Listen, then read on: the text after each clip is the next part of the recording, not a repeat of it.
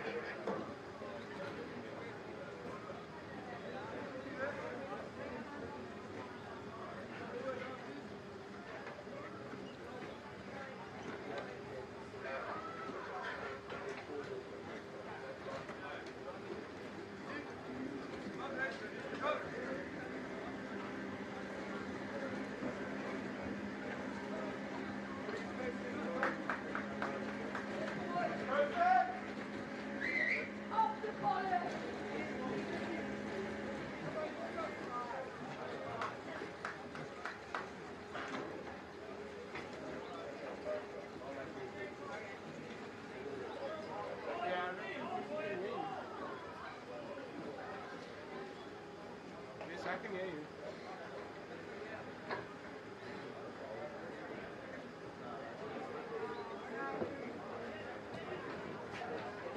Yeah, I can hear you.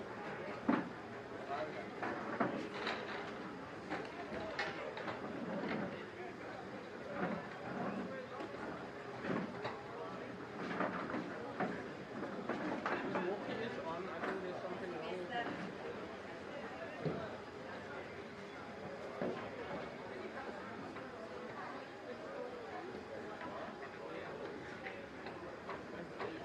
Now he says he can hear him.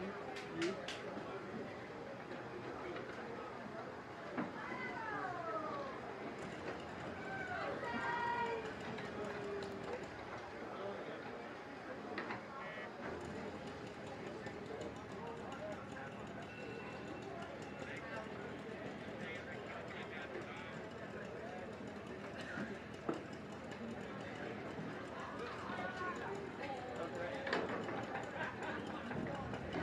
Go.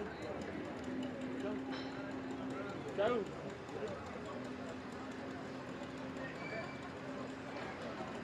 Ricky. Go to the... Go. Yeah, go get one. Go get one, Ricky. Yeah. Go to them and go get a walkie.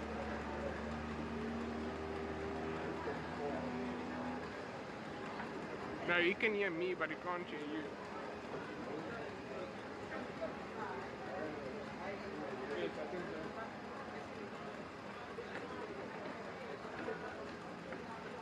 Yeah, Ricky, you can go get a new walkie.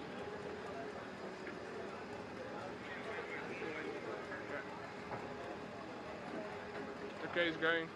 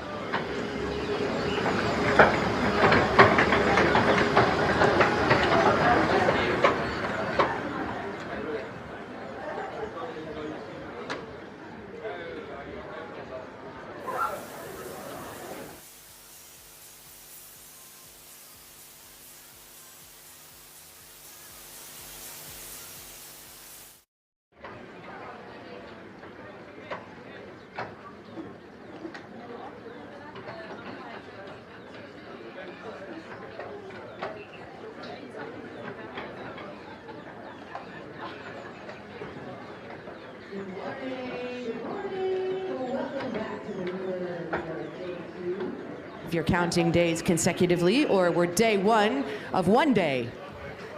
And to win, you just have to be here.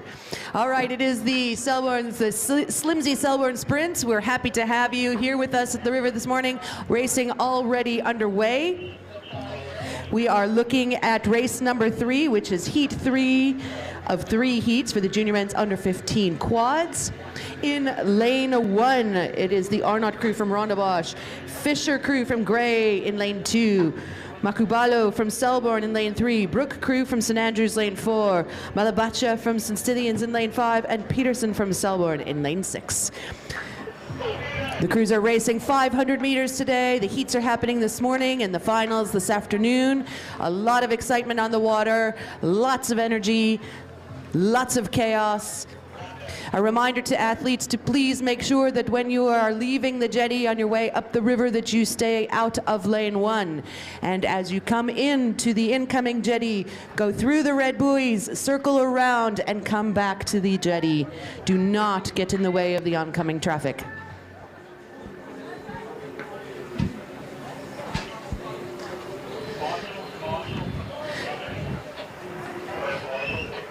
If you're looking for your caffeine fix, you can get hooked up over by the clubhouse.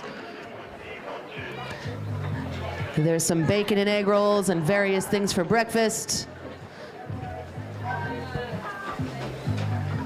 And a reminder that lost and found or lost property can be turned in at the finish tower with the commentators.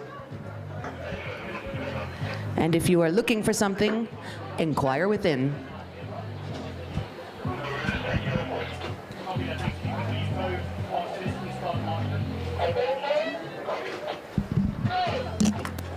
How's it looking, Robbie? Look at Robbie, go there. Check how quick that was. I just think I want to be too quick and we're going to go Robbie too precise. We're going to be a little bit slower. Too precise. There is no such thing as too precise. You're either precise or you're not. Oh, it's all happening. Right? Am I right, Garrett? It's all happening down here at the Gabba.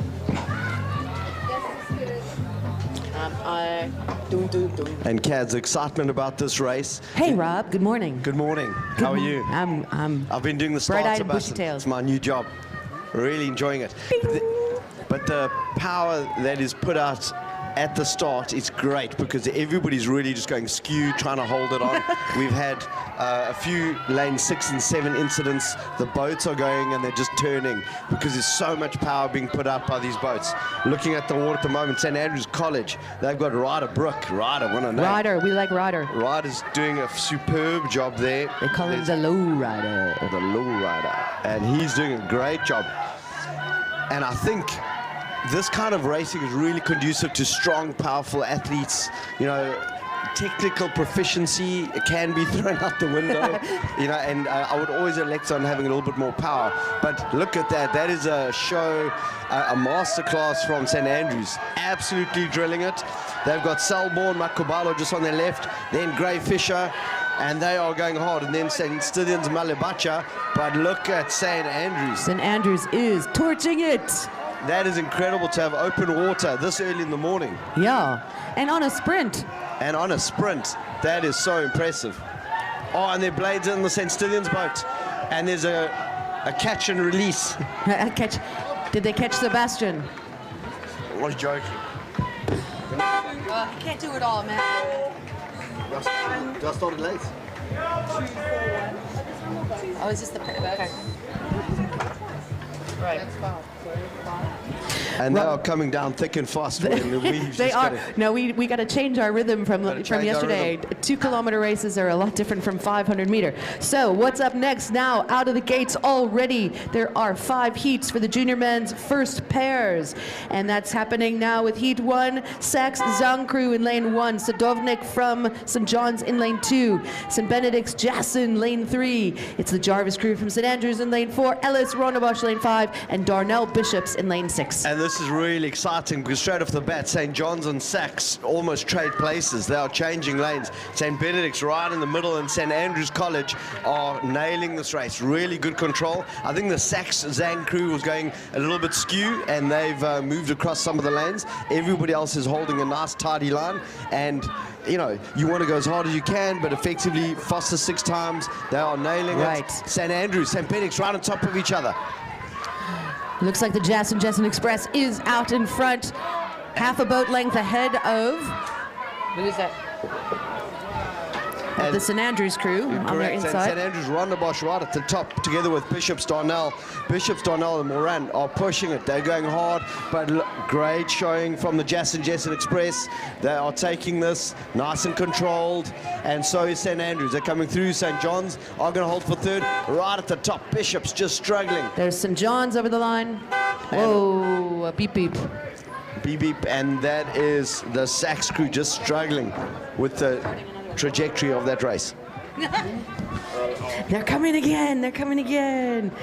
All right, heat 2, DeWoodgie, St. Benedict's in lane 1, Goodwin, Selborne in lane 2, Rollins from St. Scythians in lane 3, Carson's from Sachs in lane 4, Pereira, Jeppy lane 5, and Domise from Rondebosch in lane 6.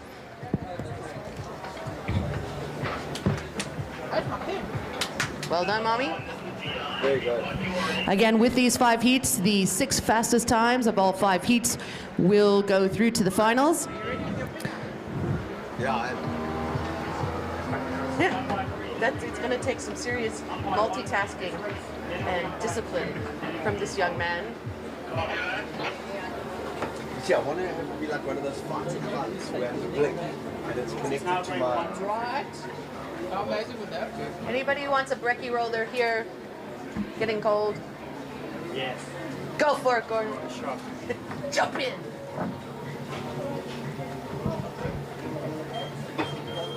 Okay, I'm not gonna video my Georgina when he comes down. This is my phone.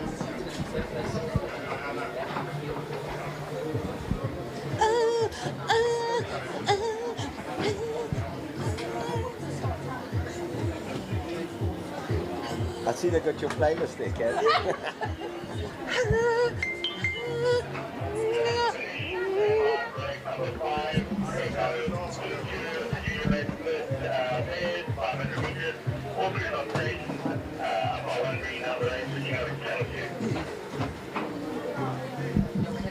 You know, Rob, while we're here at the Slimsly Selborne Sprints, I think Megan Trainor said it's all about the watts. She did not. It's all about the bass. The bass. All about the bass. You know it's all about the bass. The bass. You want some more bass? The sound guy just asked if we want more bass. I want no more treble.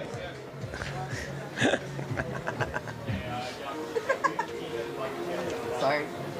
I'm just sorry for the whole day. I'm sorry. Sorry for the weekend. Sorry. I'm sorry. You know it's all about that trouble. All about that. It's all about the bucks. Did you get? All right. Exactly. Once again, we are in Heat 2, the junior men's first pairs. DeWoodgie, St. Benedict's lane 1, Goodwin, Selborne lane 2, Rollins, St. Scythians lane 3, Carson, Sachs lane 4, Pereira from Jeppy in lane 5, and Domise from Rondebosch in lane 6.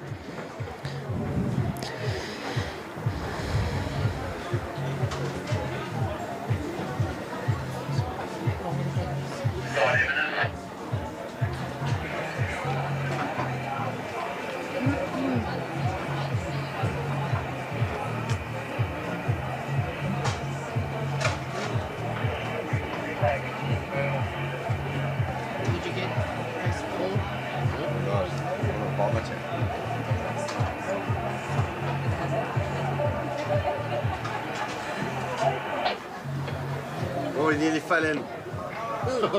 The umpire.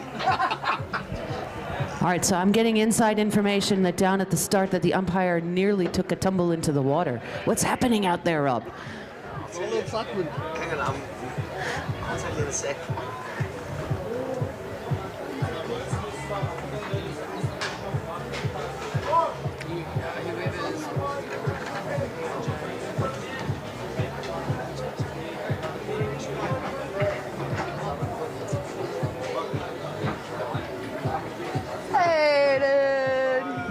Good morning, you leave?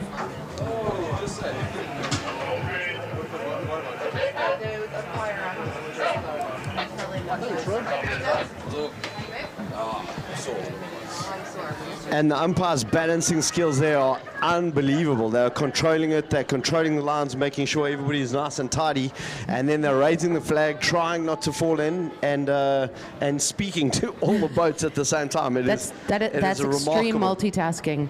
They are on their way, Heat 2, coming down the course like thoroughbreds. And straight away we've got a few lanes changes. Pereira, Scholz, Jeppy going across the Sachs crew, and they are coming back around that. The St. Benedict's crew nice and tidy in lane 1. St. Stithen's crew, Duncan Rollins, Matthew DeFoss holding nicely. And I think a straight line, but there's a lot of power coming from the Jeppy boat. They are moving, everybody's keeping an eye on where everybody else is. Sculler's going out, please get out of lane 1. Sculler's going out, please get to the bankside. And the St. Benedict's crew, the St. Stithen's crew, but I think a lot of the power is the Jeppy Pereira crew. They have got a lot of shoulders, got a lot of quadriceps, and they are nailing it. They're going really, really hard. St. Stithen's still there, St. Benedict's as well. And look at Rondebosch. Rondebosch, hear the call. They start to just extend themselves, leaning really backwards, holding onto the blades, and just driving down. They are very strong human beings, and they are pushing, putting a lot of pressure on Jeppy. St. Stithen's is coming, but St. Benedict's very nicely tuned race there. Zaid Dawuji, Dylan Home, nice and controlled. St. Stithen's coming in, then Rondebosch. Big effort there. Jeppy just cruising across the line. They are spent. Sachs, and then Selborne. Just a reminder to all athletes to please make sure that you are not going out and up the river in lane 1, and as you complete your race, go through the red buoys and down and around and stay out of lane 1. The traffic is coming down very, very quickly, and we would like to avoid an accident.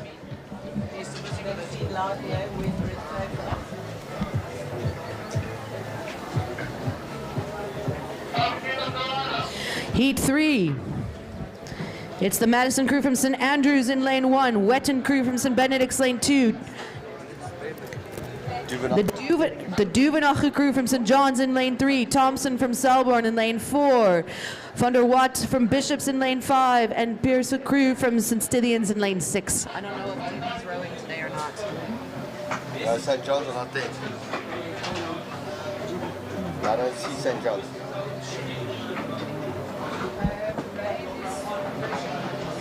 Flag up.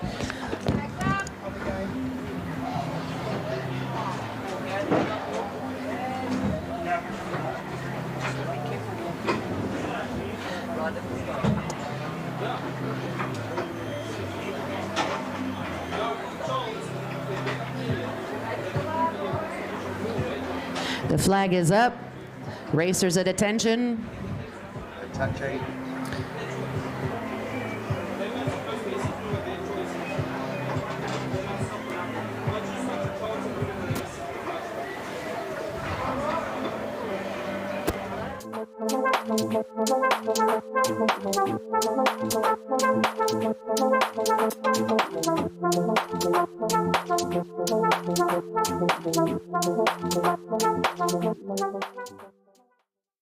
Flag is down, they are on their way. The hounds have been released. You say so. And aside from the St. John's crew, they seem to not have shown up here, but we've got St. Andrews College, St. Benedict's, Wetton. We see the shoulders of James McDonald. Big James McDonald, nice, strong, powerful athlete. He's holding there strong, and then there's Selborne, Bishops, and Stithians.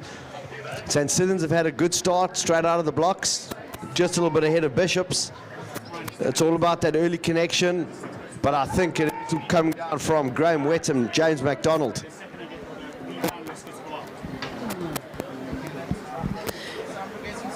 And already we see an acceleration in lane 3 from the from lane 2, St. Benedict's crew. Yeah, St. Benedict's crew, and look right at the top of our screen, you've got the St. Stithians, Pierce, Tunma. They are holding nicely. You're trying to get as much tension, as much quadriceps down as you can. And look at this, St. Benedict squeezing away. They are making a big push. They're putting Selborne under massive pressure, and they are just going straight to the front. Only ones who can stay are St. Stithians. Bishop's Van der Watt, living up to his name with Seth Garrawal.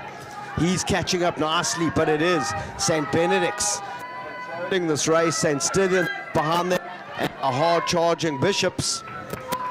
Good race from those young men. Selborne going to come through over the line, and then St. Andrew's College, but Bishops, good strong boys. And you wonder if they had a better start. I think they had a bit of an initial flutter at the beginning.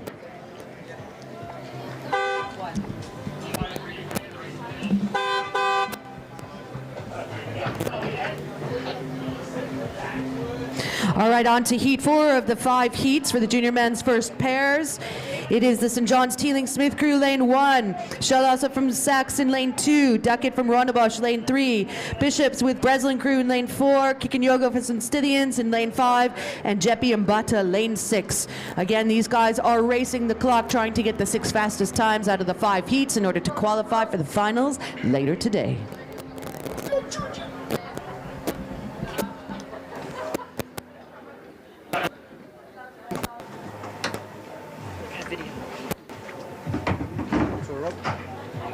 To make sure that there's only one race on the water at a time. Yeah.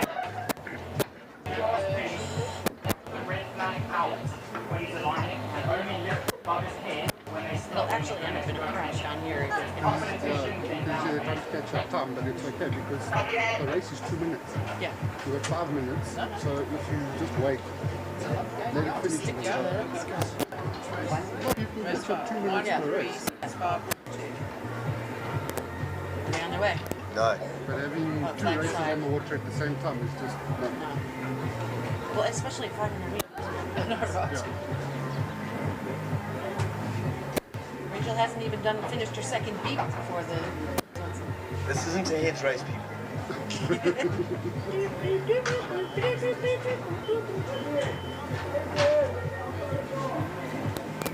Well, come on, Jorge. Billy George. Yeah. Well, his real first name is George. He's George Williams. He's named after my father. George Williams. My brother's named after my father. So my brother is George Williams. And then Billy is George William Bear Korea. So he has my maiden name as How do you spell like bear, like grizzly bear? like barefoot. Barefoot. Barefoot. Oh, like bare naked. B-A-R-E. Bare naked. All the time when I was little, I was curling bare naked.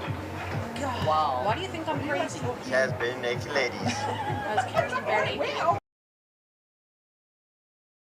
And it's only opposite. Don't fight us. Where does this conversation go by lunchtime? That was I'm telling you, my maiden name, the drama of my childhood and why I'm scarred as a human being. Good job, guys. Carolyn, bare naked. Are they on their way? They're on their way. They've taken their first strokes, and you can't make any mistakes right out of the blocks.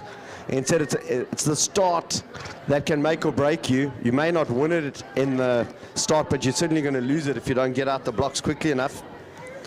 We've got St. John's, keep an eye on Teeling Smith, Billy Cronier, they're in lane 1. And already Rondebosch are coming across. That looks like the Sachs crew, Rondebosch Sachs. They're right on top of each other. The Marshall's trying to keep them apart. Then it's Bishops, then it's St. Stithians. But the Rondebosch crew have exchanged lanes with Sachs. They're right on top of each other. They're going to have to hold that towards the end. St. John's crew, nice and straight. They're controlling it. They're moving. St. Stithians, the only ones that are responding. And that Rondebosch crew has got a lot of power. They're coming through. They're holding back. And the Bishops crew still hanging in there. Sachs under a bit of pressure. JP and Bata just a bit off the pace, and now St. Stithians start to squeeze. Kikun Yoga, Ryan de Vos, they are moving. And St. John's College, they're the ones who are pushing the pace. St. John's closest to us, St. Stithians right at the top. St. John's are absolutely nailing it. St. Stithians right at the top. Those two are very close to each other. College coming through, certainly they're going to be right up top. And St. John's are going to take it then. St. Stithians, Bishops and Rondebosch for my money. And then the Jeppy crew. And finally, Bishops, Jack Breslin, Matthew Morrell. I wasn't really sure when they were finishing.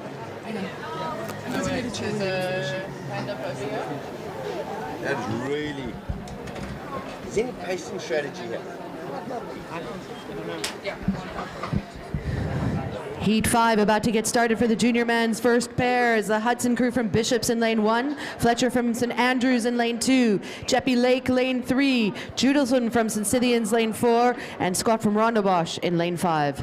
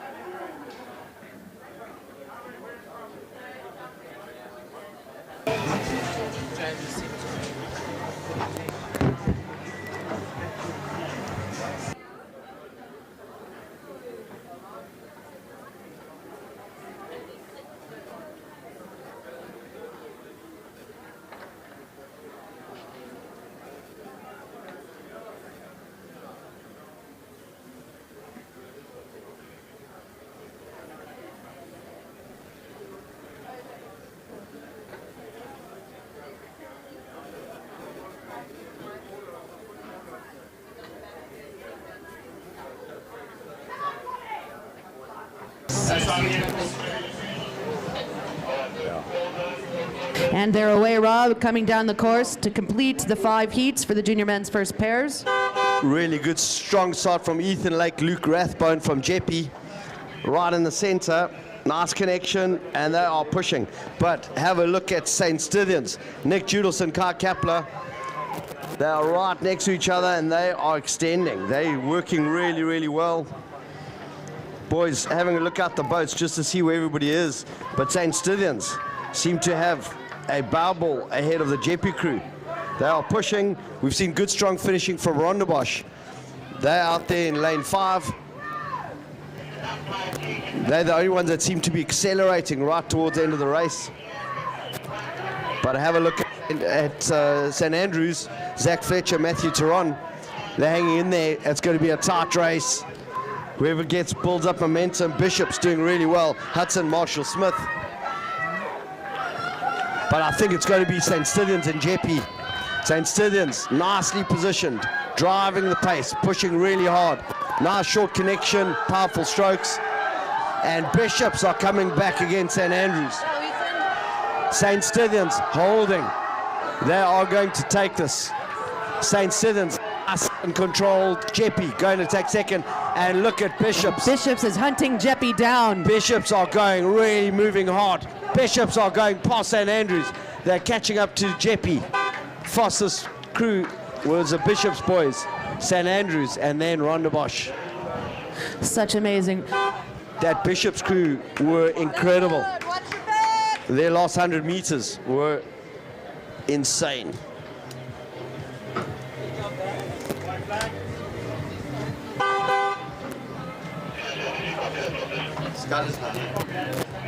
Okay, just slow it down a little bit.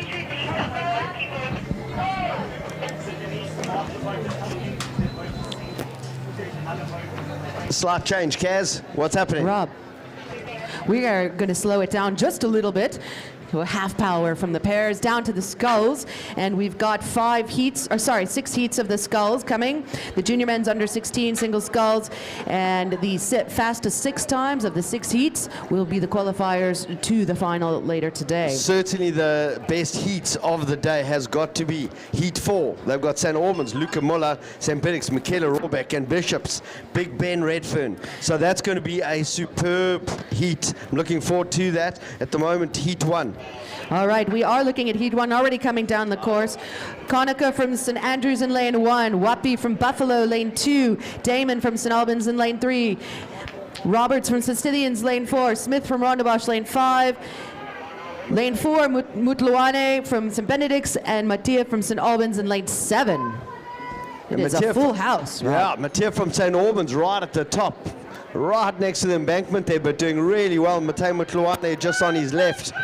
They're coming through, but I think right in the center, Adrian Roberts, St. Stithians, doing a superb job. Nice and controlled, connected.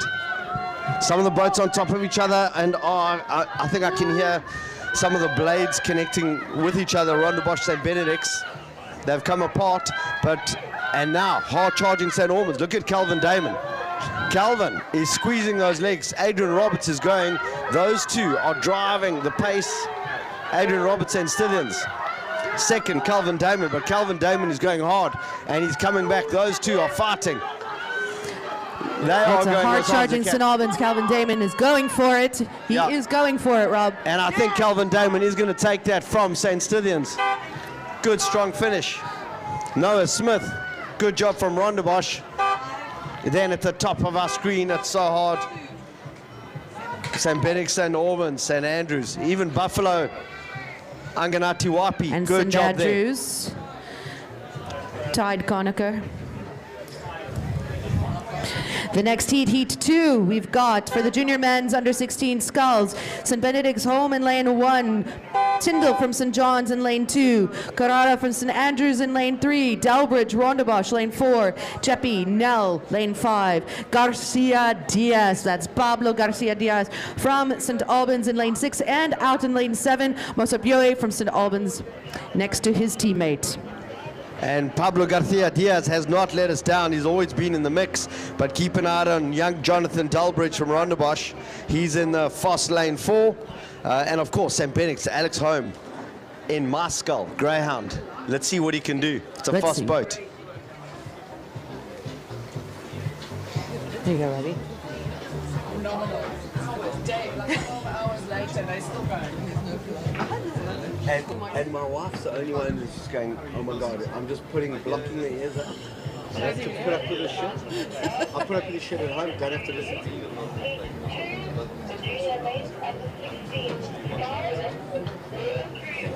Connecting you with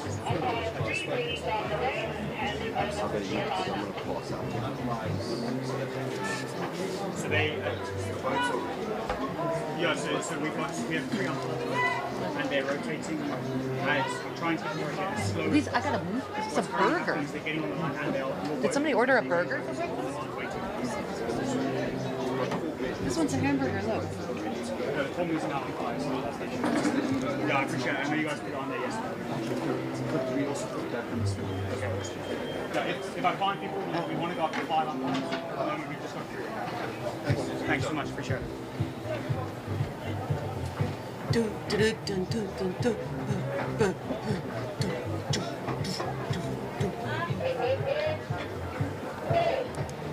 Does this qualify as glitching out or having an allergic reaction to the music?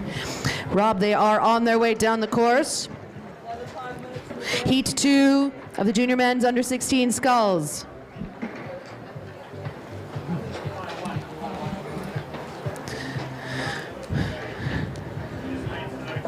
The tide is still on its way in. Luckily, no rain today, Rob. We had a little drizzle this morning. At the moment, perfect weather. A lot of excitement there in the Jeppy lane because you've got Jeppy on the side. Pablo Garcia Diaz, St. Albans just to his right. Jonathan Delbridge. They're right on top of each other. They're driving the pace. Keep an eye on Alex Holm. He's in lane 1. He's hanging in there. I think St. John's, Michael Tyndall, struggling. So much pace at the moment. You can't make any mistakes. And Jonathan Delbridge starts to squeeze down. He's pushing ahead of Matthew Null. The yellow blades, but have a look at St. Andrews. Mr. Rafael Carrara doing a great job.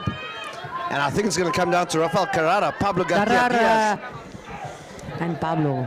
Pablo has got a great Pablo. last 100, and he's pushing it. But look at Jonathan Delbridge. That is one strong Cat, he's doing really well, but it's all happening. Rafael Carrara, the big shoulders, the man with the big guns, big quads. He's pushing it down, and look at that. He's leaning into that. Jonathan Delbert trying to pick up, but that is going to be St. Andrews, Carrara, then Rondebosch coming through. Pablo Garcia Diaz, St. Albans, going to have to settle for third.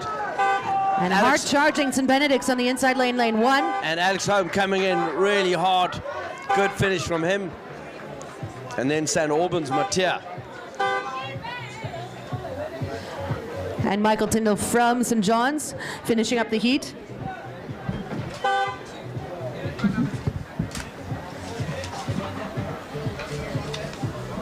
Rob, we're already on page 3 of the draw. This is exciting. We are just moving. We are cooking with gas.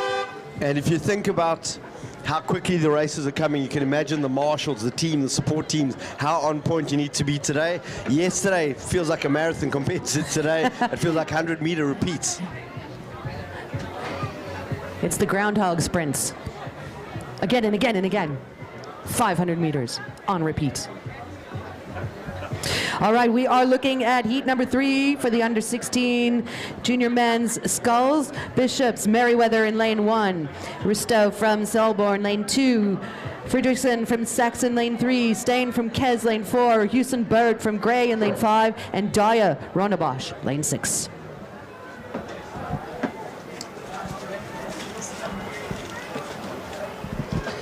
Just a reminder to all the athletes to make sure you clear the red buoys, cycle round, but please come up not inside of lane 1.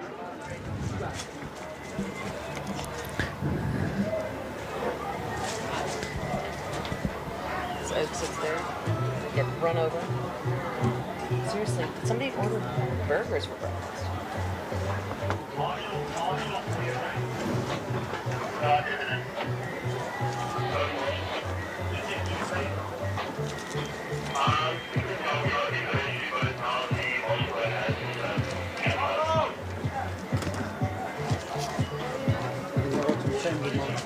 Some sand.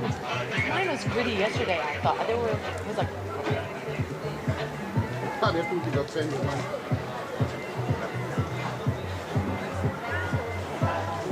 so much bread.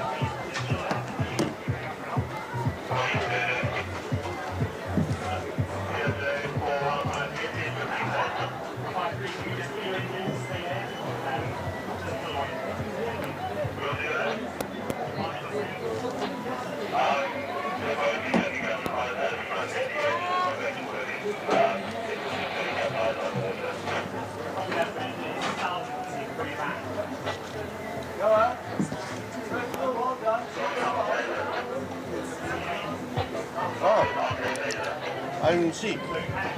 Gone.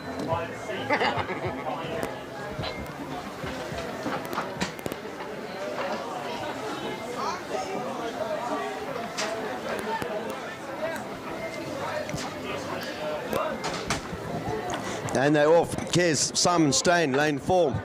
Tristan Houston Bird, Gray, lane 5. Good start from them. Kes and Gray right on top of each other. They're pushing the pace, holding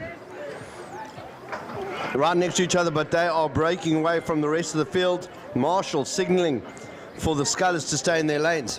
There is a strong Mr. Fredrickson from Sachs doing a good job. A little bit of zigzagging, but he's now built up his momentum and he's moving really well. Luke Risto from Selborne hanging in there, but it's all been driven by young Simon.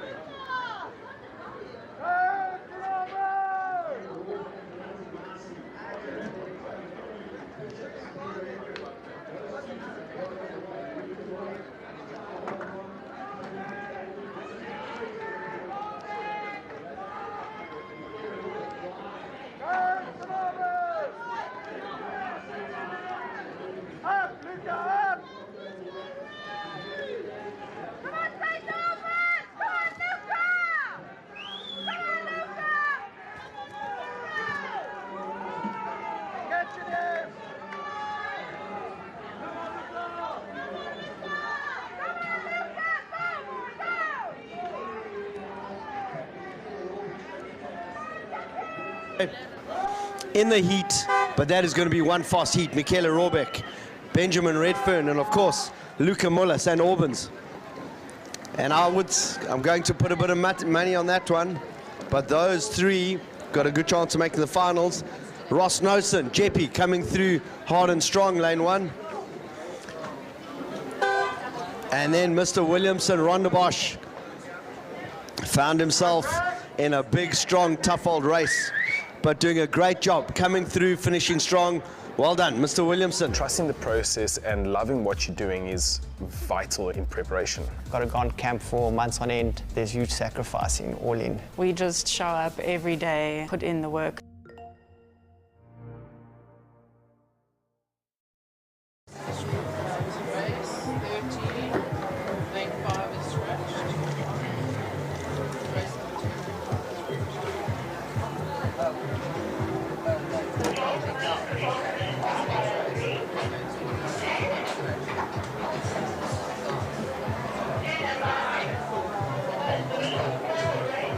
I'm just going to send you a voice note. It's quicker.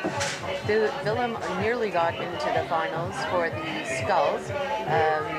There was one heat where there was a timing mishap, so they had to do a repechage. And so they took the fastest 2 finishers, which were probably the fastest in the event, in that heat. And then the slowest 2 who would have possibly kept the slow 2 times in the final, which was Willem and George Cox from St. Albans. And said to the coaches, we're doing a repechage. So Rod said, Willem's not going to win this repechage. We're just going to pull him out of that. So Willem did not do the finals in the scull. Probably wouldn't have made it, but he came close, which is really awesome.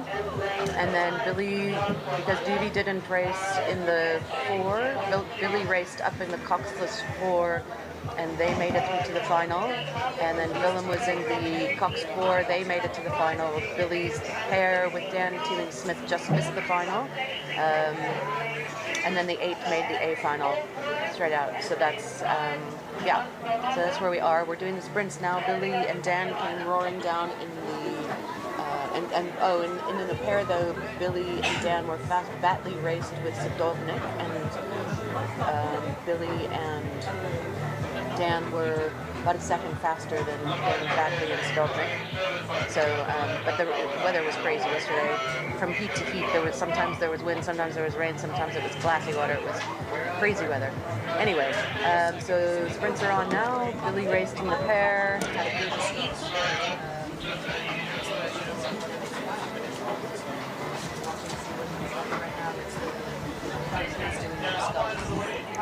Big starts right out the blocks from Aidan Douglas from Grey.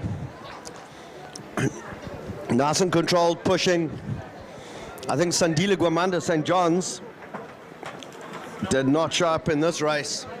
Others would have expected good things from him. But then we got Jeppy Peterson, St. Albans Miller.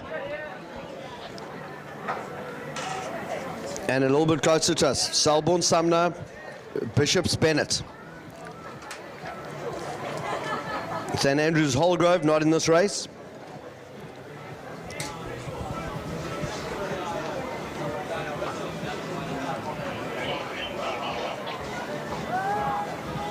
Aidan Douglas doing really well. Good, strong connection there. His brother Munro will be racing for Tux later today and tomorrow. But Aidan doing a top job at the moment. Hilton Peterson from Jeppy still hanging in there. Selborne Sumner. That's Lincoln Sumner. Still a bit of racing left, but Aidan Douglas, good, strong connection. And this is where some people shorten the stroke, add a lot of power.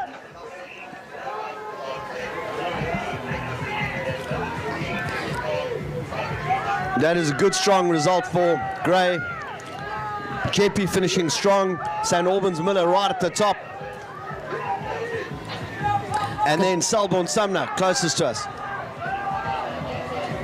And now they're going, any mistakes now, because Jeppy Hilton Peterson has thrown everything at it. Aidan Douglas is responding. Yeah. He's going to take it, but Jeppy Peterson, good strong finish at the end. And then St. Albans, Selborne, very close to each other. Matthew Bennett, Bishops bringing it home. Bringing it home. And so the sprints always offer just the best finishes and so much excitement for the spectators. There's so much excitement because they're going as hard as they can, and then you've got to find something for those last 10 to 15 strokes. And that's when we've seen people take a swim, get ready to take a swim, dive for the line, or just overcook it. When Sebastian the Crab decides that he wants to jump on board and stops them dead in their tracks just before the line. Is that a swimmer? Oh no, he's just he's touching up.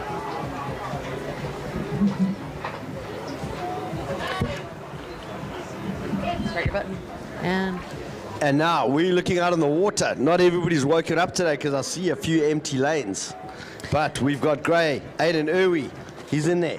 And in lane, that's in lane Gray Irwi, lane 1. Lane 2, St. Albans McGeevy. Lane 3, St. John's Beach. Lane 4, Stanfest Jeppy. Squirman from St. Benedict's in lane 5. Larkin from Bishops in lane 6. And Martins from St. Albans in lane 7. So I don't see Bishops, don't see St. Albans, but they are going St. Benedict's. Connor Schumann doing a good, strong job. That is one strong human being. Hasn't been rowing all that long, maybe just over a year, but has ramped it up, doing really well. Oliver Stanfest from Jeppy, certainly going to be the one to control a lot of this race. Connor Schumann, if he can stay connected, if he can stay authentic to the boat, he's going to have a lot of power towards the end.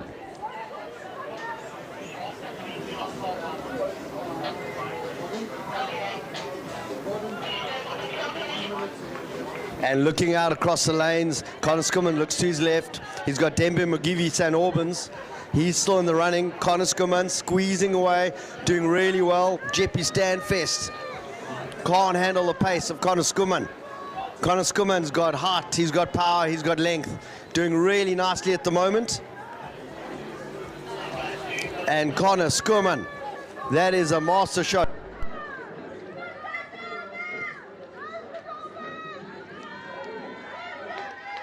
Start closing it down. How much power do you have left for the last 10, 15 strokes? And Connor is going, he's controlling it. He's looking to his left. He's got enough power. Dembe McGeevy coming in really hard, really strong, putting Rafael Martins, St. Albans under pressure. Wow, and what a finish. That is very close for those young men. Gray coming in. Jeppy Stanfest, St. Albans.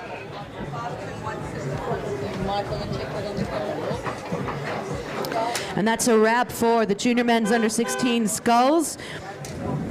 But we're going to stick with the sculls now. We're going into 2 heats of the women's under 23 sculls.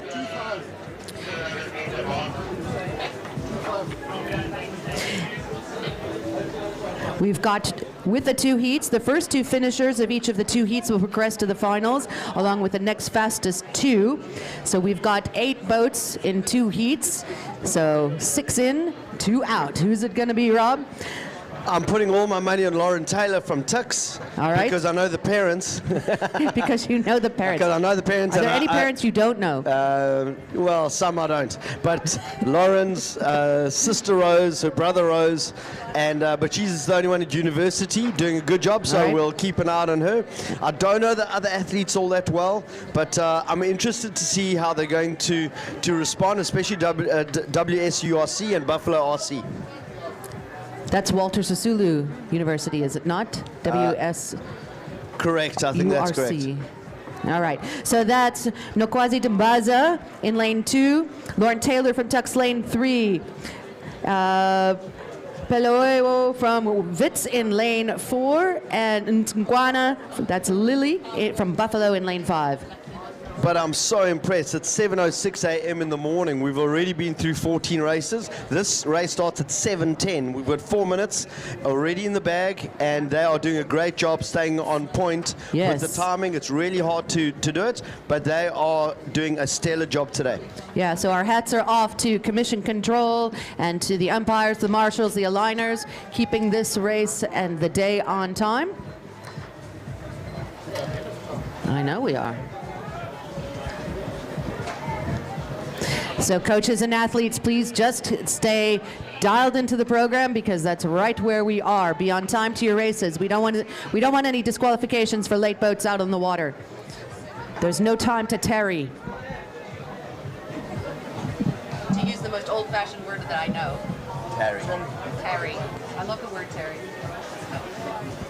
Let us not tarry.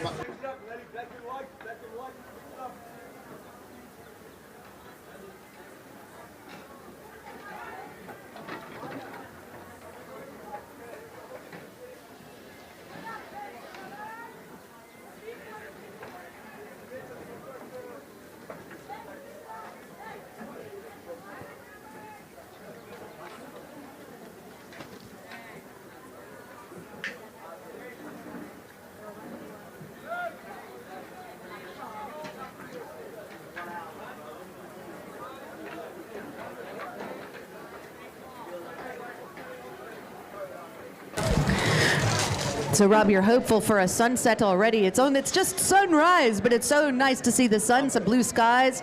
No thanks. I think it's going to be a beautiful day, and they have promised us a sunset. Remember, the most beautiful Who sunset promised you? in all of the world. The gods of the Buffalo River All right. have said, and it is a beautiful thing to behold. I'm sure we'll see it later this evening. Where's this stuff? Boat's getting ready, 7:08, so we've got 2 minutes to start time.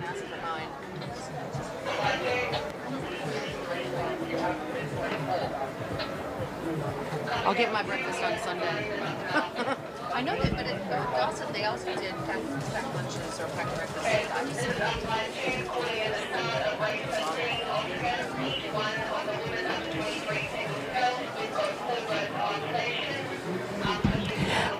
Just a reminder to people that the Eagle Media is live streaming again today. So it's on YouTube. So direct your friends and family to go to YouTube, search Eagle Media, and you will see it there for the Slimsly Selborne Sprints, the 7th of February.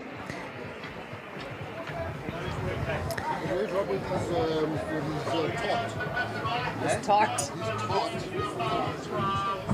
I was taught at school.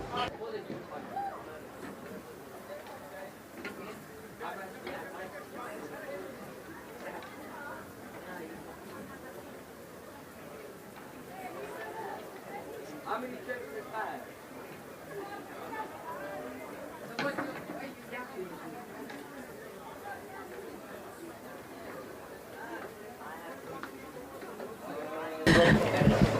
The racers are under aligner's orders. They are touching.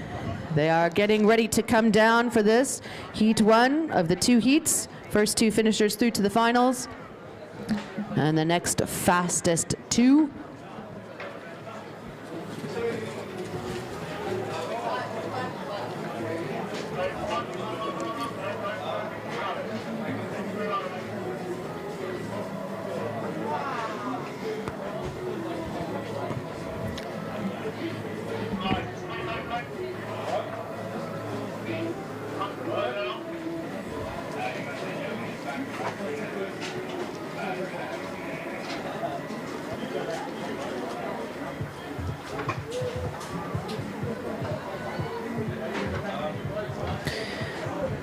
While we're waiting for the race to start, head on over to the clubhouse, grab yourself a brekkie roll.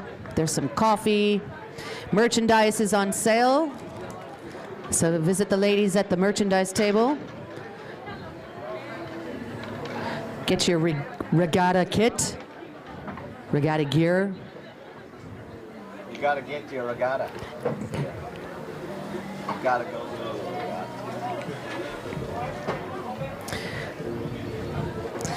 And a thank you to our sponsors, to RMB for always supporting South African rowing, and also to Slimsly Sport for keeping our athletes and coaches hydrated over the course of the weekend. Are they stopping them? And as they go straight away, WSURC nearly falls in, somehow controls it. So much power being put out by those athletes. Lauren Taylor, very good start. Those two were almost on top of each other in the same lane, but Lauren Taylor has got away, certainly from WSURC. Wits and Buffalo still in the running. Still a lot of racing for these young ladies.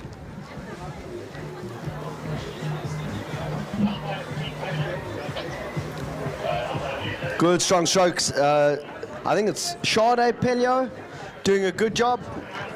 She's in the Wits crew. Buffalo hanging in there, doing really well. Lolita Kinwana. Tsingwana. But Lauren Taylor, as I called it, her parents will be over the moon, doing really nicely at the moment. Good, strong control. She's coming through. Remember, it's the first two and the next fastest two to the finals. So you can control a little bit of this race, save something for a little bit later, if you've got the luxury. Is it time? First two. First two. First two, next fastest two.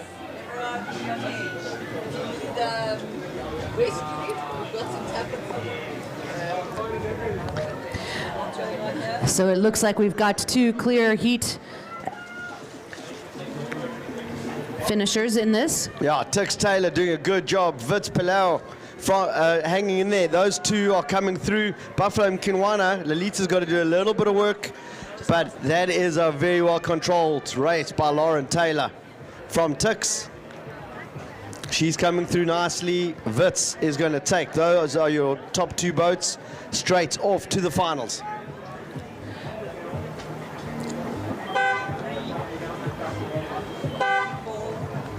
Couple more strokes for Lily from Buffalo.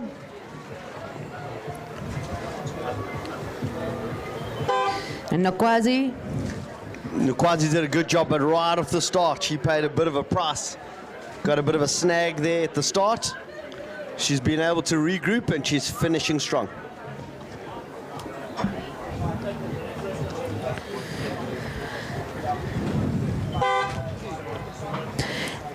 And heat two lining up at the start. And this is the women's under 23 sculls. Again, the first two finishers, and then we'll progress to the finals. The next fastest two from the heat that just finished, the one that's about to start, will go to the finals. In lane two, Alicia Potgieter from Wits. Ndungane from University Fort Hare.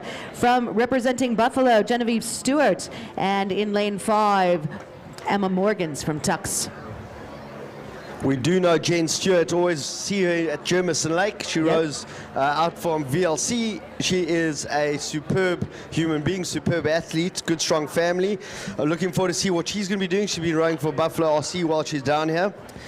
Yeah, I know Alicia Potgieter. She's studying medicine at Wits, and she's one of the coaches at St. John's for the juniors. Well, maybe she's still studying at Wits because I don't see her on the water. Oh, no. And I think some of them are coming in hot. They might be a little bit late, but the umpires are looking for them. Only two boats on the water at the moment. That's Genevieve, Buffalo, and Emma from Tux. Just two. Just two of them. Well, it sounds to me like that would be an automatic qualifier to the finals.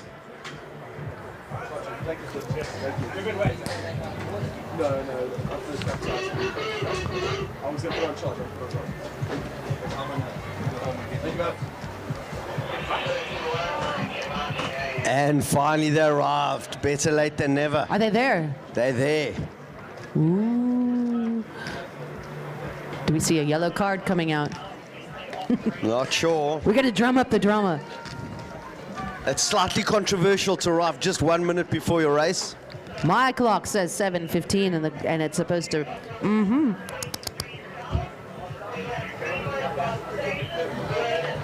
Three boats. Lane 3 is scratched. That was Alicia Potgieter. She was late. Ndungane out. So Alicia Potgieter is there. She's got the white and yellow Wits. Screeching lane in. 2. Screeching in. She did a bit of a handbrake turn. Positioned herself in the lane.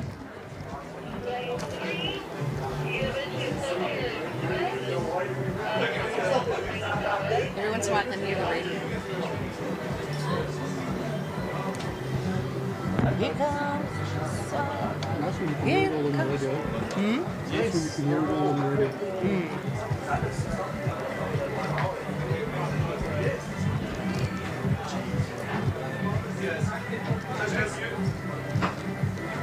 She's a coach. She shouldn't be late. Alicia? Yeah. Who is she a coach? The under 14s. Okay. When she's around. When she's around. She's busy. St. John.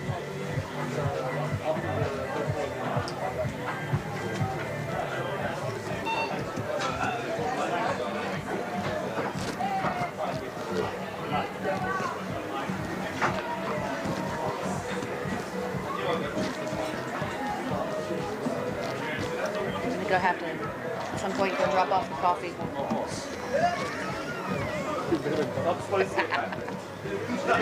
What's next? It's probably the time to go, actually.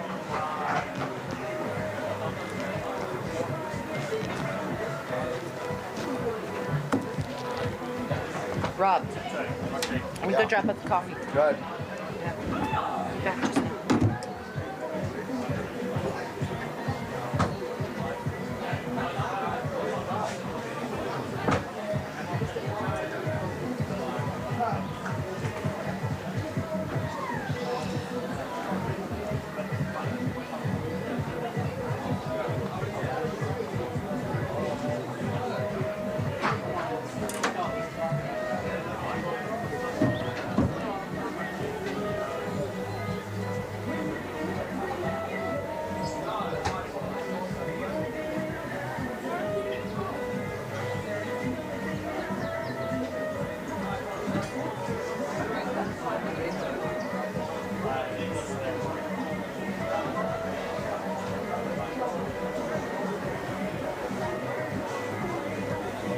Back just now.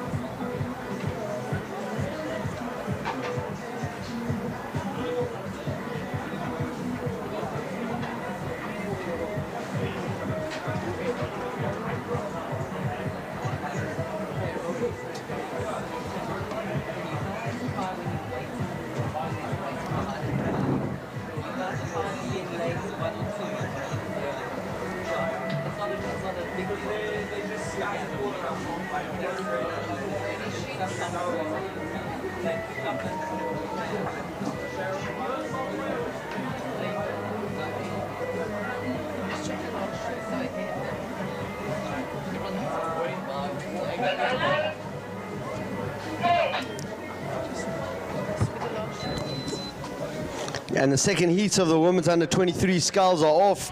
Wits Potgieter, lane 2, lane 4.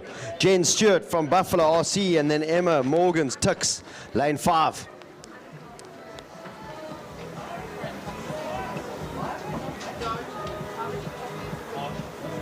And they're going off. Good strong start from those three young ladies. Tux right at the top. Good stroke rate, keeping it nice and high, tapping it along. And Wits Alicia Potgieter squeezing down, doing a really good job. Jen Stewart doing as much as she can to stay in contention. But it's the two universities, Tux and Wits, that are moving away, going really well.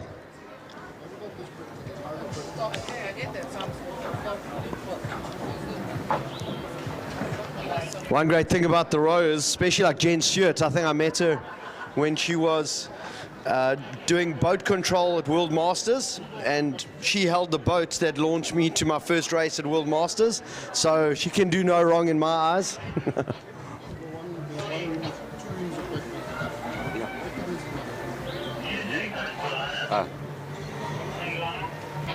And this is where it starts to become a matter of pride, because you've got Wits, my alma mater, coming through, doing really well. Right at the top, you got Tux, my son's alma mater. This is in-house fighting at its best, but Wits are doing a good job. Alicia Potgieter, good connection there. Emma Morgan's holding on, but it's going to be Alicia Potgieter. Good, strong race. Jen Stewart still got a little bit more of track left, but Alicia Potgieter, nice controlled, good, strong connection. Willing the finish line a little bit closer. Emma Morgan's coming through from Tux. They will take 1 and 2 off to the finals. Jen Stewart, next fastest 2 to the finals, so she should also have a berth on the finals. Jen Stewart, nice and controlled, rowing for Buffalo RC. Very well done to Genevieve. Only a few more strokes. And that is a great segue to the junior men's and women's under 15 octuples. All the boats are lining up quite nicely. There is Gray, lane 1, Fisher. Lane 2, Sachs, Higgins, Thurman. Lane 3, St. Stithians, Walder, Cooks. Lane 4, Selborne, Makubalo. Lane 5, Rondebosch, Boyson. And our ladies, Clarendon, Makubela, junior women's. No worries. I was standing there. No, it's fine. It's fine. Did you survive? I've survived.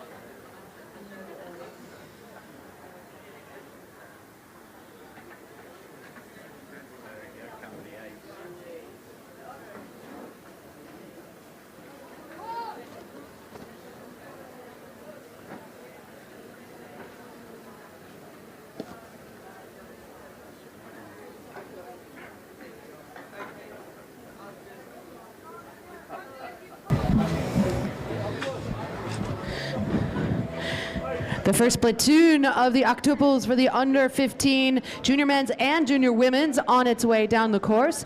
Lane 1, the Fisher crew from Gray. Higgins Thurman from Sachs, lane 2. Waldeck Cooks from St. Stithians in lane 3.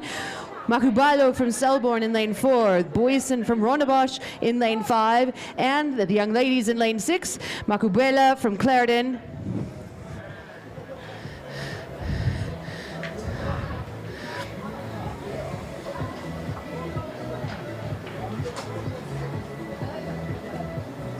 They're not are they actually on their way? No way. No, they're not.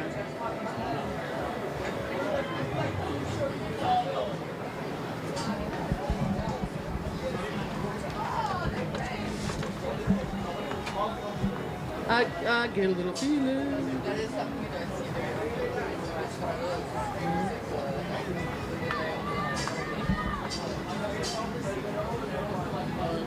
I only see 5 boats in this race. Funny game.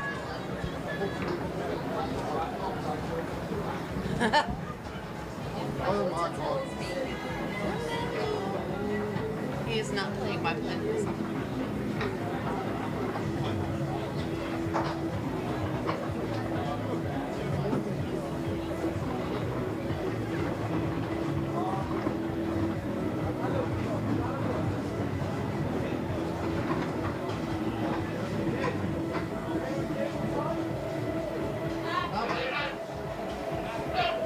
And the flag is down and they are off.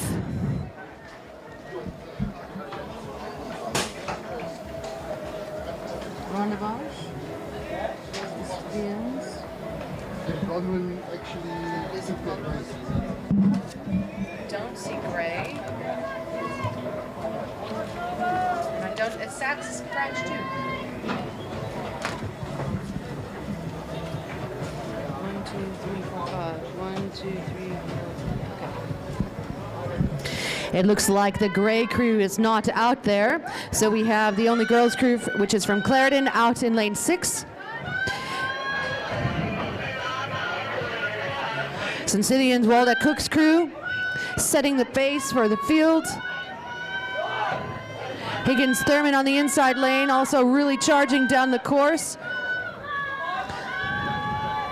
Did you start the button? Gareth took it.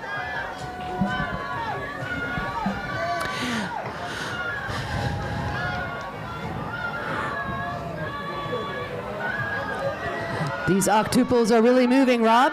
Scythians There's out a in the lot of- lead.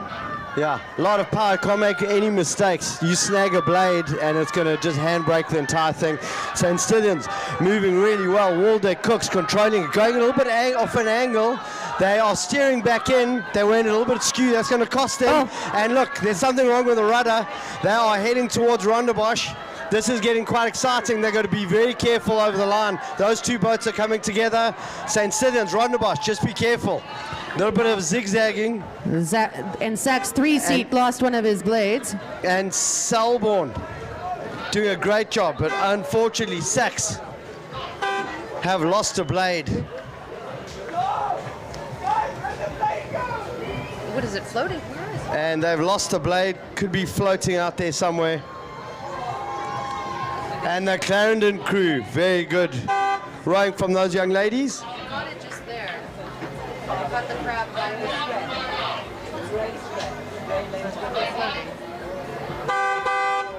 Oh, there it is. And we see the errant blade. It is about 100 meters from the finish line. In lane 2 or 3. I would say lane 2 or 3. Do the blades float? Yes, they do. They Kaz. do. They are. It's floating. It's floating. We see can it add out that there. to the scavenger hunt. If you leave it there, it could be exciting for the next few races. But better to just go. To the ump, Rory Taylor. If Is that Rory? if the man himself, the ancient mariner Rory Taylor. There he goes. Wait first. They're flagging him down. They are dealing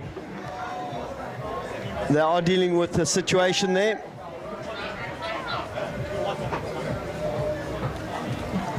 So, Mr. Rory Taylor, can you hear us, Rory? Yeah, he's on his way to go get the blade. We'll point to the blade. Excellent.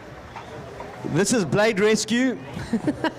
He's like Mitch Buchanan doing a fantastic job. The National Sea Rowing Blade Institute, Rescue Institute for Blades. And it would not surprise me if Rory Taylor dived out of the boat. With a flourish. In his red shorts. Not Speedo. Did he have Speedo? Could be. And Rory Taylor saves the blade. That is superb work. A round of applause. Let's give him a round of applause. Please. That is really well done. Show us how it's done, Rory. You can Rory bring Taylor. it home. That's it. Look at that. A bit of showboating from Mr. Taylor. The full service from the umpires. The full service from the umpires. Look at that.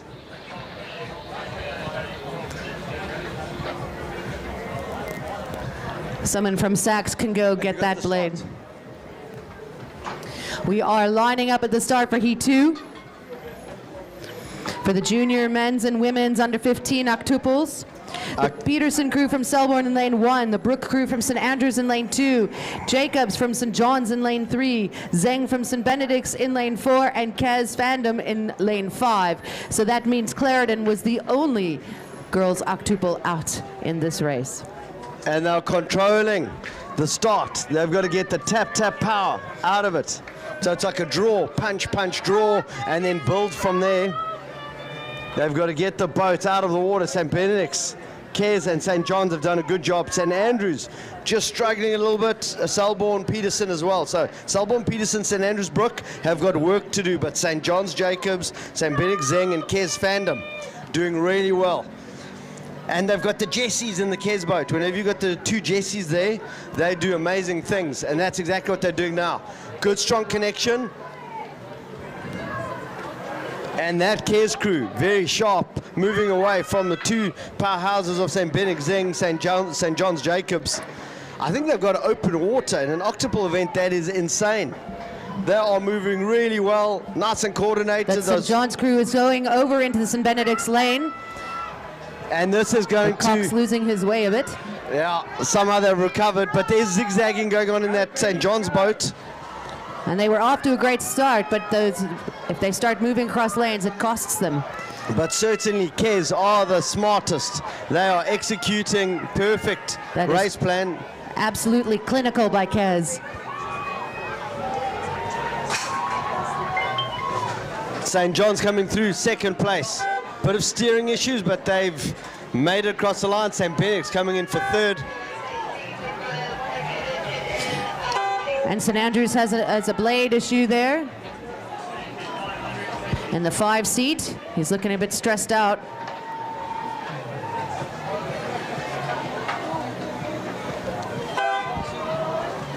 Hope he didn't take a handle to the rib on a crab. And that is very unfortunate for the 5 seat in the St. Andrews boat. Selborne, Peterson, just be careful, gentlemen. Selborne, watch. St. Stithians, please pull your boat in. Selborne also an issue with the blades in the 3 seat. 3 seat, yep. And this. And that is one tough.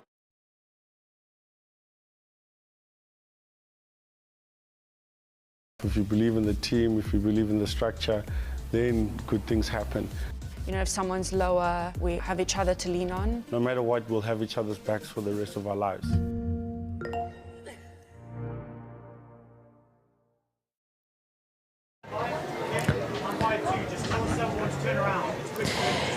we've got 2 heats of the junior women's, first doubles, which means that the first 2 finishers in each of the 2 heats will progress to the finals, the next fastest 2.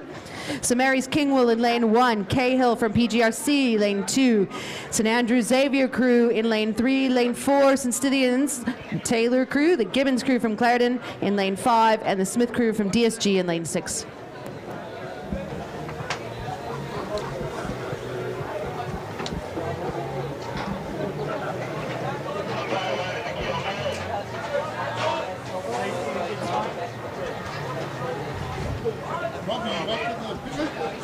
Back on there? Oh, yes. I just had to have a wee break, otherwise I was going to dribble. Drop off the coffee. I was dribbling a little bit already. No, man. No. No. No, no, no. Look, we kind of honesty in the commentator section where you can have honesty. He's wearing the pants already. Yeah. No, no. Got old man pants. Don't look down. Eyes up, eyes up.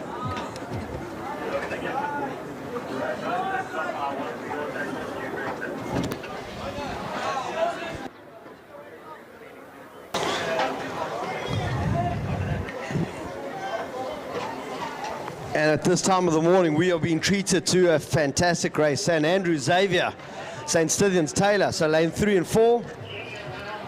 Keep an eye on them. They are going to be torching this race. So I think it was yesterday in the heats for these doubles that if memory serves me correctly, Rob, yeah. I think it was St. Andrews who beat St. Stithians in the double. Am I right? I'm trying to remember. We should ask Gareth Jasson. Gareth knows all. Gareth, he declines. That was yesterday. Today is today. He says, I don't look back. But there's a song by right Boston, Don't Look Back. Don't look back. Boston.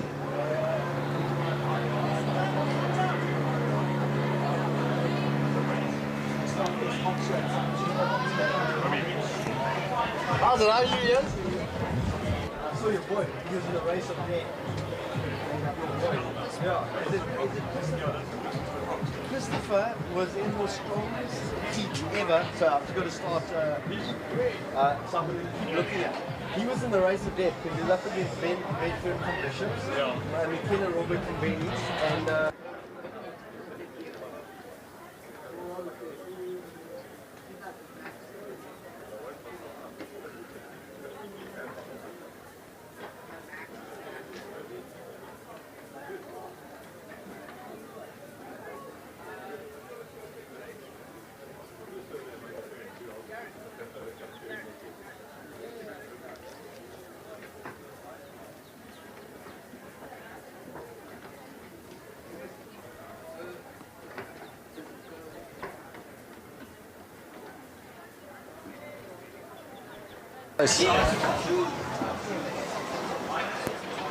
And right up the blocks, we're keeping an eye here on St. Andrews. Chrissy Xavier, Jade Bernand, St. Stithians, Lucy Taylor, Kenya Simpson.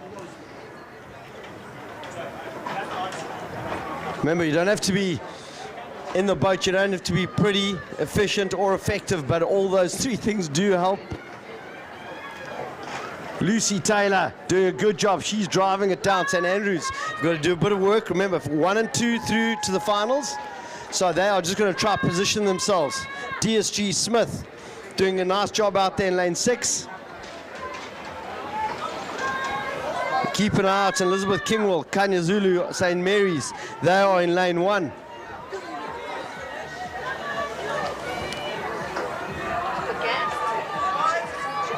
But as we called it, St Andrews controlling it, coming through with St Stephen's. Those two are going to take 1 and 2, and we're going to see who the next two fastest are that will go to the finals. St Mary's coming through on lane 1.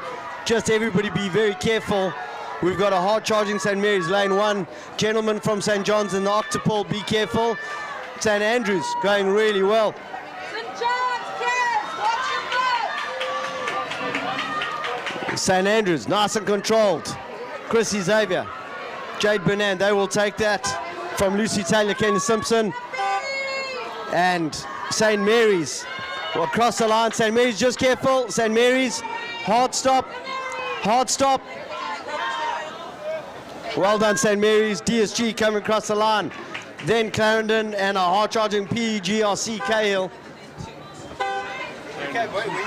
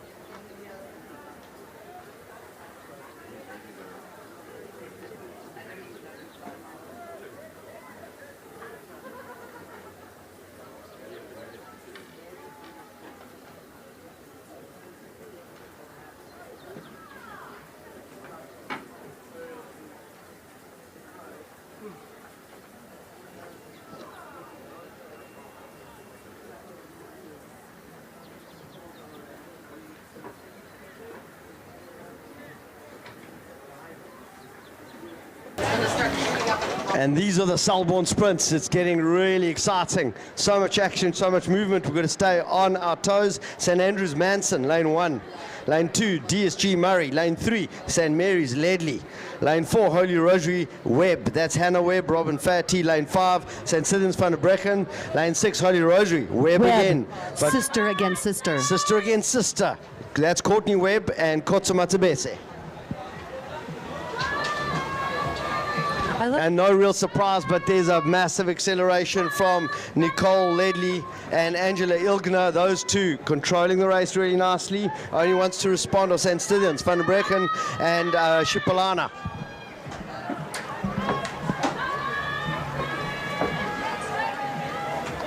I don't see the Holy Rosary boats. And so I think they might be out of this race. St Andrews Manson hanging in there, and they will be fighting St Stithians Van der Brecken.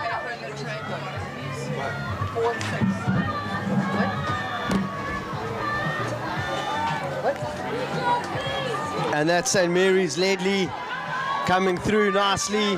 St Stithians right at the top, and it's going to be between St Stithians and St Andrews.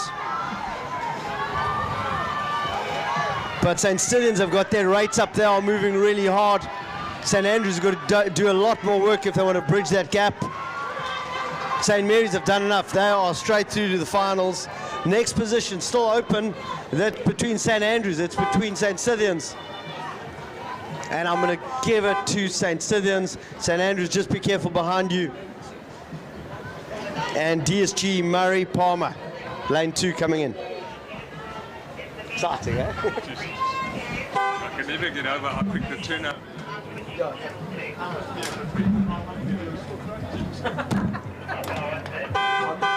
just waiting to say Just move on. I mean, just move on. So, half hour for red zone, sit up with it.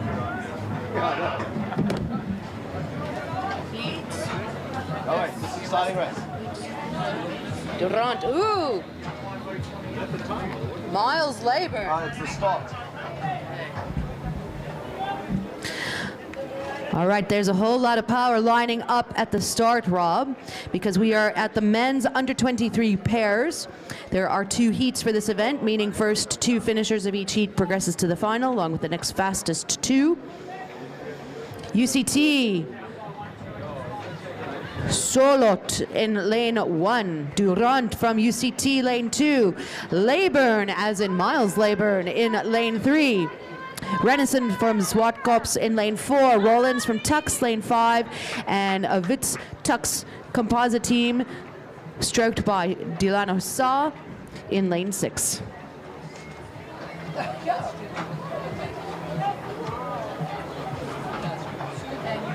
Samary's watch.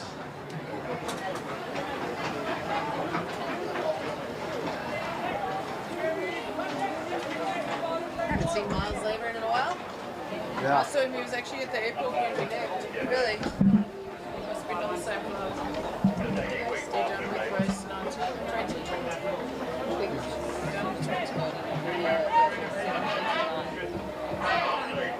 Thanks, Rob. And away they go. We've got the big guns. They are all here, and we've got some international rows as well in our midst, because we see Miles Leyburn back. Good to have him back. What do you mean he's international? He's been, if you win like a world medal, an international medal, you just walk around with the medal for as long as you want to, and you are now officially an international athlete. God, I see what you mean. Okay. I was thinking you were saying they were hailing from another country. So Miles Leyburn is the only guy that you've seen. The amount of power that young man can bring, I think he's got an erg time of 6:10. And that's high altitude time. Yeah, that's also my... interestingly enough, that's also my 1K erg time. But the Tix team's nice and controlled. Bryn Rawlins, Christian De Freitas, Christian as well. Good, strong athlete. Those two are moving nicely. But right at the top, Delano Saar, Ethan Pritchard. That's a Wits Tix composite crew. Those are also ex-St. Benedict's boys. There's lots of bragging rights here. We've got the UCT team. UCT is cooking. Yeah, they are cooking. Solot going really nicely. And now it's how much power you've got towards the end. They are putting down at the top. Delano Saar, Ethan Pritchard doing a good job. But it is the hard-charging Miles Leyburn and Gabriel Mustakis. They are bringing in, they've got plenty of power. They are loading it up now, and it is going to be Tux coming through. Oh, wow. Composite crew at the top. Careful behind you, gentlemen. UCT are coming through. Just be careful. And the Tux crew coming through, together with the next UCT crew. And Zwartkops, Athletes, please remember you need to not be in lane 1 when you are coming to the incoming jetty. You will have to wait. Chaos, eh? This feels like a military operation. So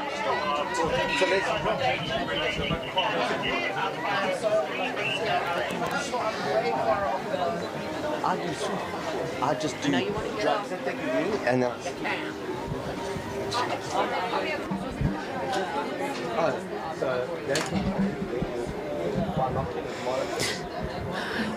Heat 2 for the men's under 23 pairs.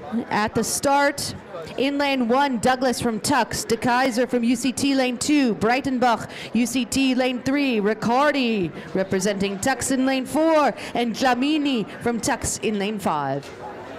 I got my son in this race. This is awesome. Rob, I think you know some of the guys out there. Yeah. I'll tell you now. Yeah, I'm waiting. Yeah, cheers, He Ian. does it to me all the time.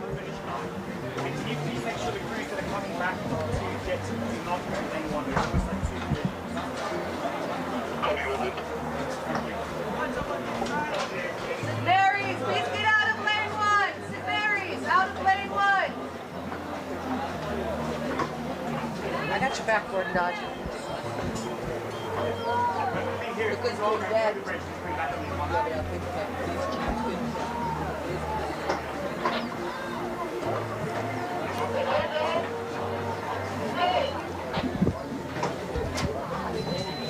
And the race is underway. We've got Nick DeCaza in the UCT boat, ex-St. Benedict's boy. You've got Jake Riccardi, Tix, ex-St. Benedict's boy, and Jabulu Dlamini, ex-Benny's boy, Monroe Douglas, Connor Moorcroft. You've got a composite there of Grey High and St. Andrews College. So it's going to be great to see who we've got going. There's and a late entry lane 6.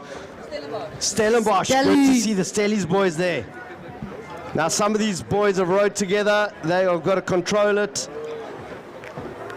Everybody's got lots and lots of power. Staley's boat right at the top doing a very nice start.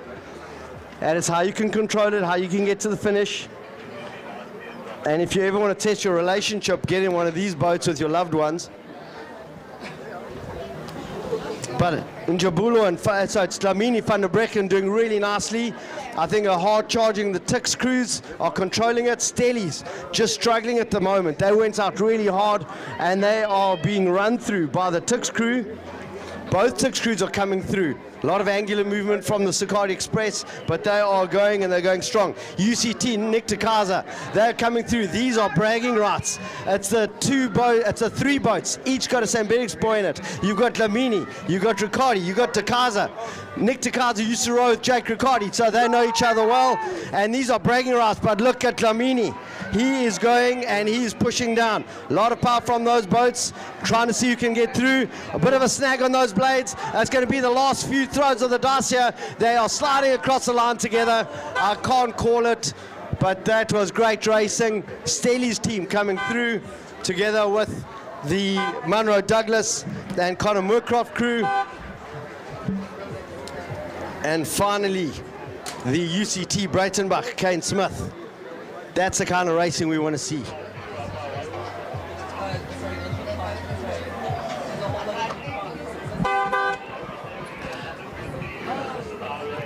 That's second.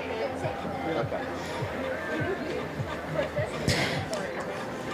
And we're going down to the under 16 junior men's quad category. It's now 2 heats of this event. From the 500-meter line, we are looking at Jeppy White lined up in lane 1, the Wapi crew from Buffalo in lane 2, Stain crew from Kes lane 3, Mosopyoi from St. Albans in lane 4, and Ngungela from Namato lane 5.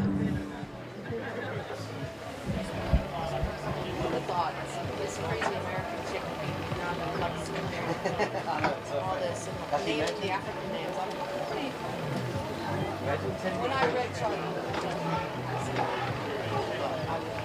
Imagine when we went to Ohio High. Ohio High. Sugar Falls High School. Sugar Falls High School. Go Tigers! Yeah. Why do South African schools have mascots? Why not? We do, right? We do. Oh, they're Ravens. And Benix has got a Some South African schools. I mean, like St. John's for the Eagles, but there's no eagle. It's just the Eagles. Yeah, I know what you mean. Over here we focus on the we're like the Tigers. There's tigers everywhere. Everything's orange and black, and it's. Over here we've got the house system. Yeah, that's true. Sort of break it down. Break it down. Parochial in that way. So John doesn't do it quad.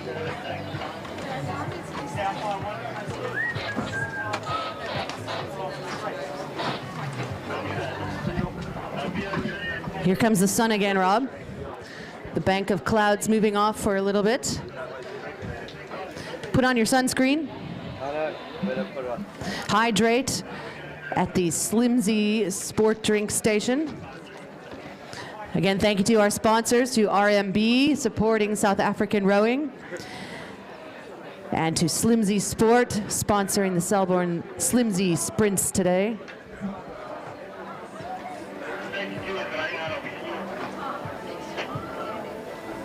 Rob, I always love seeing UCT. They're my favorite tri-suits in the whole world. They bring fashion and function speed to Buffalo. And it's great seeing these varsity men getting off their boats incredibly strong athletes.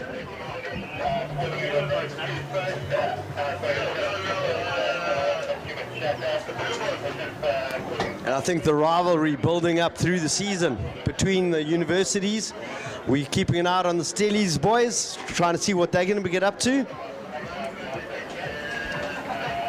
But Tix crew certainly positioning themselves well this year. Stellies looking very solid. Tux, And you might UCT just want to get out of lane 1, please. I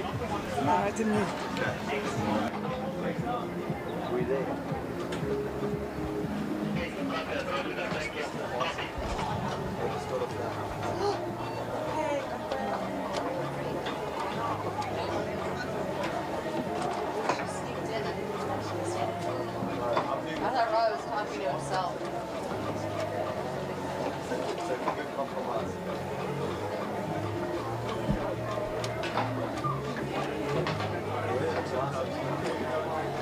Did you just say that out loud? Yeah, touch wood, everybody touch wood. Touch the wood, touch the wood, rub the wood.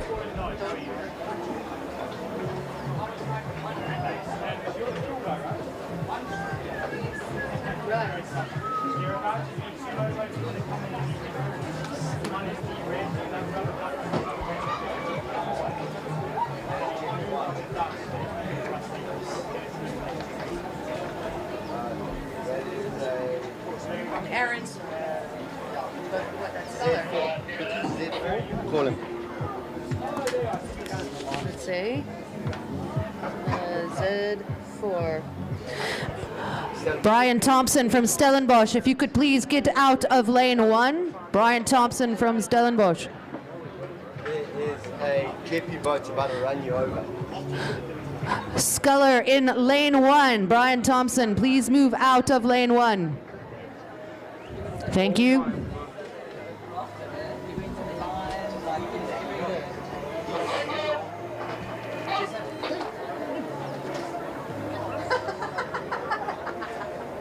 I don't think giving Rob the finger is the best plan. I'm just saying. I'm not sure if I was pressing the starter or the on button. The microphone.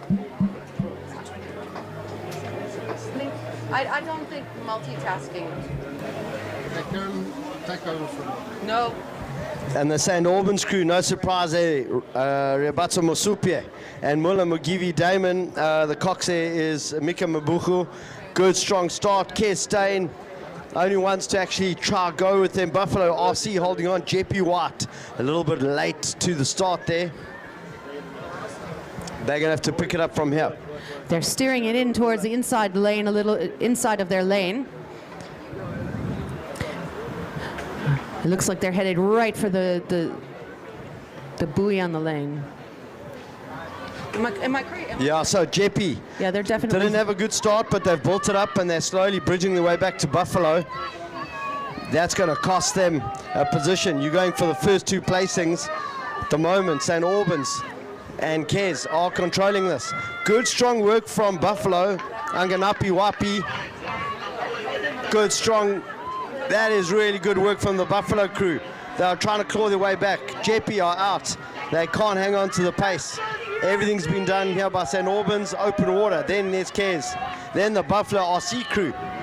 Really good work, but I think Kez have done enough. And they are slowly squeezing away. They're going to take first place St. Albans, second Kez, third Buffalo RC, and finally JP White. So with these 2 heats, the first 2 finishers progressing to the finals. Next fastest 2 to join them.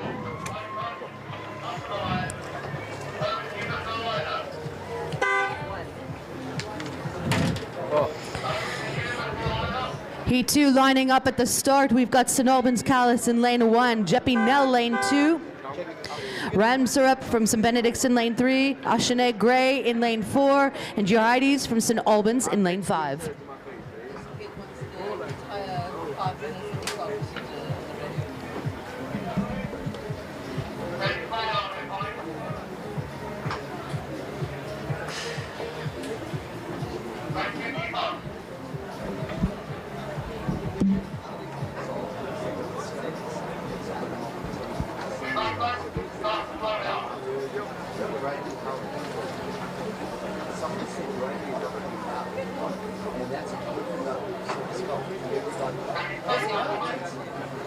backs that I do to the skulls. So everyone else is going, just keeping my ear. Well, Murray's in. Warwick Curiosities. Brian Thompson's on his way up. I'm putting all my money on Troy Siddons. Chris Aiden. Chris Aiden's good. George Deploy. Nice to see Georgie. I was wondering if he was here. Delano Saw. St. Benedict's coach, St. Benedict's boy. He was just in the pair. He was just in the pair. You're welcome. Look at that. Well done, Rob. Thank you.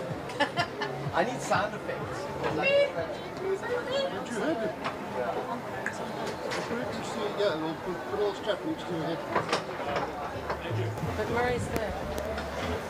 What's he not racing? He would be out. If he was racing, he'd be out. So he's standing there. And the St. Benedict's crew are doing really well. Remember, Damien Taylor, his sister Lauren Taylor was in the Tick Skulls earlier.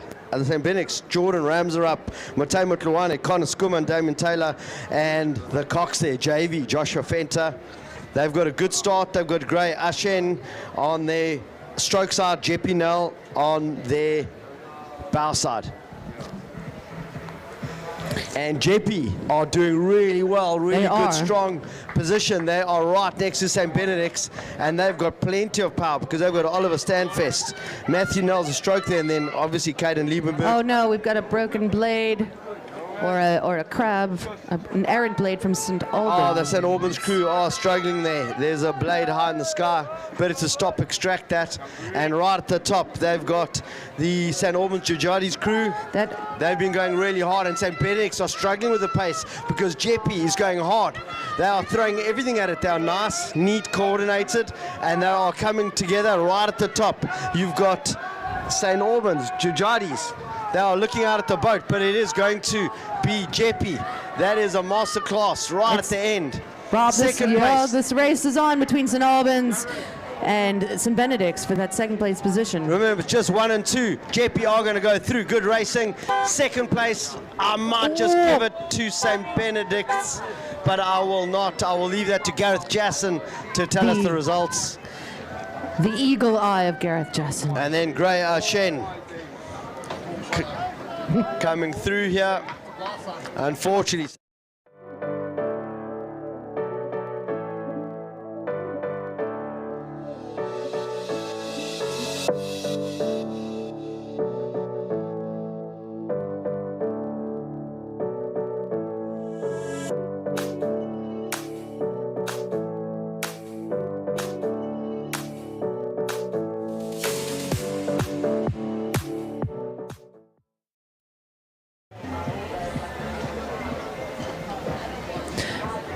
Athletes through those red buoys rounded about. Please stay out of lane 1 on your way to the incoming jetty. Please stay out of lane 1. Thank you.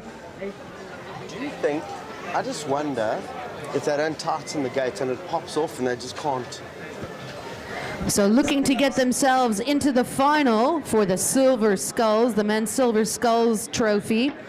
We are entering into heat 1 of 2 heats for the men's under 23 single skulls. The first 2 finishers from each heat progressing to the final, the next fastest 2. Representing University Fort Hare, Magazi in lane 1, Saw from Wits in lane 2, Aiden, that's Christopher Aiden from Tux in lane 3, George Duploy out of University Cape Town, and in lane 5, Tux de Freitas.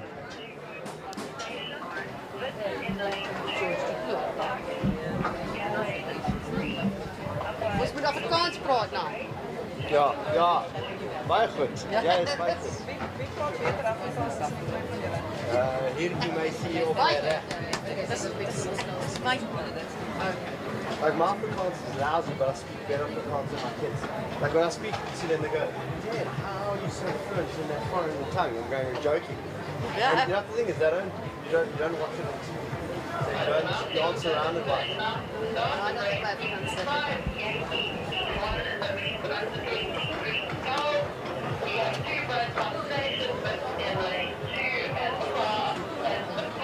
Are they late? So Bale Smith is, I think he's a scratch because he's on the jetty at the moment in his clothes.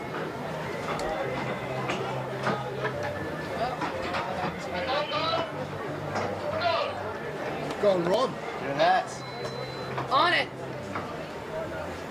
So how many is it? Two? Keep an eye on these athletes because these are all silver skull contenders. Lane 1, lane 4, lane 5 scratched. Yeah. Why are they rating so low? Well, the bad news is we've had 3 scratches from this event, so it's a 2-boat race. Delano Saw from Wits in lane 2, Christopher Aiden from Tux in lane 3. And they've got a gentleman's agreement. They've said first 2 through to the next round. I think they got it. Just take it easy. We'll just make our way through. And true gentleman, Christopher Aiden, doing a great job. I think he's vice captain of the Tux rowing team. And then Delano Saw. So Delano Saw, ex-Ambitics boy. Christopher Aiden, ex-St. Albans boy. 500 meters. We have 4 crews on station apart from lane 3 Tux. They'll circle with the stretching. And lane 3 in lane 6 ZRC. Number 1 being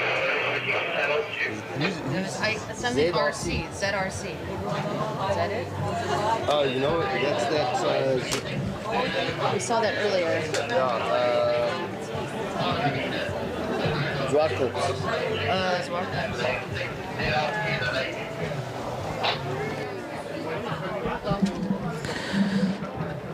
Well, Rob, I think they both are safely moving on to the final. Chris and Delano. Good to see Wits coming through. They're going to make it. Tux as well. Nice control, beautiful rowing from these young men. Just every once in a while popping those blades in. I know. Yeah. But they're saving themselves. But beautiful rowing styles there. Delano, excellent precision artist. 'Cause I'm easy. Christopher Aiden. Easy like Sunday morning. Older brother Matthew Aiden. Yeah. Young, what? Oh, older brother of. Oh, older brother of. Older than. Older than his younger brother. His younger brother still at St. Albans.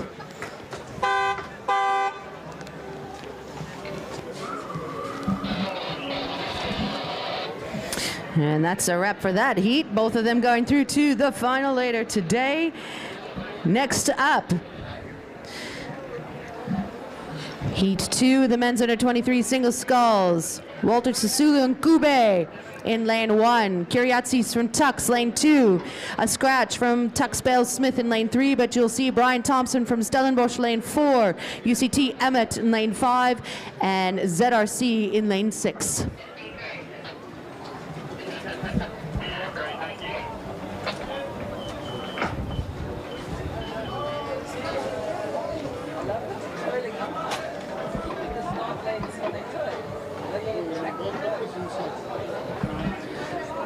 Rondabosch, please get out of lane 1. Rondabosch, double.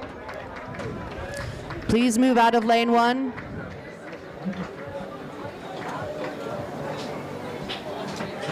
Or not.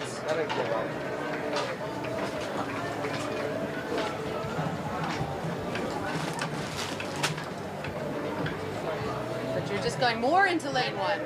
There you go. Ashwena. You're rowing in lane 1.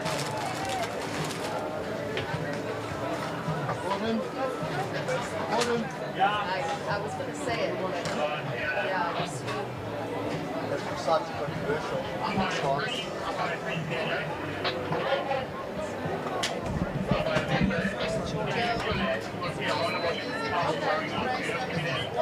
And Murray Bell Smith, the Silver Sculls champion from last year, is not in this race, unfortunately. Would have been great to see him. He does set the standard. He's listening to you. He's looking up at the commentators. Yeah, we love Murray. Give us a wave, Murray. Good job. There he is. Well He's done, busy Murray. at work coaching. Always bending over because of those gold medals around his neck. Oh, it's a heavy burden. That's a heavy burden. But good, strong, powerful rowing. And that looks like it's coming from Matthew Emmett from UCT. This dark one? And on the inside, Stellenbosch, Brian Thompson. Squeezing down. Good, strong, high stroke rate. These stroke rates are pretty insane. Warwick Kyriatsis rowing earlier for the under-19, still a young gentleman at university, but going really well, and I think it is going to be Tix Kyriatsis, and it is going to be Stellenbosch Thompson. They are pushing hard. UCT Emmett might still have a little bit more, but if you've gone out too hard in the first 20 strokes, you are going to die a million deaths to the finish line. I think Warwick is definitely taking it out. Yeah, stretching out the legs, the arms. He worked hard yesterday, and with that extra repechage. Exactly. But So- if you see Warwick Kyriatsis, the last 10 strokes, he somehow extends his legs, his quadriceps engage, and he just moves away. And that's what he's doing now. Look at Warwick going, and Brian Thompson's trying to race up, trying to catch him. But it's that squeeze that comes. It's a squeeze of death from Warwick Kyriatsis. He's going to take this. Brian Thompson is going to do a close second. Look at that. Look at that from Warwick. Great work. Right into the headwind. Well done, gentlemen. Matthew We got Emmett. the nod. We got the nod. Got the Rob. nod. We got Excellent. the Matthew nod. Emmett, UCT. Good, strong rowing. Zambula Nkube from WSURC. And then late entry from Zwartkops Rowing Club, ZRC. Warwick rows like you told me I should row. Brings the power. You gotta bring the power. You're gonna come later. There's one of these for you in there. On that table. In case you want free biscuits at the coffee shop. But you got to give us at least. Yeah. Yeah, come. Because I wasn't sure if you were going to commentate, so I gave your name to Justin saying, oh, I don't know, question mark.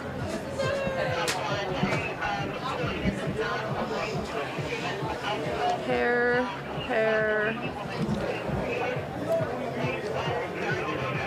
We're moving on to the pairs now for the junior women's first pairs. There are 2 heats for this event, so once again, the top 2 finishers each heat progresses to the final. And then the next fastest 2 from the 2 heats combined. In lane 1, it's the Jordan crew from Clarendon. Lane 2, the Lum crew from St. Andrews. Shaw crew from St. Mary's in lane 3. The Webb, as in Hannah Webb crew, and Courtney Webb, the sisters, representing Holy Rosary in lane 4, and Olafir from St. Stithians in lane 5. And this is the 3rd Taylor to be rowing today. We've had Lauren Taylor, we've had Damien Taylor, and now we've got Kendall Taylor in the St. Andrews boat. Good, strong family. And they are in there, but they've got to contend with the Webb sisters, Hannah and Courtney Webb. They skipped one of the earlier races, and I think they are saving everything for this race. How's the Slimsly Sport? The Slimsly Sport mixed berry has arrived. Slimsly Sport mixed berry. We didn't try the mixed berry yesterday. We had Norchi yesterday. Yesterday we had no, we had Narchi. Torchi. It tasted a little bit like, it was interesting. A bit like Clifton. It was cool. Oh, thank you. This could get us through to lunchtime. Mixed berry flavored drink. Again, our splins, our sponsor, Slimsly Sport, sponsoring the Selborne Sprints. Says it's a splinter sponsor. So Slimsly Sport sponsoring our hydration for coaches, athletes, and it seems official, so it's brilliant. Thank you to Slimsly Sport. Also thank you to RMB, always out in strong support for South African rowing. And Rob, we heard yesterday from RMB also that they have brought 2 new trophies to this event. So beautiful trophies for the sculls, right? We have the women's sculls, and then the quad event as well, which is a lioness's paw print from a real lioness. They got that paw print cast, and not the Lion King, not just fake. Somebody didn't sit there sculpting it in a studio. It was a proper paw print from one of 4 lionesses in a pride. which is very cool. So thank you to RMB for promoting and advocating women's sport. Have some happy coaches out there right now going, thank you.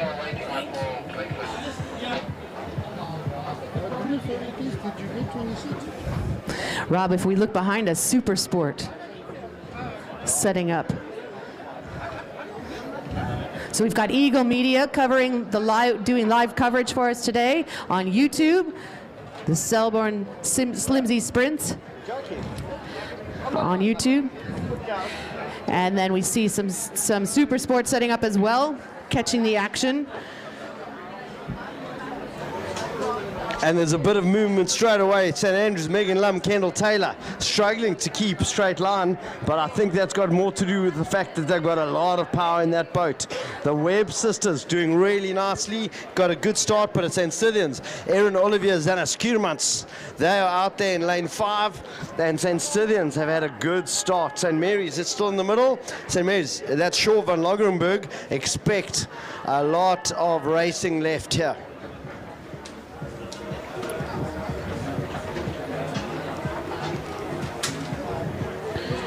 And there's no gentleman's agreement here. No, everybody's you might have a really, ladies' really agreement. Yeah, you've got St Mary's, Holy Rosary almost on top of each other. They're just trying to stay on the lanes. These pair boats can go a little bit squiff.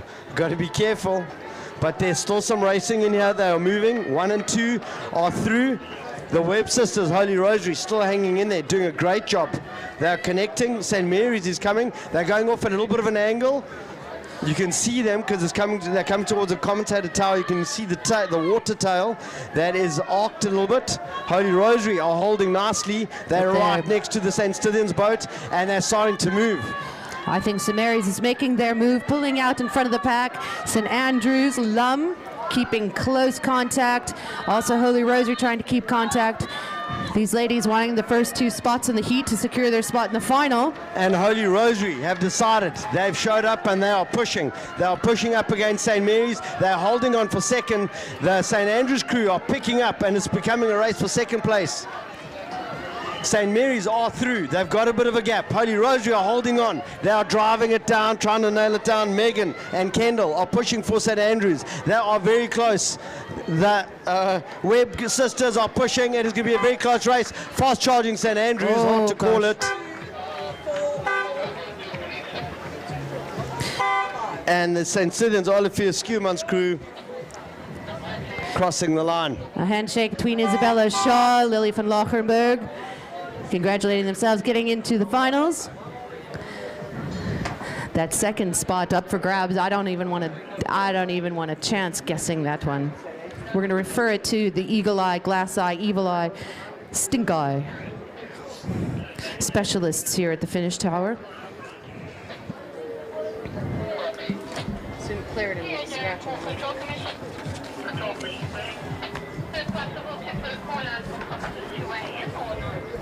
Heat 2 of the junior women's first pairs. Senior, say again? Senior first and A coxes. For junior men's junior line 2 coxes and senior A coxes. This is a call to the junior men's first coxes and the senior men's A coxes to please come and weigh in at the clubhouse behind the Kangua Coastal Rowing Tent under the stairs. Again, coxes for the junior first and A's men's. Coxes, please come weigh in. Okay, looking down the course at the start line. Getting lined up, we've got heat 2 of the 2 heats for the junior women's first pairs.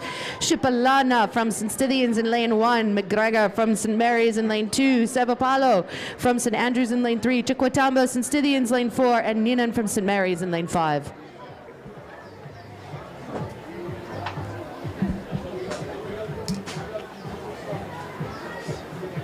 Can I ask you guys a favor? Nope. Can you just give a shout out to the Super Sport cameraman, John Liam, if you can just come to control tower. Can I ask John Liam from Super Sport to report to the finish tower, please? John Liam from Super Sport, please report to the finish tower. Thank you.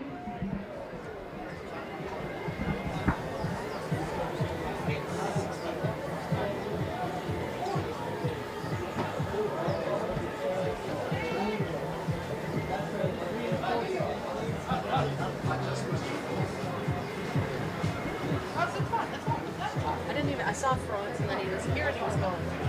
Oh, yeah. Didn't you see him? He was No. standing when the Slimsly came, and then he got a Slimsly, and then He just he hangs went out away. with us for our Slimsies. I know.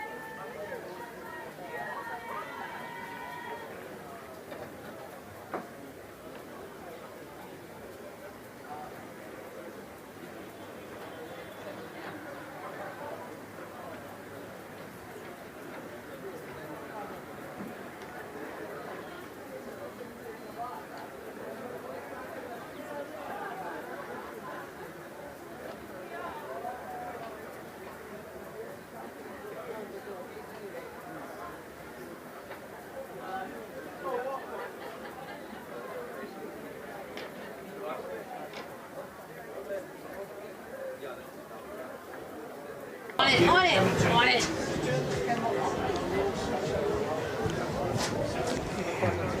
Oh, Gordon Dodge keeps me there from the top. That guy. And good starts from all those crews except Lily McGregor and Nakamuntambeni going a little bit skew, but sometimes that's also a good sign that there's a lot of power in the boat, hard to keep it straight, and it's like taking a rocket to the moon. As long as the trajectory is not too vicious, not too angular, you can still get to the finish. Have you been there, Rob? In my mind a couple of times. But St. Andrews doing really nicely. Seba Paulo, Henri Moore. They are pushing. Henri Moore, her younger sister Robin Moore in the sculls yesterday. Good, strong rowing family. And the St. Mary's crew are going off at a little bit of an angle. They are struggling to hold that straight line. They are just on top of St. Scythians, but St. Scythians are holding. But that second St. Mary's crew, McGregor, they could do anything. They've changed lanes and they are moving and they're almost aiming towards the Henri Moore crew, and they're going left and they're going right. And there is a bit of steering happening there that is not going to plan. St. Mary's. They are struggling. But St. Scythians out of trouble and they've made it. And it is St. Andrews going really well. St. Scythians second. St. Scythians changing lanes and look now. at St. Mary's. They've done the zigzag, but they're still holding that third place. They're drafting off of St. Scythians. If they just hold a straight line, anything can happen. St. Scythians coming. St. Scythians, Chipalana, Van der Brecken. They are moving on the St. Andrews crew. Remember, 1 and 2 are through. They don't have to do anything too special. But it is St. Mary's McGregor. They've zigzagged their way up and down the lanes. St. Scythians just caught a crab, Rob. And there's a bit of a crab. Oh, no. They've recovered. And St. Mary's is right on their tail. St. Andrews is going to take it. St. Scythians trying to stay away from the hard charging. St. Scythians trying to stay away. St. Mary's, just watch behind you. And that is exciting racing right at the top. You've got St. Mary's Ninan and St. Scythians Chikwatamba. What a race. Wowza, wowza, wowza. McGregor Mtombeni just struggling to stay in the lane, having a few issues with the boat and may have to settle for one of the fast times to the finals.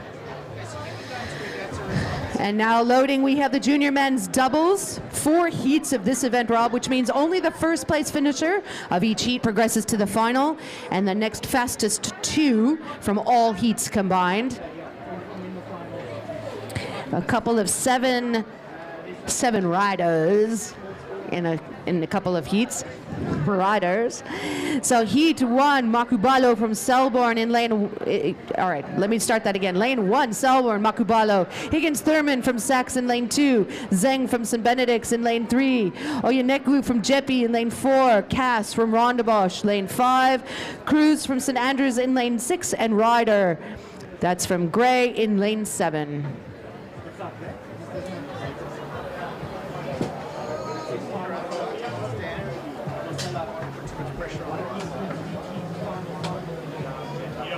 Oh, there's Franz.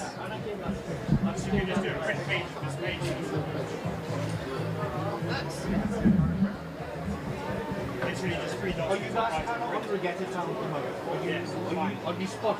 With like a couple of minutes. No, that's fine. That's it. Alright, 3 minutes. No, that's fine. Obviously, because I'm going to make up.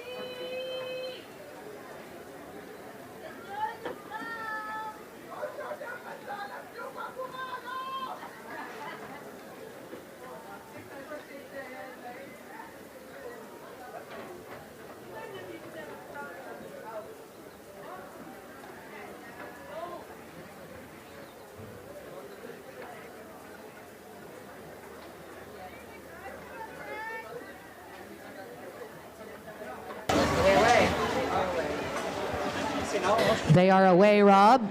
Heat 1 of the 4 heats, the junior men's under 15 doubles. And Rondebosch Cass batting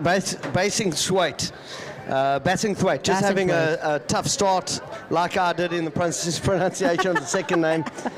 And JP going off very nicely. St. Benedict's crew holding nice and strong. But Rondebosch just had a bit of a tricky start. Gray as well, Gray rider, painter. Rob, I think it's a sign when we struggle with the pronunciation that it is time for coffee. Yeah, that could be right. But you got Mark Zenka, Ralston from St. Benedict's, and Jeppe Onyeneku. Onyeneku cooking. Those two are doing really nicely.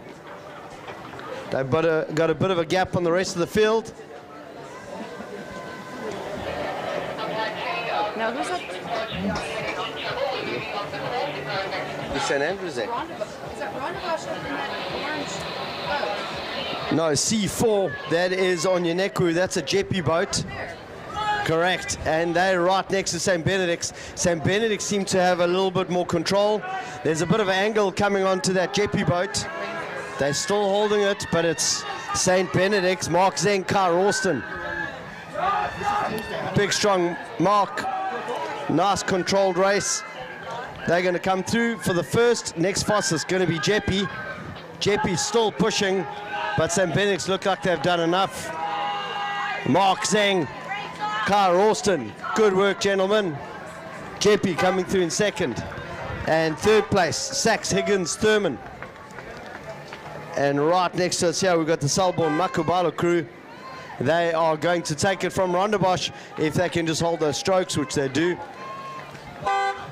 Watch your angle, Selborne.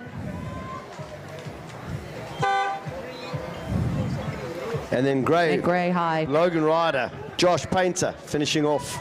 It's Low Rider. Logan Ryder. They call him the Low Rider. Low Rider.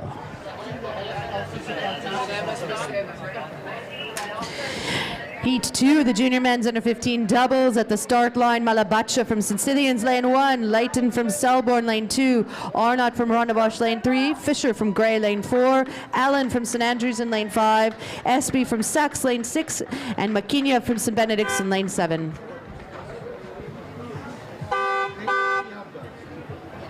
Okay, thanks, Andre. Bye.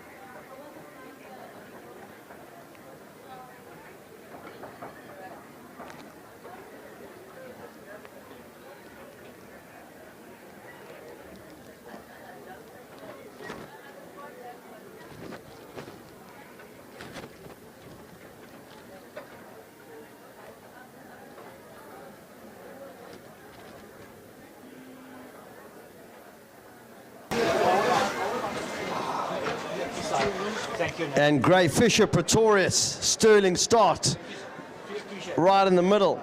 They are called grey, but they wear blue. St. Stithians, Malabacha, lane 1, lane 2. Selborne, Leighton, lane 3. Rondebosch, Arnaud. Grey Fisher, currently in the lead. St. Andrews, Allen, lane 5. Sachs, SP, lane 6. St. Benedict's, Makinya, lane 7.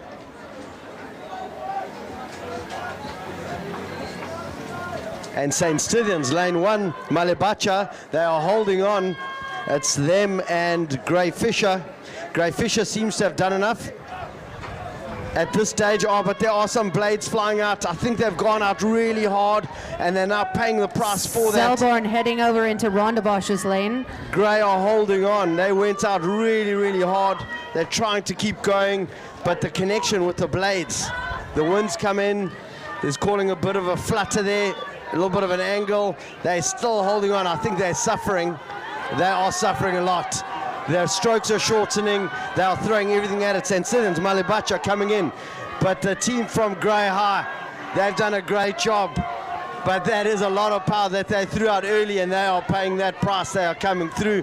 They are going to take the win. St. Stithians are going to take second. Grey High securing themselves a place in the final. St. Stithians hoping they've done enough for time. And Rob, these headwinds coming up. You can see the wind, and you can hear the blades on the water. It's always a little bit tricky.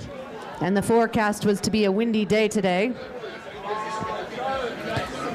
And let's not forget, out there in lane 6, Sachs, St. Benedict's, Makinya.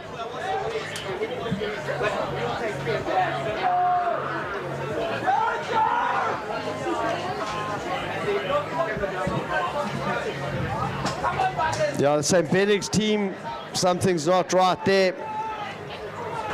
But Sachs, Espy are going to finish this. It looks like only one oarsman is working there at St. Benedict's boat, in Maquinia boat. As they say in the classics, something is not lacquer. In the classics, is it? And we think there's a broken oar there. And that is quite disheartening. Something just ain't right. But it is what it is. St. Benedict's coming through. Very well done to Sachs. Sachs are so close, they've got to finish. Sachs, finish it off. The tide is coming in and it's slowing that boat down. Don't stop, there you go. And they cross. Oh, they the almost line. tipped. Gentlemen's doubles, please proceed down through the red buoys before you swing around to come back to the incoming jetty. Clear the lanes completely.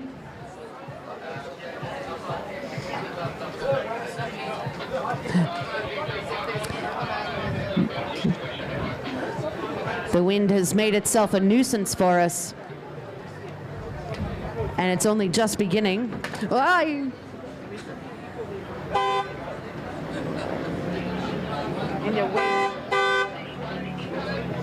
Heat 3 about to get started at the start line, still lining up. Doing the wind tango, as it were. Looking to cross that finish line first in this heat are the following crews. The Carrera crew from St. Andrews in lane 1. Pensacro from St. Stithians in lane 2. The Wang crew from St. John's in lane 3.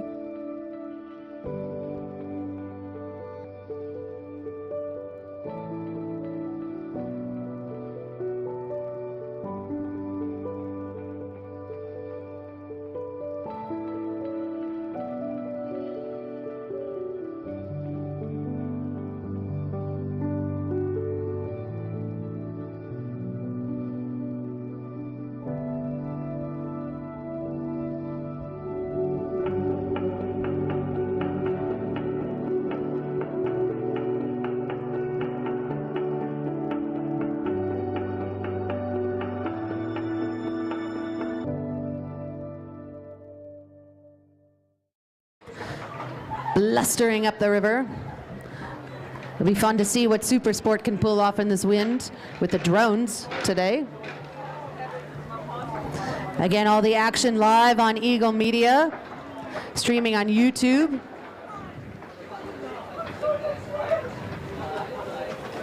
And Super Sport as well.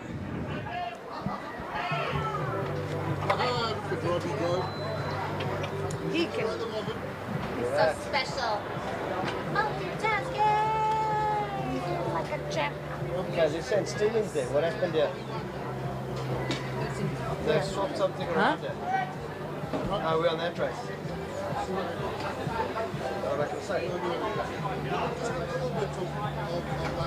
Power. Winning. Katie Kate? Right there.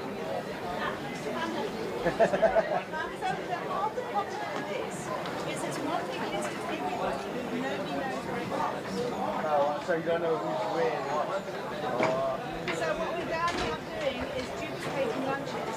Yesterday I think we talked 150. Yeah. How many people are there? Well, on this list I think there are 107. Oh, wow.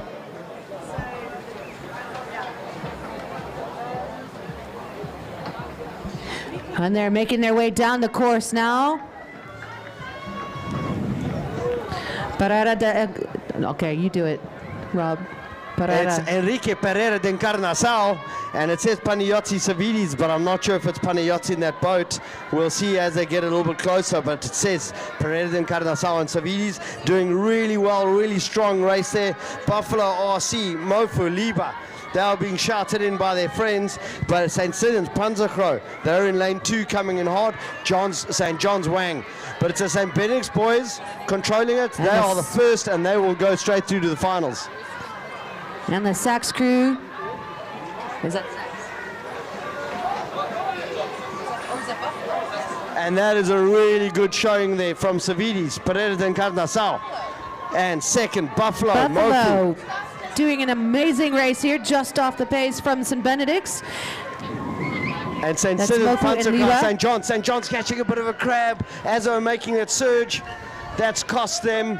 St. Stithians have got the momentum and have just got to cruise through over the line. Good race there, Buffalo. That's St. Stithians over the line. And the tide is St. coming John's. in, making the 500 meters feel more like 750. Yeah, the tide coming in and pretty gusty, strong headwinds. Thomas Park, Daniel Oates from Sachs coming through over the line. I think this is Surtees. And Widowmaker.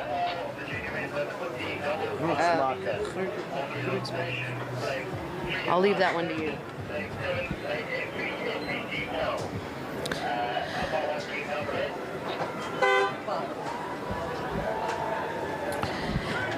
Heat 4 about to begin and lining up at the start. The final heat of the junior men's under 15 doubles. Rondebosch, Surtees in lane 1. Raba from Gray in lane 2. It is the Brook crew from St. Andrews in lane 3. Nyoni from St. Albans lane 4. Latachan from St. Benedict's in lane 5. And Nomanyama, Selborne, lane 6. Finish order in 31? 31, 6, 4, 2, 3.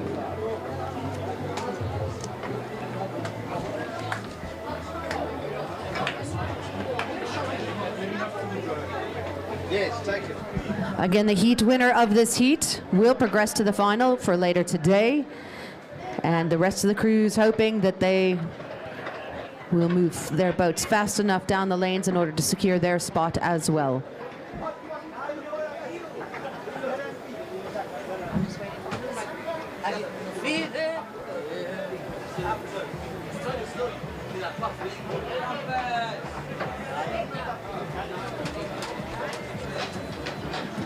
Yeah, Buffalo!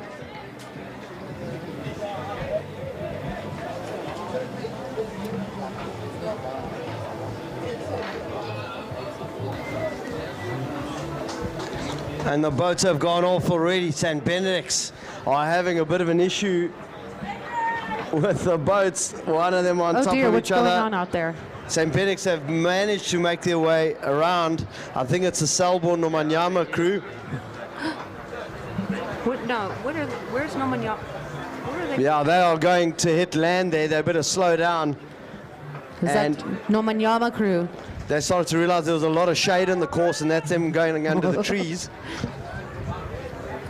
Who's this coming down roaring in the middle? But St. Albans doing a great job. Nyoni crew. And Nyoni, Pearson.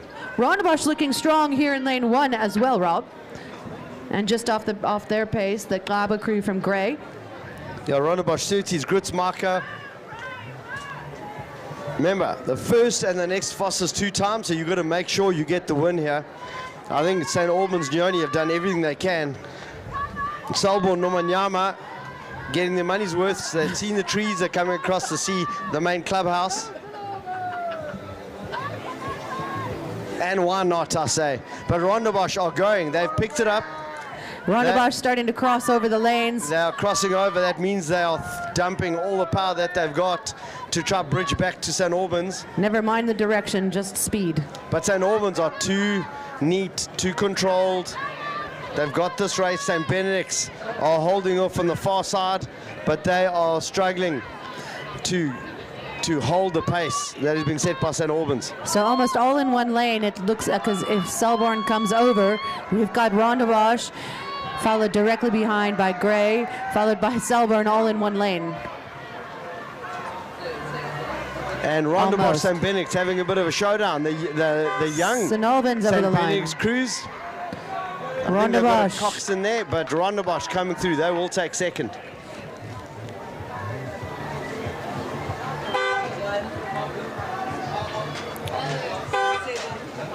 Then Grey High, Tsaba, and F6, Nomanyama from Selborne. The first crew to see both sides of the river. but doing very well. They are good young men. They hold on to that. Very controlled. Still a bit of rowing left. And Well there done, you go. Selborne. Well done.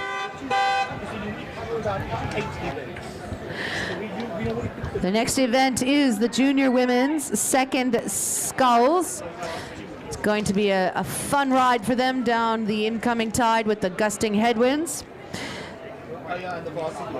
Natalie Mayer from St. Mary's in lane 1, Matabese Holy Rosary lane 2, Manzana from St. Cynthians in lane 3, Dietlifs from St. Andrews in lane 4, Gibbons Clarendon lane 5, Stewart representing Buffalo in lane 6, and Naidu, St. Cynthians in lane 7. Again, 2 heats of this event, which means the first 2 finishers of each heat will progress to the finals. Next fastest 2 from the heats combined.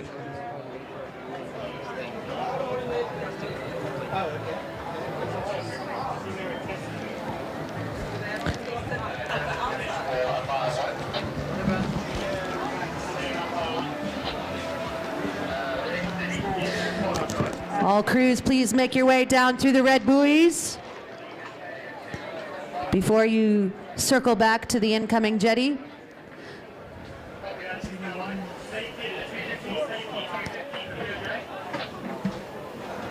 Our safety crew in the red boat, Rory Taylor, give us a wave.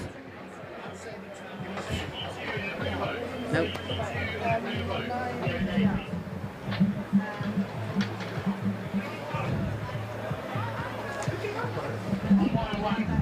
When I was little.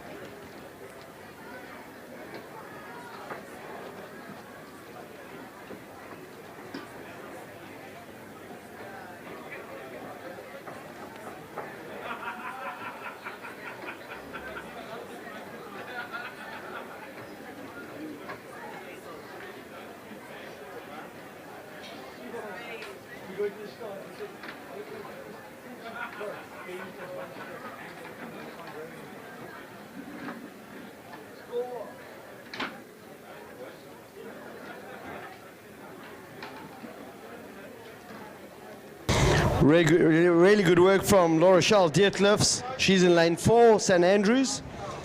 That is a very good start from her. Good strong power. Clarendon, Grace Gibbons still holding in there. And then Buffalo. That's Jen Stewart. She's back in the running after having done the under 23s. On the far right, you've got Bhavani Naidu, St. Stithians. Also had a good start. St. Stithians, Zazi Manzana. She's in lane 3.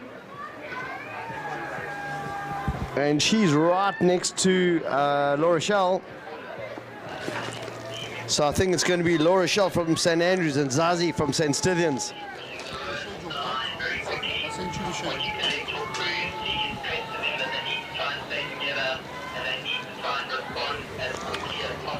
And this race is turning to be quite exciting. Bhavani Naidu, St. Stithians, out there in lane 7. She's moving very nicely. La Rochelle, Dietlefs, St. Andrews, lane 4, but it is all St. Stithians. Zazie Manzana, she's pushing down. She's made her way back into the lead. She was a little bit behind at the start, but that nice controlled, elegant drive, that style, good connection, good hinge, good pivot, and she's moving nicely. St. Andrews picking it up. La Rochelle's got a little bit of work to do. Remember, the first 2 to the final, so they are going to be happy. They've got this race under control.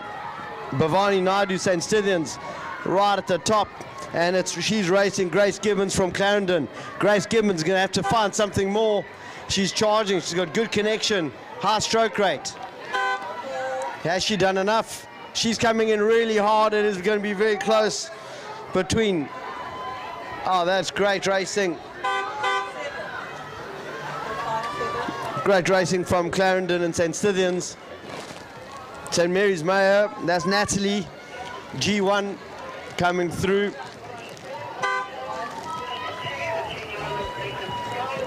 And that's Buffalo, Jen Stewart coming across the line. Good race.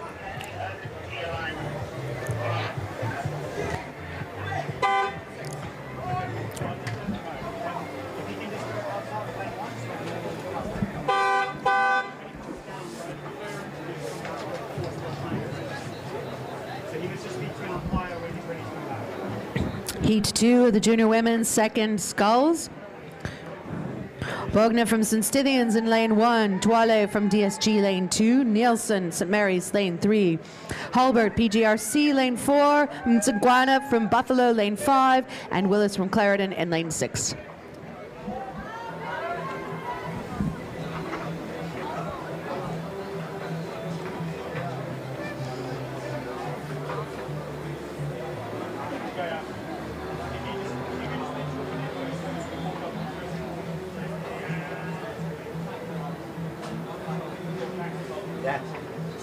After this, it's Bishops, Ben Redfern, St. Benedict's, McKenna Roebeck in the coxed Falls. And Garcia. And Pablo Garcia Diaz. Chick, you said it very well.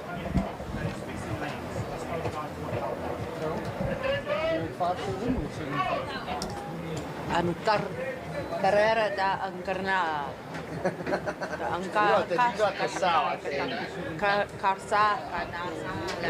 Drink Curacao. Duracell. Curacao. Energizer. The nearer boats, Farmers Terrace, 5'7". Oh, yes. So you go 5'7". Yes, that's what I was thinking.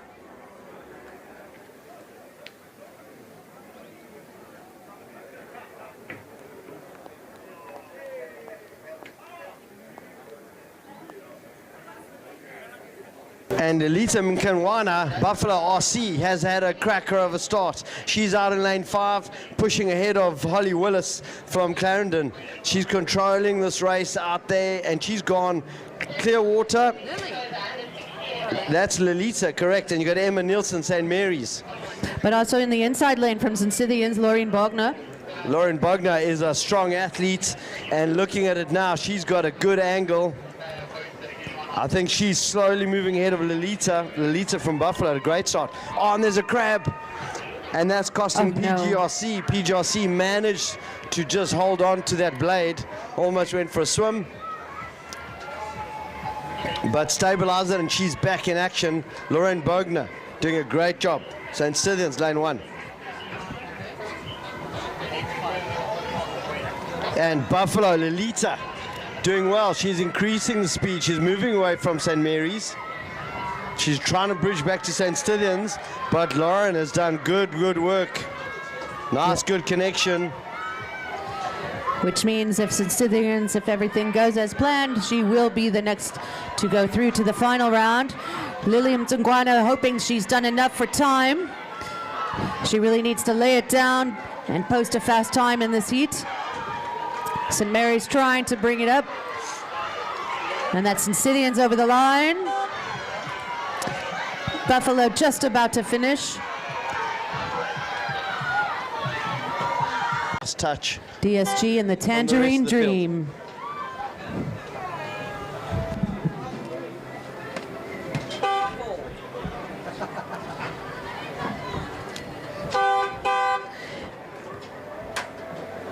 Rob, if you listen carefully, you can hear revving motors. The engines are revving up at the start line for the junior men's coxed 4s for the under 16s.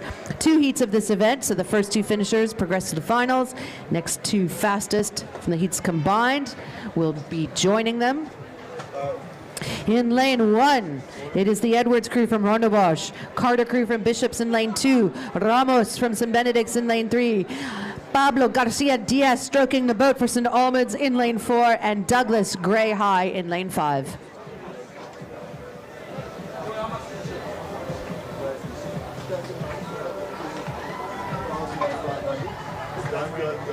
Pablo Garcia Diaz. When you are not on the mic, we'll let you get on the mic. I can say Pablo Garcia Diaz. That one I can do. Pereira da Encarnacion. That's the one. Because it's already cut off, so he knows it, I don't know it. And he's always putting on like 10 extra syllables that I can't see. Like, if you had to say what it reads, it's Encarna. Yeah. That's precisely my problem. You have the inside track for St. Benedict's.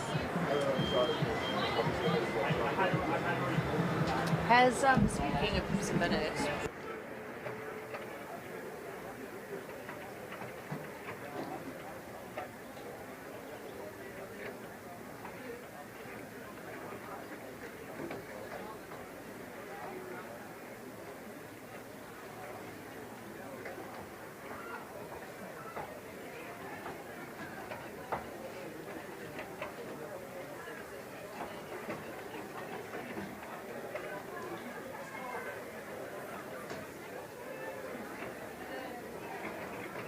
They're off, Rob. The flag is down. And we are keeping an eye on Ben Redfern for Bishops and Michaela Robick for St. Benedict's. They were in the Skulls race earlier. These are the big engines. You've got Redfern, Waltman, Potkita, and that's Adam Carter and Bishops. And then the St. Benedict's Ramos crew, Diego Ramos. And it's going to be a great race. Do not forget about Pablo Garcia Diaz. He's got the St. Albans boys. They are strong, and of course, Aidan Douglas, the stroke for Grey High. And keep an eye on Rondebosch. Cameron Edwards, does not forget about them. Still very close, very tight, very evenly matched. It's like a NASCAR race. St. Benedict's are a little bit ahead of Bishops, a little bit ahead of St. Albans. St. Albans having a little sneaky peek behind themselves to see where St. Benedict's is, to see if they're in contention. And St. Benedict's are moving away. Scullers coming into the incoming jetty. Please make sure you stay out of lane 1. PGRC, please come in towards the jetty. And now Bishop start to rev it up. High octane power, they are bringing it in. It's only the first 2 are through. They want to get away from St. Albans. St. Benedict's have got this. Maybe even a little bit of time for showboating. They've got clear water. They've done a good job. Nice and controlled. Bishop's behind them in second. They've been fighting hard to get away from St. Albans. And they've done enough. Those 2 are going through to the finals. And the rest, we'll have to wait and see who makes the next fastest.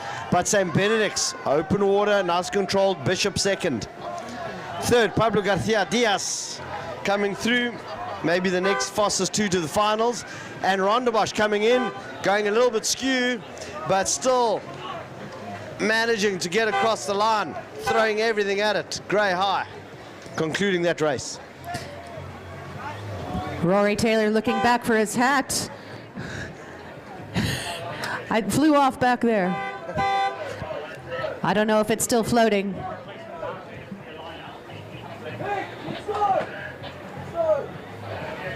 There's a glare out on the water.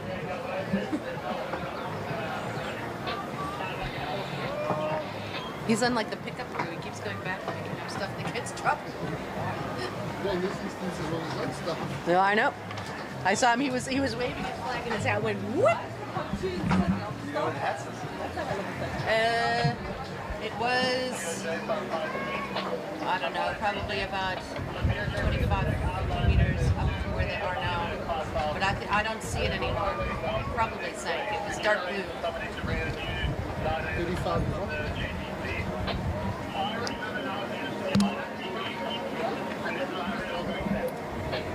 That is a problem. What, not having a hat? Yeah. Someone give that man a cap.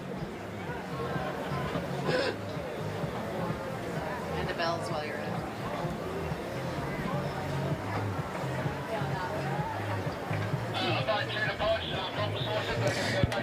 it. The engines are...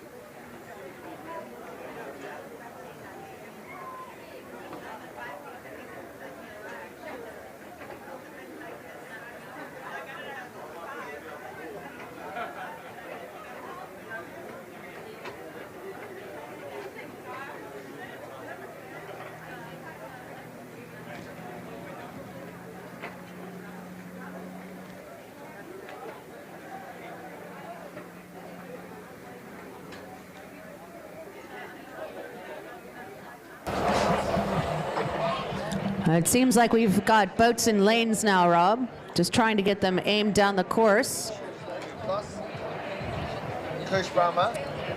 Getting Rondebosch lined up and pointed in the right direction. Everybody else touching up. All right, St. John's is out there. It's a 4-boat race. We can see all 4 of them. The umpire moving into the center. The flag is out to the side, touching up. Get your bows in line, gentlemen. The excitement is about to start. The engines are idling.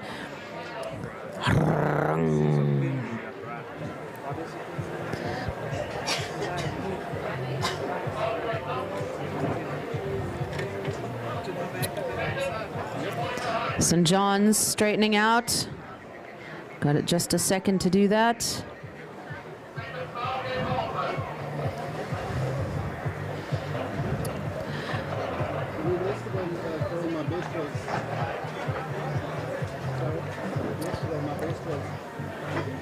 And Bishop's getting into place.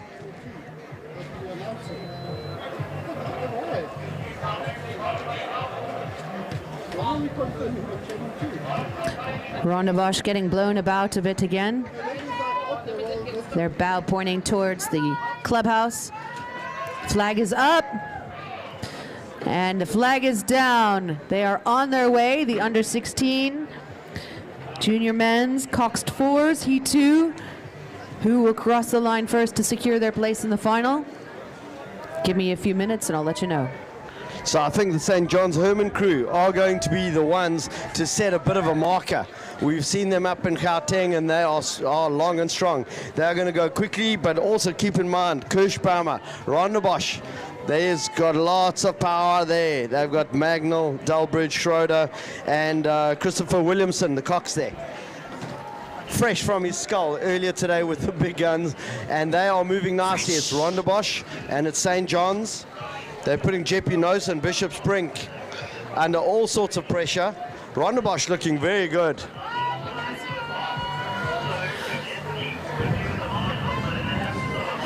Bishop's fallen off the pace out there in lane 5. Rondebosch, St. John's. Jeppe Nosen crew also putting it to the wall. No red shoes have been turned in. Are you okay, boy? I heard you working like a dog. And look at that, Jeppe building their way back in. St. John's had gone out hard, but Rondebosch are doing a top job. They are right next to him. If they hold that pace, the angle will be to their favor.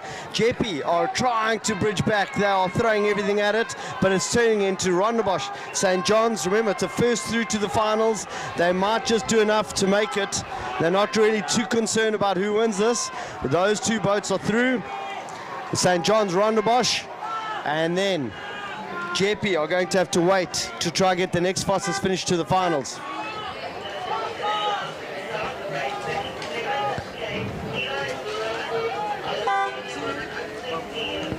And from the side here, you can hear the flapping of the blades on the water. The ruffled water has picked up, making it very hard when they're feathering to try and keep the blades off the water. Bishop's coming across, taking the last place in that race. Ah, Jake.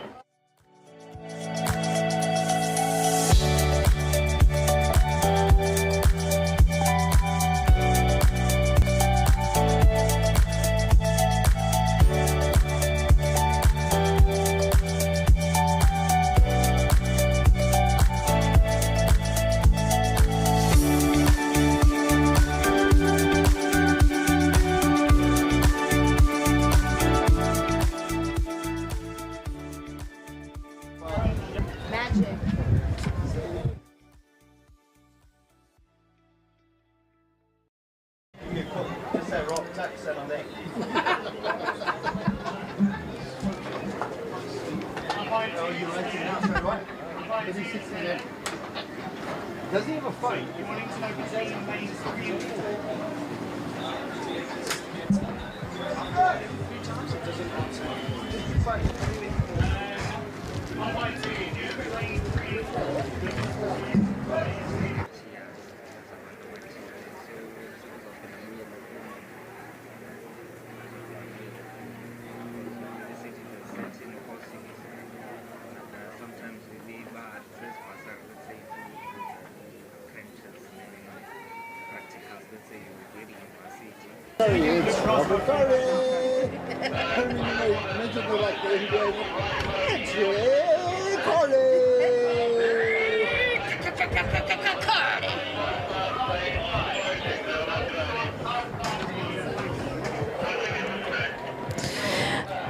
All right, we've moved on to a different event. We have the Junior Women's Under 16 doubles now.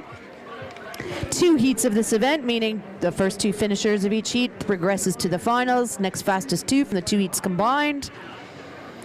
De Klerk from PGRC in lane 1, Ruiz from St. Mary's in lane 2, Moore from St. Andrews in lane 3, Cuthbert from the DSG in lane 4, Koali from St. Mary's in lane 5, and Moyo from Holy Rosary in lane 6.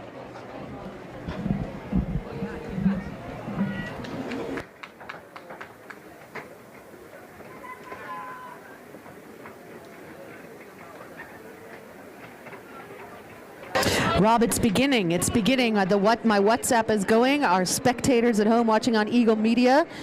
So a shout out to Jonathan Gunning. Mr. Gunning. Mr. Gunning. Nice to hear from you. So a shout out to St. Mary's. Yeah, Jonathan, aren't you supposed to be teaching? Are you in class? And that is a good, strong start, not only from St. Andrews Moore, but Holy Rosary Moyo, lane 6. They found a little bit of something. But St. Mary's Koali, they've got Venturis in there as well, Eleni Venturis. Her cousin goes to Holy Rosary, so these are local bragging rights. But right in the center, that is a good, strong showing from Henry Moore, Amy Cupido. No surprise there. And St. Mary's, Milana Rus, Imogen Gunning, biding their time. They're in lane 2. They're slowly working their way up. Remember, first 2, the next 2 fastest to the finals. We've got different colored Slimsies. Slimsy Sport has arrived again, this time lemon and lime, I think? Lemon and lime. Tropical. Tropical. Tropical.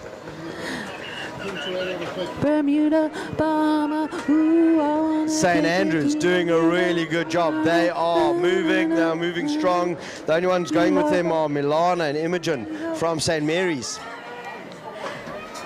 PGRC, Lana de Klerk, Lily Dawson, still not out of the running. They've lined up with Holy Rosary. Holy Rosary have got some work to do. They're going to push for the fastest time together with PGRC. The second St. Mary's crew, Koali, not able to hold on to Holy Rosary. So it is St. Andrews coming through. They have got open water on the St. Mary's Rus crew. But I think they are going to take it easy, settle for 1 and 2, straight through to the finals. And this is where they've got to make it work.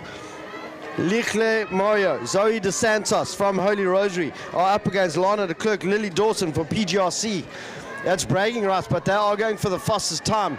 They've got to finish as close as they can to the end, to the finishers. PGRC is moving, but so is Holy Rosary. Holy Rosary has got better water. Their water seems less stressed than the water that PGRC is dealing with. Not too many strokes to go, and they've got to throw everything they've got at it. Holy Rosary are picking it up. PGRC are doing that as well. PGRC are moving, and they are sliding through to the line. I think they are going to take it from Holy Rosary. And then St. Mary's. That's a Koali boat coming across the line. Yes. Barbara and Ryan working this afternoon. St. Benedict's mom.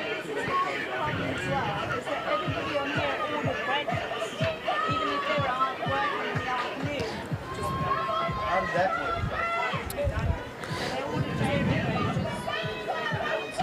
So yesterday I was like, this isn't working. We've got like too much. We're getting way too much food. Because obviously, like what parents, if they don't have to be there at 6 o'clock in the morning, we're not going to be Yeah, I'm not going to be there. But they still put the order for food. Is that right? Yeah. So Rob, with the arrival of our tropical flavored Slimsly Sport, it got me thinking about Kokomo. You get there fast and then you take it slow. Way down in Kokomo. Aruba, German. Aruba. Aruba. Baluba. Beluga. Ooh. So it's just, yeah, it's been uncontrolled chaos. Nothing. And is the food all gone to waste, or is it being eaten? It's or being is it... eaten by other people. Or else Because there's extra food. Yeah, there's extra food. It's not going to the right places. People don't know where people are sitting. Yeah, so I asked Denise if she could sort it out. I'll give you the list of food. Yeah, that's exactly what. So I'm going through and I'm just writing down because then I can. Having a look down at the start, trying to get Heat 2 lined up for the junior women's under 16 doubles. The Davidson crew from St Andrews in lane 1, Smith crew from St Stithians in lane 2, the Riccardi crew from Holy Rosary in lane 3, Ningi Clarendon lane 4, and Sean Naidu from St Mary's in lane 5. Julie Taylor. Yes. Corey's wife. Is she on the water all day? I'm not sure. She's here only in the afternoon. Do you want me to print you a roster? No, I'm just trying to find it. And then I'm writing on here. She comes by.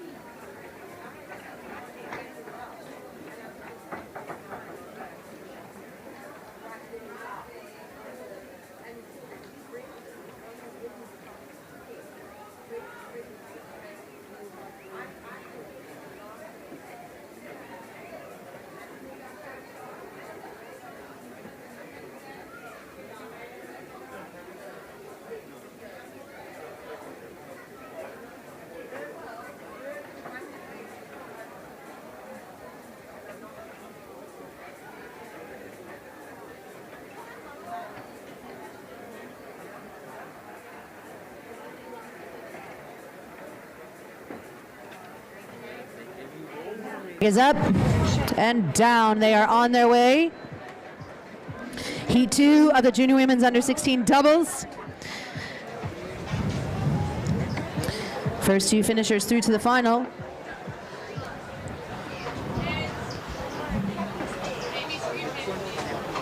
Kathy's working, is she on boats? She's in commission control. Yeah.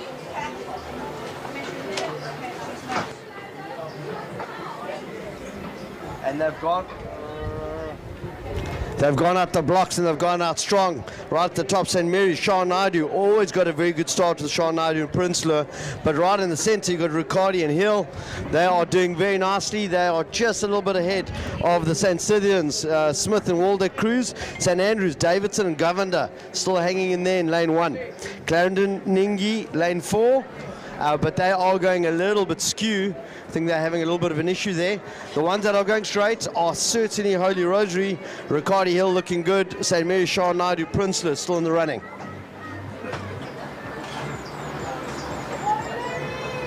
And it's all about momentum, it's all about staying together.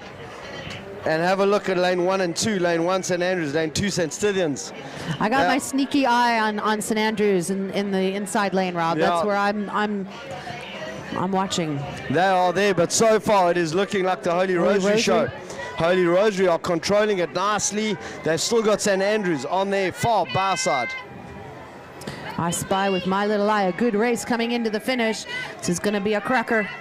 Davidson, Governor for St Andrews, got good drive, good connection. Remember, 1 and 2 straight through to the finals. So those two boats have booked it. All they need to do is just finish this race in those positions and they are okay. Waldeck, Cook, Smith, St Stithians holding on for third place. Going to have to settle for a fastest finish time. But it is Holy Rosary have had a stellar race. I don't know, Rob. St Andrews. This angle, I'm saying that St Andrews is a faster moving boat at this point. Yeah, correct. St Andrews, faster moving boat. Holy Rosary did enough, and that's 1 and 2 to the finals. Don't have to expend too much energy. St Stithians have been going hard on. There's a bit of a blade, bit of a snag, and good recovery. Somehow, not too much of an interruption, yeah. And Waldeck Cooks caught that in midair. That is a great catch. It was like one of those one-handed cricket catches we've been seeing. And St Mary Shah Naidu making it across the line. Clarendon, Ningi finishing strong, but having slight accuracy issues right at the start.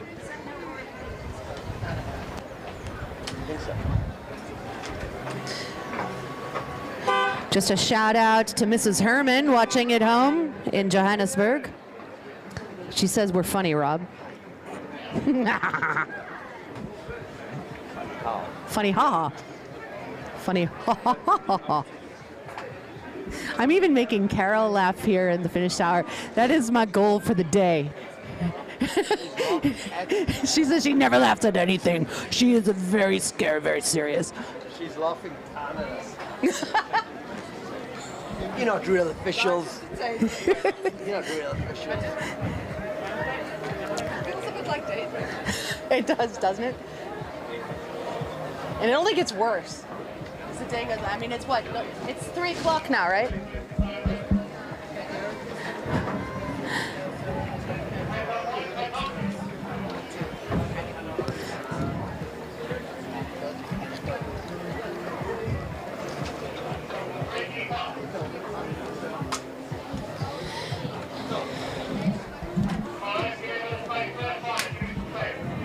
All right, we are moving on to the junior men's first coxed fours. This is some exciting racing coming up in the next 2 heats.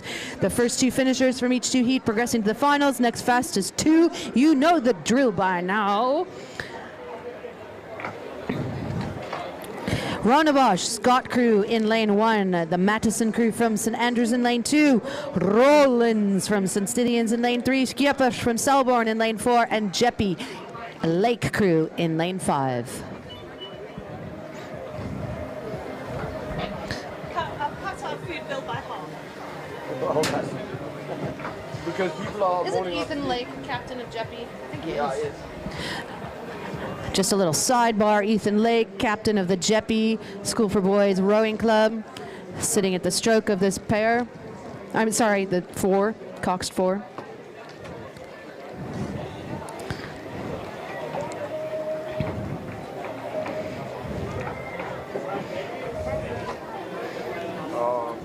Come on. Tender only allowed. Where is he? No, I can donate. I'll play. So just take these. Just take these and tell her there will be more pages, but that's so that they can start by checking going through the. Morning, Luke DeFore. How's it going? Good?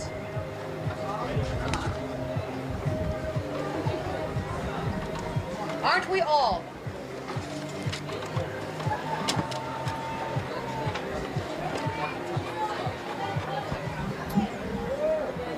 Athletes, please make sure you're not in lane 1 as you come to the incoming jetty. We've got big boats on their way down.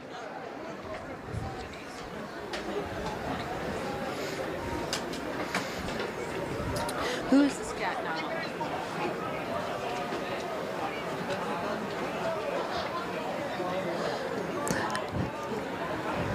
Do you see who this sculler? Oh, you're busy watching the start. St Andrews.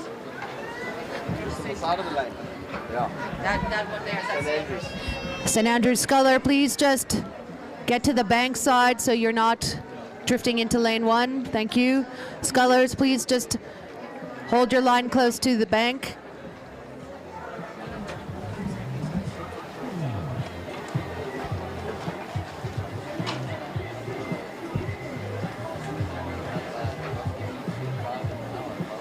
These guys are all skewy. St. Andrew's going to smash straight into Rondebosch. Yeah, they're pointed. Oh, watch this. They've begun, and even though there are bow balls pointed sideways, we shall see what happens. A flurry of blades and splashes coming down in this, the first heat of the junior men's first coxed fours.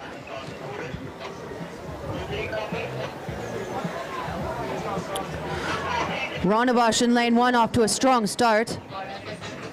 That's the Scott crew.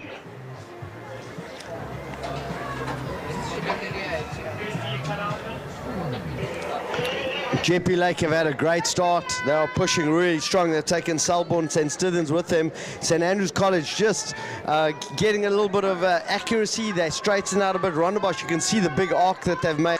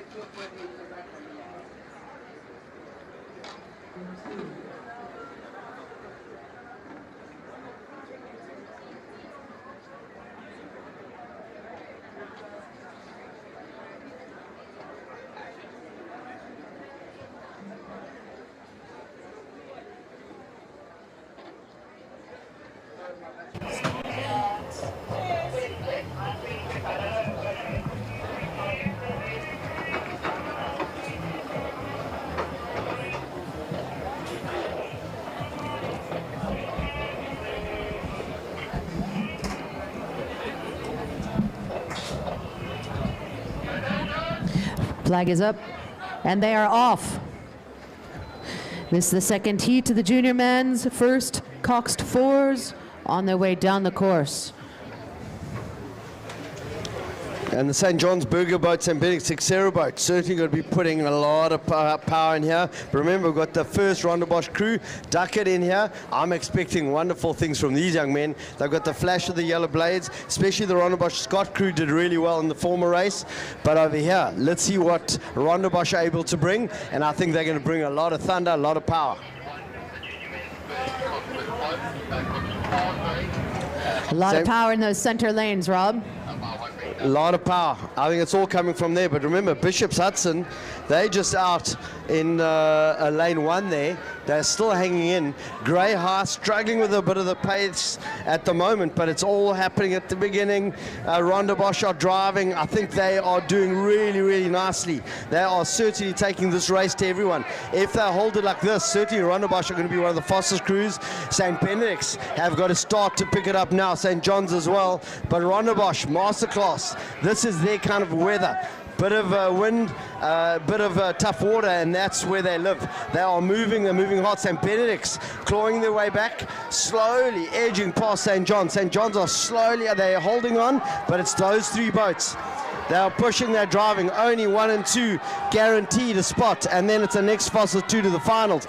St. Benedict's showing what they've got. They're leaning, they're pushing away. St. John's starting to creep just ahead. I think that they might be pipping Rondebosch. I don't know. It's bow ball for bow ball in this finish here. It's Rondebosch surging.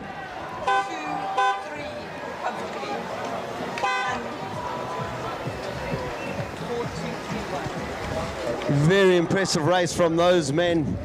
St. Benedict's, Rondebosch, St. John's, Bishops, and Grey High concluding that race. Yeah, that was not Billy and Willem, that was just Billy. And I didn't get on my sheet, so I won.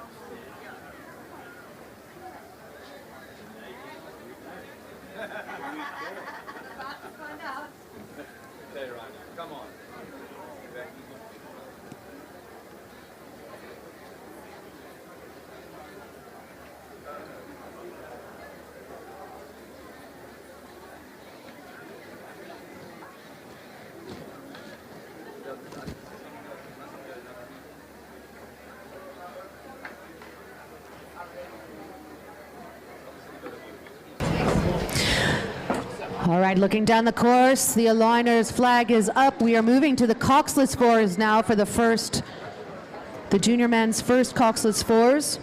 2 heats of this, the first 2 finishers through to the finals. Really strong headwind coming down the course. Bishop's Breslin in lane 1. Karstens from Sachs lane 2. De Woodgie St. Benedict's in lane 3.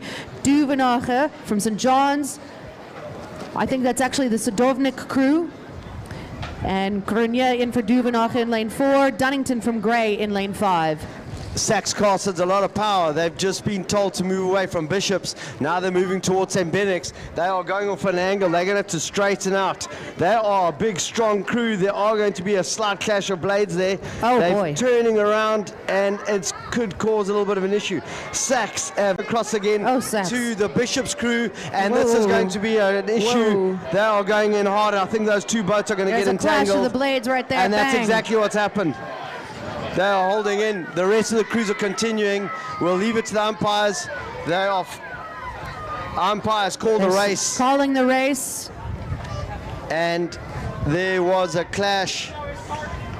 The Sachs crew doing a bit of pinball rowing. A pinball wizard. And unfortunately that was not a fair race, so a good call from the umpires. Hands are up in the St. Benedict's boat. Get them a chance to rethink about that race. What could have been, and they will do that again. Some objections coming from the De Woodgie crew. Hands up. I don't know.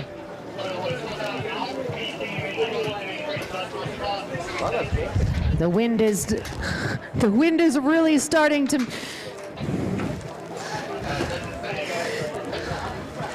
give us a challenge here. Even from here. Restart them in the middle.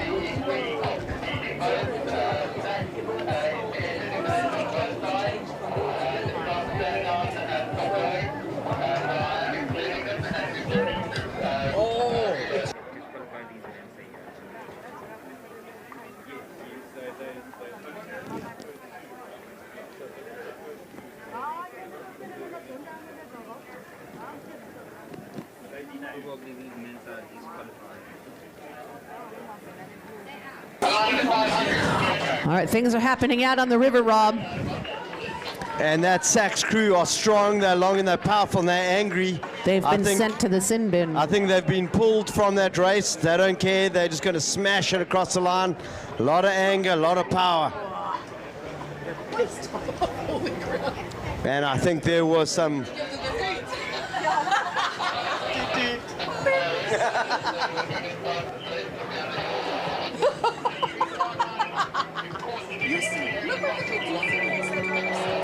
Right, so they have stopped the race.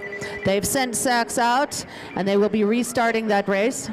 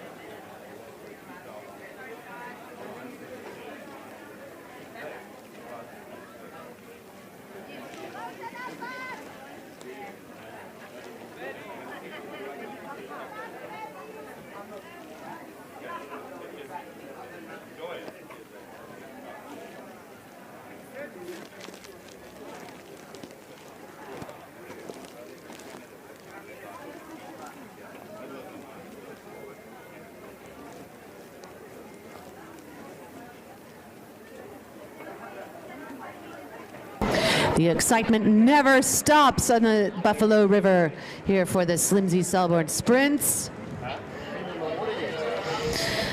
So the first heat of the junior men's first Coxless 4s on their way back up to the start. We will run the second heat. So that will be St. Andrews Fletcher crew lane 2, Kikanyogas and Scythians in lane 3, Thompson Selborne lane 4, and Shalos Saxon lane 5.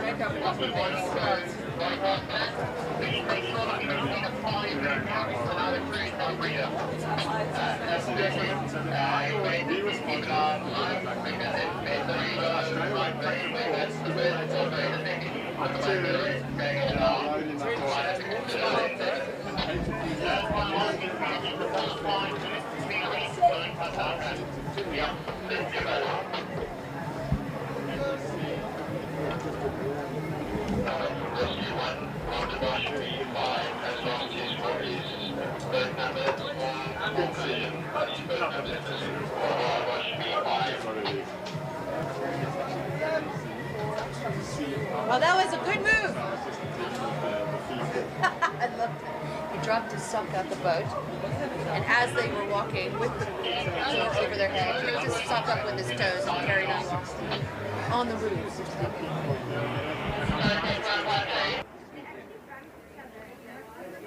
He too are under a liner's orders. The junior men's Coxless 4s.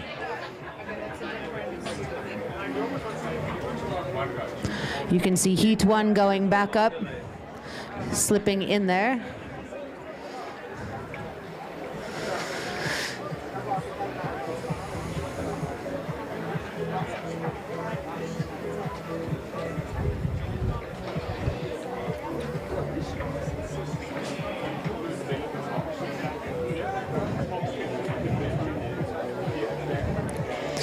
right, once again, it's the Fletcher crew from St. Andrews, lane 2, Kikonyogo, St. Stithians, lane 3, Thompson, Selborne, lane 4, and Charlotte Saxon, lane 5.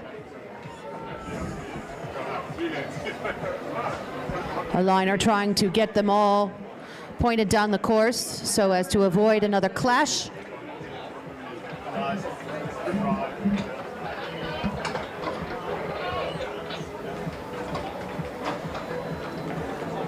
And they're off on their way down the course.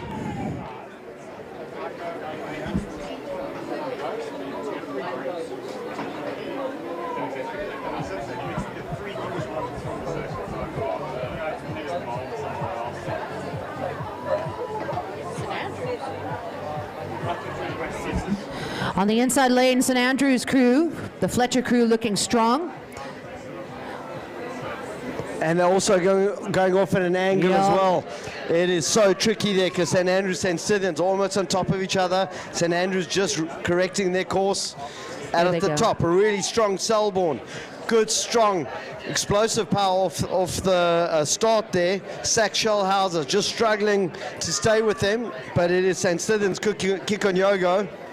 They're driving it. Selborne still hanging in there. St. Andrews College still got a little bit of firepower. I think the race is on just for St. Stithians and St. Andrews coming down, but the first two finishers are assured their spot in the final. And once all that power is shed off, it comes down to technique, and St. Andrews got bucket loads. They're all rowing really nicely. Yeah, losing their line just again. Straightening it out. Go. They're in tight on that St. Stithians crew. Side by side, though. Half a boat length probably to St. Stithians as they're in the home stretch now.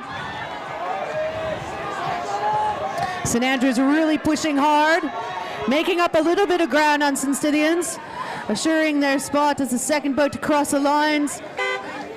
St. Stithians, St. Andrews, Selborne, and Sex. Now there's a sculler coming down. What's going on there? Why?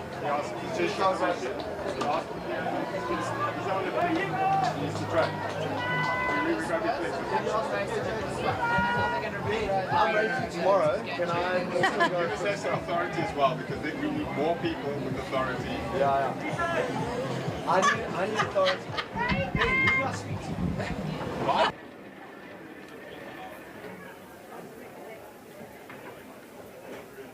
Trusting the process and loving what you're doing is vital in preparation. Got to go on camp for months on end. There's huge sacrifice in all in. We just show up every day, put in the work.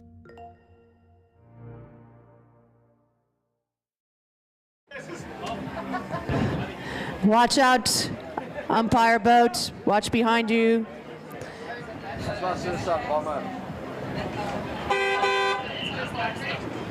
Christopher Baxter. So Ben, I've had so many people complimenting me about my commentary, but I realized I was speaking into the starter button for like about now. We realized yesterday. I think half the time we're talking to ourselves. Okay, so we are realigning now the first heat of the junior men's first Coxless fours on their second go down the course. And yes, Kaz, that is Mr. Baxter. So represented South Africa at the Olympics. He asked for special permission from the POJ and the team and the regatta organizers just to make sure he can keep up his training. Halftime entertainment. Yeah, and not only a phenomenal athlete. What I love about this man, okay, he can't dance, but what I love about this man is, you know, he came from Cares. He was telling the stories about the guys who inspired him, and so he's back at the school coaching, helping out. So if you're seeing Mr. Baxter out there in his skull, we're hoping we can get this guy to the LA Olympics, but it's going to take an entire community. But how awesome would that be if you've got behind him, supported him, and at the next Olympics you say, that's our guy. He's part of our family. He is our guy.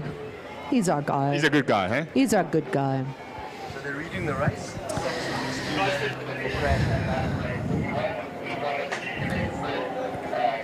All right, so it's not Duvanacha, so just say Sudovna. I had stops, but could you give me a Rondabosch rep, please? A Rondabosch rep. Could we have a representative from Rondabosch? Junaid, perhaps? A Rondabosch representative, please report to the finish tower. Thank you, Rondabosch.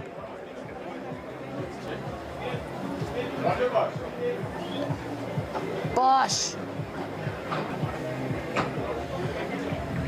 The flag is out to the side. Athletes lining up, the crews in their lanes.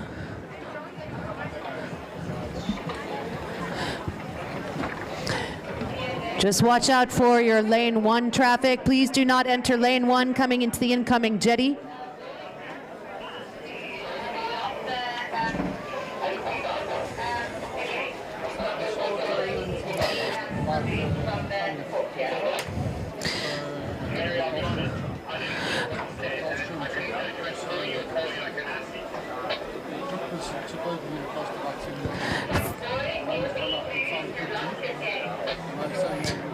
It is a 4-boat race.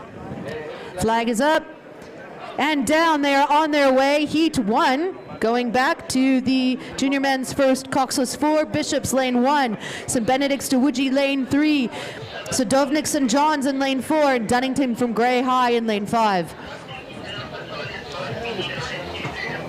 Come on, college. And it's unfortunate Sachs are not in this race. If they had held a strong line, I think they were a strong team. But it is all happening out there at the moment. St. John, St. Benedict's, they're right in the pointy end of this race. Bishops on the far left. And then you've got Great Dunnington, fast on the St. John's, Duvenacher boat. Sadovnik swapped out there. St. Benedict's to Woodgie, still holding on. Nice, good control from those young men. They got a home, Wetton, and then Corbin Sheesby was meant to be in bow, but they've swapped him out. Bishop's doing really well there. Matthew Morrell, fresh from Boston from last year, rowing with his dad, doing good jobs, and now it's all happening. They're coming through right to the end. This is where Bishops did really well earlier. They've got a strong finish towards the end. They're putting St. Benedict's under pressure. St. John's are driving this race. They've got it. They've got the control. They're moving the power. St. Benedict's are holding on. They've had a swap out in the crew there, but Bishops are taking advantage. They are moving hard. St. Benedict's are clawing. And so is St. John. St. John certainly got to take this victory. Second place still open. The angle is going to favor Bishops. They are moving. St. Benedict's is moving. And they are sliding across the finish line together. I might not know who I that don't even was. hazard that guess. Bishops may have just snuck one in over St. Benedict's. Oh, they think they've killed some of the giants. They're the giant slayers. Bishops did a good job there. Grey High coming across the line. That was great racing.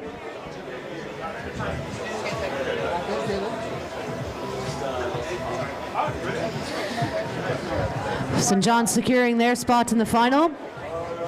On placement. Having a look there, Corbin Sheesby was swapped out by Jacob Bruce. One is surging and the other one is not surging. It's going on to, could you see the surge? And now we've Neves. We've now found a wallet for Mr. Neves, N-E-V-E-S. Mr. Neves. Yeah. Mr. Neves, we have your wallet. N-E-V-E-S. If you could come through, thank you. To the commentator tower. Yeah, Coach Mac. I will confirm. Of course. Thank you so much. After this, are they going to do this one? I'll do this one, then you take the rest. We're switching back from the bigger boats to the sculls now. We've got 3 heats of the junior women first single sculls, which means the first finisher from each heat goes to the final. Next fastest 3 from the 3 heats combined. Promises to be some really good racing. We've got DSG Murray in lane 1.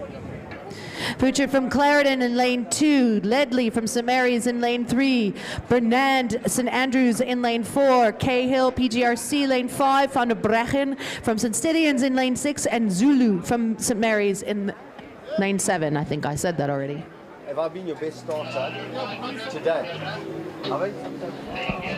But you didn't get it. And then you talking instead of Oh, they gone. Yes. I'm joking. I didn't see it. I've been listening to him the bench. This guy. What? That's a great name for a boat, Invictus. And the race is underway. DSG, Rachel Murray. Then, I think Clarendon is out, but you've got Nicole Ledley, St. Mary's, St. Andrews, Jade Bernand, PGRC, Lila Cahill, Lane 5, Lane 6, Van der Brecken, St. Stithians, and Kanya Zulu, St. Mary's. She's out in Lane 7. We're expecting a lot of thunder, a lot of firepower from Nicole Ledley, Jade Bernand.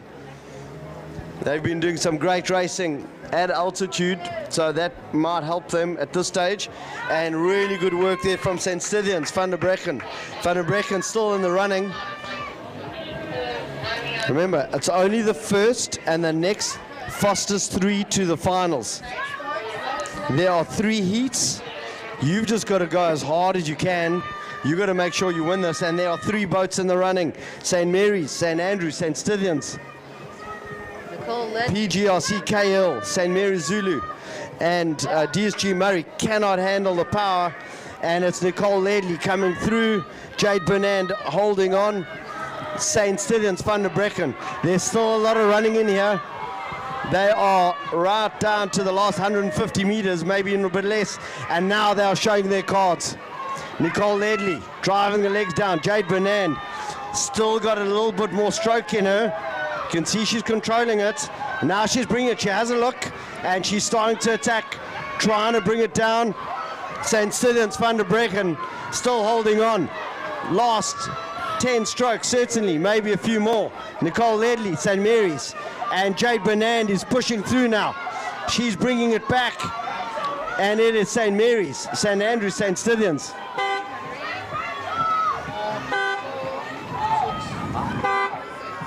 We've got DSG Murray on the inside lane, St. Mary's on the outside lane, Kanya Zulu and PGRC on the inside. That's St. Mary's over the line, Zulu, Murray from DSG, and Cahill from PGRC. You gonna go drop off the Slimsy? I'm gonna drop off a Slimsy. You can have a green Slimsy one. I can handle about a sip from each and then my stomach. I was looking at the wrong boat. Okay, flag sideways. Please hand over to Ben, huh? Hey? Hand over to Ben. Let me do something useful for a change. No, he's going to talk here. I'm going to shoot, then shoot off. And so the second heat of the under-19 girls lining up, looking for the raised flag. It's still sideways at this stage. Empty lane in the middle. Looks like we're missing someone, potentially St. Mary's Ilna. Ilgna. Just having a look at who we've got there. So who we should have in there is Clarendon, Jordan, St. Mary's Ilgna, Lane 3, St. Andrews, Xavier, Lane 4, Holy Rosary, Farity, Lane 5, St. Stithians, Simpson, and Lane 6, St. Andrews, Manson. And they're off. And just for the parents, again, 500 meters, that's probably less than 60 strokes. Most of these scullers should be able to get up into the 34 strokes per minute. And here they come. Here comes the second heat of the under-19 girls. Those rates are right up there, right in the middle of the course. I think that is Xavier in the middle of the course, but closest to us, and that looks like that's Ilgna. And that's the bright red of St. Mary's. Just going on to the boys a little bit. I was out on the water, and if you have a look again, because we're on a river, you'll see that the water breaks up a little bit, and it can move the boats. So at the moment, again, young Ilna and St. Mary's there will be just conscious that she's on the boys on her stroke side, but she's doing well to move over. Looks like she's corrected. She can go straight. Chrissy Xavier in the middle of the course there. She's got her rhythm going. She looks fairly straight, but on the far side, I was missing there. We've got St. Stithians, and that's Kenya Simpson. And out of their first quarter gain there, St. Stithians looking really good. She's tapping it along. So at this stage, Xavier in the middle, and I can't make it out between Kenya on the far side and Ms. Ilna closest to us on the red, and on the far side, sorry, I didn't see Gabby Manson. She's also in there. She's half a length back on Kenya Simpson. As they come to the finish, it's close. Ilna's still there, but it looks like Chrissy's making up. So Chrissy Xavier from St. Andrews. Again, she's just consciously, she's on that stroke side buoy. That just tells you how the wind is blowing them a little bit over.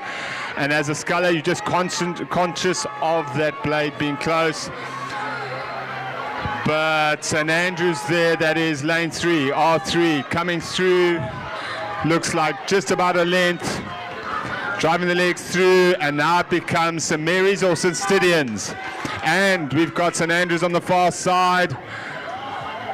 Oh, that's close.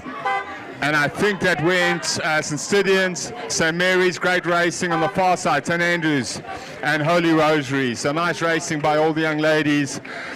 500 meters, again, probably about 60 strokes. Where is the pinger? Is the pinger on? Callum Neves or Nevis, we've got your wallet at the finish tower from Selborne College. Callum Neves. Is that pinger time? No, probably not because Gareth is still fixing the scale. That's the You try to take care? We have manual on those. Okay, where are you? Guys, you got the pinger? 140. I've got slightly different times. We're down to this one.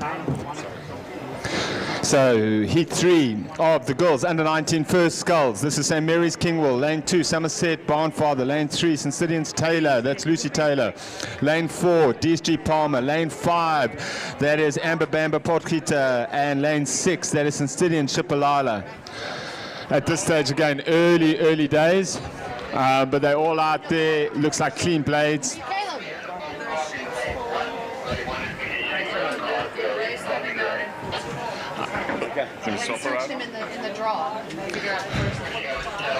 Again, for parents, if you're preparing the rest of your day, so obviously you know where you're going to get your food and refreshments, but if this is the first time at the Buffalo and Selborne Regatta, today will be phenomenal. So if you start making sure you've got a place right next to the water from about 3 o'clock or 2 o'clock, the finals come. And with the 500s, it is just sprinting. It's going to be flat out. It's going to peak at the end of the day. We're going to have the top under 16 boys and girls, the top opens, and again, hopefully before it starts getting too dark. But phenomenal racing at the end of the day when they come down for the sprints. Sideways flag. Oh, they've gone back. They restart. False start. Sorry, I haven't got the pinger. You got the pinger. Okay, good. You're good. Cool. So we had a false start there. So the third heat of the girls under 19 sculls has gone back. Flag is up and they're off. Take 2 of heat 3. Again, if you want to train your eyes in closest to us, so that should be lane 1. And that is St. Mary's Kingwell, so you look out for that bright red, that distinguished color. On the inside, Somerset. Just trying to see if we can pick them up properly there. So that's lane 2, second one in from the St. Mary's young lady. And then one of our favorites here, this is Lucy Taylor. Incredibly strong, went to St. Catherine's with the under-19s in the quad last year. And I know her mom and dad are out, I don't know if they're out in the water, but also helping out with all the officials. So she's in the middle there. This race. And then lane 4, DSG Palmer. So you've got to look out for the green. So you'll see the flash of the blue and white blades. That is Lucy Taylor from St. Stithians. On the other side of the bank, the sort of the actual East London City side, that's the green of DSG. And then just beyond that, you'll see Amber Potgieter. And she's probably in the mix there for that top 3. And on the far side, it is St. Stithians Shipalala. But nice. I'm seeing 4 young ladies in a line. Traversing the buffalo. Lucy Taylor's incredible. She's got that boat going. You can see she's getting legs down. She's throwing that body. So Mary's is having a fantastic race here. This is young Elizabeth Kingwell. She is having the race of her life with inside. It's nice to see Somerset. And again, we're down at the coast, so I'd love to see Somerset do really well. We call them the Croatian tri-suit. It's that navy blue with the checkers on the side. Lucy Taylor is all over this race. Amber Potgieter on the far side. I think Lucy and Amber have been racing one another for ages, but Lucy is on top of this. She is dominating this race, and over 500 meters to understand her length and a little bit clear that she's moving that boat. Again, taking a quick rate check. That is about 33 odd strokes per minute. She's got the right up. It's Kingwell versus Potgieter. And remember, fastest is automatic, and then it's the next fastest. And it's going to be Taylor, Kingswell, Potgieter. Nice to see Somerset. So Kaylee Barnfather in there. And on the far side, that is St. Stidians, Shipalala, and then DSG Palmer. Well done. Ben, you're doing a great job. Yeah. Why? What do you have to do? 6 heats of the next event, which is the junior men's under 15 single sculls. I've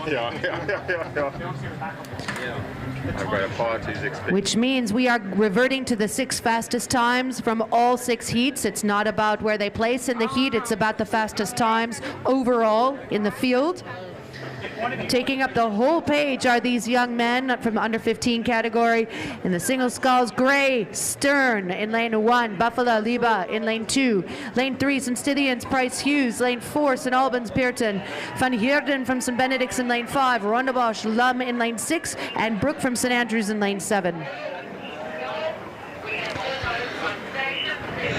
And again, sorry, I'm going to plug this. It's not favoritism to the kids, but just really recognizing and appreciating the parents. And I think it's quite a cool story.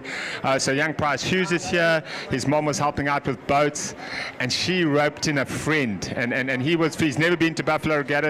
I think it's his second regatta, and he was roped in to doing some of the boat checks. So nice to see that people sort of chipping in and helping out.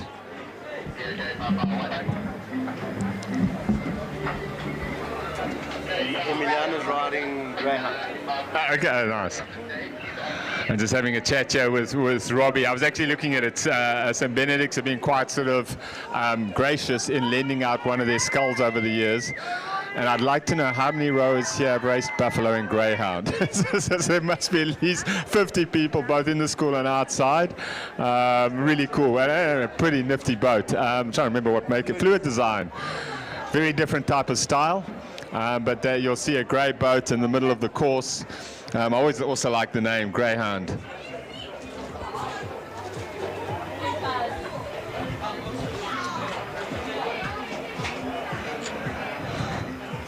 And I'm trying to check if we've got the DSG girls or Clarendon. I can see half a tri-suit.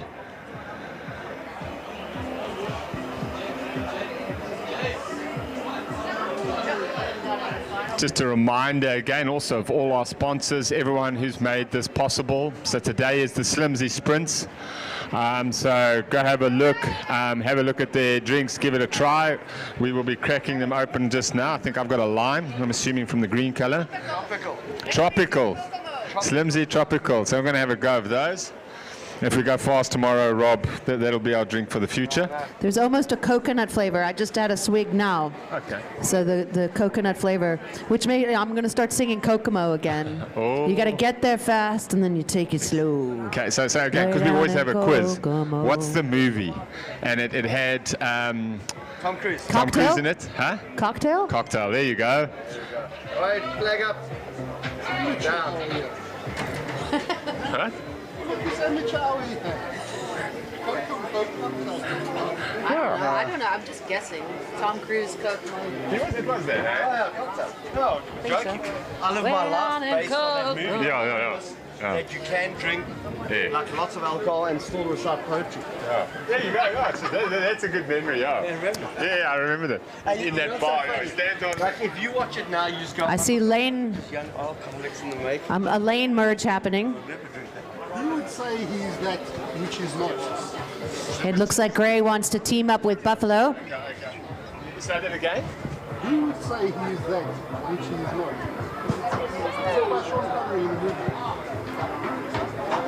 You see now, you misunderstand my brain. Highlander. There can No. What is it? Where did you go? Highlander. There can be only one. No. So it's not going to be the guy called the sword on stuff? Kevin Costner. Robin Hood. But just for the record, I don't think I've ever seen cocktails. On the water, and it is the distinctive style of Gray Mr. Price started in- Hughes. Yeah, but do you see Gray's gone on tour? They started in lane 1 and now he's out in lane 4. Maybe his coach has told him the strategy. The current's going out, the wind's going out. You don't want to be in lane 1. And Emiliano's tall, long. So I hope the national selectors are looking out because Mr. Price Hughes, a different technique but leading. So you can never complain. It's like the Irish, even if it looks rubbish, he's out there, he is throwing the kitchen sink out at it. Rennell Ben is and located at the effective. finish tower.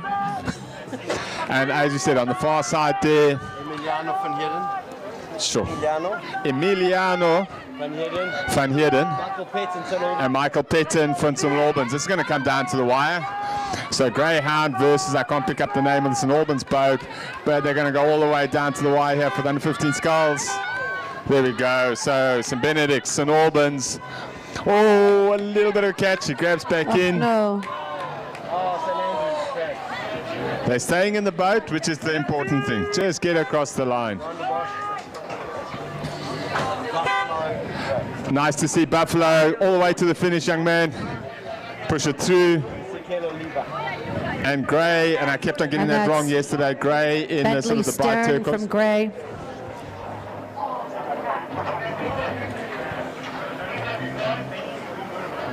Completing his tour. Say hi to Kingsley for us. All right, Heat 2, junior men's under 15 single sculls at the start line, lining up, getting ready to go. We are looking at Dylan Leyburn from St. Stithians in lane 1, Allen from St. Andrews lane 2, Henry Wang, St. John's lane 3, Boyson Rondebosch lane 4, Ngogela Namatu lane 5, Roston from St. Benedict's in lane 6, and Duplessis from Gray in lane 7.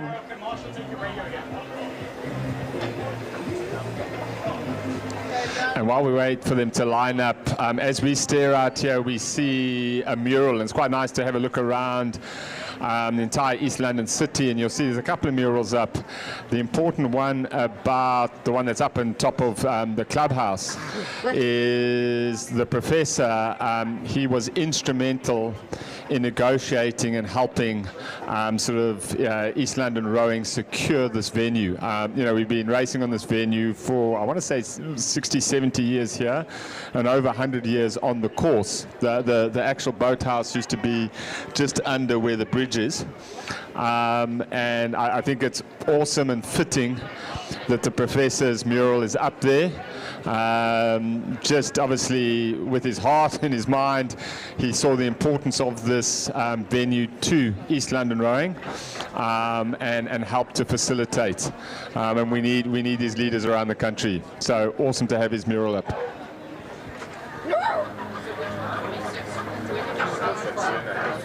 They're unleashing the pterodactyls.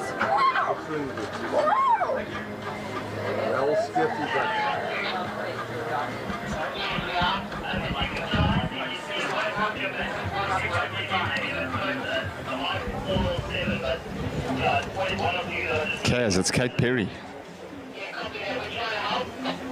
Thank you very much. Oh.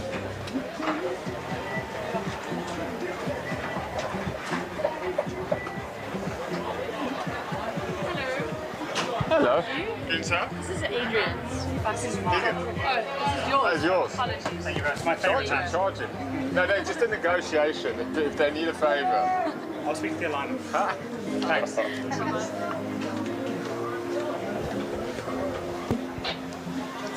So, you know, I think we need to get you guys some T-shirts. Like, it's like everyone's got like official T-shirts in there. Those red ones. Like anything. It says like official commentators or authorized press or something like that. Can I just have the word senior logistical in whatever title I'm giving out all sorts of titles. Senior strategic. Communications officer. Senior strategic. Okay, flag up. Go. Done pinged. Pinger. And then just again, parents, if you're up there and you're just having a look around, come to the edge of the clubhouse and just have a look how much the officials are doing. And just to give you a bit of a context of how many officials, I think we're working out there's almost 30 or 40 volunteers who make the regatta work. And that's before we have people up at the gate. That's before we actually have the regatta sort of organizing committee. But down just below the clubhouse, you will see, I think there's about 7 people, and they check every single boat. They'll check the heel straps, they'll check what's called the bungs, and what they're trying to do there is make sure that every athlete that gets on the water is safe. So just so you understand, why do they check the heel straps? If you do ever tip in the boat and you've tied your feet in, one of the challenges is if you flipped, you need to get your feet out. And of course, if there wasn't a little string holding them down, your heel doesn't get held down, and therefore you can't get your feet out. So again, we've got volunteers there checking every single boat, and there's about 7 of them there. Then I'm sitting here, and we've got about 3 laptops. I'm just counting how many people quickly. We've got 8 people here, and we've got the pinger. Robert Riccardi's got the official title, the King of Ping. And that's quite a cool little device. And I'm going to work out the logic of the technology. I don't know everything about it. But effectively, the pinger is a red button with a transmitter. And that somehow pings a receiver which sits in front of Gareth Jasson. And it formally starts the race. Which means then as the people stop, you know, as they hear the beeper to sort of get the times. Sorry, I'm going to let Kaz talk. So St. Stithians and Benedict's. St. Stithians closest to us, but St. Benedict's taking the long route, and we're just going to watch him so he doesn't row into the sea breeze. Every now and again we have that. So, St. Stithians, St. Benedict's, Rhonda Bosch with those famous yellow caps. Dylan Laburn across the line. Kai Rostorn. Ewan Boyson from Rhonda Bosch. And tell him to stop. Huh? St. Benedict's, just watch the, yeah, there you go, you're good. We've got St. Andrews, so we see the St. Andrews cross on the blades with their sort of light blue with darker blue tri-suits. On the far side, that is the, so as I said, the bright blue of grey. It is grey, huh? And Henry Wang from St. John's. And St. John's in the maroon, gold and blue. What's that boat doing? Namatu. So again, just getting back to sort of what we're seeing here. We still have a boat on the course. It's Namatu, by the way. Turned sideways.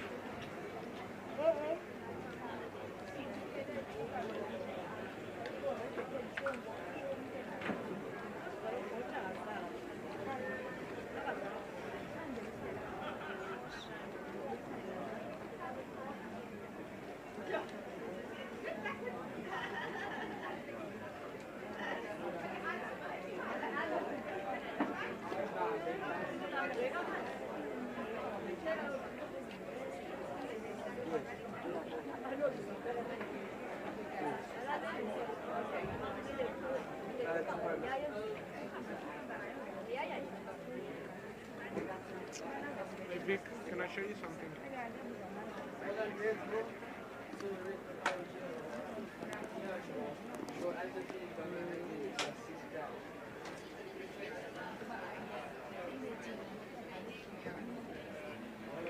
We watched Zach's face.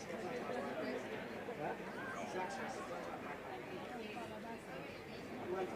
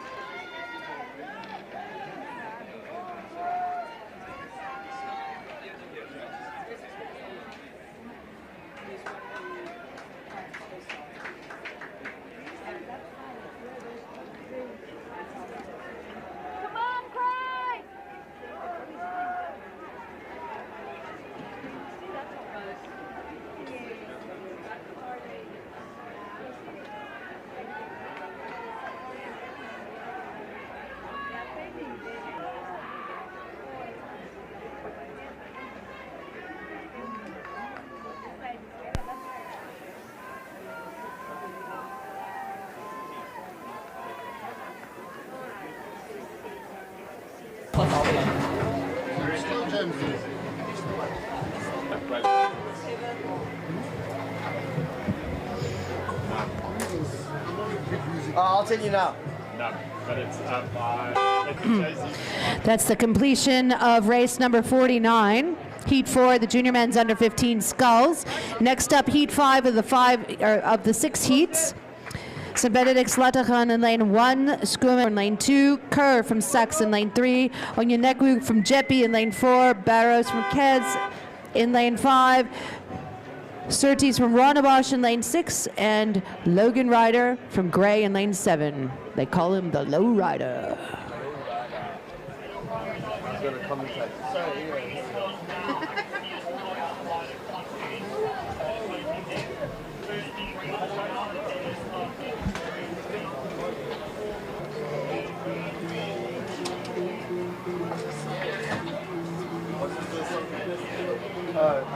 Kokomo by the Beach Boys.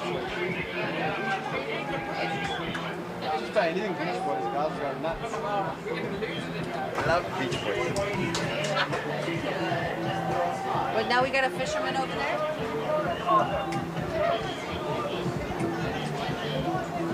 We don't have water over again. Is that a good fishing? I'll tell you now. He's not going to come down and take a swim.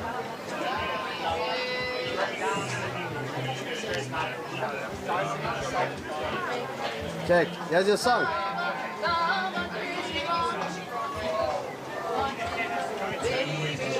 And Sax Kerr.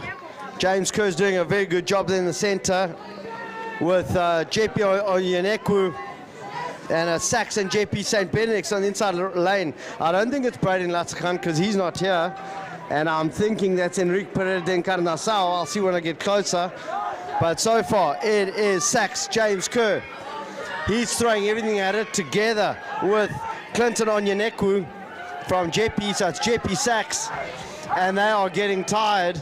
This is when you want to start passing out and you've got to stay focused, you've got to stay concentrated. They are leaning, throwing everything. St. Benedict's coming in really fast, really quickly on the inside lane. Braden Latachan really pouring it on. My goodness, look at what he's doing. Look at what he's doing. Oh my goodness. Oh my goodness, he's going to steal it. That is an incredible race. Wow. From JP. Braden Latachan from St. Benedict's for that that was amazing Enrique finish. Pereira de Encarnação. Is that correct, young man? Are you Enrique from St. Benedict's? That guy was a great finish. Really good stuff. Good strong finish now from Selborne. Devet Skuman right at the top. That's Ronnebosch, William Surtees. And then Gray, the low Logan Ryder, finishing off this race.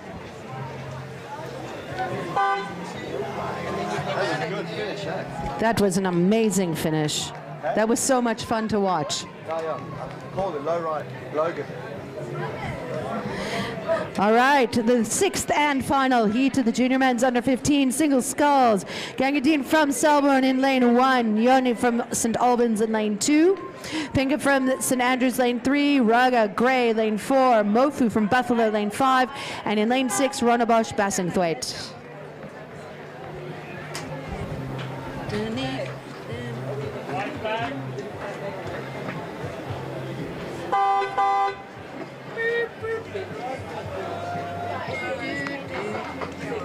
I thought it was 4 o'clock.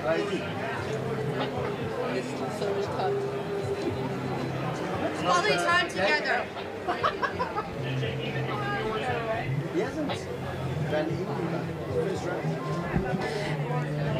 Scullers, please make sure you go through the red buoys before you turn back to come out on the incoming jetty. Just sounds so backwards to say.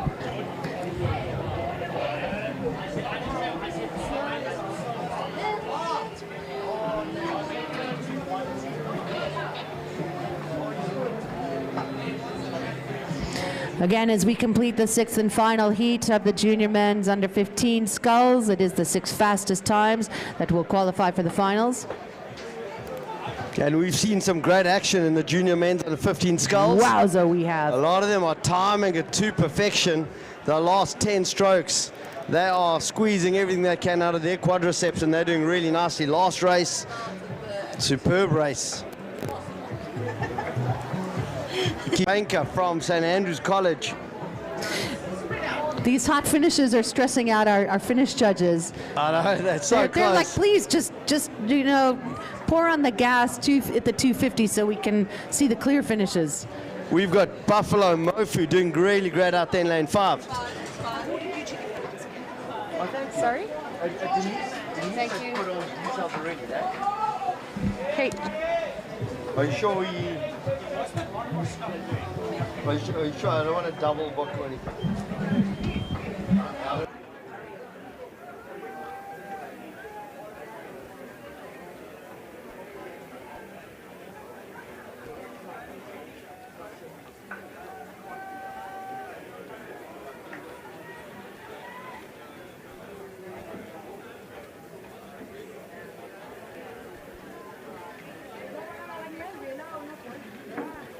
Very useful. St. Andrews Panka driving the St. Albans Nyoni on lane 2, lane 3, lane 1, Selborne Gangadin. Buffalo biding his time, he's been having a watch, and now he's starting to make a move. Buffalo's done really well right alongside St. Andrews College.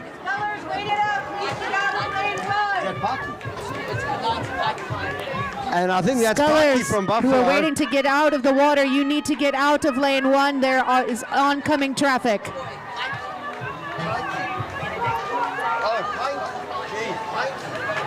And that's got a punky from...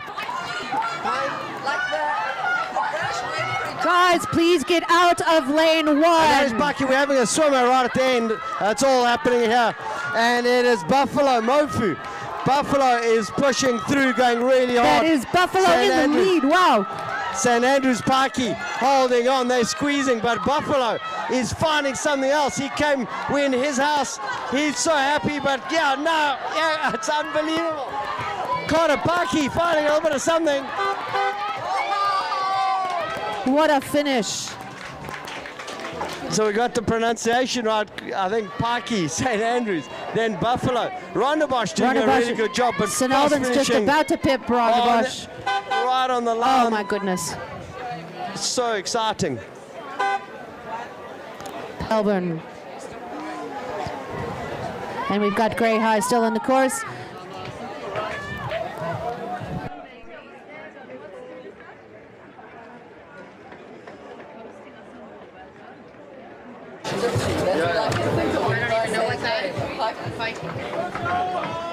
Like tigers. I'm very sorry for the mispronunciation. Not stuck in the barrel.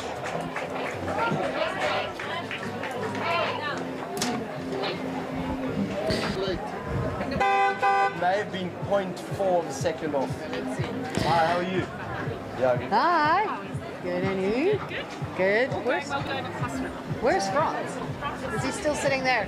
Okay. Hi. Good. How are you? Yeah, we can only take it with gloves. We're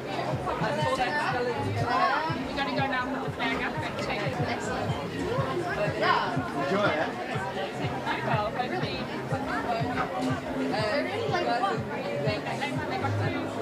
No, the lane is still good. Yeah, and we got in lane by the skin of our teeth. That is Russell Branch. And Russell Branch is controlling this. He's slowly moving away from St. Andrews. St. Andrews hasn't spotted him yet. But the St. Andrews, Mr. Llewellyn, looks really strong. Good control stroke rate, moving away from St. John's, Vladislav Korj. But it is Russell Branch, the sculler from St. Albans. He's got momentum, got good movement. And St. Andrews is picking it up, trying to bridge back. Remember, it's only the first and the next fastest 2 times. So St. Andrews has got to find something more, and he's leaning. Russell Branch has been going for a long time at that pace, and that is very difficult to close that gap. And it's Marcel Llewellyn throwing everything he can for St. Andrews. But Russell Branch has done enough, controlled the race. He's off to the finals. The Tangerine Dream Over the line. Vladislav Korj for St. John's. Coming through in the skulls there. And then Z1. Well done to Vlad. Brian Maleko and Jaden Henry from UWC. Vlad, just watch behind you. Vlad, put on your Gentlemen, brakes. careful, Scullers. Scullers, watch behind you. Scullers. Selborne or Jeppy. What is that? Jeppy. Scullers, please do make sure that you proceed all the way down to the red buoys. So Sculler has tipped out under the bridge. So everybody just keep an eye on that Sculler, please. Proceed through the red buoys before you come back around. Safety boat, we have a sculler down under the bridge.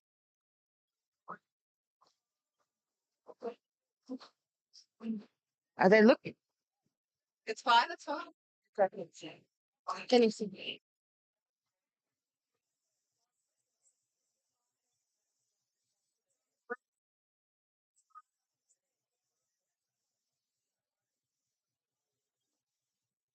Heat 2 of the 4 heats, the junior men's second single sculls. In lane 1, Dos Santos from St. Benedict's, Clements from Buffalo, lane 2, Collier from St. Stithians in lane 3, Edelvima from St. Albans in lane 4, Riddle from Rondebosch, lane 5, in lane 6, Gray, Dunnington.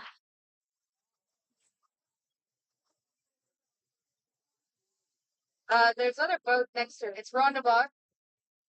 Oh, Jeppy's right next to it. There's quite a, I think there's a current under there making it hard for him. Oh, there we go. All right, I'm meeting. Walking away. Press, wait, very straight to. Wait, wait. Rescue, please cut your wake. Rescue boat, cut your wake.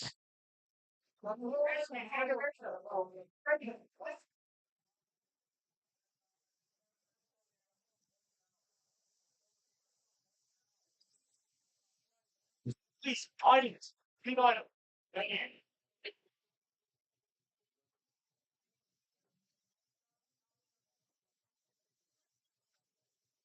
Between the radios, the speaker, you know. It's full of salt, like 2 meters out in the jet. Like that one, what they just gone to great. Doing ready to go. He's like, this is my moment. It's my moment. He's like, I'm ready. I've been waiting for this. For 2 days, I've done nothing. This is my moment. He's in. Yeah, right about. And just as, oh, sorry, Rista. Nice one. Rescue.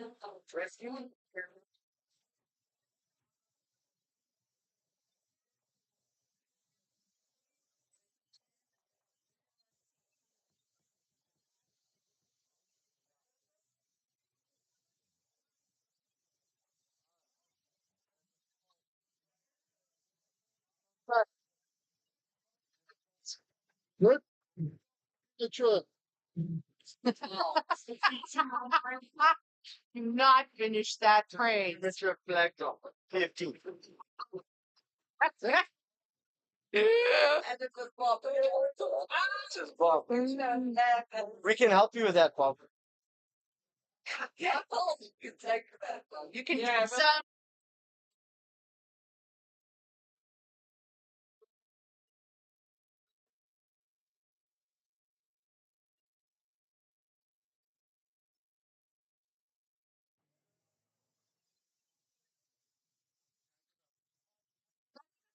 And Gray, Seth Dunnington doing a good job there, lane 6.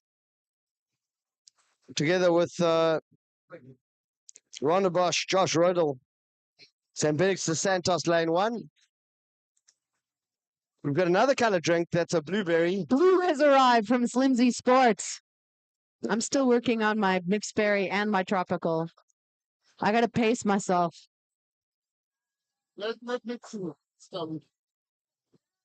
So from this angle, Seth Dunnington from Gray pushing through. Remember, it's only the first and the next fastest 2 times.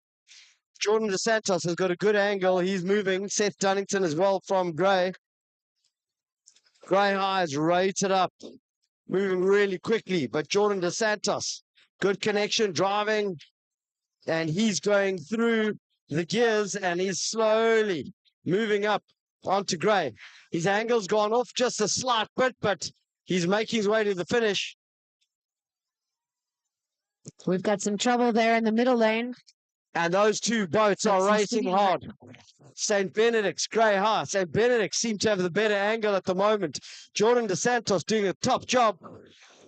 He's caught himself up to Grey High. Grey High, Seth Dunnington just struggling in these last few strokes. So Jordan DeSantos, well executed, well coordinated race. A1, he's over the line, then Grey High. Africa de Lima from St. Albans. Bit of a wobble, but has got himself back and going again. And Joshua Adele, Rhonda Bosch Who's that in there? going over the line. That's what I thought. It looks like they're that colors. Looks like a email with a dryer.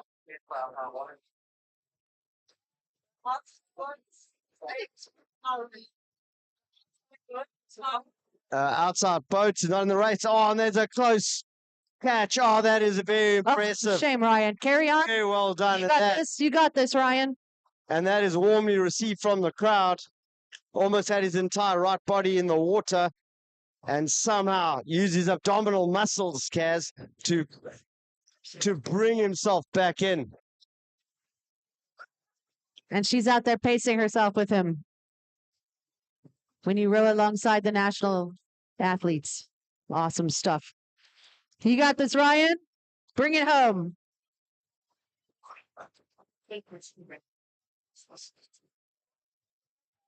That's St. Stithians finishing us off. Heat number 3 of the junior men's second single sculls. In lane 1, Strachan from Jeffy. Lane 2, Wrist from Gray. Mateo Cullen and St. John's in lane 3. Nick Poulter from Rondebosch, lane 4. Miller from St. Albans in lane 5. And Jacob Bruce from St. Benedict's in lane 6. So Uptown Funk won't get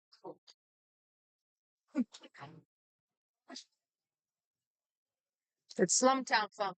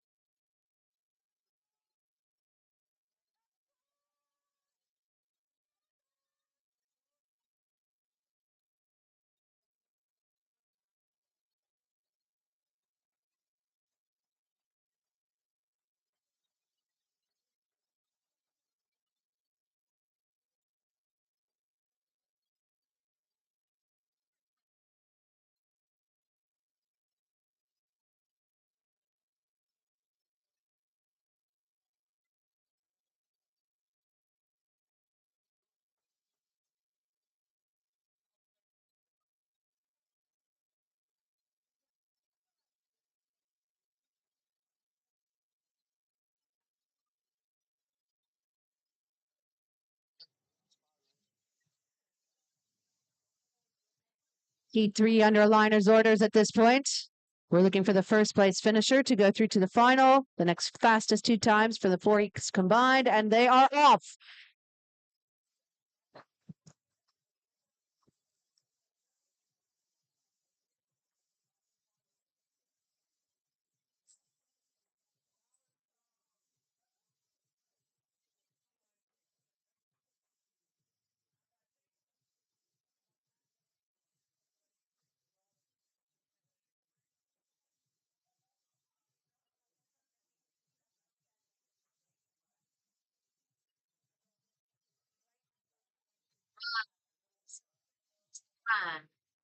Tate Miller, St. Albans. Now, good starts there. Nicholas Polter Ronbosch just to his left, and then Mateo Cullinan also by our side. Keep an eye out on Sebastian Strachan from Jeppy. Ben Rist also from Grey. I do a good job there in lane 2.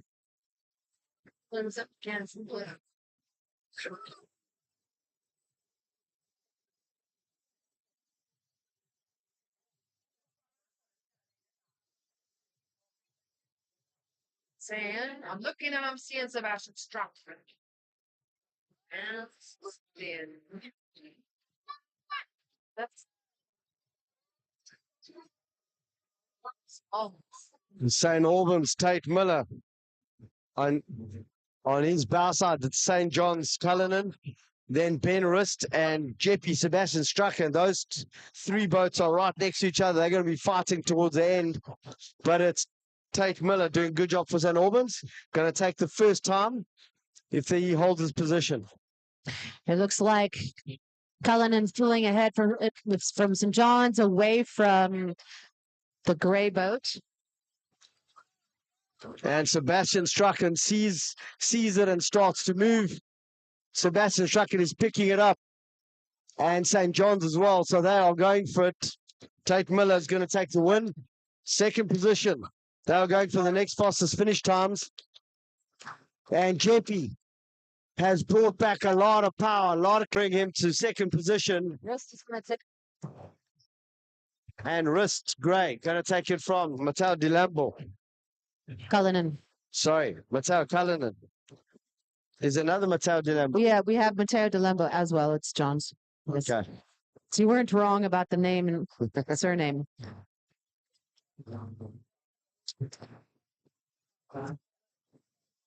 As we watch the final 2 boats coming in, we've got another last and the fourth and final heat for the junior men's second sculls.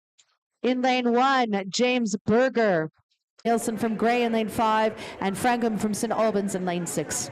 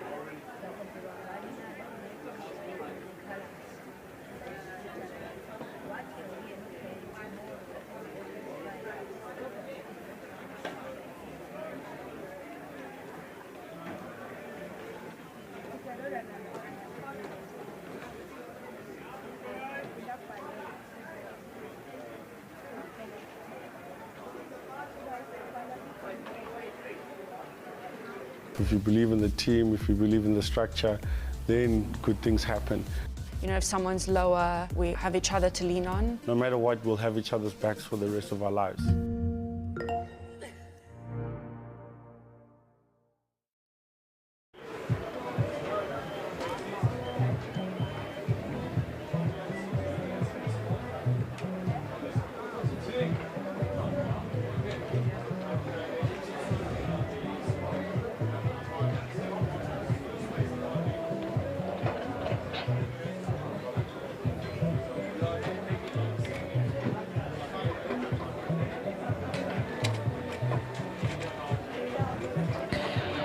Rob, it looks like they got a big win down there. You can see the flag out to the side for the aligner. Flapping. It's up. It's down, and they are on their way. The fourth and final heat of the junior men's second sculls. The first one through the finish line progresses to the finals, and then the rest hoping for time.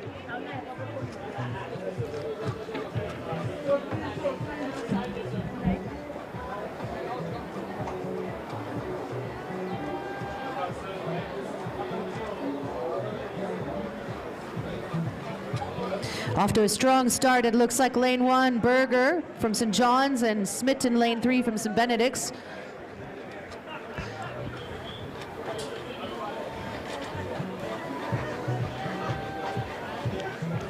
Those two had a superb start. Keep an eye out also at the top. Gareth Nielsen from Grey. Sorry, I think Liam Franken from St. Albans. There's another boat there as well.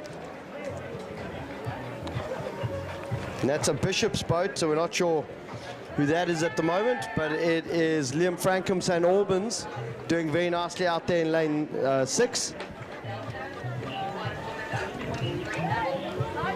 And it's those boats next to each other. Matthew Smith, good, strong, powerful sculler, seems to be moving ahead of James Berger, but the threat is Liam Franken from St. Albans.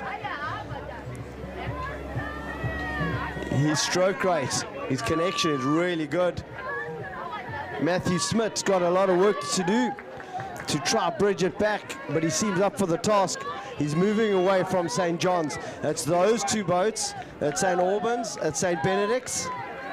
St. Albans really just getting a really long, strong connection. Yeah, they're matching each other at the moment.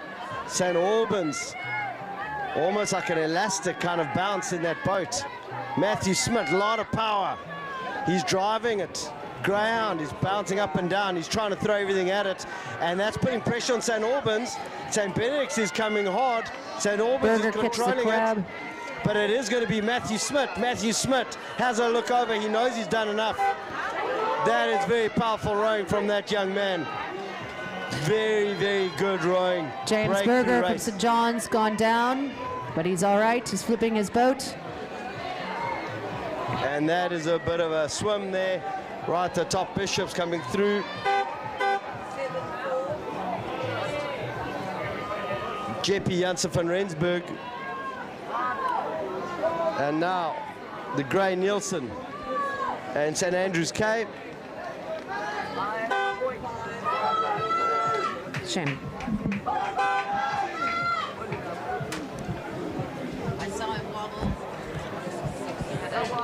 So we see ahead of the St. John sculler, doing really nicely in the early stages. Just a little bit too much power. That race underway. You're joking.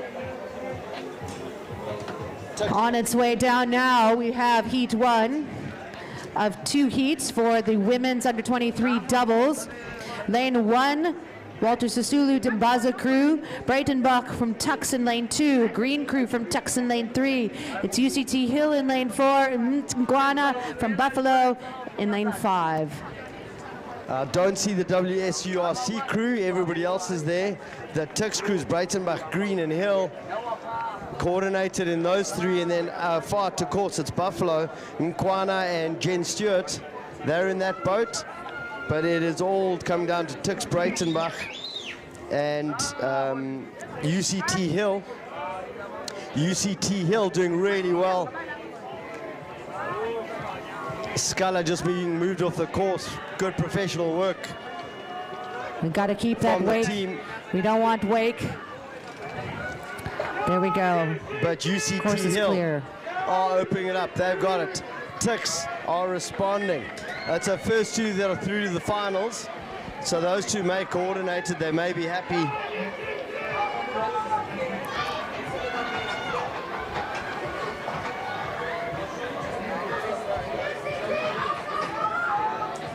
And UCT pushing through, but Tux nice and controlled. They look good.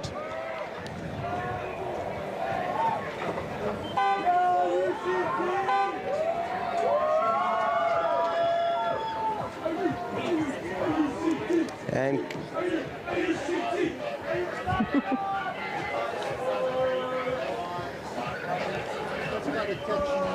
that's a Tix crew. Breitenbach coming through. And then at the top, Buffalo and Kingwana. Mtswana, Together Lily, with Jen Lily Stewart. and Jen.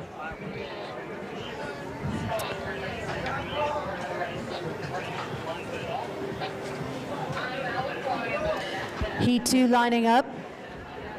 Again, the first two to cross the line going to the finals. Fitz, Paleolo in lane 2, Morgans from Tux lane 3, Bruchman from Tux lane 4, and Yara, University Fort Hare in lane 5.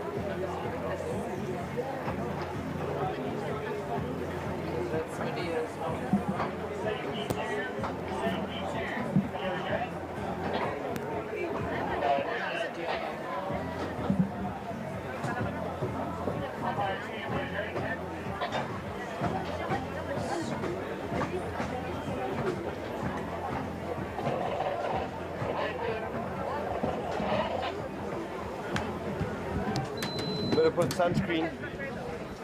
Get back.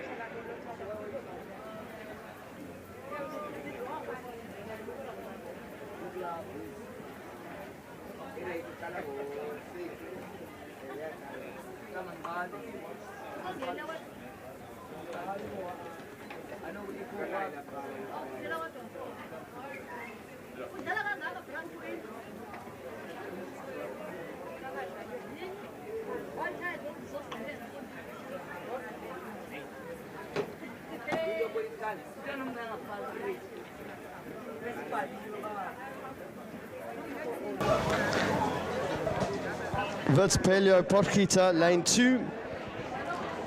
And on their right, Tix Morgans, Tix Bruchman, UFH Yara, lane 5.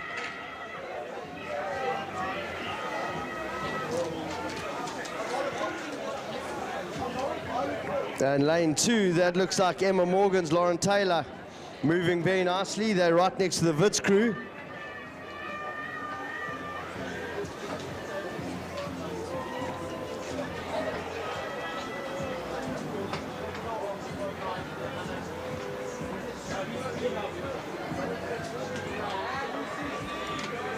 Wits crew taking this race out, putting lots of pressure on the Tix Morgan's crew. Good, strong, high rate.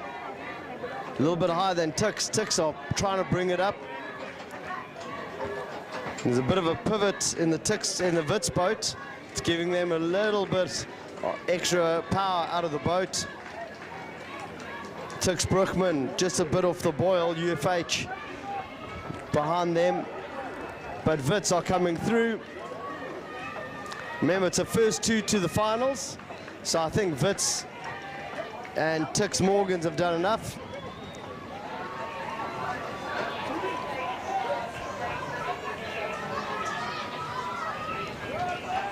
Very impressive from those young teams.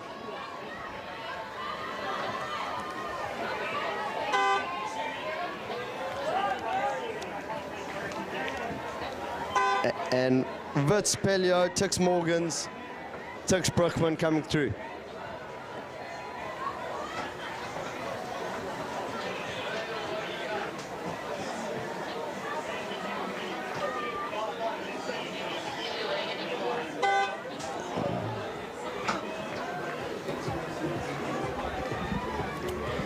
As the women's doubles come to a close for the two heats, We've got 4 heats of the next event, which is the junior men's first single sculls. Some exciting racing coming down now. Jeppy Richardson in lane 1. Olona Kamba from St. Andrews in lane 2. Olaf Muller from St. Albans in lane 3. Willem Cornier from St. John's in lane 4. Luke Weaver, St. Stithians lane 5. Adam Arnold, Rondebosch lane 6. And Diego Ramos, St. Benedict's in lane 7. Oh my God. Our Finnish judge feeling feisty. The buzz is also powerful, you know, it's not just the picture. Ooh, you have ping envy. You I have a buzzer. You have ping envy. I do have ping envy. I never thought I'd hear those words, but in fact I will own the fact that I have ping envy.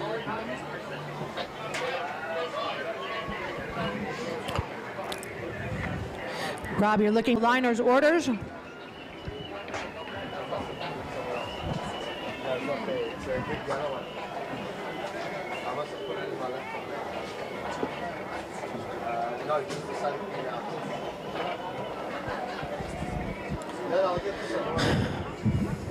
A nice headwind blowing down the river, or up the river into the gorge.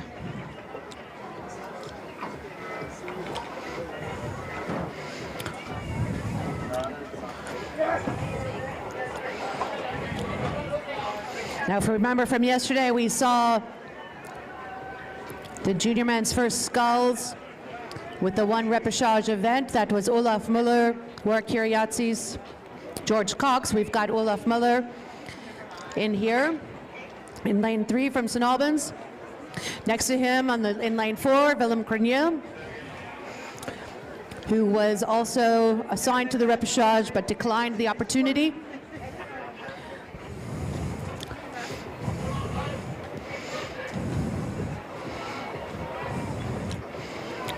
Contending with the wind, the aligner trying to get everybody pointed down towards the finish line.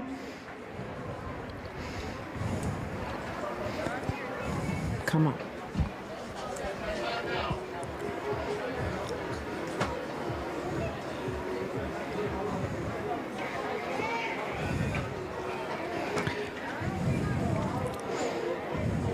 Again, 4 heats, which means that the first finisher from each heat will qualify for the finals. And then the next fastest 2 from the 4 heats combined.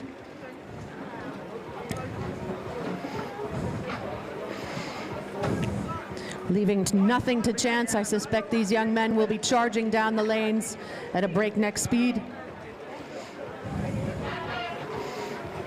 And they're off.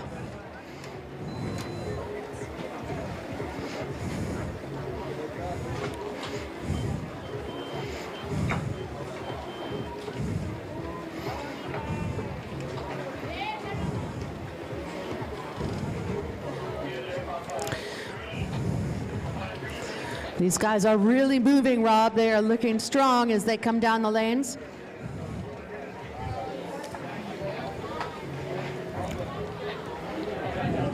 Yep. And you can see straight away Willem Cronier, those 4. shoulders of his, that pivot, and he's moving with a lot of power. And that's causing a little bit of chaos because those two boats are right next to each other. He's going a little bit in the road. That wind giving them. And the marshal's right on top of him. They're calling out the boats to straighten out. So St. Albans, Olaf Muller and Willem Cronier, those two battling it out. They've separated, but those are the 2 that are going really strong. And the other crews, Jeppy Richardson, St. Andrews Kamba, hanging on. Far side, Rondebosch Arnold. They definitely have a headwind. You can see how hard they're working. The tide still coming in, it looks like. So everything wanting to flow up the river. And this is where you get Olaf Muller, the typical, very elegant St. Albans we've got stroke. We've got a crisscrossing lane there. Looks like Selborne and St. Andrews. But look at Willem Cronier starting to pivot his hips. He's got that big, strong mass of his, those good shoulders, and look at him going. He's going for it. He is going for it. That Willem Cronier is putting Olaf Müller under some pressure. He's putting him under a lot of pressure, that big, powerful stroke. Olaf Müller's trying to fight back. He's trying to bring everything he can just to make sure he can stay ahead, and look how he controls it. But that's Very Olaf well Müller done. just pulling out. What a race. That was a great race. And F6, that's Adam Arnold from Rondebosch, doing really well and struggling just ever so slightly. St. Andrews Kamba. And lots of movement in those boats. The weather's picking up. Look how strong the tide is. As they cross the line, the tide almost takes him back over. We see a hand up in lane 4. Contrasting styles of Müller and Cronier, St. Albans, St. John's. They're sitting in a pack.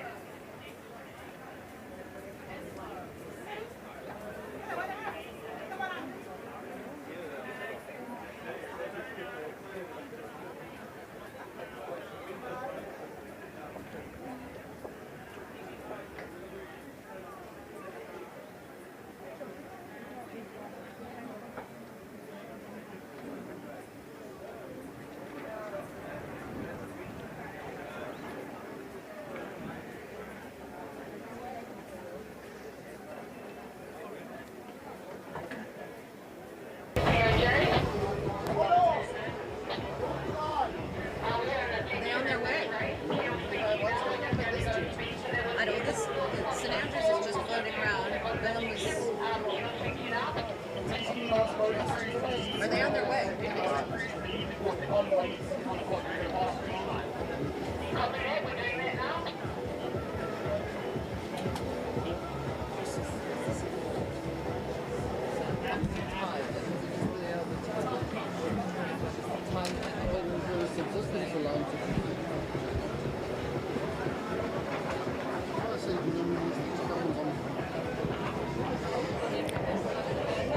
The next heat, Heat 2, Junior Men's first single sculls. Where does Sheesby out? There's no Sheesby. All right, we are looking at Josh Voges from Gray in lane 1. Nair from Rondebosch, lane 2. Scratch, lane 3. Ryan Taylor, St. Scythians, lane 4. Fletcher, Sachs, lane 5. Bukes, Jeppy, lane 6. And Julian de Villiers from St. Albans in lane 7.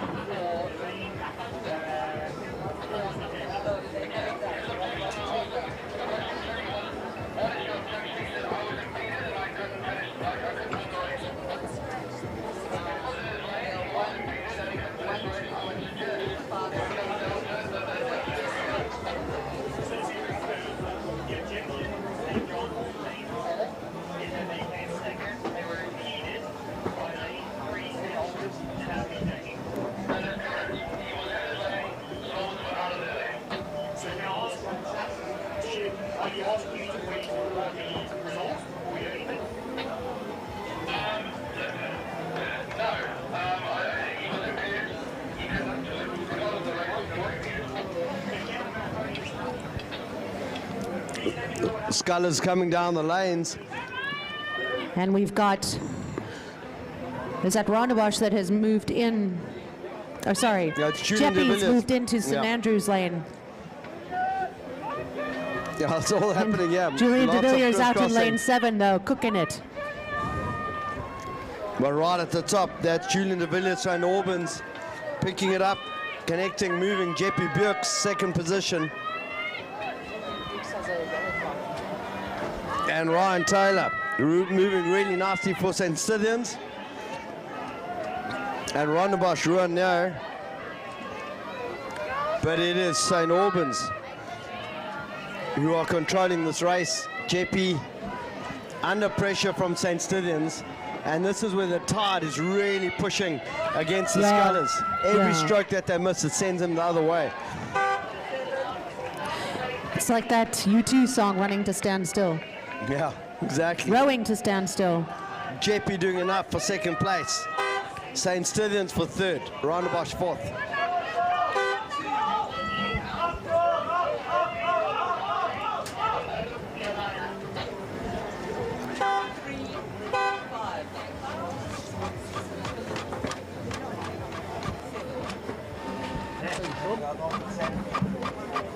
Okay, brace off, Rob.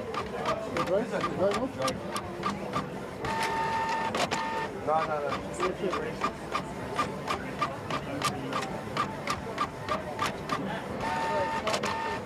Cool, thank you.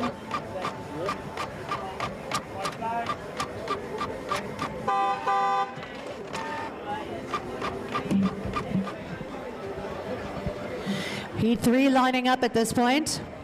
For the junior men's first single sculls, St. Stithians and Barry lane 1, Liam Ruitt from Jeppy lane 2, Texera St. Benedict's lane 3, Cole Everts from Selborne lane 4.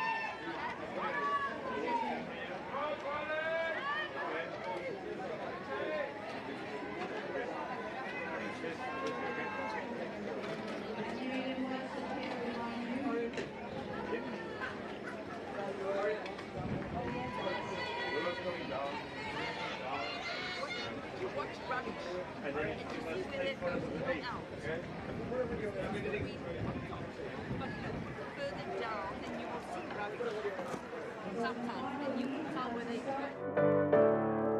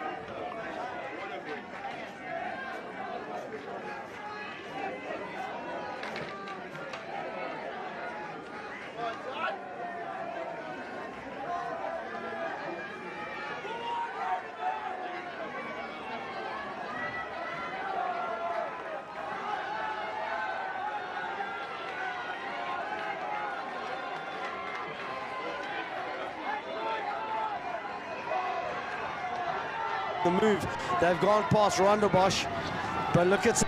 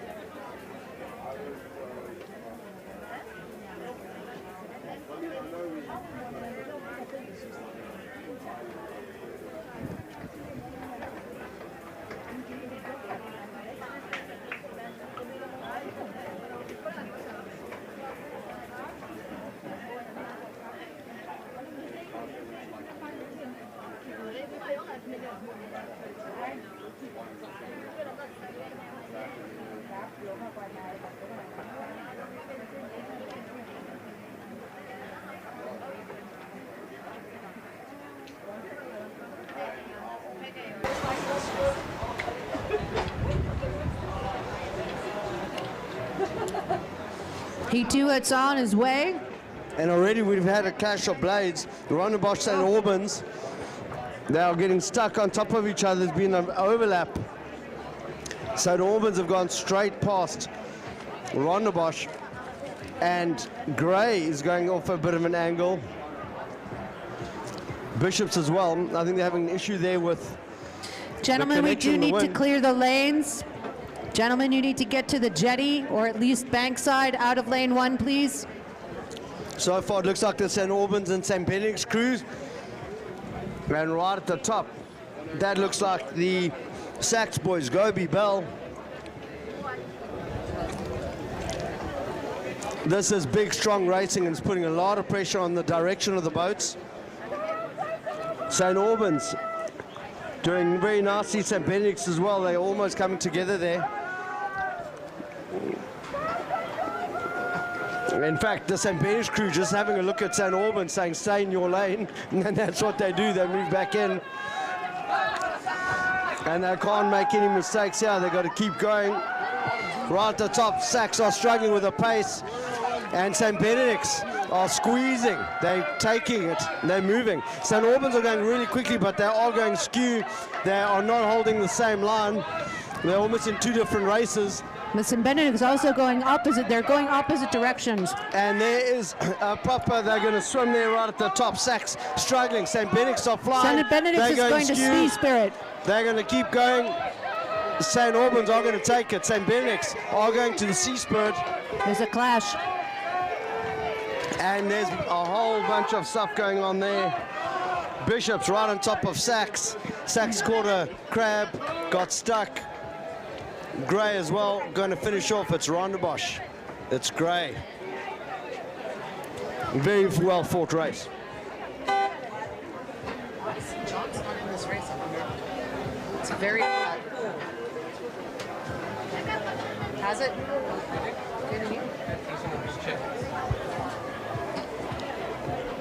Not my circus. You can speak to the queen of beef.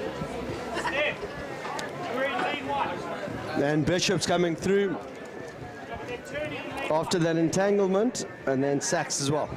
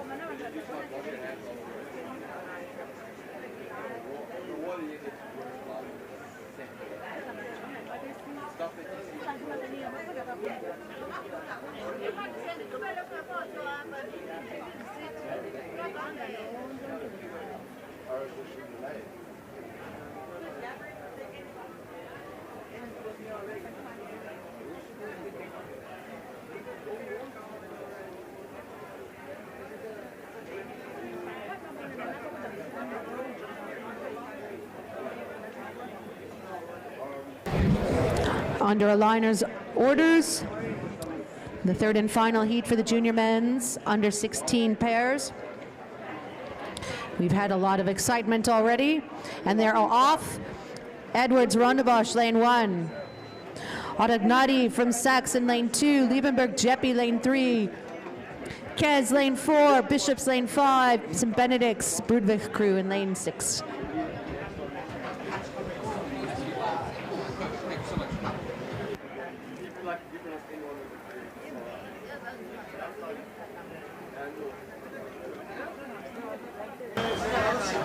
And already a clash straight out of the blocks. They are going to restart that event. And that looks like the Sachs, Jeppy Cruz, Saps Oronyotti, Jeppy Liebenberg.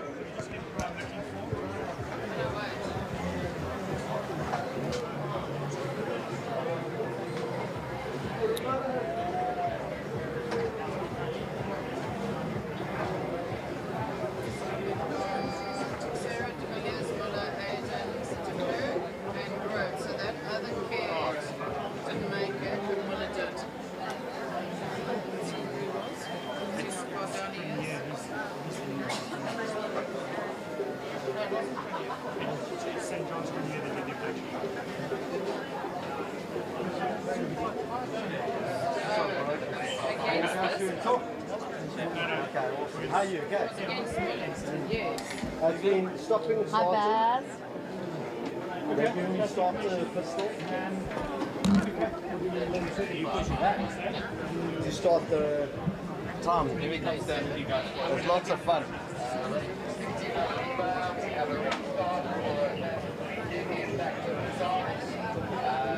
We're just going to restart. Don't you going to sit? No, I'll fix that. Put your cowboy legs in.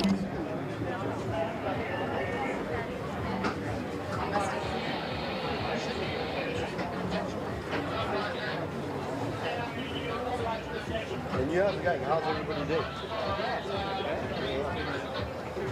Still under 16.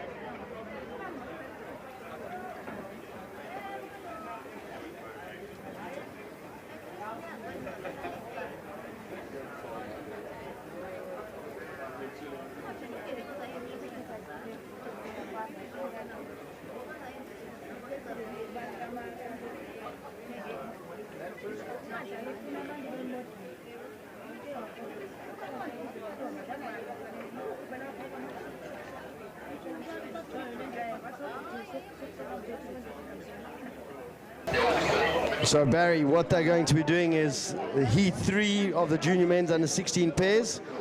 There was an entanglement between Sachs and Jeppy, and they are going to be doing a restart. When they do a restart, is it just exactly the same lanes, or do they say, this time no crashing? Like, what do they actually tell the teams? So look, I think it will depend on what happened in the clash. We saw a little bit earlier in the men's under 19 fours, the Coxless fours, where a crew was excluded because it was their fault for crashing. So it'll all be up to the umpires to make their decision there. But the crews just need to stay calm. I think the crews that panic the most now will struggle. The crews that are well coached, stay calm, just restart, will go really, really well. So they got them lined up already? So it looks like all crews are lined up again at the moment. Just waiting for the red flag to go up.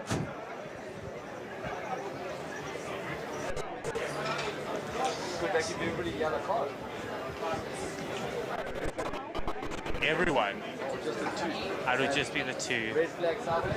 Red flag is out on the side. We're almost ready to get going here.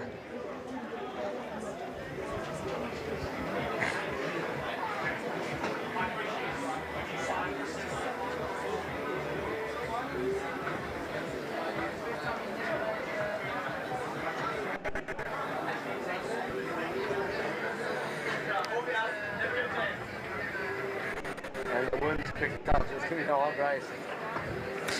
Flag up. And the race is underway now. So we're hoping for a clean race here now. I'm not going to slow.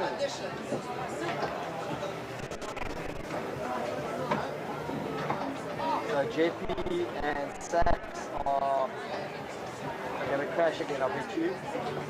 They're coming together. So it looks like we've got two crews starting to come together again. Sachs and JP. So the Sachs and JP pair look like they are moving together. Are they going to avoid a clash? Yeah. It looks like JP are pulling away, so we should avoid the clash at the moment. They told Sachs to wait. And so JP has got the straps and chop. Selborne's crew at the top. Then Bishops, Kaz, and JP. I'm saying I'm Kaz. No, I think it's Keza.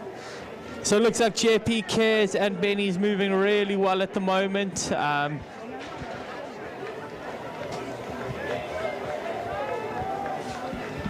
Sachs are coming in, but they're going skewed. Yeah, but they're far back now. Selborne. Kaz and JP also look like they're starting to get very close to each other. Overlap of blades almost. They're going to start hearing it. Whoa. So it looks like the umpire's signaling to Kaz to move across. Selborne's are going to come. That was close. Selborne's Bradbig. So it will be the St. Benedict's crew leading it at the moment, followed by the Kaz, followed by JP. But anything can happen in this last little bit of the race here. Bishops is having a good row out there in lane 4. Sorry, lane 5, sorry. Benny's do take the victory. Kaz is starting to come crooked again. Kaz losing its way. Kaz. And a clash at the line.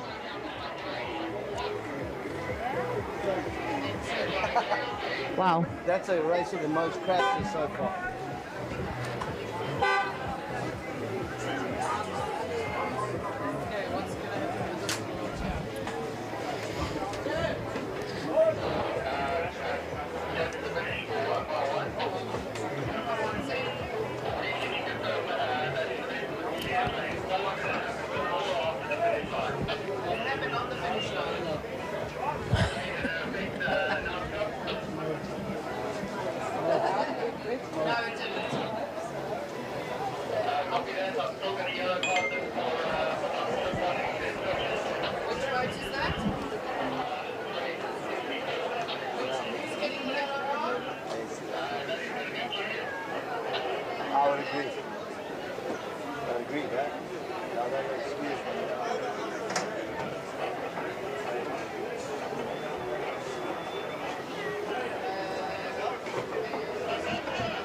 What have we got here now? So now we've got junior men's second doubles. So coming down the course now, we have got the junior men's second doubles. Lane 1, Benny's. Lane 2, Gray. Lane 3, Jeppy. Lane 4, St. John's. And lane 5, Rondebosch.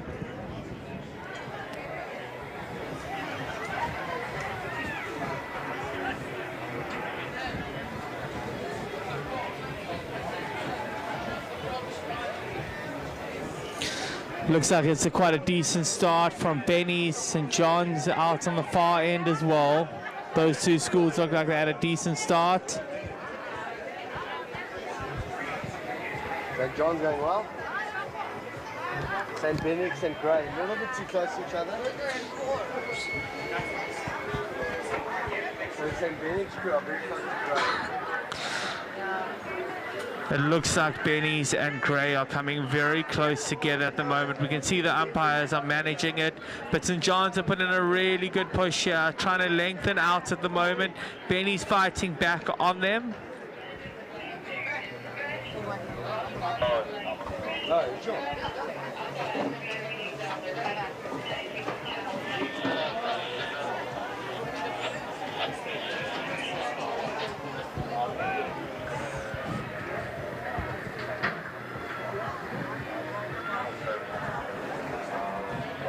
Yeah, come.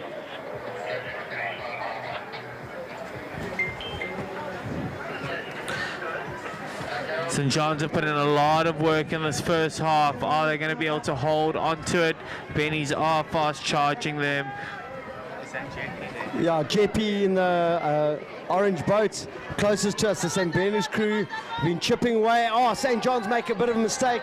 There's a crab there. They recover very nicely. That's made them angry and they've accelerated away from everyone. But it's the St. Bernard's crew coming through. They're coming through Jeppy. They're coming through the Rondebosch crew. But St. John's, great recovery. This will be a good row here from St. John's. Well done to the two men here. Benny's fighting for the second place with Jeppy currently in third. Remember, first two are through and the next one's to the final. Jeppy just having an issue there with the connection. They've made it over the line. But then Rondebosch Riddle.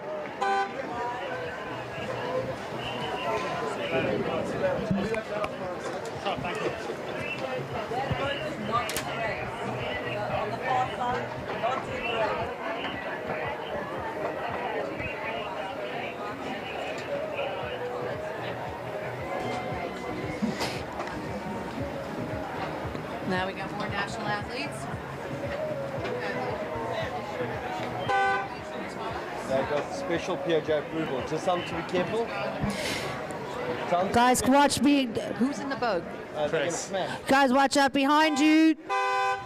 I don't know who's in the boat. I can't see.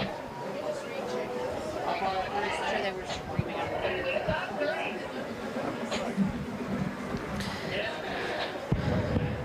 Heat 2 of the junior men's second doubles. Lining up at the start. It's the McIntosh crew from St. Albans in lane 1, the Carroll crew from St. Benedict's in lane 2. In lane 3, Rondebosch, Arnold. Lane 4, Gray, Reed. And in lane 5, it's the Jeppy Strachan crew. His time is 2:17.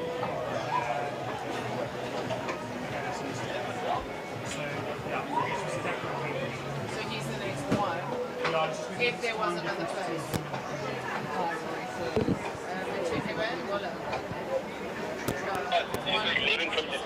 So I skipped away and Lad, start time was 11:20. Start time 11:55. 11:20.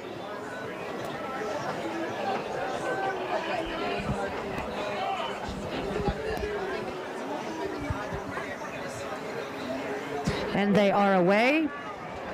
2 seconds off. Sorry. The first two finishers through to the finals. The rest hoping for time for this, the junior men's second doubles. St. Benedict's, I don't see them. I'm going to say they scratch. It looks like St. Benedict's is not out on the course.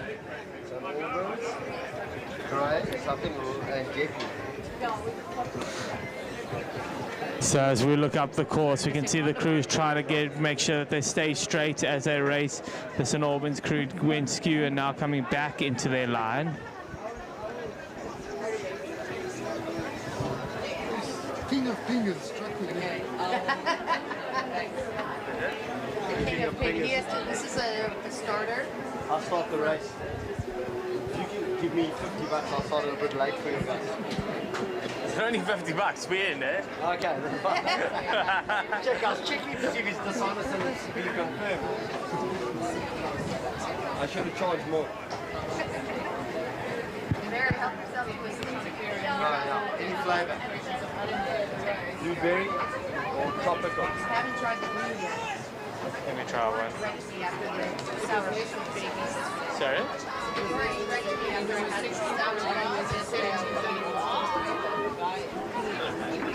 I put my money in St. Albans. So looking up at the course at the moment, as we're starting to approach Mosbury, about the last 200 odd meters, it looks like St. Albans are leading, followed by Gray, followed by JP. There's a wicked wind that just hit St. Albans. Rocked them sideways. Even changed their lane. Let's see if they find their mojo. They'd open the door for the other teams. Let's see if St. Albans can find their mojo again.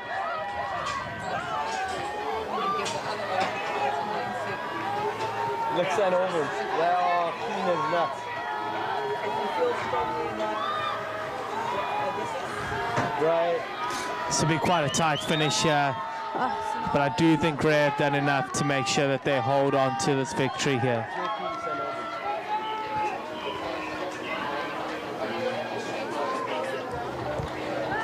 It's a wild.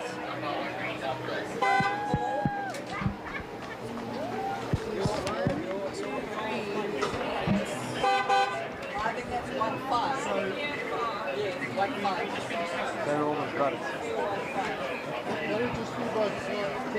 Okay, we go back to some skulls down there.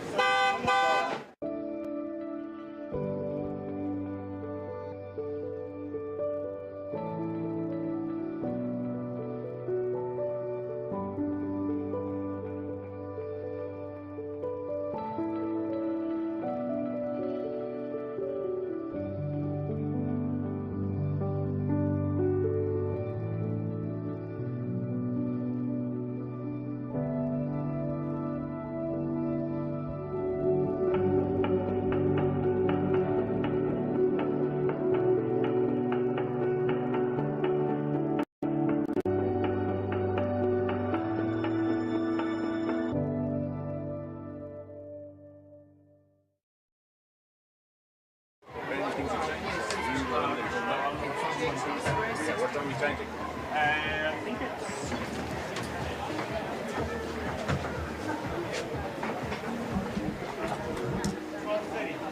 So it's in... Guys, we're 10 minutes behind, so it's basically now. Thank you. Okay. So his decision... Because I think you might have put in my order. My order's not right. There's no reason to think I would. Right. So maybe it's worth taking the general. No, we got lunch coming. Do you order out to bring it in? Or? Our hotel does it all for us. Blue Lagoon in Meakin Bay. Amazingly, actually. Is it nice? It is so nice. That flag sideways? So we can see the flag is out to the side, so we're almost ready to get started with this first heat. And Barry, there are 3 heats for this event, so that means the first finisher in each of the 3 heats will progress to the finals. The next fastest 3 times from the 3 heats combined. I think I'm saying this in my sleep now. Getting used to the progressions here, Carolyn. If you tell me how many heats, I'll tell you how it's organized.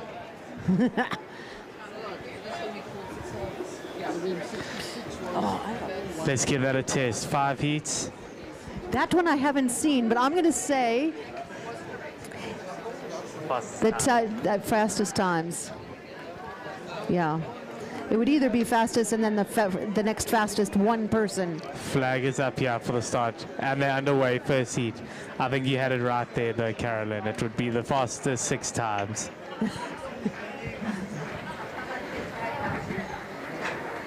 Not 5 heat winners plus the one fastest after that. So all on time. All based on time.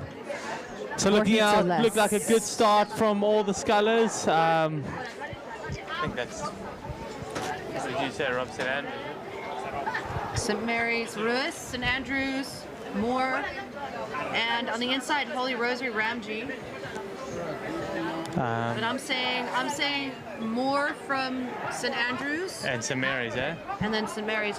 Yeah, So we it have- looks like St. Andrews and St. Mary's doing really well at the moment in this first heat. I think the battery is the second. That should be Robin Moore out there from St. Andrews, and St. Mary's Milana Ruiz. Those two seem to be leading the pack. Yeah, good work from Morgan Ramji. Having a look at Holy Rosary. Absolutely. Are the Ramjes here? The Ramjes should have arrived by now. Hopefully they're watching this race. But it is Robin Moore, St. Andrews, controlling it, moving together with Milana Ruiz. Those two have been ping-pong racing the entire weekend. Phoebe Coleman, unfortunately, drifting over in lanes a little bit, costing herself some time. She's now moved behind Robin Moore on her way over to St. Mary's.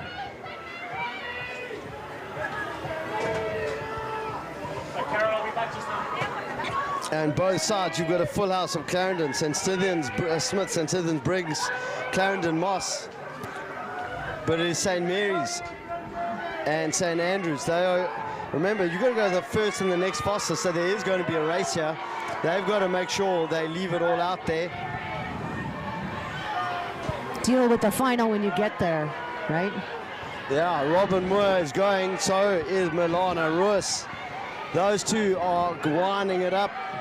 Milana Ruiz, nice and controlled. Same with Robin Moore. Robin Moore's going, and they're coming together. The angle of the racing is going to cause a bit of an issue for them. And that's opening up for Robin Moore. She's going. She's got the angle. She's got the lunge for the line. I think she's going to take it from Milana Ruiz. St. Andrews takes it from St. Mary's. And that is a good, strong race from Morgan Ramji. Holy Rosary taking 3rd position in this tough finals. The tough heats to get to the finals.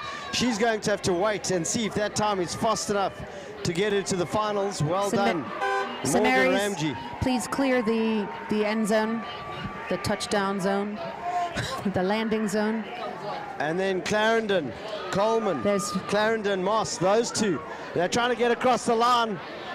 And it's all happening because it's St. Stithians and the 2 Clarendon boats. So much wind, so much tidal movement. Very, very hard for these athletes.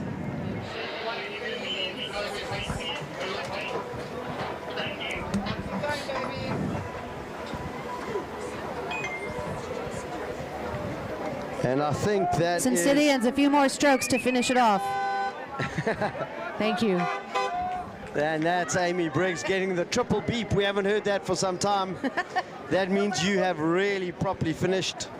St. Albans round. St. Albans opens. We're paging a St. Albans open coach to please come up to the finish tower, to the POJ. St. Albans Opens representative, please report to the finish tower. Thank you. Pleasure. Anything for you, Gordon.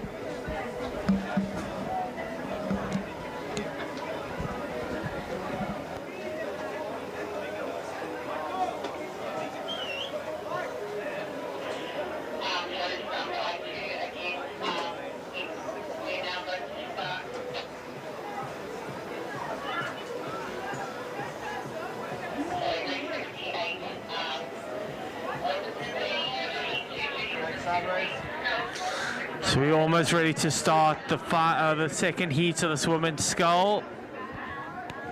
We can see that the flag is out. The umpires are working here to make sure that the crews are straight and in line.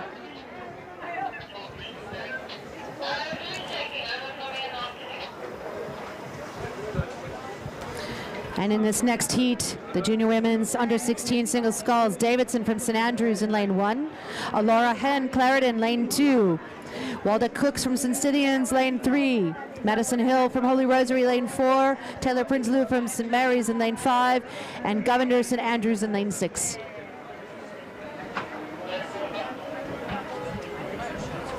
The flag is up now, and we're underway. And the King of Ping. You start them one at a time. Yeah, more or less. Virtual or charter? Be careful. I'm not trying to beat the flag, I'm trying to be exactly like the flag. So we're commentating yesterday. We say to people, give us a message on WhatsApp or whatever. Keegan Reynolds is like, I'm watching. Is that you? Jonathan Gunning's he's got the kids watching it in his classroom today, so it's up on the screen. Jonathan Gunning. John Gunning, yeah. I don't know why. For some reason he stored his Jonathan in my phone, but I didn't store it that way, so it must have been.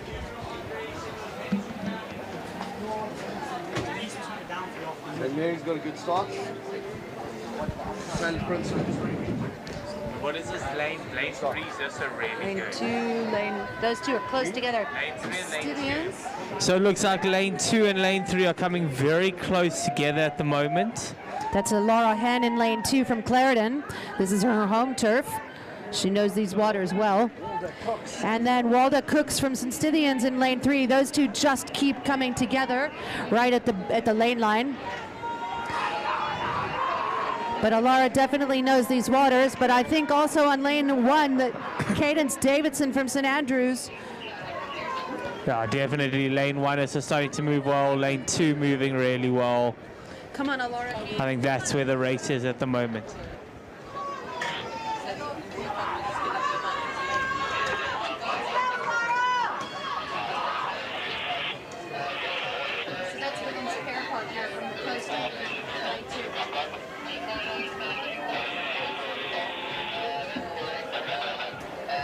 Barry, we can really see how the wind is pushing and the tide is just pushing against them. These girls are working hard. Alara Hen seems to be pulling out in front of the pack. That muscle, that experience with the tide, the winds, she knows these waters. Found herself a bit of a smoother zone and is pulling away.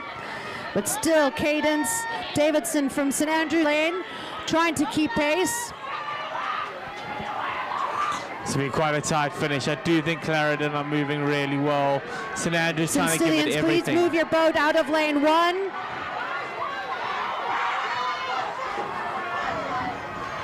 St Stithians, please move your boat out of lane 1. But it will be Clarendon to take it with St Andrews second, St Stithians third. Holy Rosary, then St Andrews and St Mary's in 6th.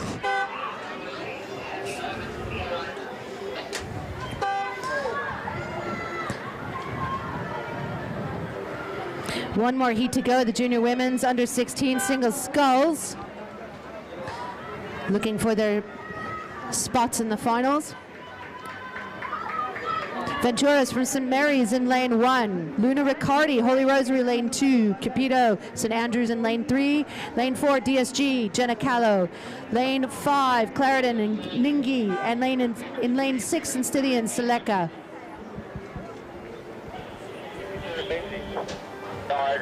And this is like radio, it's fine. I'm just checking. Maybe come through the top already.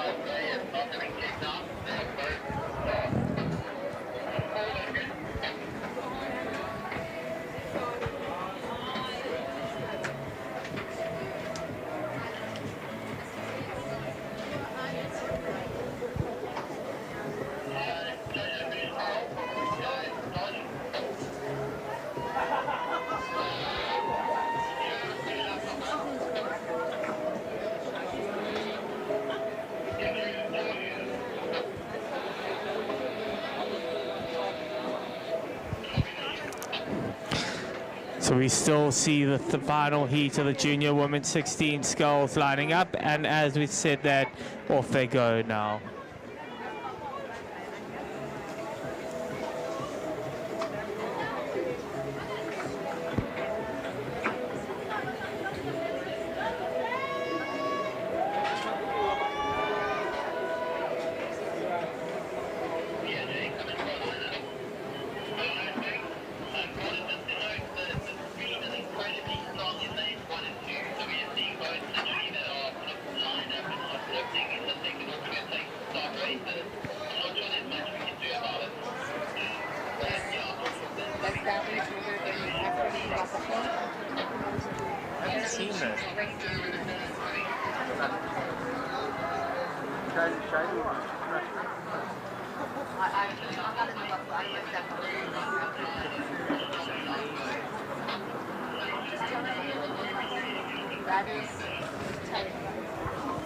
She'll come.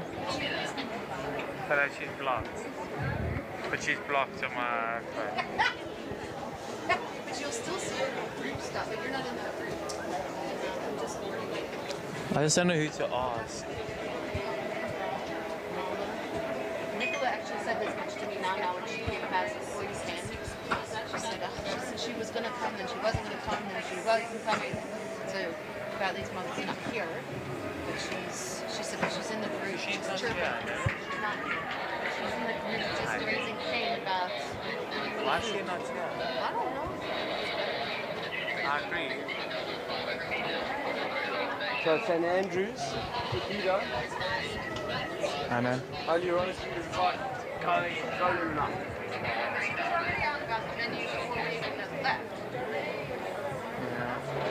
So is this your daughter in this race? That's my niece. Niece, okay. St. Andrews. This is the final. And the wind has changed so many times, it's got to win it. So it's cool. This wind is crazy. Could you see now? Just stops it. If you're on that outside, it's the best. They hit something that stops, they shift, and then they speed up again. So looking as we approach the finish, St. Andrews moving well, Holy Rosary trying to fight as hard as they can, and then Saints sitting in third at the moment.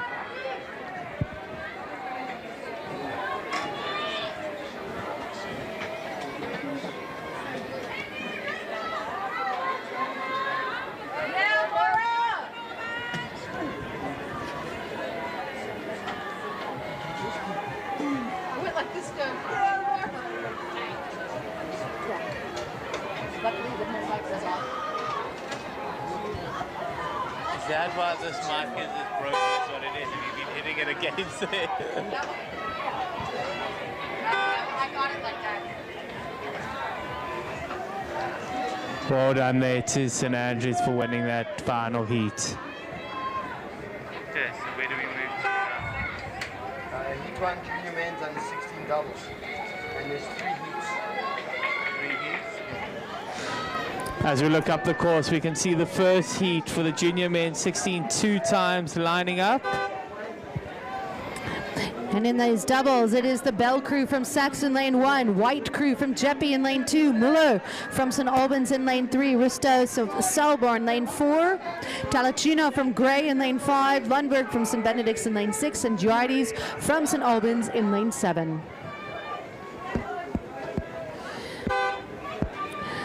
I think the bigger the boats get, Barry, and this wind and the tide, a little easier to navigate some of these gusts in crazy conditions. Yeah, I think the lining up will still be very difficult. I think it is always a challenge the bigger the boat. But yeah, it's going to still be a tough race no matter whether you're in the 8 or whether you're in the scull. This headwind and current don't play games here. We're getting a little bit of every kind of weather condition this weekend. Yesterday we had the rains, today the winds, tomorrow the heat and the sun. It was hot earlier today. I think we've already had the heat. Well, I think it's going to be hotter tomorrow and super sunny.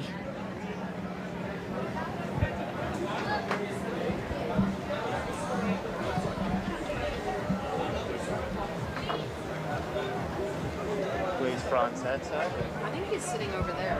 He actually came, I don't know, it was probably about 9 o'clock this morning. And actually we were getting a Slimsly delivery and I was like, hello, Slimsly. And then he got one and then he went over and I could see him. Yeah.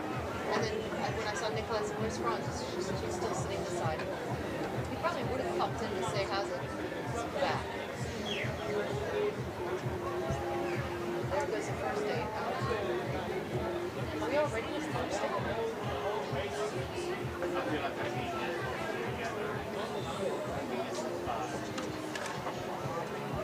I wasn't far behind. Headlight. Headlight. I've got a 35-minute drive to get here, so... And we don't. Are you... No. Who's this guy? That's but where you're staying. Franz and I, the first year that we came down, we stayed over there, just near you.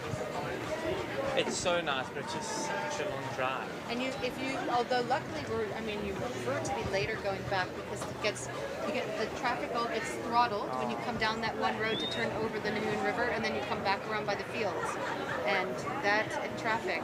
If we get stuck in traffic, we're close to 15 minutes. I know. Been there, done that. That's why we came over to Selborne.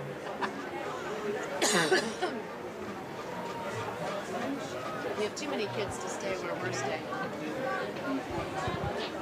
So we see the flag down for the first heat of the junior men's 16-2 time. Strike.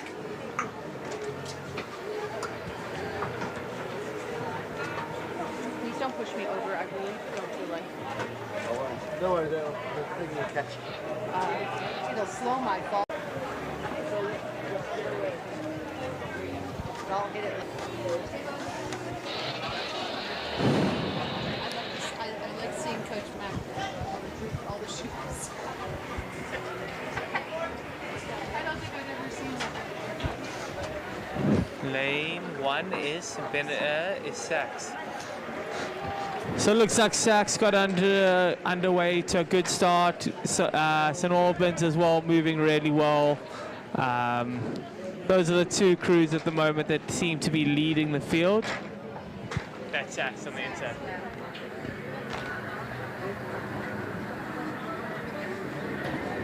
For the 8s going up the course, please just make sure you're staying close to the bank side and out of lane 1.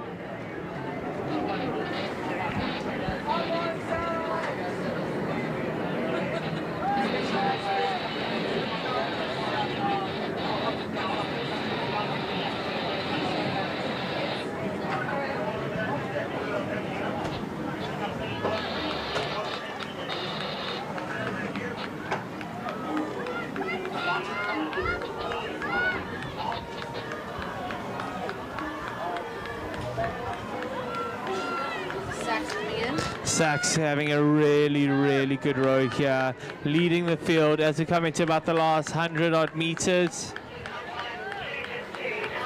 St. Albans Muller behind them.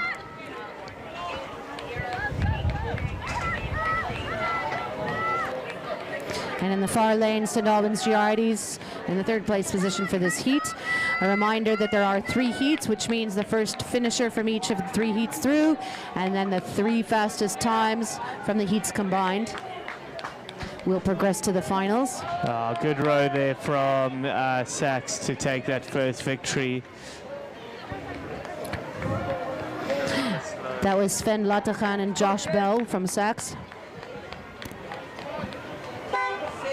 Looking up the course, we can already see the second heat underway. And Robbie, it's exciting. We've got St. Benedict's Ramsar up in lane 1.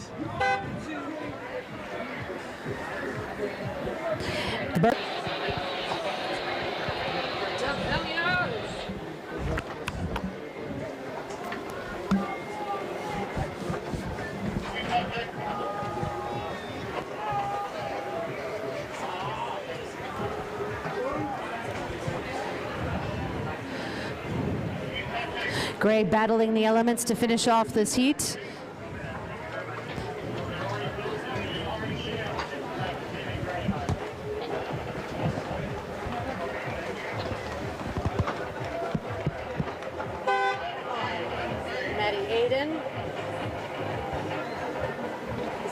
Power back.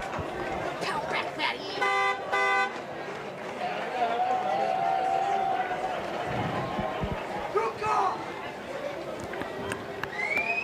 Flag up. Second heat underway.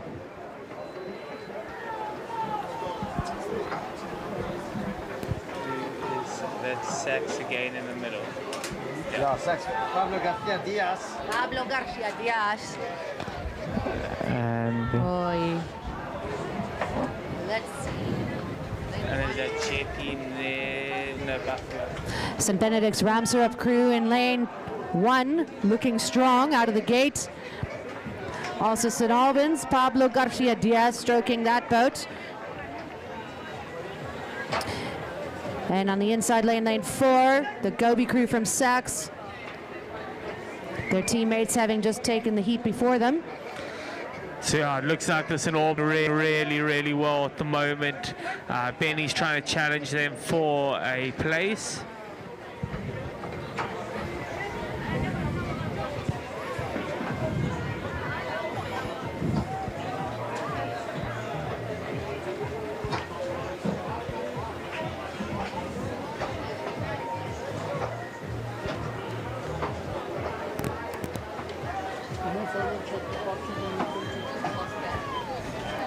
They're coming into the wall of wind, Barry. As the conditions get harder, so will this race just keep getting harder and harder for them. St. Albans just a nose out ahead of St. Benedict's. That is Pablo Garcia Diaz. And Jordan Ramsrup, Connor Scruman from St. Benedict's in lane 1.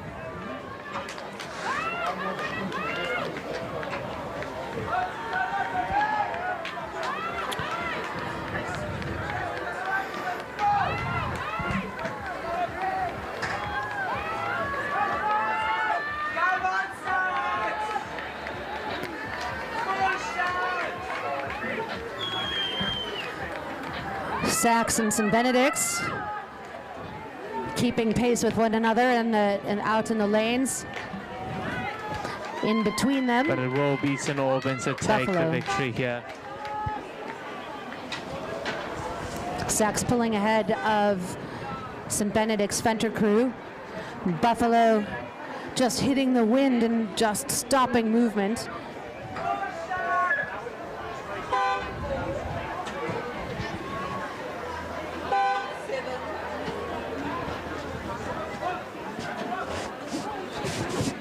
I think for the folks at home watching on Eagle Media and the stream on YouTube, they don't quite get the feel for the wind.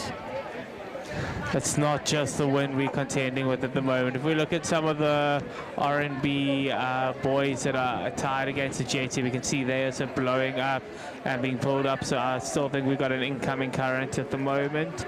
It will turn quite soon to being an outgoing, which will create its own problems. But yeah, for now, I think if you've got an incoming plus a headwind, it's really tough to row in these conditions. Yeah, and that's creating some sizable waves out there. The water is definitely not smooth. Gray High, please keep rowing so that you can cross that finish line. Couple more strokes, Gray. There you go. Bring it home. Bring it on home, boys. Well done.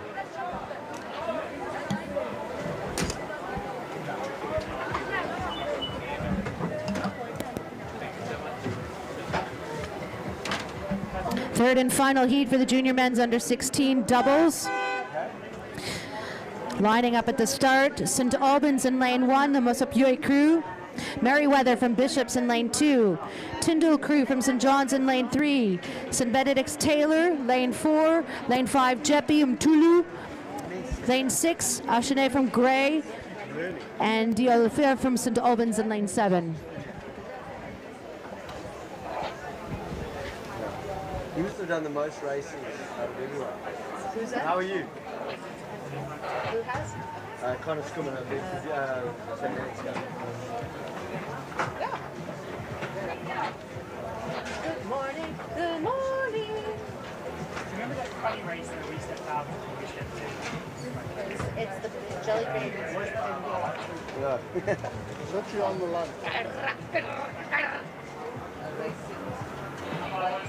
Photographer.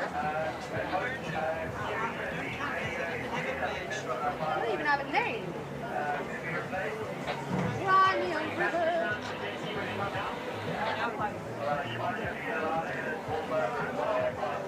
De Villiers and Aid.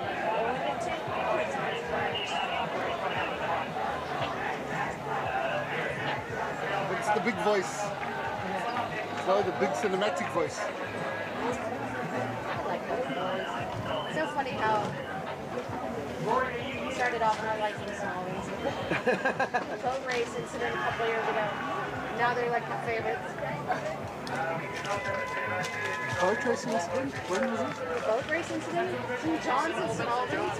Flashes down the river.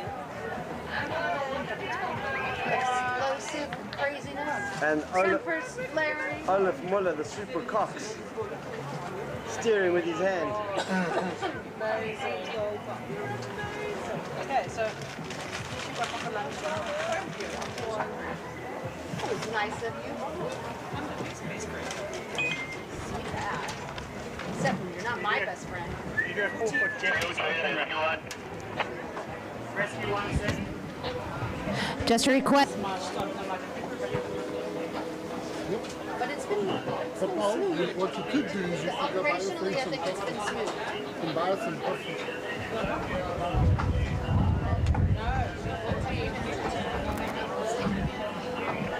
I didn't know what's going on. I was like,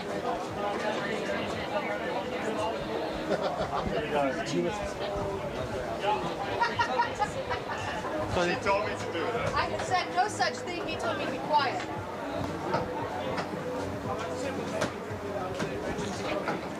So I actually thought you were Alan doing that. Me and Kishay. Kishay, will he do that? He would do that. He up, man. He would do that. He will do that to me all the time. Like this. The same club. He was always with hockey. He was called the Pac-Man in our days of hockey. We're waiting for the start. We see the aligner doing the finishing touches with the crews. Oh, see, now this is like killing me. I like, you know, the Barnocks are like those extra far ones. So I'm like, oh, I'm gonna pop it all over the side. It does. Like I'm getting motion sickness. It does take a toll on you, the binos. And it's okay if I just look once, but if I'm looking constantly, I'm like, This is the final heat, eh? Yeah, third and final. So the final heat of the junior men's 16 doubles are online at the moment. We can see the umpires doing a great job in trying to line up all these crews in the tough conditions.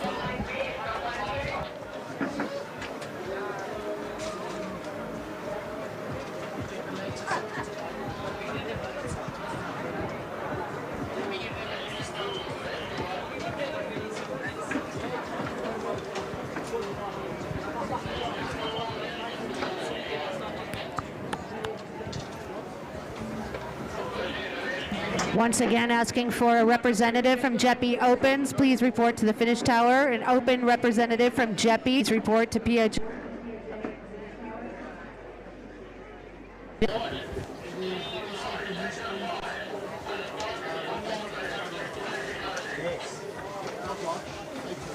April, you mean, yeah.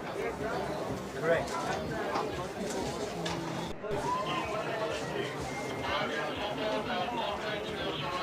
Yeah, pleasure. Yeah, perfect, thank you. And always speak to us in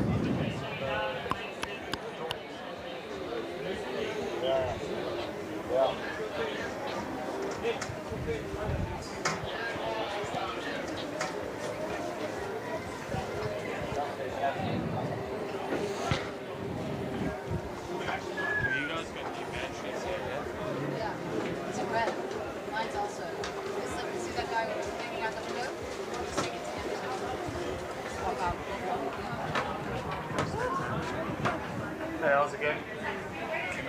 decent at batteries.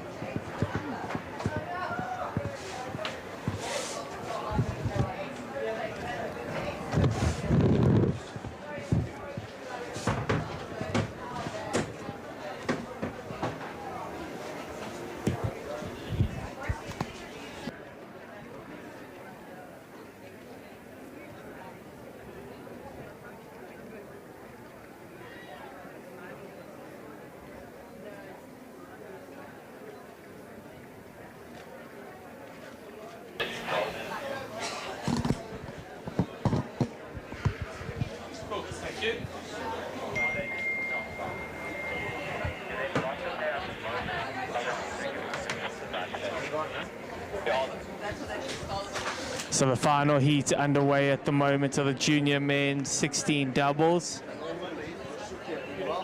And then is that Benny's in the middle, eh? So it looks like St. Albans and St. Benedict's doing really well on this third heat.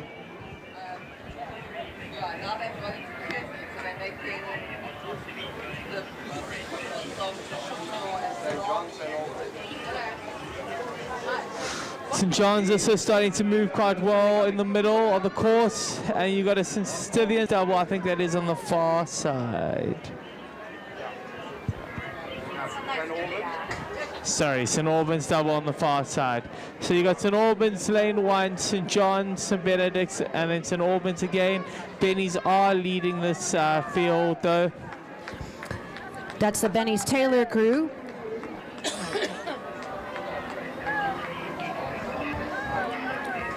Dialafira from St. Albans in lane 7. And Mosopure from St. Albans on the inside lane as well. Oh, that chili's getting me.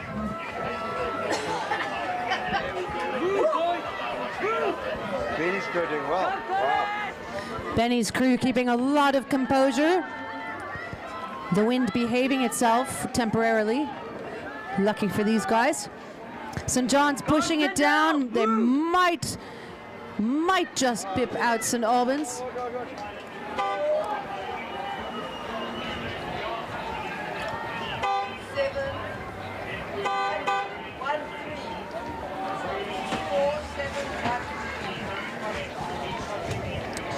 Bishop's Merriweather coming in for the landing. 6 races before lunch. And you've got 2 junior men. Double. Double. So we've got 6 races left until we move across to the finals a little bit later. We've got 2 junior men's first doubles, 2 women's first quads, and 2 heats of the men's first 8. So the next event is a junior men's first doubles. Green grass. With 2 heats, of course, that means that the first 2 finishers progress to the finals, and the next fastest 2 times from the heats combined. Selborne Duplessis in lane 2, Muller, that's Olaf Muller and George Cox in lane 3 from St. Albans. St. Albans Adalima crew in lane 4, and Ronnebosch Arnold in lane 5. Duplessis Evans. So it looks like St. Albans are moving well, Selborne moving well at the moment. Selborne's Who's moving up? really Selborne's well. up, eh? I think so. Selborne's up. That's my call. But I think St. Albans is going to pass them. I don't think I haven't started this race. What do you mean? I don't think I started it. Oh, you didn't start it. Can't you just push start now so you get the video finished? So I press the button and indicate.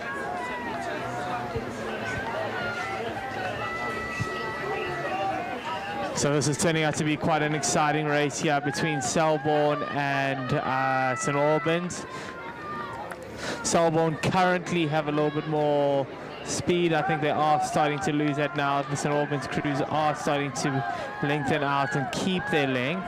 Selborne also going a little bit skew, struggling a little bit. Selborne finding it hard to keep in a straight line, which is going to cost them. They've sort of, it's almost like they're slaloming the lane lines. St. Benedict's time to be careful. St. Benedict's, please clear the course immediately. Thank you. It will be St Albans to take this heat, the first heat. Both these two crews, St Albans and Selborne, progressing through to the A final.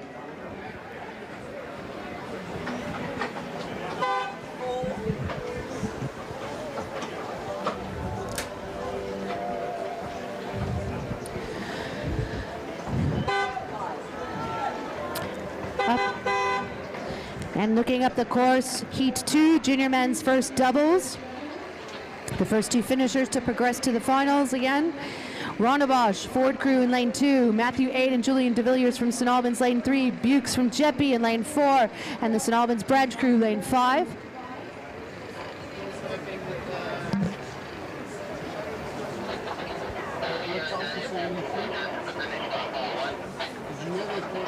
What?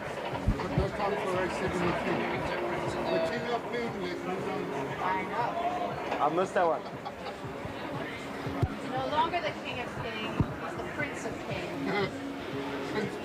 I still think you're okay, don't worry. You're still king in my book. So the second heat underway. In the second heat we have got Rhonda Bosch, St Albans, JP St Albans.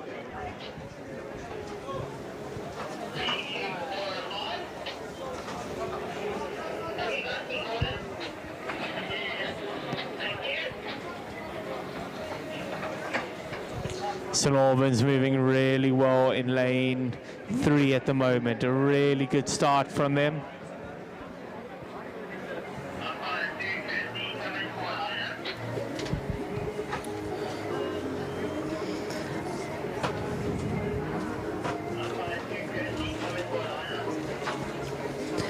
I think the second place position is going to be the one in contention, Barry, in this heat.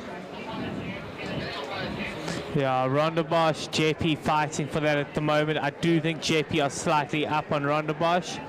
We also do have that other St Albans boat on the far side at the moment, starting to move quite well again.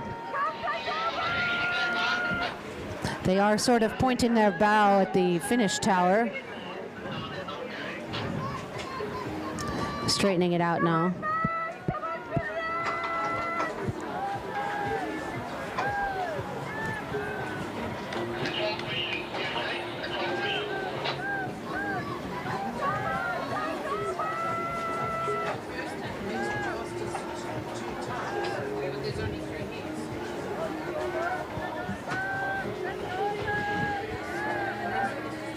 Messy, huh? Sorry? It's so messy. Look, it's an Albans boat, not bad, even in this condition. No, they're really good. Because like normally I've got blades everywhere. De Villiers and Aiden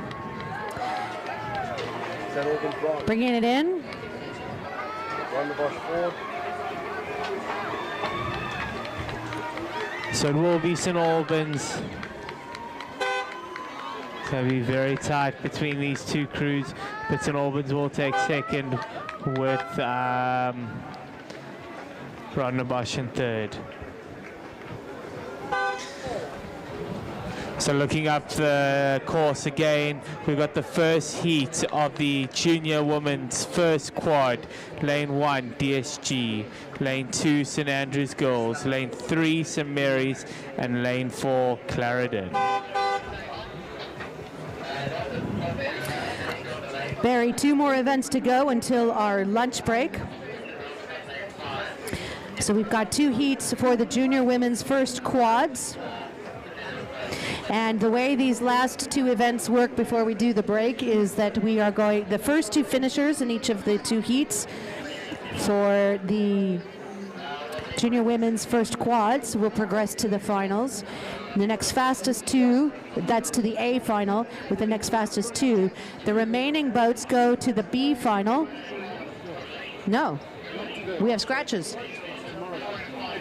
No, it's today. No, it's today. It says it here. Selborne, you do the rest, you go to B final. And then the winner also moves up. Yeah, then the winner. Yeah. All right. Sorry about that. So we are just confirming. So the first 2 finishers of the 2 heats progress to the A finals, along with the next fastest 2. The remaining crews go to the B final, and the winner from that then moves up to the A final as well. Consolation plus repechage equals confusion. The same will apply to the 8s coming up after this for the junior men's first 8s. So let's have a look at who's out in the lanes. DSG Murray in lane 2. St. Andrews, the Xavier crew in lane 3. Ilgner crew from St. Mary's lane 4. And the Willis crew from Clarendon in lane 5.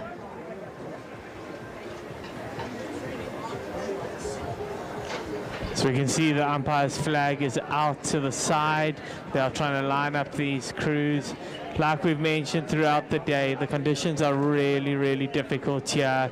A lot of time, a lot of efforts put into this to making sure it's as fair as possible up there. Doubles crews, please make sure you keep lane 1 clear. Exiting crews, please stay out of lane 1.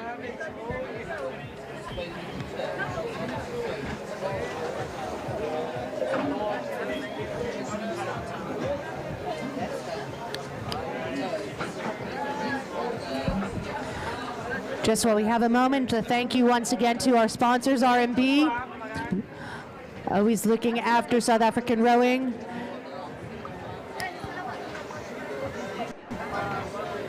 And to Slimsly Sport, hydrating our coaches and our athletes with all sorts of flavors and fun here at the Selborne Sprints, hosted by the Buffalo Rowing Club. I thank you to our officials as well from all of the various capacities that they are serving over the course of the weekend. How are you? Good, thank you. Different colors today.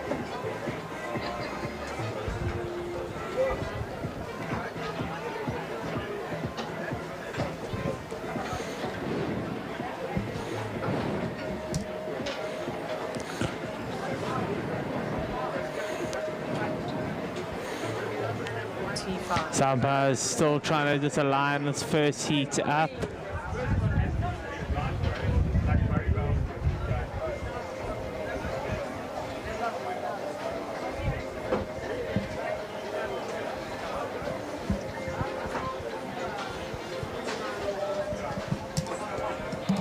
Tight.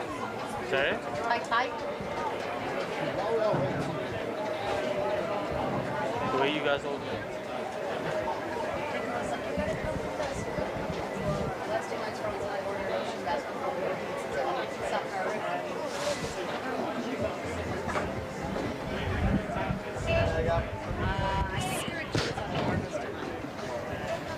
So the first heat underway here of the junior women's first quad.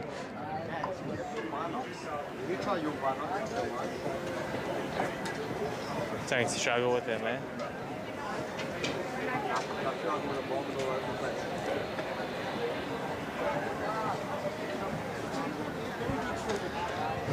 Yours are worse than mine. Hers like zoom right in.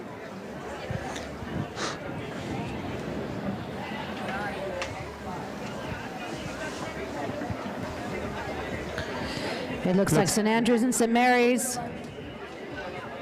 A good start from both those schools. Very hard to call it right now who's up front. I think it is St. Mary's. St. Mary's, I think.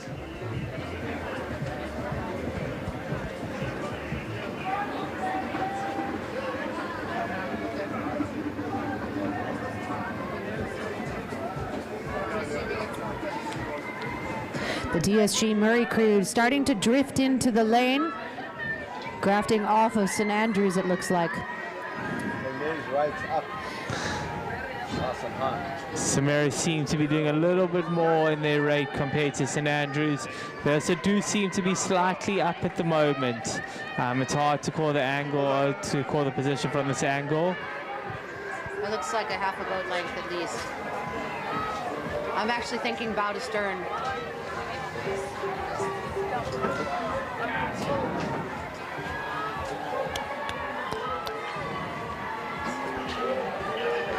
But again, all they need to do is the first 2 finishers in the heat to qualify through to the A final.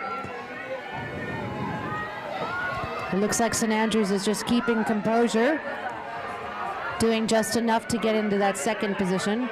Clarendon really giving it some gusto, trying to challenge St. Andrews, but I think that they're probably half a boat length behind at this point. Well done to St. Mary's on taking the first heat. St. Andrews in second, Clarendon third, and DSG in fourth.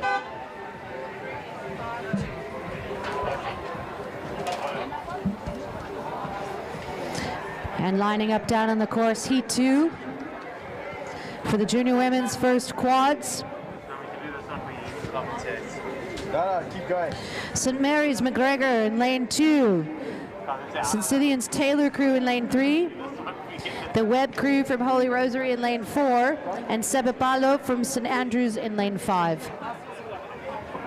The next one will be good. I'll stay up for the next. It's when the queen of beef is here that it gets rough.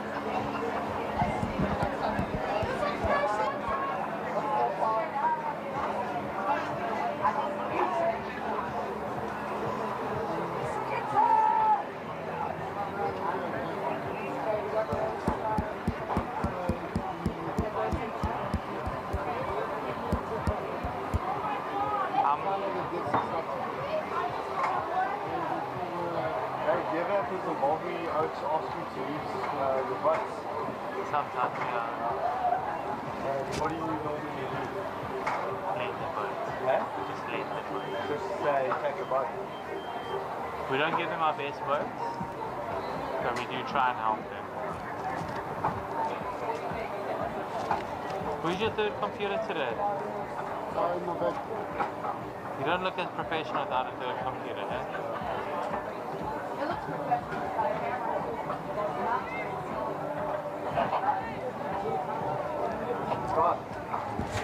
And the second heat underway.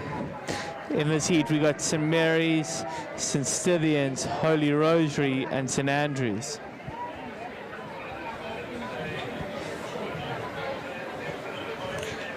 Looks like a good start there from St. Stithians.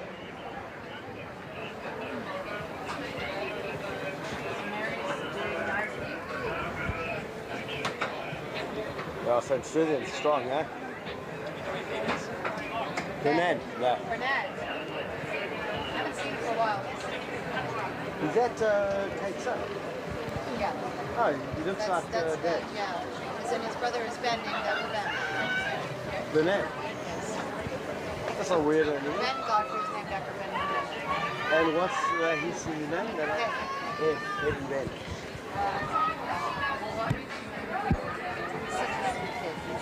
Yeah, he looks exactly like Bill. Yeah, it's got Bill's face. St. Stithians moving very well here. Holy Rosary are moving well. St. Mary's on the inside, St. Andrews on the outside trying to fight with this Holy Rosary crew, but it is St. Stithians who's up in the second heat. And that is the Taylor, Shipalana, Simpson, Van der Brechen and Ngomba crew from St. Stithians. The St. Mary's McGregor crew, Lily McGregor, Rose Kingwell, Ntombeni Zulu, and Motokukanya Yane.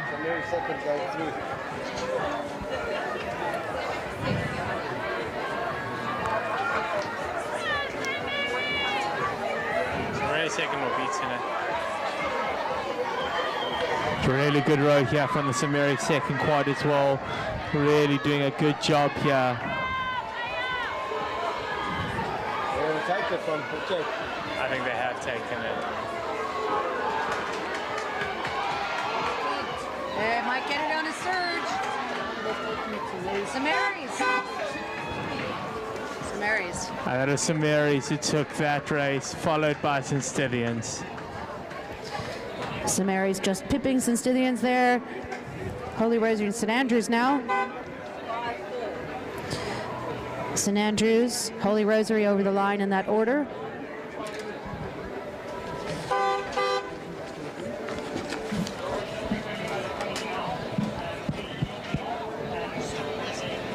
Thank you. Thank you very much. Cool. I'll let everybody know. Thank you so much. So looking up the course, we've got the first heat of the men's first 8 lining up. In lane 1, Grey. Lane 2, St Andrews. Lane 3, St John's. Lane 4, lane 3, St Benedict's. Lane 4, St John's. Lane 5, Bishops. And in lane 6, Buffalo Rowing Club.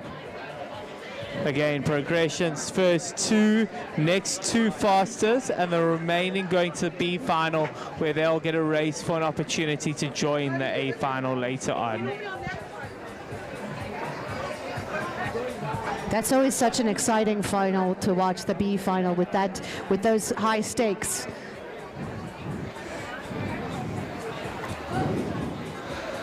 We've seen it in the past where the winner of the B final has gone on to win the A final. 2000, my time when I rode. 2001. Yeah. 4 years in a row. No, not 2012. Bishop Amon won it 2012. They did great. So yeah, only 3 times over 4 years. It's actually quite an interesting state. I think 2015 it happened again, and then another 18 was 19. But yeah, early on it was actually. We're getting excited to release the Vikings. Just keep touching.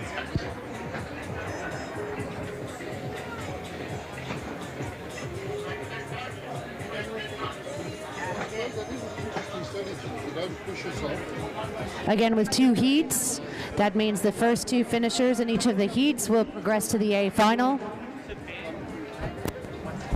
And the next fastest.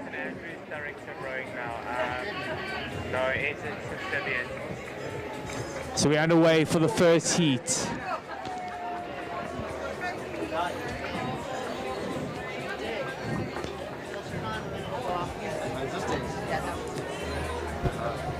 get your batteries.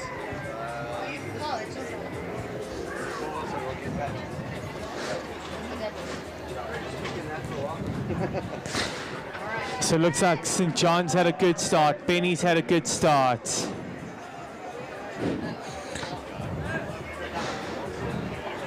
Bishop's good start, but I do think the race is Benny St John's at the moment.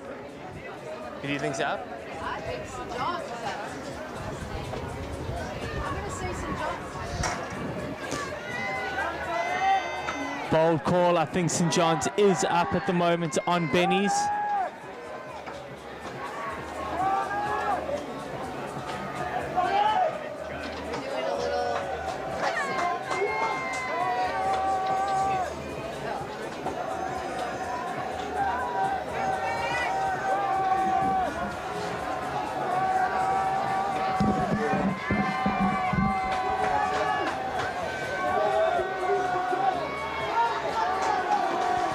And it is St John's who is up at the moment, followed by Benny's, followed by Bishop's. It's a really close race here.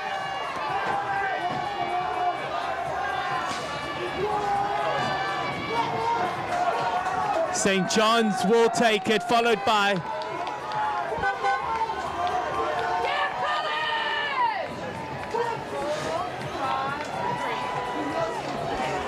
that is very close to call second place. I do think, though, it was Bishop's, but we'll have to wait for an official call there. Go, Barry. Sorry, sir. Yeah, we got. Yes.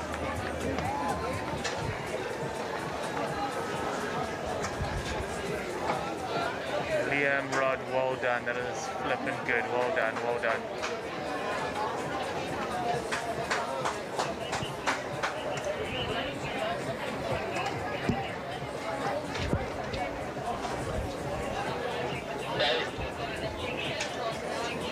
Yeah, go Liam.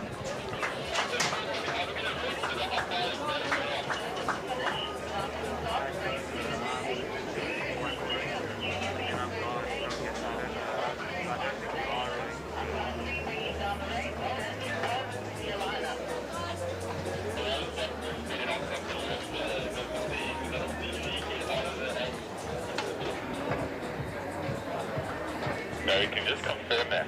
So we know what's going on. Cool.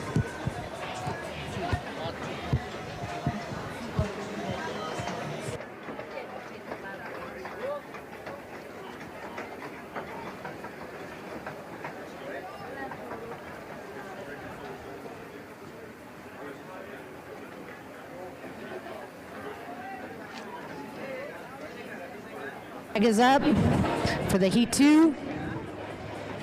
And it's down and they are away. Again, Ski Up at Selborne, lane 1. Duckett from Ronnebusch, lane 2. Rollins and Scythians, lane 3. Mbata Jeppy in lane 4. And Carson from Saxon, lane 5. And already we've got a hand up from Ronnebusch from the Cox. They are right on top of each other. Marshals are moving across, trying to see what's going on. And they are right on top of each other. Hands up. They are going skew. Marshals are looking at it. Selborne is pointed right at the clubhouse. Boats have got to be careful because there Yeah, are charging boats coming out of the lane. There are boats there, got to be very Crews heading careful. up the river need to get close to the bank, please.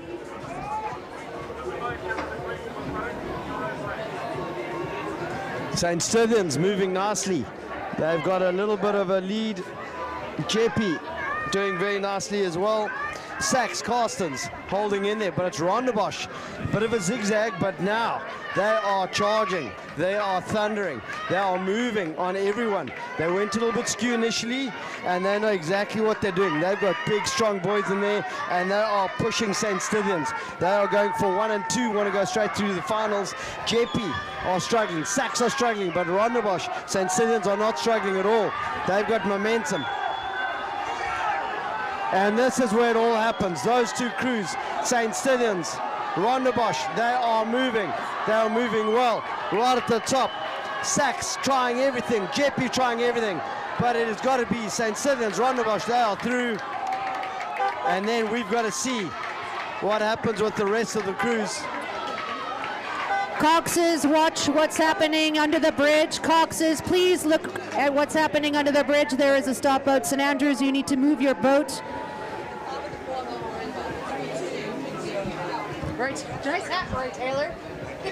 Rory, good work there. Can I get the hat?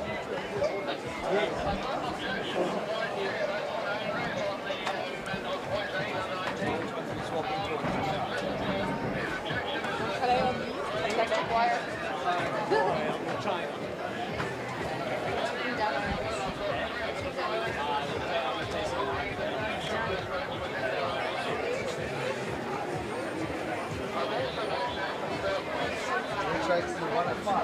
What do you want to time do, Gary? Are they going to add time? Gareth, I heard you the mind of South African rowing. Surely you must have a feeling. I got a little feeling. All right. Have food. What do you want? Burgers. So that's a wrap for the morning session. The umpires, marshals, officials all taking a quick break. You can see athletes already heading up the river. We will resume our commentary for the finals in a short bit. Please visit the food stand inside the clubhouse. Grab yourself some lunch, some coffee. Of course, you can go see Slimsly Sport and hydrate. Reapply your sunscreen. White flag. We need the tower finished on the water. He's waving white flags as you rage on the water. He's waving his white flag. Gaino, great commentating. You can hear everything you're going to say in the next time. I need those results ASAP. Okay.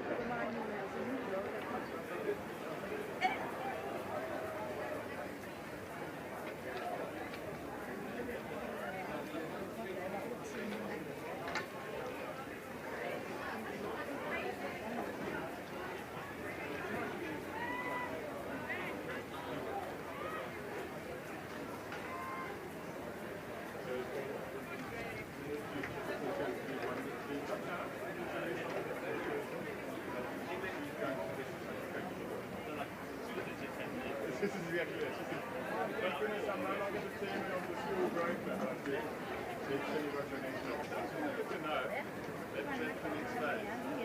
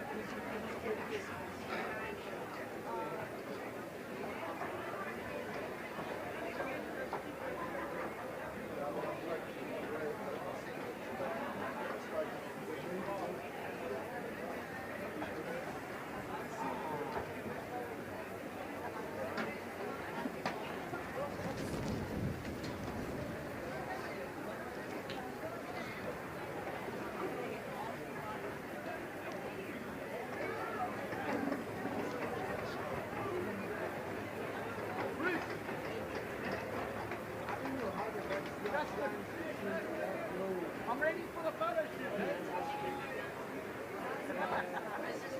you well?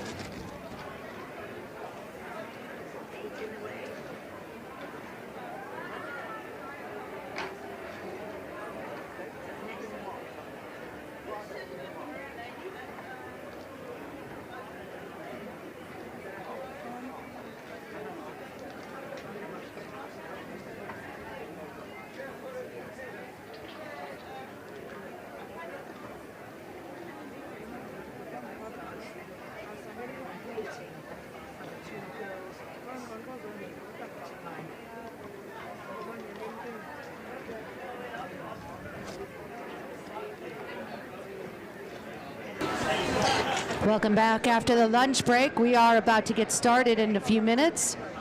We've got Clarendon and Holy Rosary lining up for the junior women's first 8 straight final. That is race number 80. Afternoon, that is event 1. It's the Clarendon Willis crew. They're going to be in lane 3. Holy Rosary Riccardi crew, lane 4. Guaranteed first or second. Yeah.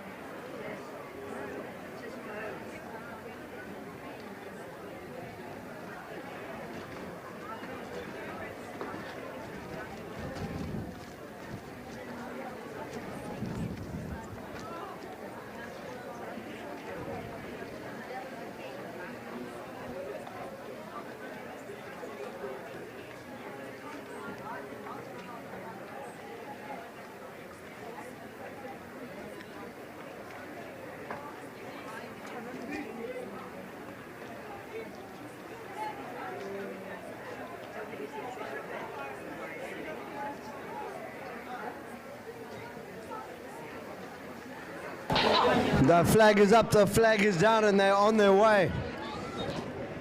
A massive amount of wind has made its way up the course, and it's going to be like rowing with somebody's hands on your back. It is going to be hard, it's going to be tough, and to whoever wants to suffer the most. They're going, and the boats are coming together. They look very close to each other. The umpires are shouting them apart, and they've done a sterling job because that's exactly what they've done. We've got Clarendon. Lane 3, Holy Rosary. They are in lane 4, so Holy Rosary on the far side. They are coming down and they are struggling to hold those blades nice and tidy. There's so much wind, so many waves, and they are moving together. Currently, Holly Willis, she's the stroke for Clarendon, and you've got Luna Riccardi, the stroke for Holy Rosary. These are the first medals of the day. These are the first medals we've seen since we got here, Kaz. Yeah, it is. It's very exciting. And there are lots of bragging rights because you've got Clarendon, who are the local favourites. Holy Rosary coming in hard. They've brought their best, and they are going to be going up against the best that Clarendon has to offer. Clarendon Cox has her hand up. There's a little bit of activity in the boat. Let's wait and see what happens, but they are racing strong. They are still close to each other. Dakota DeSantos. She's the cox for Holy Rosary, and she's willing the team on. She's going to be trying to control it as much as she can. Clarendon as well have got Amioli Maganese, and she's going to be whipping them on. She's got her hand up, but Holy Rosary seem to have the momentum, and this is where it gets hard. The wind, the tide, everything is against you, and now everything starts to load up. Who's the strongest? Who can push their legs down the most?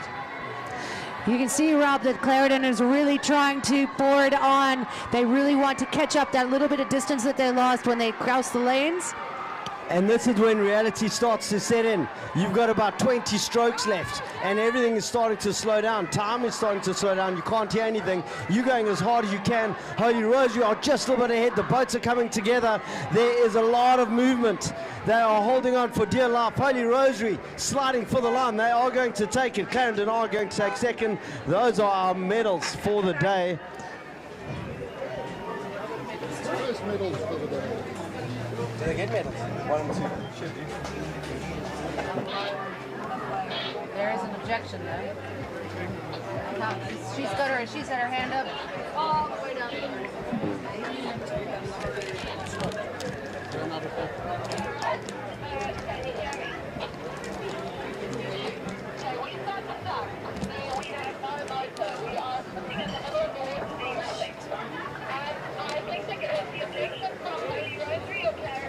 Clarendon. From Clarendon from the beginning.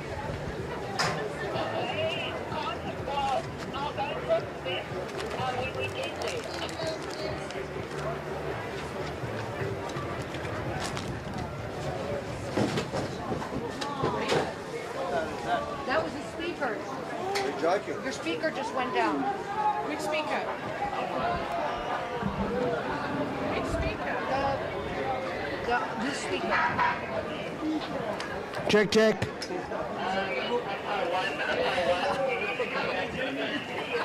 Bloop, bloop, bloop, bloop, bloop, bloop, bloop.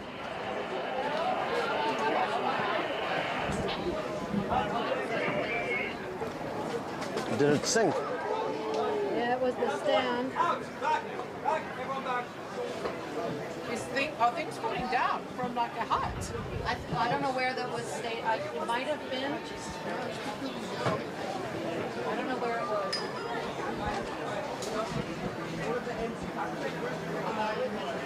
was. Sorry, boys. Do you know where that speaker was set up? Was it? Where was the speaker set up? Down there. Yeah. And what happened? Ah, Sherbet and whacked it. Right. Yeah.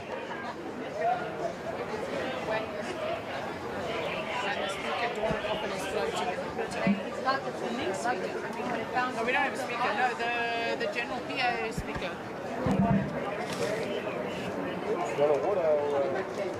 It wasn't.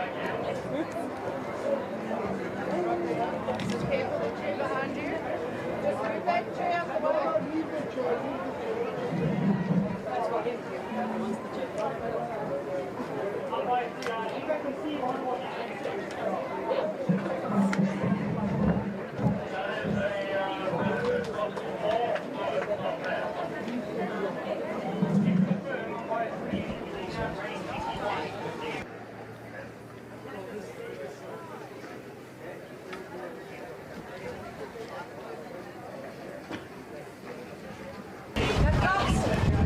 And the umpire just going to go have a word with the Clarendon's Cox and assess the objection.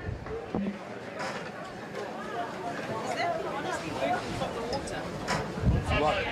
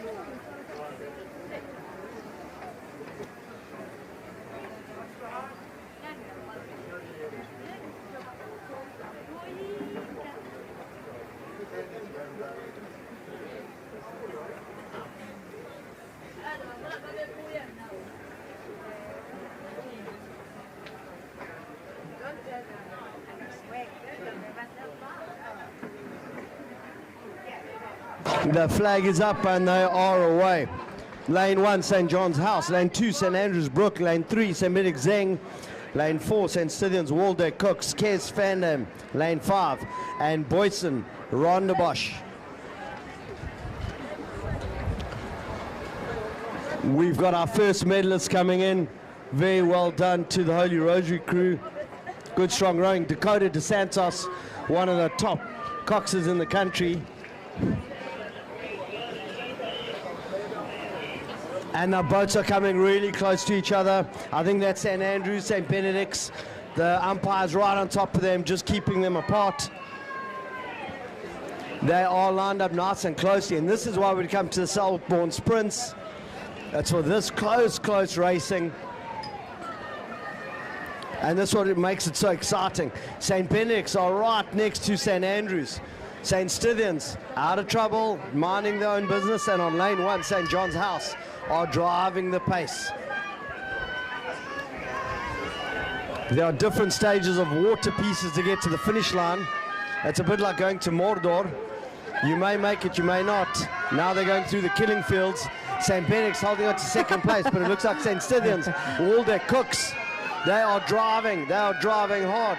St. Benedict's have made it just away from the St. Andrews crew, but there is work to be done. If you want a medal, you've got to fight for it. Kes at the top, fighting their way from Rondebosch. They've got nice, smooth-ish, not really smoothish water, but they are fighting to get back. St. John's coming in on the sneaky lanes, lane 1. Looking like St. Stithians. St. Benedict's controlling, they're coming back now. This is where it counts. Do you want the medal? They are going for it, and they are putting lots of pressure on St. Stithians. Oh, St. Benedict's, look at what the move is happening. Are pouncing. They've gone for it. They've gone for the kill. They've gone straight for the jugular, and St. Benedict's may have just snuck it away. I'm not going to call it, leave it to the umpires, but a close race. in the third place position. Through. Kes coming through. Yeah. That was some fun racing. Bosch, St. Andrews. That was an incredible race. Let's wait and see what the camera shows, because I think we are going down. Did Saints win? Did they? Very good racing. St. Stithians looking like the winners in that race. We've looked at the camera, and it looks like it's 120 milliseconds. That was the difference between gold and silver, between St. Stithians and St. Benedict's. A superb race. Next race underway, the finals of the junior men's first pairs. Jeppy Lake, lane 1, lane 2, St. Stithians, Kikonyogo, lane 3, St. John's, Teeling Smith, lane 4, St. Benedict's, Wetton, lane 5, St. Stithians, Judelson, and lane 6, Bishops, Breslin.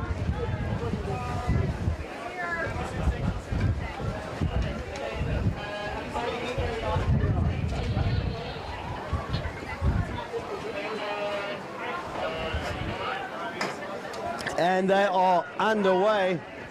It seems like a gust of wind comes every time they start, and already putting lots of pressure on those boats. A little bit of steering. They've got to stay on top of this. That's our first team. I think we've got Billy Crunier, Teeling Smith in the St. John's boat. But James McDonald, Graham Wetton from St. Benedict's could be the guys to take this if they can keep it up. Don't forget Kai Kaplan and Nick Judelson, St. Stithians. Still a lot of work to be done. It's a quick, snappy race. Not many strokes, and you've got to drive the legs down as hard as you can and hope they don't implode. St. John's, Teeling Smith. Remember, they've got big bad Billy Cronier. He's got a lot of power.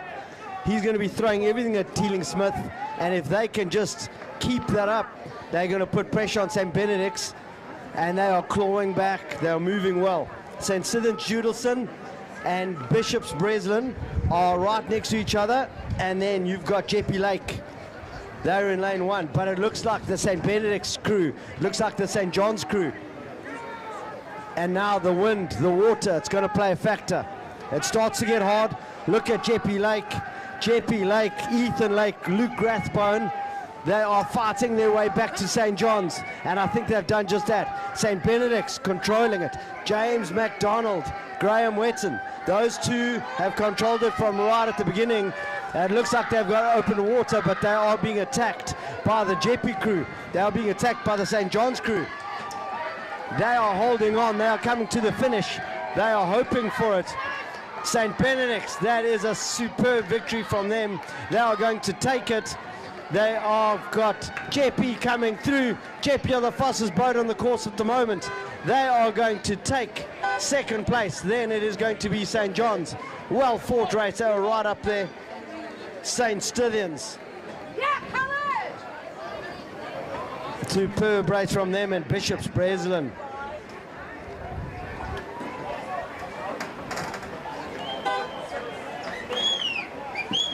That is a powerful man's race. It is really hard. You can see exactly what the tide, exactly what the wind and the waves are doing to the athletes. As soon as they take their foot off the pedal, off the gas, off the petrol, they start going upstream again. Upriver, not even upstream.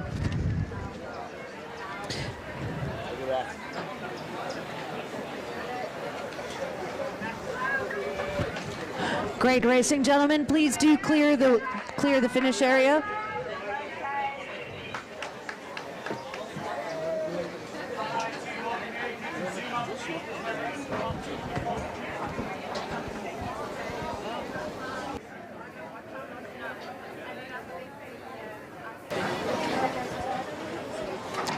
We are now looking at the finals of the junior women's second pairs.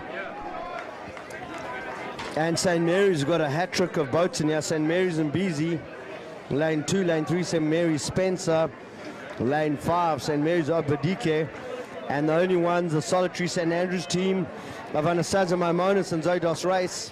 They are in it, fighting for glory for St. Andrews girls.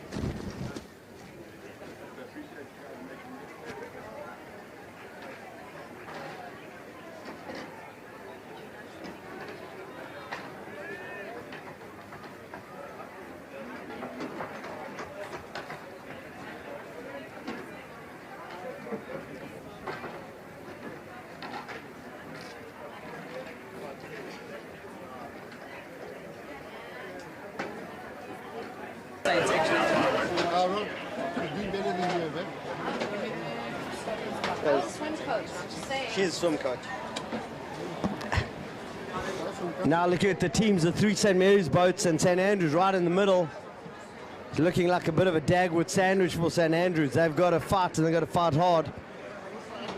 But it's going to probably be Tatum Spencer, Shauna Stead from St. Mary's. They are the number 1 boat and they are going to be doing a lot of the damage. St. Andrews, Maimonis, Anastasia and Zoe, they've got their race cut up for them, but if anybody was going to do it, it would be St. Andrews.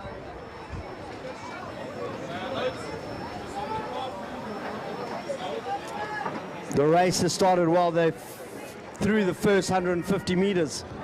St. Andrews holding very nicely. St. Mary's, that's the St. Mary's Spencer boat. They are handling very nicely right alongside St. Andrews. And I think St. Andrews, St. Mary's in lane 3 and 4 respectively are holding it. But St. Mary's, Mbizi, Tiffany and Alexis are not out of the running.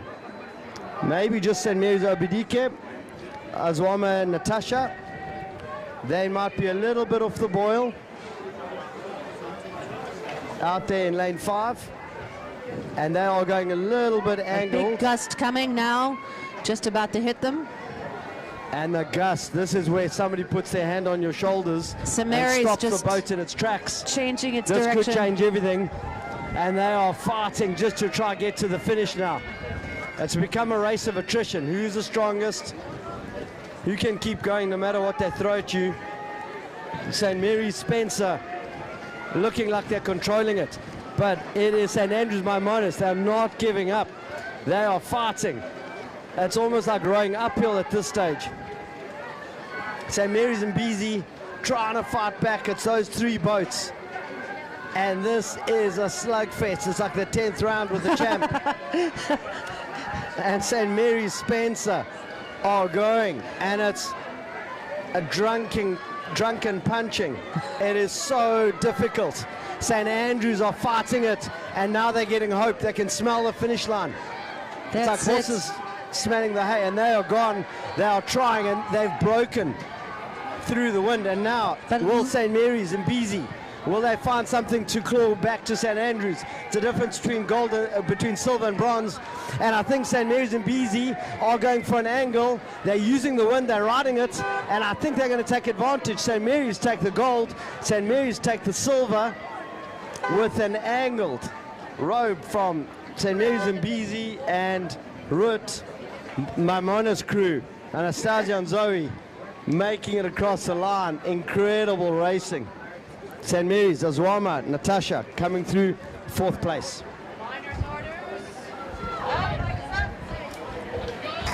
We on the next race already. Flag is up, flag is down. We are looking at the women's under 23 pairs, and it's Tux. That's all I see. Tux off Nix. Lane 2, Tux Wesley. Lane 3, Tux Goos. Lane 4, Tux Bruckman.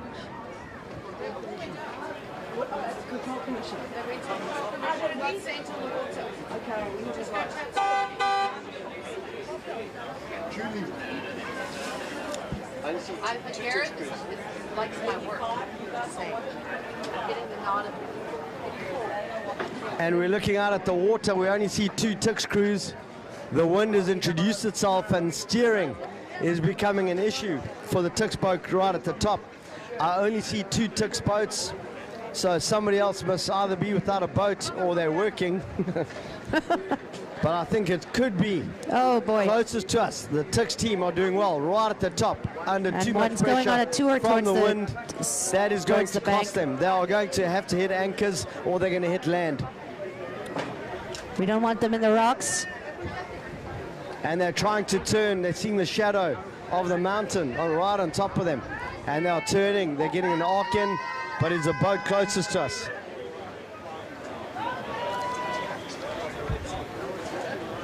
The Tux crew are pushing. They're pushing hard. The umpires are chasing them down, trying to bring them back onto the course. The names we've got in front of us: Courtney Wesley, Kat Williams from Tux, and Tux Goos, Renee Goos, Tanner Diplock, and Tux Bruckman and Tux Trissa Slubbert. But we are looking now. We'll have to make an assessment when they get closer. And we think closest to us, it's the Wesley Williams crew. And it is them. They're controlling nicely. Good, powerful, strong strokes. Somehow they are not connecting any of the water with the feathering. That is classy, classy rowing.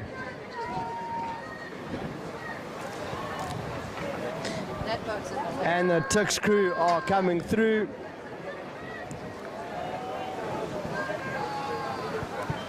That is Tux Wesley Williams.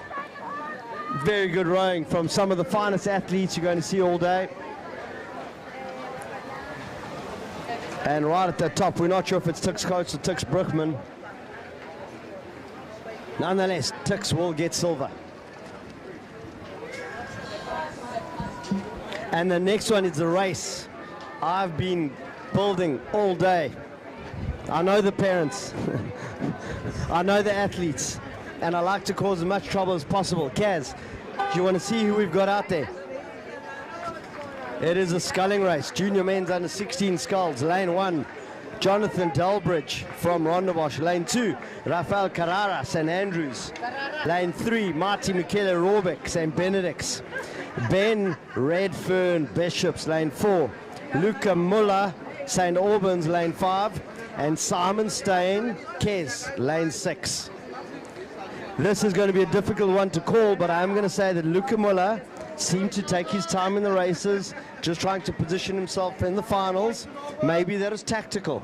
Maybe it was strategic. Speaking about positioning ourselves in the finals, what lane would you say right now is the lane you want to be in? With this tide coming in, the winds. I'm not sure I'd like to be on the water at the moment. All right, but if I were to force you to be on the water, Rob, right now, and you had to say, I want to take the easiest lane, or the least hard, difficult, challenging lane, what lane would that be? So I don't want to give away too many of my tactics for Masters rowing, but I would employ something that some of the other boats have been doing. I would choose lane 4. I'd go for an angle and then use the wind to angle myself across 3 lanes, thereby taking gold medal. All right. You heard it here.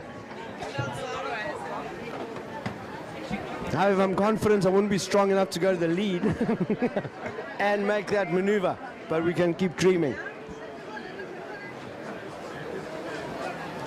Kaz, we often look at the water and you sometimes get that mirror effect. I don't see that mirror effect anyway.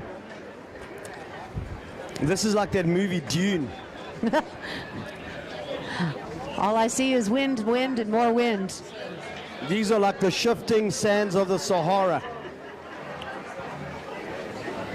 And it is a dust storm blowing in. It is very, very hard. And you can see the effect of the boats actually going out, how quickly they get to the start. They are just being blown right up the course. But when they turn around and come back, it's an uphill battle.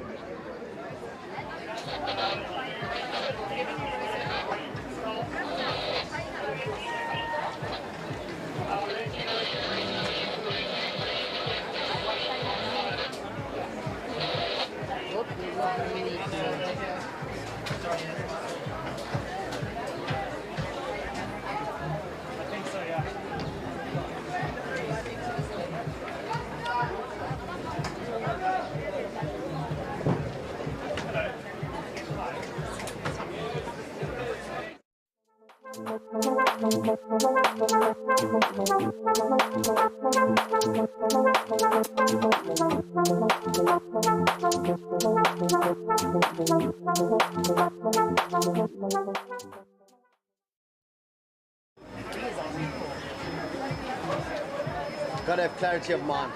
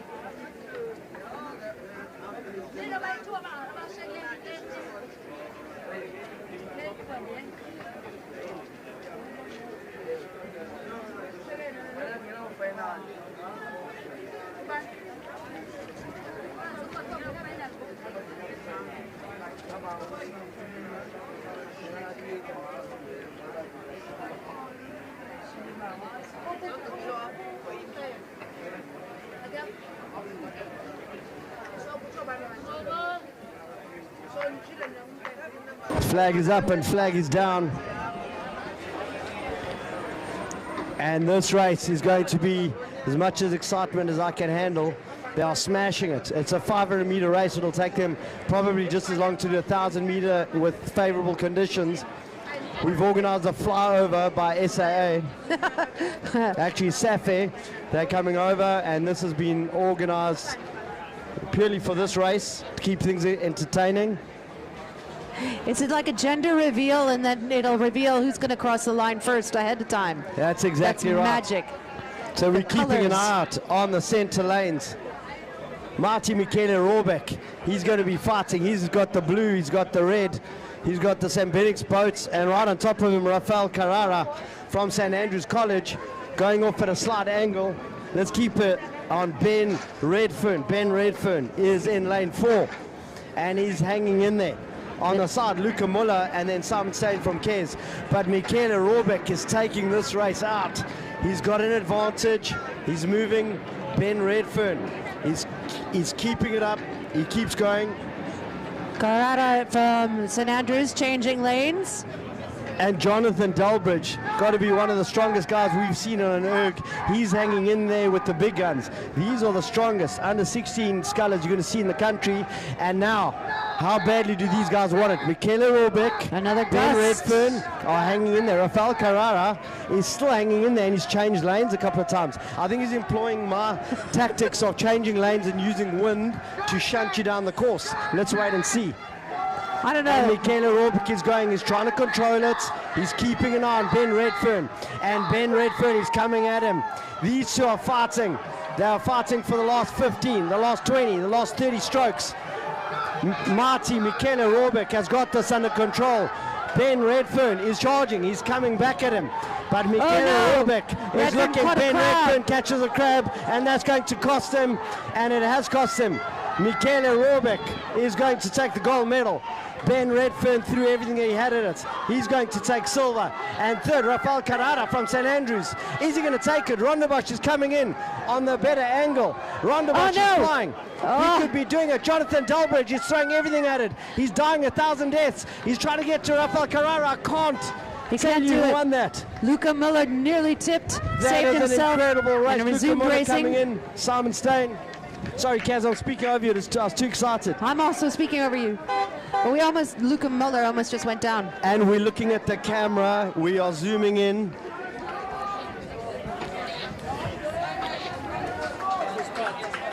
It is really tight. They are zooming in.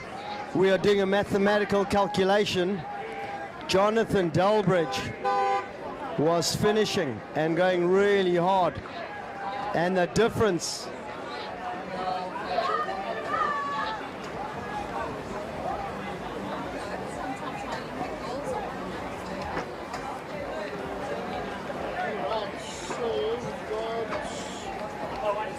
and we are zooming in, and you can't zoom in enough on this picture.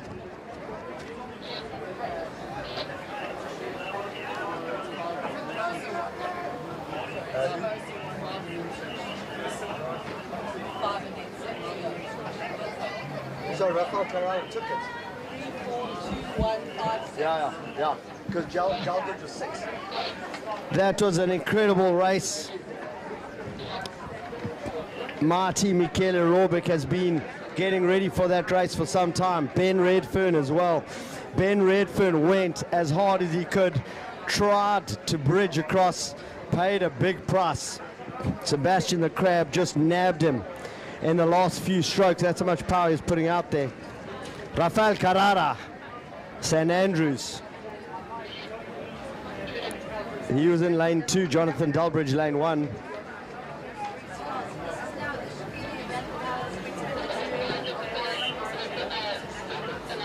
And now we are looking at a race. We had 2 heats here. It's the finals of the women's under 23 sculls.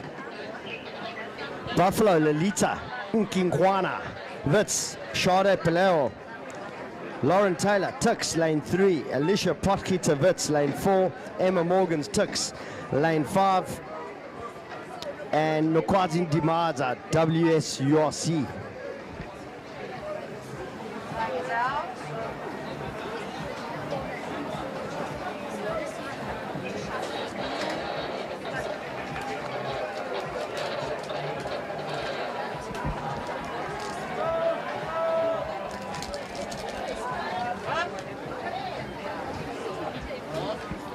Flag is up and they are away.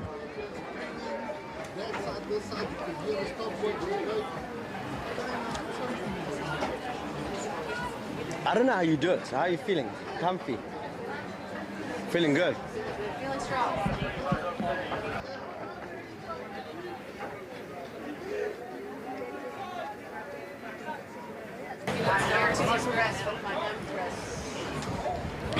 And we've seen a bit of movement from the umpires, just trying to keep everybody in a straight line. I think they're doing a good job. Lane 1, Buffalo. Lane 2, Wits. Lane 3, Tux, Wits, Tux, WSURC. Remember, Lauren Taylor from the pedigreed Taylor family. 3 siblings racing at this regatta. 2 at school, 1 at university, and you looking at her, that's Lauren Taylor. She is going for this victory. If she wins this, we think she wins the inaugural R&B Super Trophy. Trophy. What is it? The hair? We saw the trophy, photo of the trophy earlier, but I couldn't make out the words on the trophy. So the one was a hair, the other one was the impression of a lion. A lioness's paw print from a real lioness, a real live lioness. And I think Lauren Taylor has taken it out. Alicia Potgieter was hanging in there, but there's something happening with the boat. She's just struggling to get that direction. It looks like Lauren Taylor is driving it. There's a bit of change of lanes. Sade Paleo from Wits, but Lauren Taylor is driving. Keep an eye right on the top. Emma Morgan's from Tux. And it's going to come down to who wants it the most, because the wind is going to start leaning in round about now. There are fewer trees here, and the wind drives down on you and buries you. So you've got to fight your way out of it. Lauren Taylor got that good, long, strong connection. Emma Morgan's from Tux. She's picked up the rate. She's squeezing everything down. Lauren Taylor just got a little bit more length at the moment. And now the attack starts from Wits, Alicia Potgieter. We saw how strong she was in the heats. She's trying to close it down, but Lauren Taylor is controlling the race. Emma Morgan's right at the top of our screen. I'd say at this stage, Lauren Taylor is going to stand in line to win it. Emma Morgan's is coming back now. It's those 2 athletes right on top of each other. They know each other well. It's going to come down to the last few strokes. Lauren Taylor seems to be just a little bit ahead. She's diving for the line. Emma Morgan's is coming hard as well. Alicia Potgieter coming across the line, and Sade Paleo from Wits, and Lolita Mkongwana from Buffalo. Lauren Taylor must be over the moon. That was a superb race. Emma Morgan's as well, standing in line to win, and I think she has the inaugural Buffalo Trophy for the winner of the women's under-23 sculls.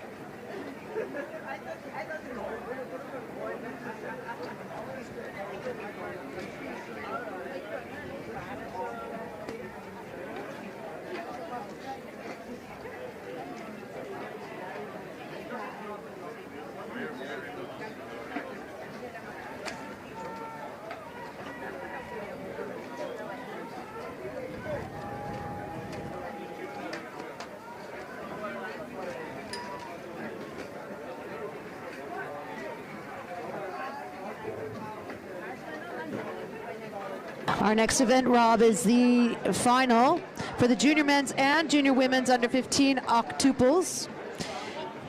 Octuples. Although I don't see any women. It was Clarendon, I think it was Clarendon earlier. All right, so we've got St. Benedict Zen crew in lane 1, St. John's Jacobs crew in lane 2, Fandom from Kes in lane 3, Waldeck Cooks from St. Stithians in lane 4, Boyson from Rondebosch, lane 5, Makubalo from Selborne in lane 6. And this is one of those races where the St. Benedict Zen crew, one of the strongest crews, almost didn't make the finals. And somehow they got a bit of a Hail Mary, ended up in lane 1. Yeah, lucky. And I think some of those other schools are going to come to regret the decision. They should have taken them out in the heats, but giving them a chance is going to put pressure on the rest of the teams. But it's the Jesse boys, Jesse Reed, Jesse Wallman, They're in the Kes crew. I think that Kes crew are strong, they are long, they are powerful, and they are motivated.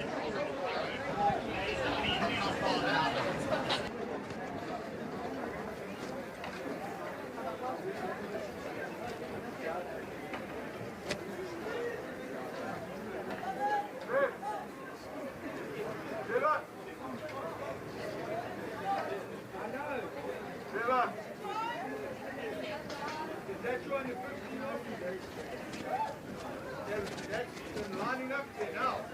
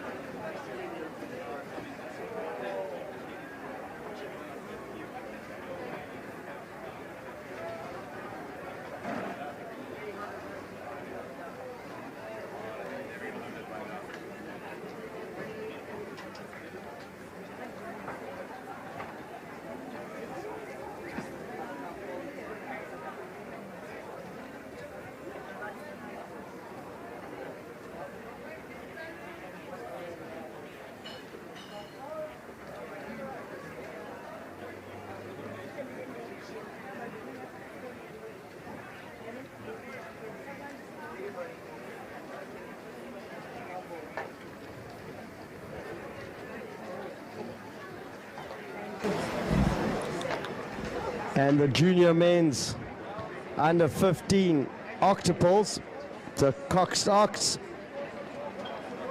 they are lining up, and we understand it is a little bit like herding cats, which is not unusual. The wind is coming in and it is turning the boats to one side. St. Benedict's lane 1 on the far side, Selborne. And in the middle are the 4 boats of St. John's, Care St. Stithians and Rondebosch. They're looking nice and tidy. The flag is out sideways.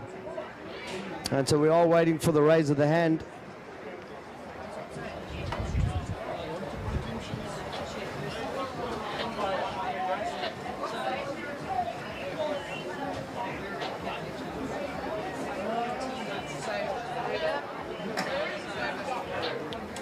And the flag is up and they are away.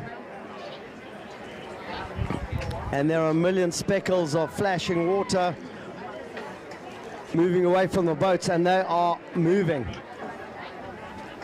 You can't have too much aerated water in the blade. You've got to control as much as you can, get power through everything to make sure that the boat is moving in the correct way, away from where you started, and just connecting and driving.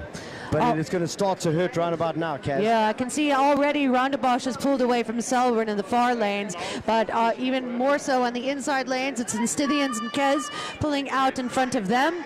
St. John's probably just off the boil from Kez, but not out of it yet, certainly in medal contention. And the inside lane, St. Benedict's, the Zeng crew. The big bad boys of Rondebosch, that's Boyson. They are pushing hard. They are pushing St. Stithians, and they are pushing Kez. It's actually St. Stithians Kez crew, sorry, and St. John's. But it is Kez that is driving the pace. St. Stithians, Waldeck Cooks hanging on. St. Benedict's, they're going to wish they had taken them out in the heats, because now they're charging back. They may take a medal from someone. They are angry. They've got a bit of hope. Kez are going. They are controlling this. St. Stithians are coming back. Kez Fandom, St. Stithians, Waldeck Cooks, they've got open water. It's a two-man game. St. Benedict's have got work to do if they want to try to get back to St. John's. But Rondebosch are at the top of our screen, and look at Kez. Control, such beautiful elegance. racing. That is great rowing. They are moving away. And St. Stithians are going to take bronze, silver, and then bronze is going to go to St. John's. Beautiful racing by Kez and Stithians over the line. Here comes St. John's. And Rondebosch have a bit of a blade snag. Oh no! They've got a crab and he can't get it out. It is too hard. Samay makes a plan, opens the door for St. Benedict's, who slide in. They take fourth.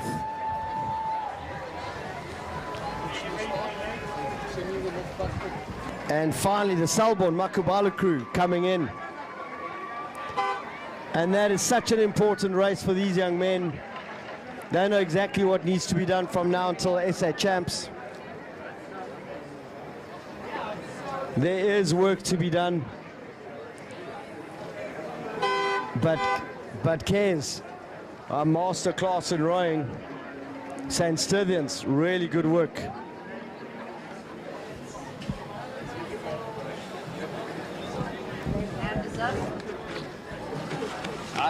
Who's in lane 2? Oh, St. John's Carnage is there.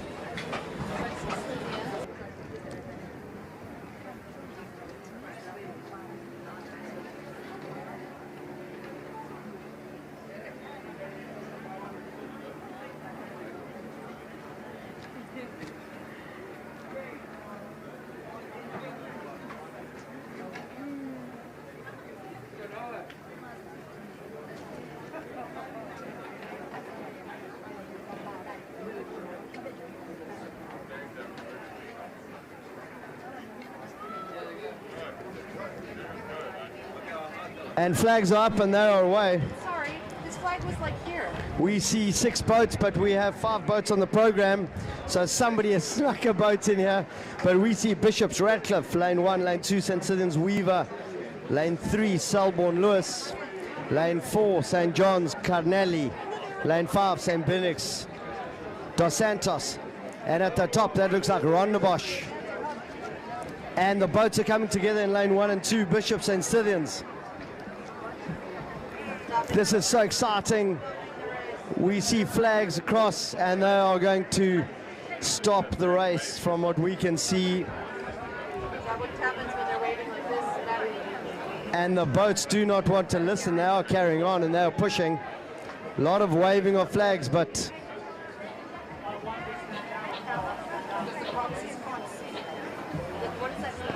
and I think they are calling this race off, but the teams do not want to believe it. They are going for it. They think they're just waving to say hello.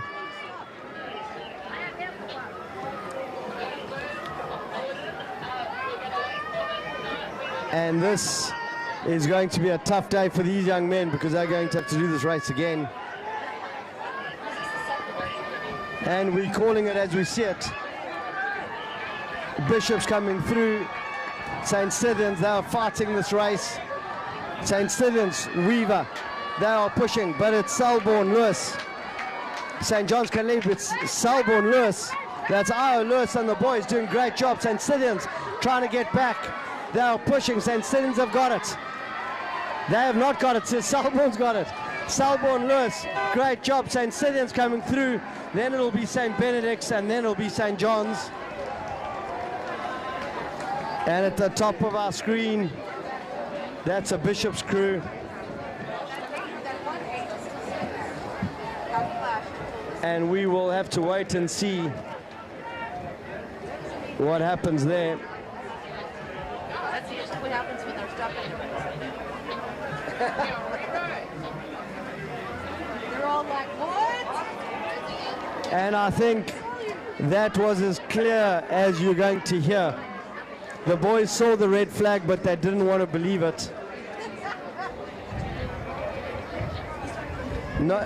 Nobody wanted to be the one to actually call it, and so they closed their eyes and pretended it wasn't there. All the oarsmen were, because the coxes couldn't see. The oarsmen were just like, I don't know what that means.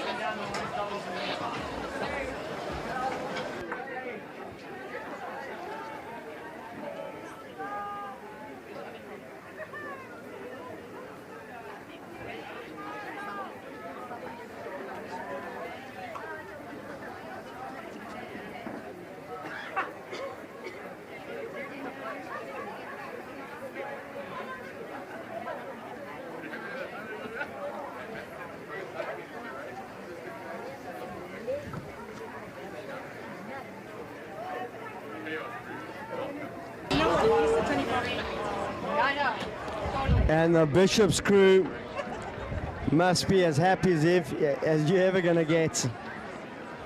I saw some of them making little bacon rolls in the boat there, waiting for everybody else to finish the race.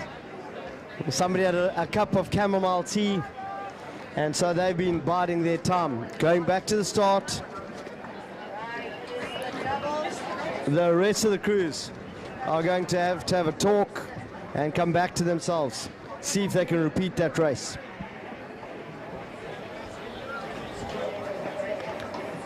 My heart goes out to Selborne. Next race, we are queuing up. Medals, medals, medals, junior women's. This is the first doubles. We've got St. Mary's, Kingwell, Lane 2, St. Stithians, Taylor. Lane 3, St. Andrews, Xavier. Lane 4, St. Mary's, Ledley. Lane 5, St. Stithians, Van der Brecken. And Lane 6, St. Andrews, Manson.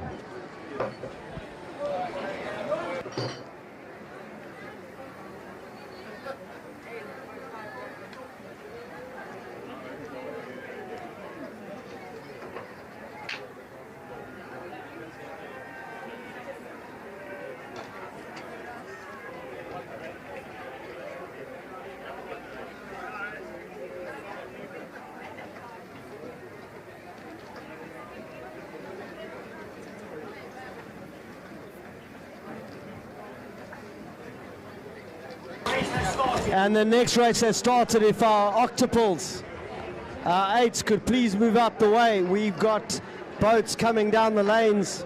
You've got to move out the way. Octuples, you need to be off the lanes. There are boats racing. Coxers, please instruct your crews off the lanes.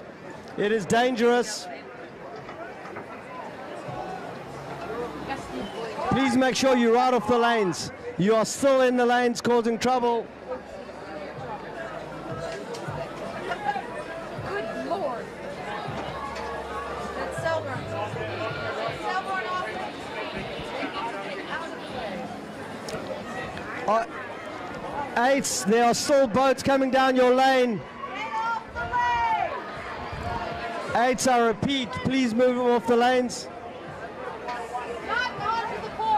There are boats coming right.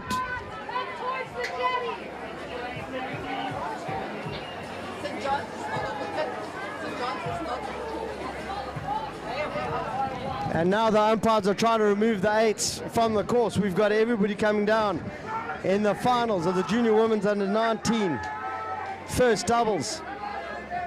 The 8s are making their way around. It is not pretty, but it's effective. St. Stithians, Taylor, St. Andrews, Xavier, are pushing. They're going a little bit angled, St. Mary's Ledley. Those two boats are fighting, and it looks like St. Andrews. St. Andrews have got a little bit of a gap. Chrissy Xavier, Jade Bernand, they're pushing, but Nicole Ledley, Angela Ilgner, they're coming hard, they're coming fast.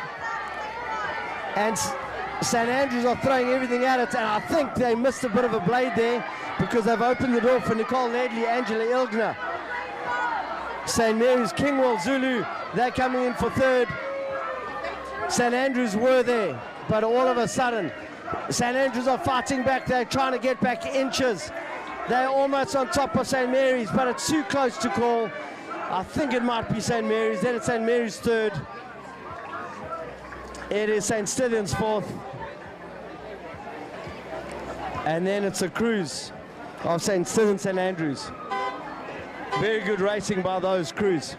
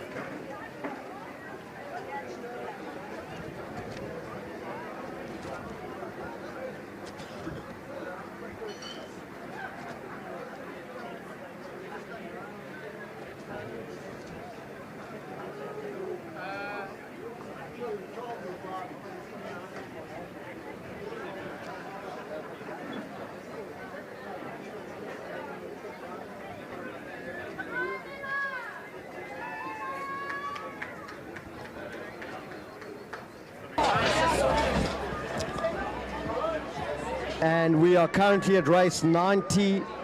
There will be a rerun of race 88 as the eights make their way around to the start of the course. But it is the finals. Junior men's first, Cox Quads, Buffalo RC, and Vila. Lane 2, Rondebosch Ford. Lane 3, St. Albans Aiden. Lane 4, Selborne du Plessis. Lane 5, Jepim Bata. And St. Albans Adelima, lane 6.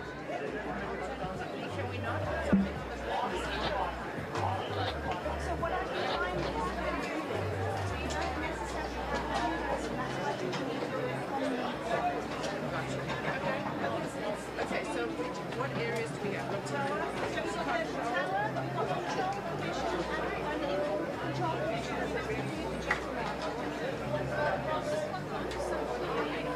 Flag up. Flag is up and they're underway. Short punchy strokes to get the boats moving. And everybody seems to have done that really well. These are well-oiled teams. They're going to move quickly.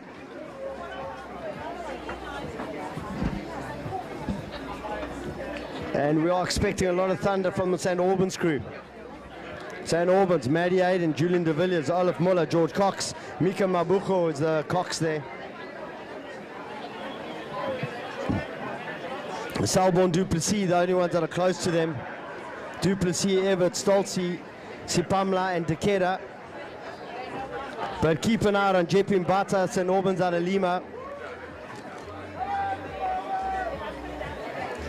Rondebosch, lane 2. Are going to have to do a lot of work if they want to claw their way back into this race. But it is currently lane 3, St. Albans Aiden and Jeppy and Bata, who are in lane 5. Lots of medals on the line. And St. Albans Aiden are moving. They don't have too many strokes left. And now it's happening. Jeppy, St. Albans out of Lima. They've got momentum and they are attacking. Jeppy are under a bit of pressure there from the second St. Albans crew out of Lima Branch, Miller, Frankham, Mudal, the Cox there. They're coming through. It's going to be the St. Albans crew. St. Albans Aiden. They're going to take first, second, still open. Jeppy are fighting. Wow. They are not letting St. Albans come past them. They are blocking, they are holding, they are doing everything they can. St. Albans are the faster moving boats. I can't call it. Wow. And for fourth position, it is the Selborne Rondebosch Cruise.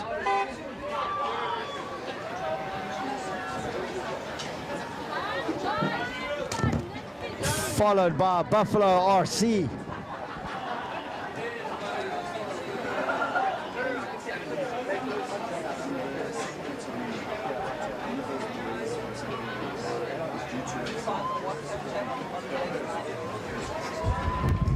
Buffalo RC making it across the line. A few more strokes, gentlemen, and you are done.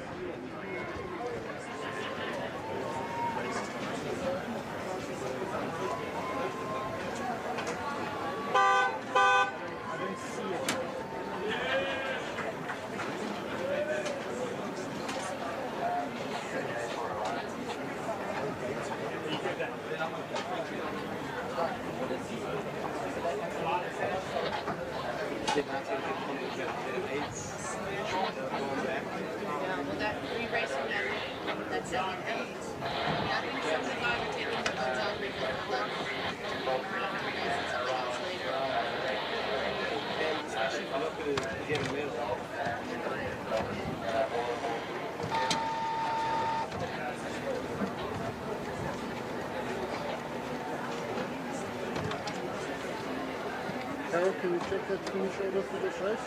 The one that just come down? Yeah. This last race we just had. Yeah. St. Albans 8 in first. Thank you. There is some funny bar numbers. JP Martin second. Or St. Albans Adalina second. One of those boats. No, no, no. Sorry, I checked it out. Oh, okay, cool.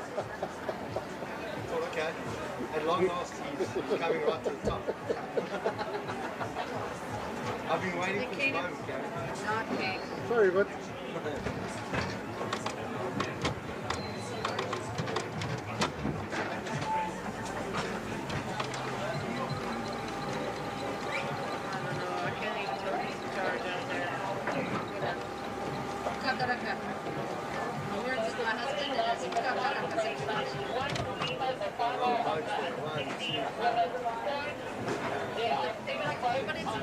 But also what you're seeing is different boat classes all mixed up on the line.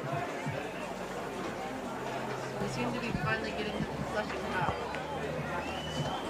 And the next race looks to be race number 91. It's a final. Junior women's under 16 Cox quads. This is a straight final. There, it's almost a full house here, Kaz. Every lane's been taken up. Lane 1, PGRC de Klerk. Lane 2, Holy Rosary Riccardi. Lane 3, St. Andrews Moor. Lane 4, St. Mary's Roos. Lane 5, St. Stithians Waldeck Cooks. Lane 6, Clarendon Coleman. Lane 7, DSG Callow.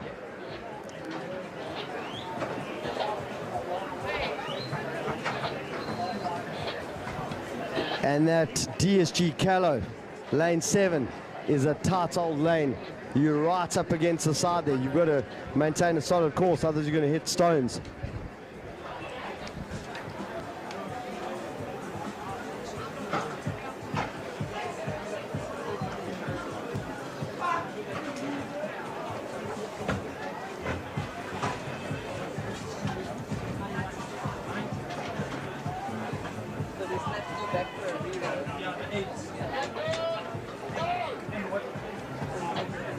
And you could hear the scream of the umpires from here.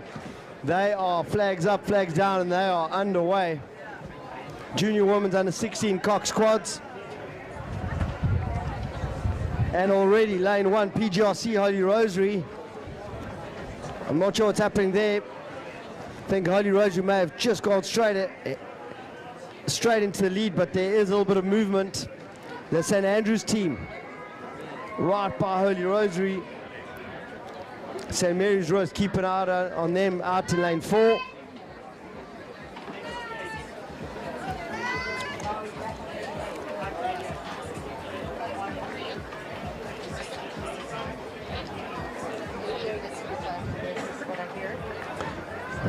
It seems we may have the 8th race after this junior men's second coxed eights.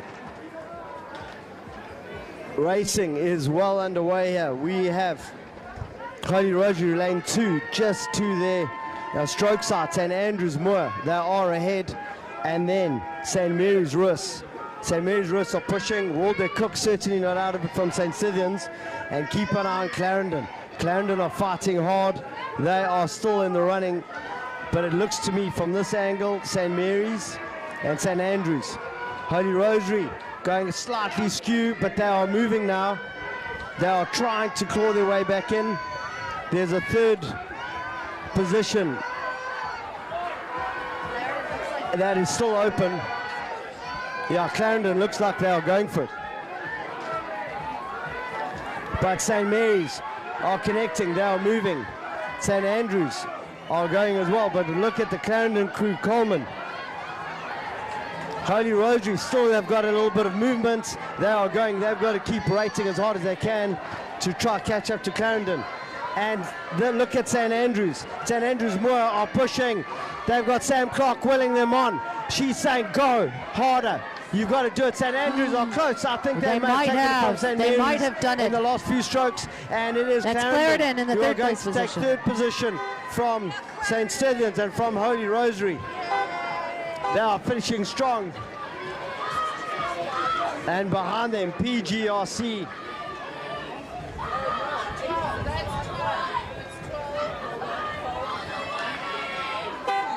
PGRC, be careful. Holy Rosary behind you.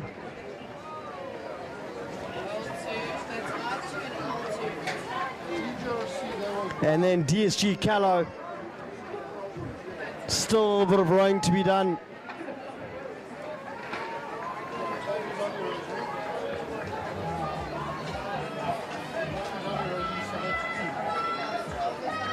That is good rowing, Luna. Well done to you and the team.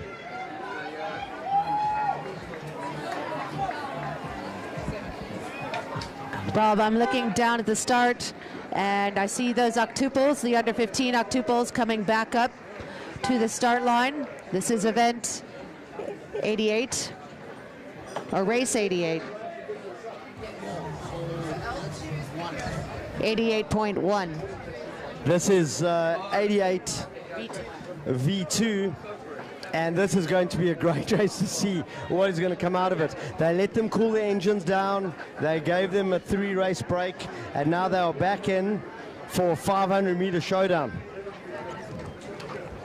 In the previous final, Selborne, Lewis, they had Io Lewis the stroke there, Collicott, Everett, Stolze, Duplessis, Pamela, Forsyth, Schwegman, and Caden Faree the Cox. They were the fast ones out the blocks. Can Selborne repeat that?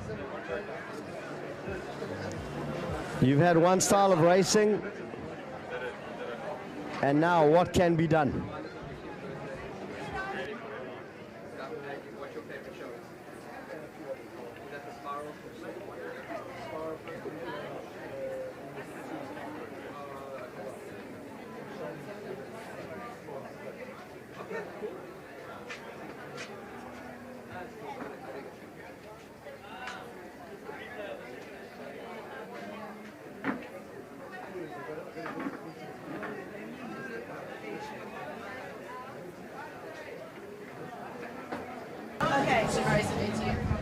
Flags out to the side to make things exciting. Troughs of water have started making their way down to hinder movement.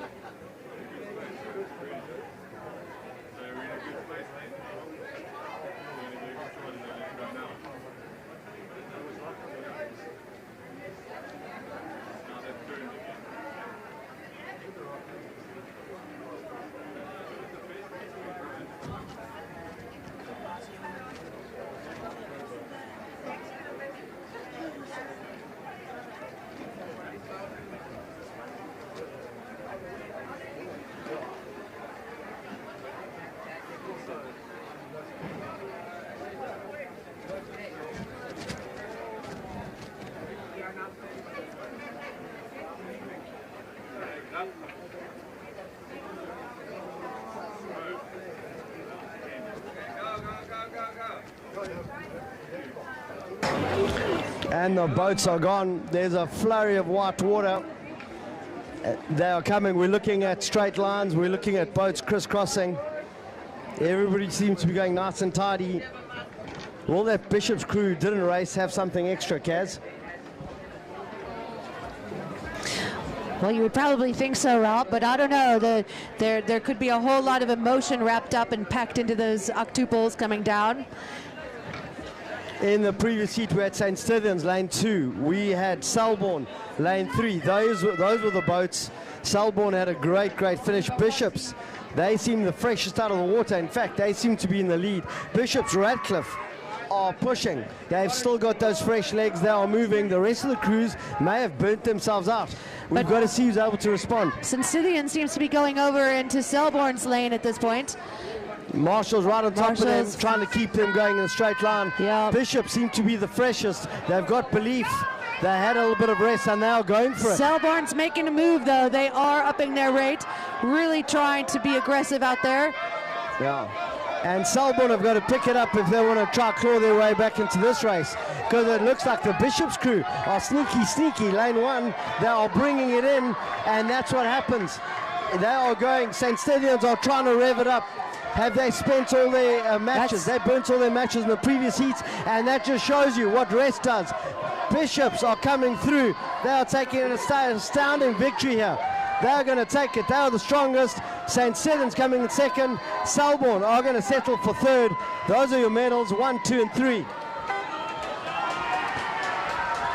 I think St. John's is just going to has got to be the race of the day St. for Benedict's. Bishops. They are over the moon. Coming across the line, St. John's and St. Benedict's. Everybody's appealing. And Bishops took advantage. And the second Bishop's crew coming through.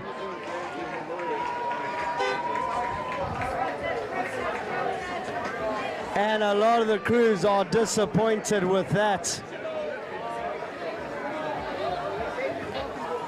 And that is what happens at Selborne Sprints. Never a dull moment. They already started. All right, this is a really late start on my part. Bad. And this is a race we've been waiting for. It is. Octuples, if you can please get off the course. We've got university pairs charging down on you. Umpire, Bob, just be careful. There are boats. The next race is underway. We've got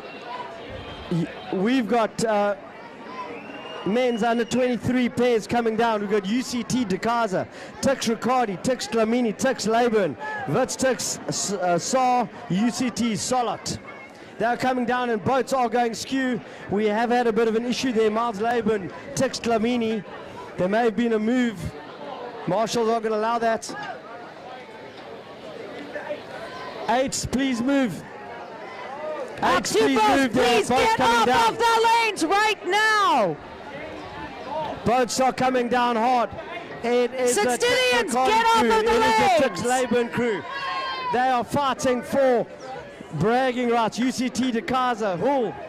It is all happening up here today. Lane 1, lane 2, they are fighting. Lane 5 and lane 4. And it's Miles Leyburn. That's Securus Riccardi. They are pushing, they're fighting. They've got UCT Dekaza Hull on their insides. Right at the top.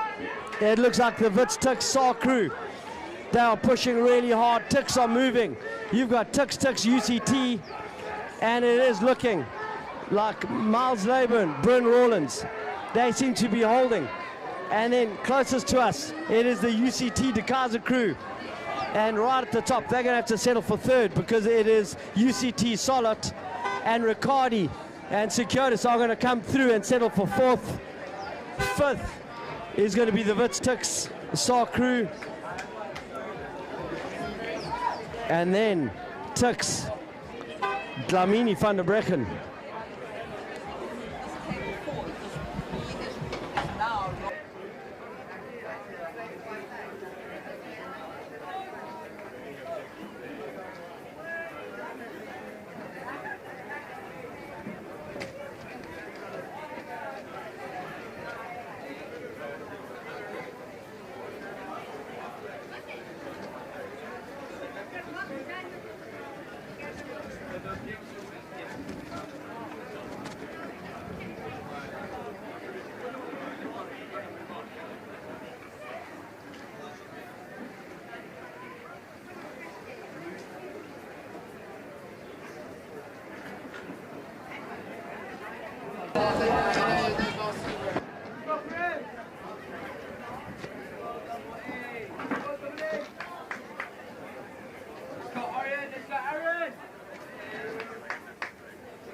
And the next race, race number 93, junior men's under 16 cox quads.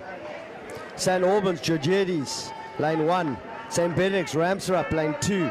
Lane 3, St. Albans, Mosupia. Lane 4, JP Nell. Lane 5, Kerstain. And Buffalo, Wapi, lane 6.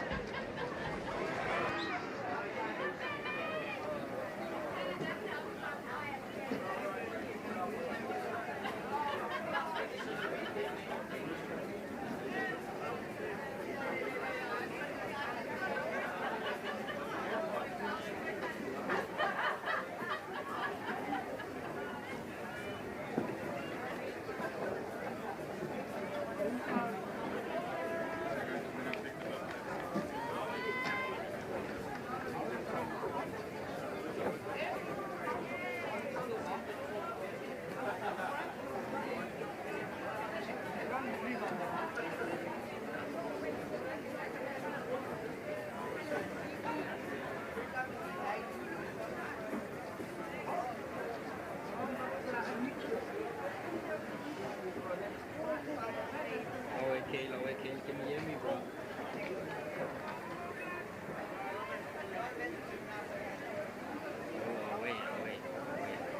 If you believe in the team, if you believe in the structure, then good things happen. You know, if someone's lower, we have each other to lean on. No matter what, we'll have each other's backs for the rest of our lives.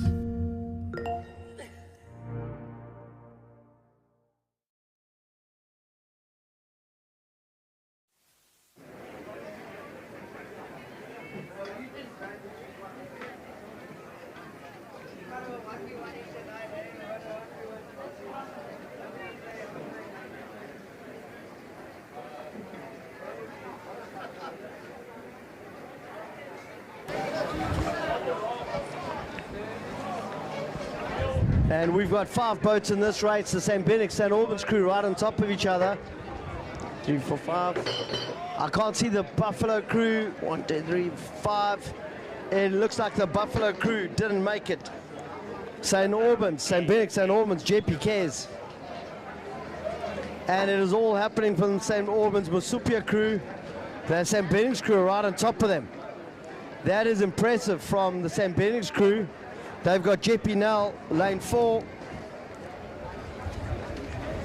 And they are close to each other. I think there's a bit of gap between the blades. But it's those 3 boats. St. Benedict, St. Albans, JP. St. Albans Mosupia seems to be driving it. Luca Muller, Demba Mugivi, Calvin Damon, Micah Mabuchu. Everybody, lane 1, Octuples, 8. Selborne. Selborne on the water. You've got boats coming in hard. And currently it's St. Albans, Mosupia. You've got the St. Benedict's crew, Ramsrup and JP Nell are hanging in there in lane 4. JP Nell have put in the most movement now. They've done really good work in the middle third, and now they're grinding it back. St. Benedict still hanging on. They're coming in nasty for 3rd position. But it is now happening between St. Albans and JP. JP are finding more. They've got momentum. They are moving. JP seems to have something more. St. Albans are fighting. They're both going off at an angle. St. Albans is holding on. I think they may have done just enough to take it from JP.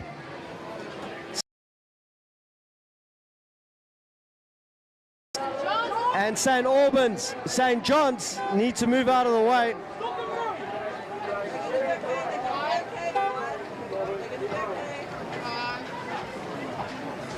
And Cares conclude that race.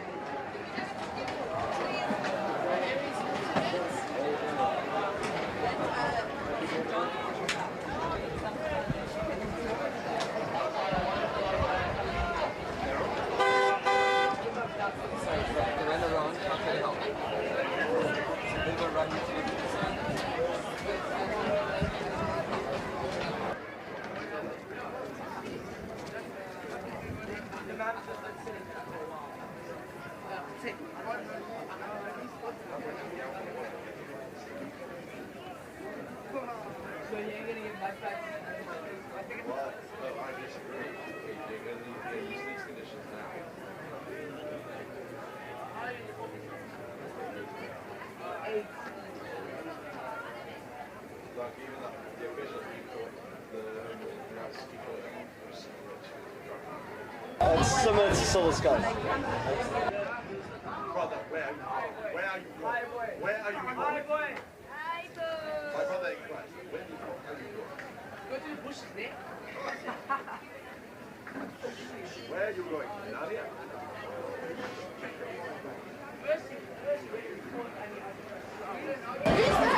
And we have a sculler in the lanes. I think he might be late. He might be making a mark, getting straight into his lane. I think he was coming out of the second 8.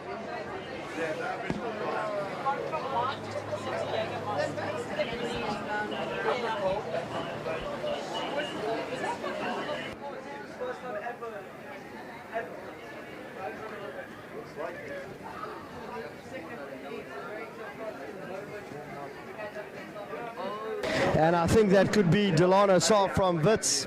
He's just come out of the pairs racing with Ricardi and Sikiotis. He was in the Wits boat, and I think he's now in the sculls.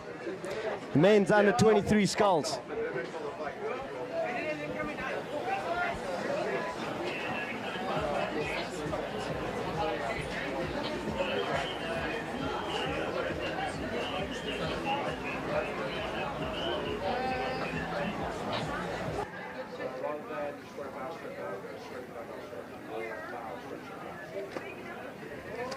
It more depends on the crew. It depends on the crew. So say you have a crew layout and some people will specific spots, but then I'll go on certain sides and help. Can even be a stroke, half. Maybe, yes. I've never seen anyone do it. Huh? I honestly don't know. I've never done it. You'll see stuff like this in the Why is this shooting?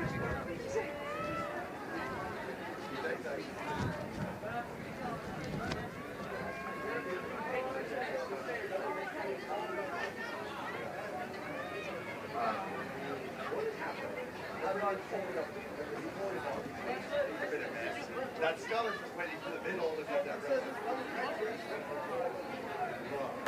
We are looking for a St. John's Opens coach. If a St. John's Opens coach could please come to the commentator tower.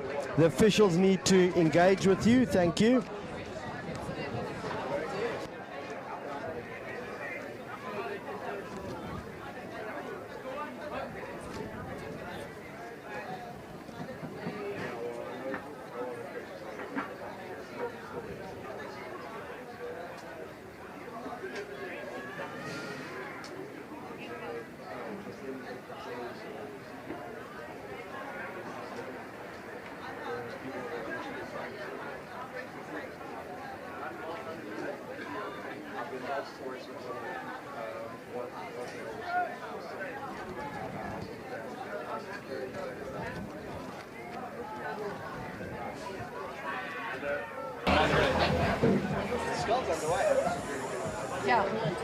And the sculls are underway.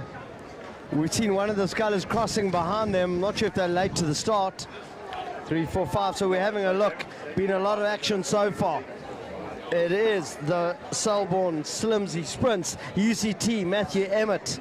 Lane 1, lane 2, Stellenbosch Giltro. Lane 3, Tix Kiriatsis. Keep an eye on him. Vitsar, lane 4, Tix Aiden. That's Christopher Aiden. Lane 5, lane 6, Sambulo Nkube. St. John's. Who was it? St. John's. Michael Giltro, ex-St. John's boy. Warwick Kiriatsis, ex-St. Albans. And Warwick Kiriatsis seems to be controlling it out there in lane 3. Keep an eye on UCT, Matthew Emmett. Really nice to see Michael Giltro back on the water. And we're looking at the rest of the crews, and I think one of the scullers has been bounced from this race. Christopher Hayden, Tux, hanging in there, but it is Warwick Kiriatsis controlling this.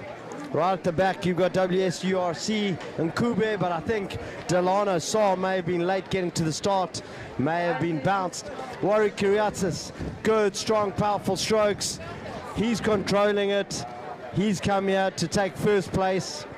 He's got to keep an eye on both sides, but have a look at UCT Emmett.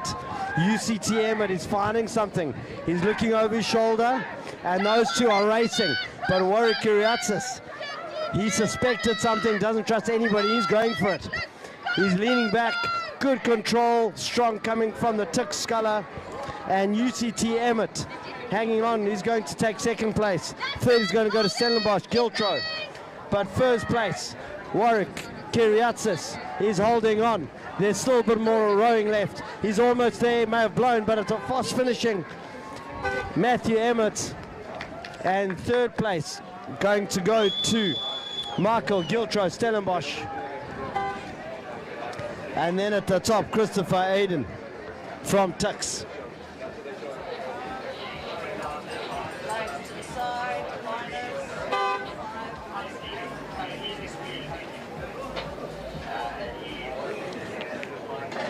We got WSURC, Sambula Mkube. He's finishing up in these tough conditions.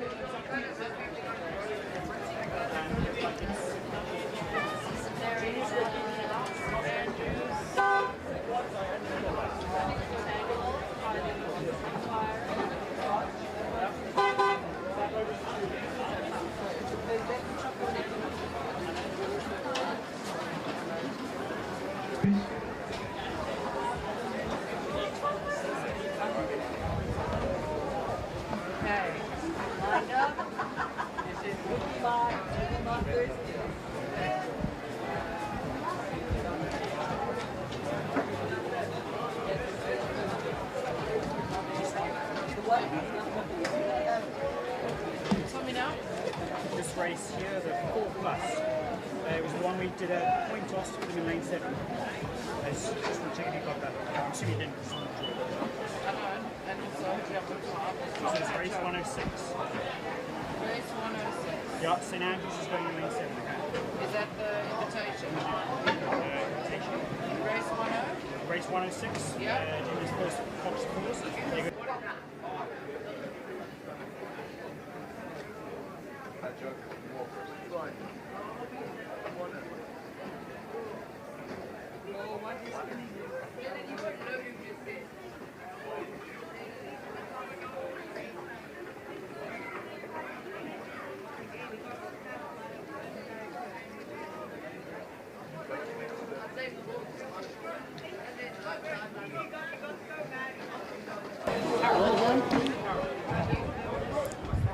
Junior women's first pair racing. We've got the Sisters Webb, Holy Rosary, lane 1. St. Andrews Lum, that's Megan Lum, Kendall Taylor. St. Mary's Shaw, lane 3. Lane 4, Seva Paulo, St. Andrews, Shipalana, St. Stithians, lane 5. And Van Logrenburg, St. Mary's, lane 6.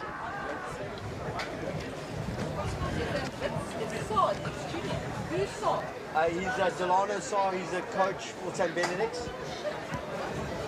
Right up the middle of the course.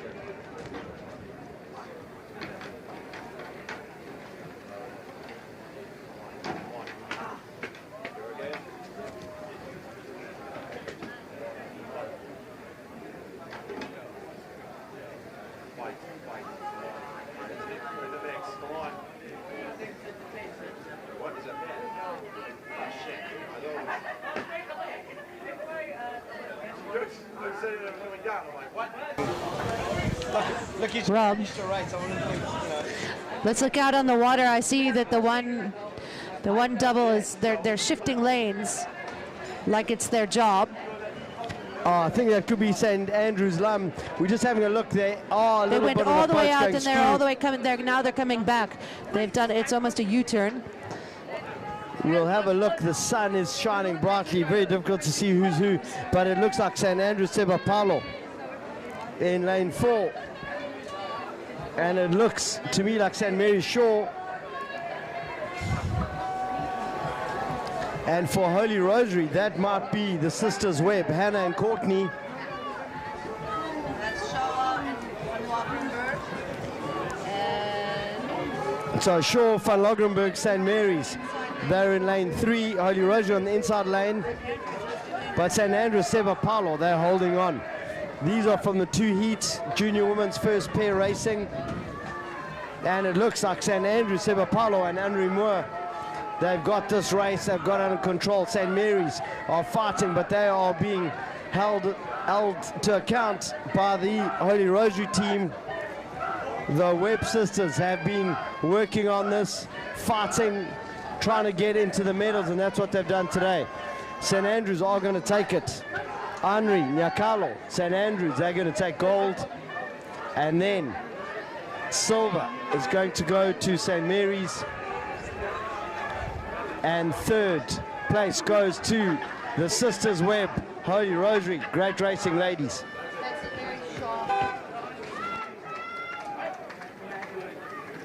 So that's it, mate. So that's it. I know that day.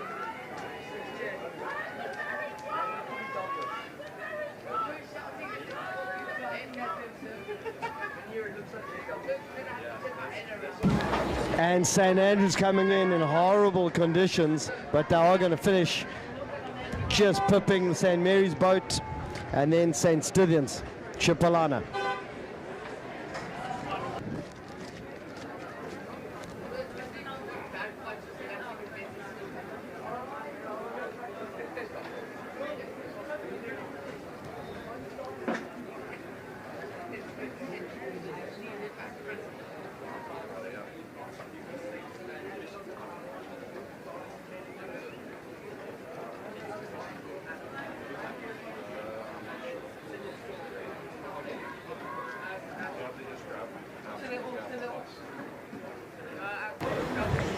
Race 96, the finals of the junior men's under 15 doubles. And we've got some of our favorites here, Kaz. We've got lane 1, JP Onyeneku, St. Benedict's, lane 2, Pereira de Encarnação, St. Benedict's Zeng, lane 3, Gray Fisher, lane 4, lane 5, St. Albans and Joni, St. Stithians Malebacha, lane 6.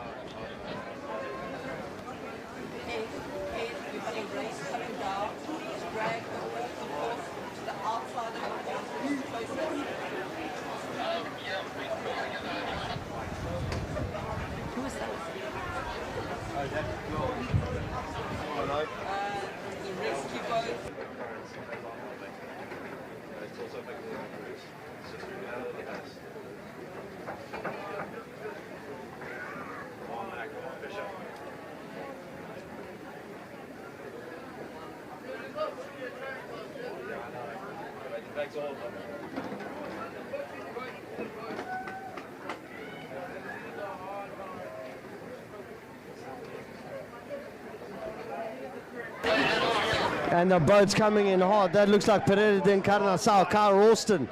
They're in lane 2. They've got the Jeppy. That's the Nachi boat on Yoneku and Van de Ven. They're in lane 1 hanging in there. But the next St. Benedict's boat, Mark Zen, Emiliano van Heerden, they are fighting to get double medals for St. Benedict's. Jeppy also fighting. Gray, St. Albans and Scythians just off the boil up in lane 4, 5 and 6. And they're pushing hard, coming through to an end. And there are a few crabs being caught there. The St. Benedict's crew are struggling. I think they've caught a bit of a crab. That is the St. Benedict's Zen crew. But look at this, masterclass from Pereira de Encarnação. And that's Enrique, and that's Kai, and that's St. Benedict's. They are going to take gold. Silver's going to go to Jeppy, Clinton, Scott, Onyeneku, and Van de Ven. Well done to those men in third place, still holding on. That's the St. Benedict's crew. And that is Mark Zeng and Emiliano van Heerden. They've got a few more strokes. They are being attacked by Gray. Gray just struggling. There are crabs being thrown around everywhere. It is so difficult to get to this finish line. St. Benedict's take gold. Silver goes to Jeppy. Bronze goes to St. Benedict's. And Gray Hard doing a good job just staying ahead of the St. Albans crew. And the weather is really tricky. St. Stithians, Malebacha and Moyo concluding this race.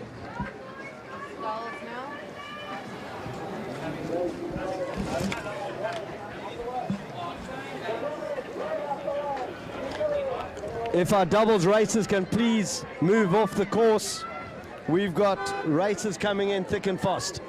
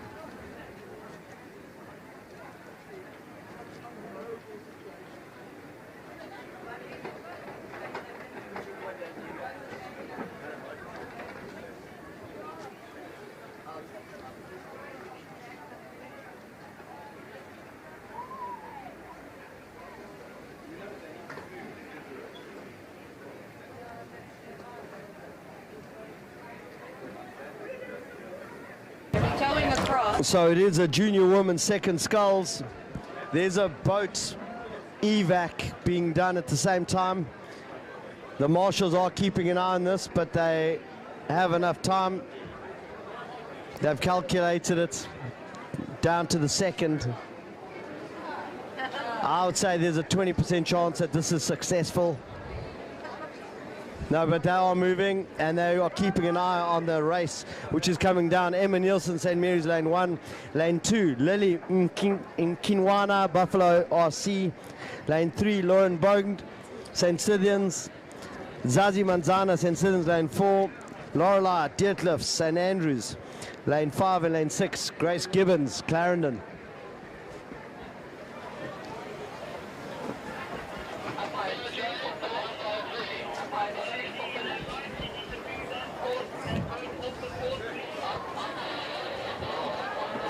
And they are trying to move the boats off the course, but that does not seem to be working according to plan.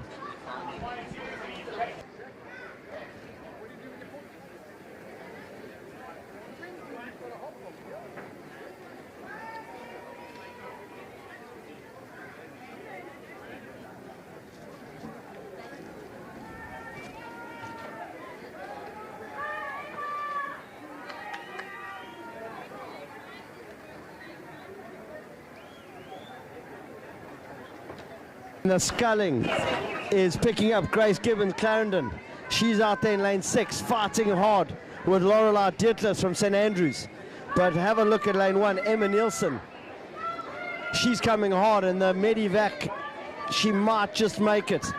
This is not as dramatic as I'm making it sound, and they are coming down, but it is going to be Emma Nielsen from St. Mary's. She's doing really nicely. St. Stithians, Zazie Manzana, and Lorelei Detlefs, St. Andrews. They are moving. Emma Nielsen looking like she's got it under control. There's still a little bit of racing left, but it's very hard. St. Mary's are going to come through. Then it is going to be St. Stithians. Then it is going to be St. Andrews. And those are your medalists for the Junior Women's Second Sculls final. Lolita hasn't crossed the line yet. A few more strokes. Lily all the way! And then Lauren from St. Stithians going across the line.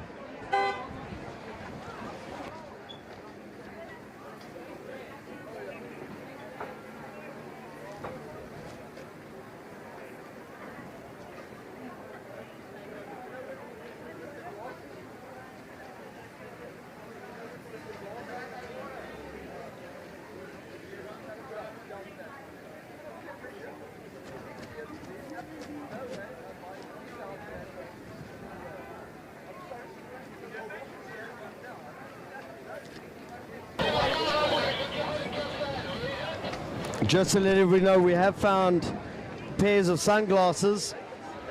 So if anybody has misplaced them, you could come and ask me for them. If you can identify the make of these glasses, we might think about giving them to you.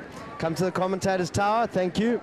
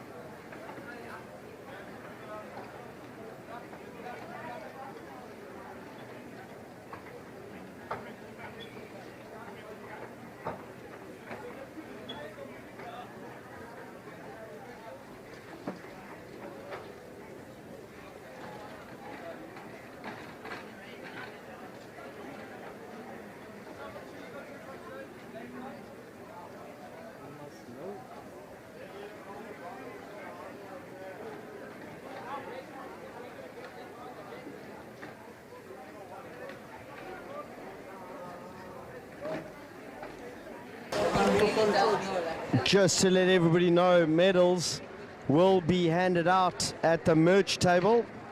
Kate Godfrey will be there handing out the medals. So if you could make your way and go collect your medals from the merch stand in the main Alba building. Thank you.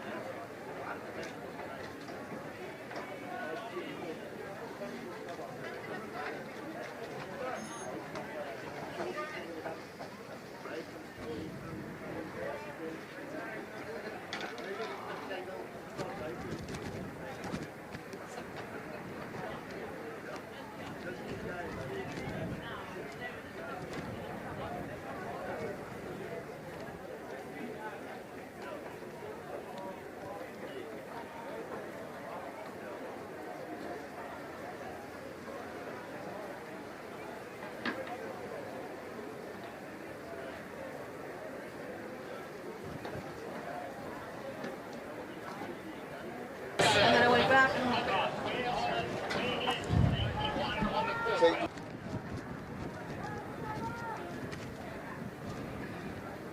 We're looking down on the lanes. We see 6 boats on our list, but we only see 4 boats out there in the water. So we'll go through it. St. Benedict de Santos should be in lane 1. Lane 2, Jeppy Burks. Lane 3, Graham Mbovo. St. Albans Mapala. Lane 4, lane 5, St. John's Clutie. And Kes Fasram, lane 6.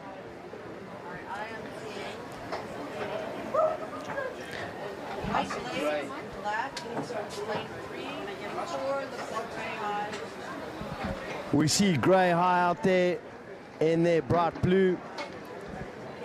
It looks like the St. Albans and Kes Cruise out there. But close to us, that is a fast moving boat. That is either Benny's or Jeppy. That's 4. Next to Kes is S4. And we've got St. Albans Mapala. They are driving this pace. Right next to them, it's Kes Fasram. St. Albans, Kes are pushing on the inside lane.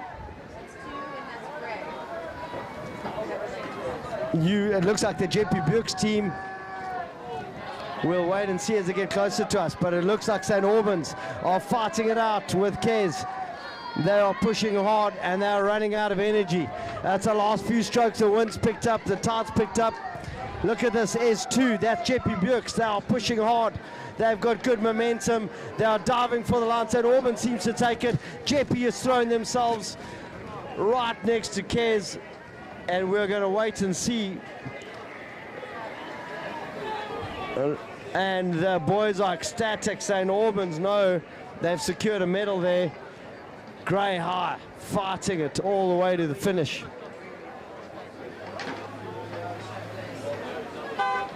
He's going to quit.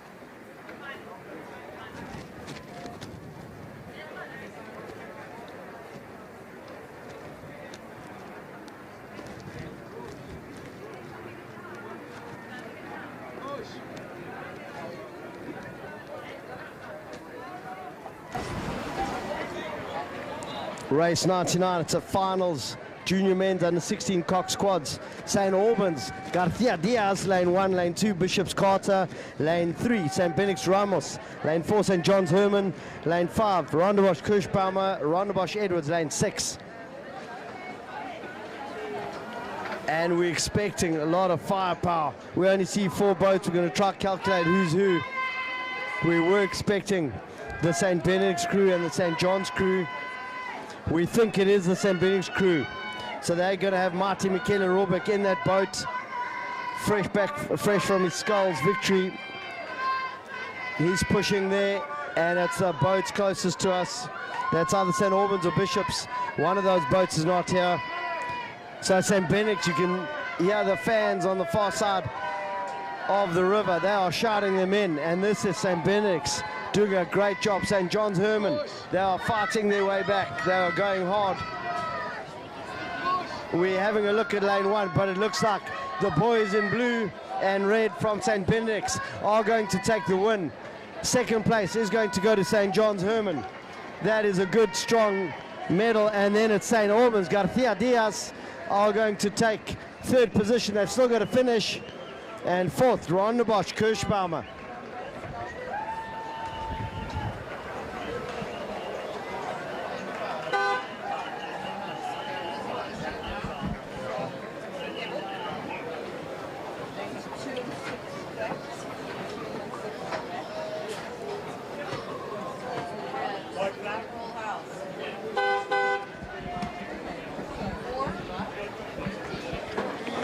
And we now have the junior men's under 16 fours. St. Benedict's Brodvik, lane 1, lane 2. Bishop's Trout, lane 3. St. Benedict's Smith, lane 4. Sachs Gobi. St. John's Veach, lane 5, and lane 6. Kez Gomes. Usually in the falls you have some of the lighter men. They are going to try to bounce over these waves, stay out of the wind, row low.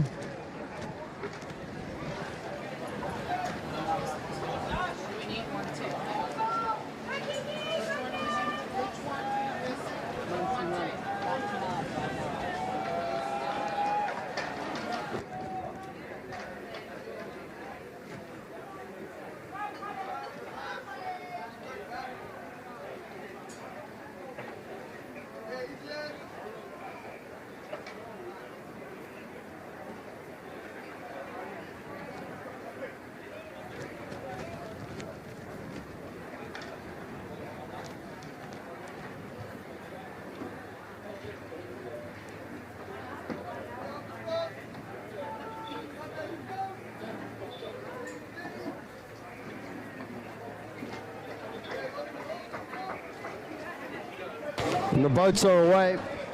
See the flash of the blades, lots of bright lights. Junior men's under 16 fours. All comes down to pedigree, keeping it nice and neat. At the moment, everybody holding their lanes.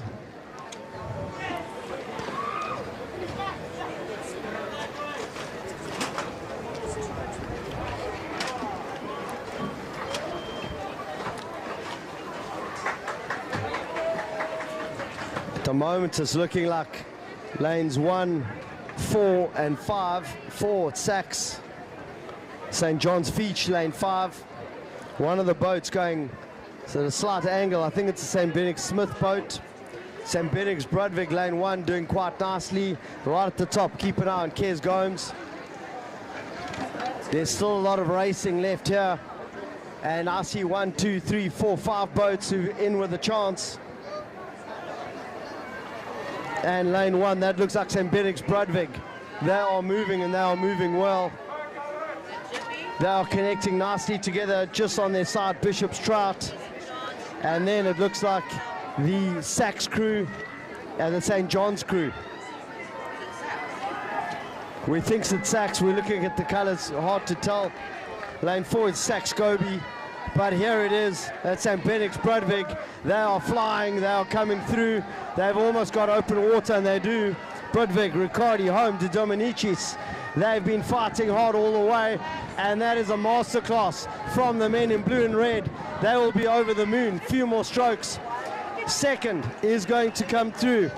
That is great, great racing from the Sachs crew.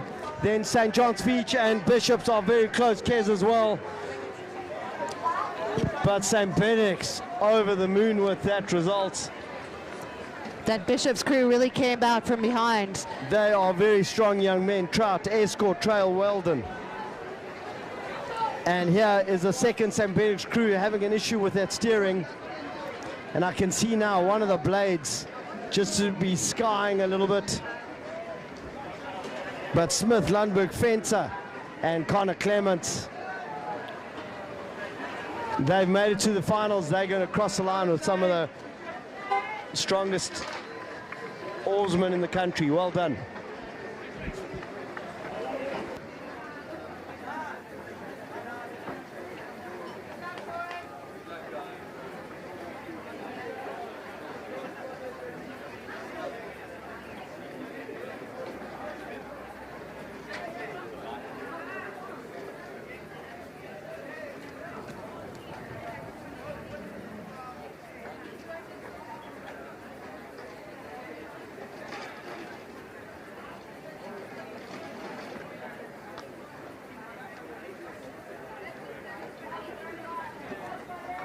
Good luck, boys. Go, Matthew. Well done.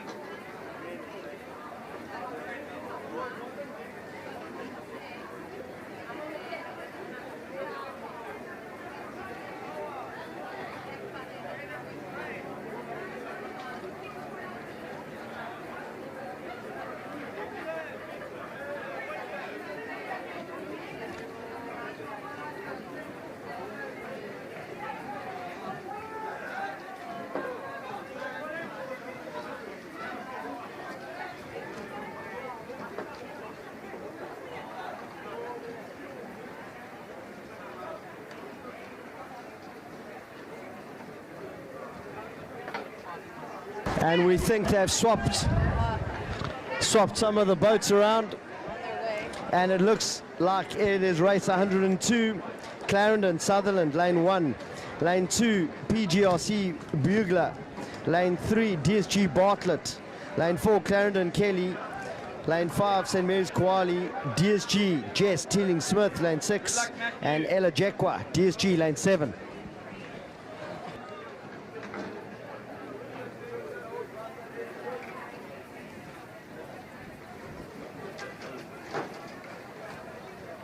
Good luck, Jack. Good luck, Nick. Good luck, guys.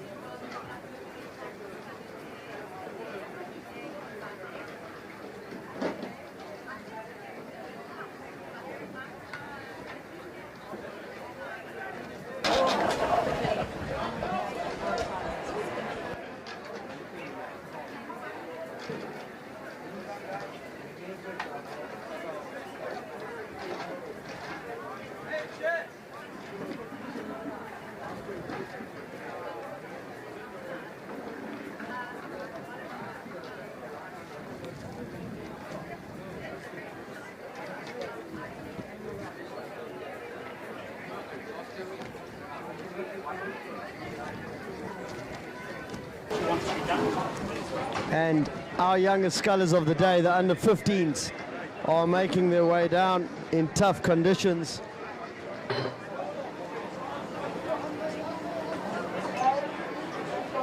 We are just trying to identify who didn't make it to the start, because I think we are missing a few, 2 in fact. We see 5 scullers. I think it is going to be Clarendon St. Mary's. Let's have a look.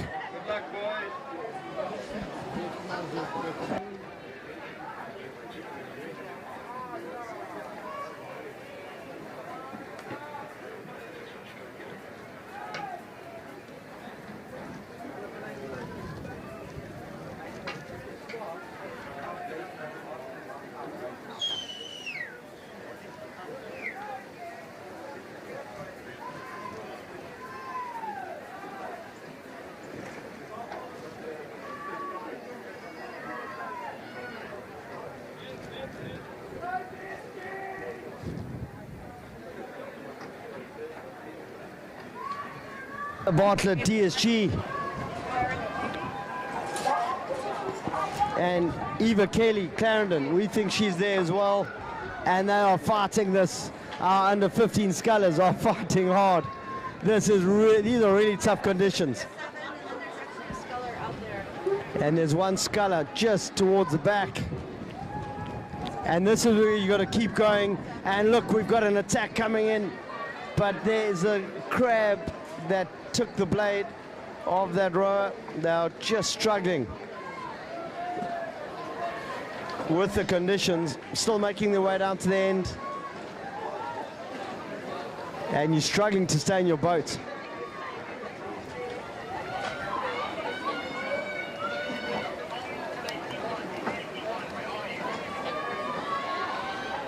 And that is a very good result. That, I think, is Ella Bartlett DSG. Lane 1 is Clarendon, Kelsey Sutherland. Kelsey is fighting. She's got a few more strokes to make it. And then lane 6, Jess Teeling-Smith. Those are your medalists, and they are nuked. That was a proper race from those young ladies.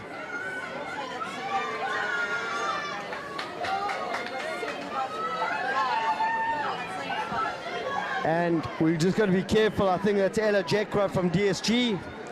Just need to stay on the course and away from the jetties. That's lane 5 over there by the... And lane 5, that looks like Letabo Koali from St. Mary's. Very brave row from those young ladies.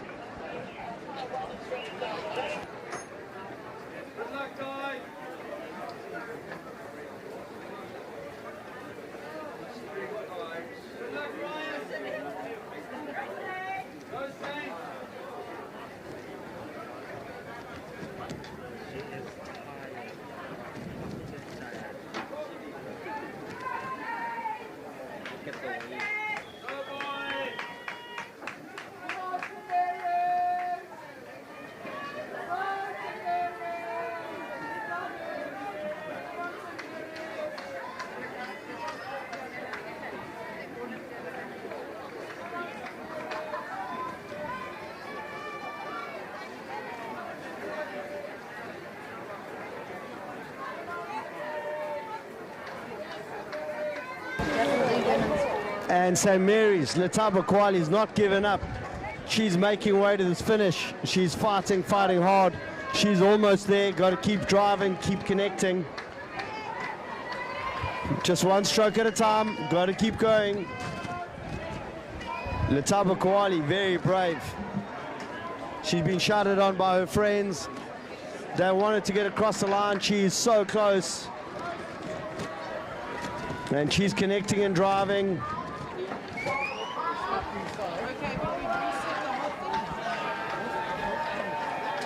And St. Mary's finishes her final sculls race. Well done.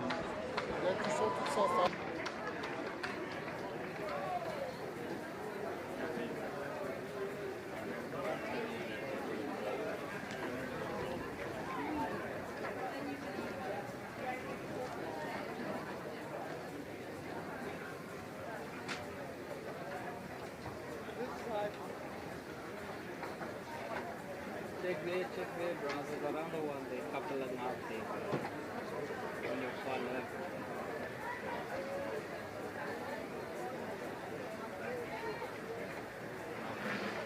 You see, okay.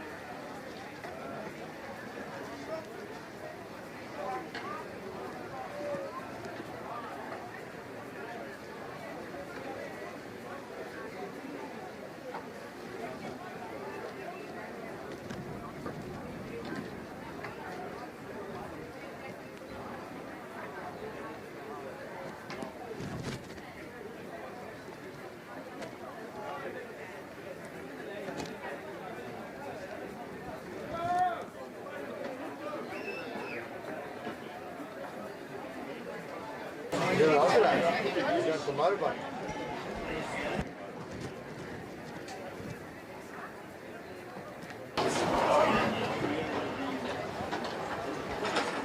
And on the course for the final, St. Mary's Fisher in the junior women's second coxed quad, St. Andrews Maimonas, PGRC Cahill.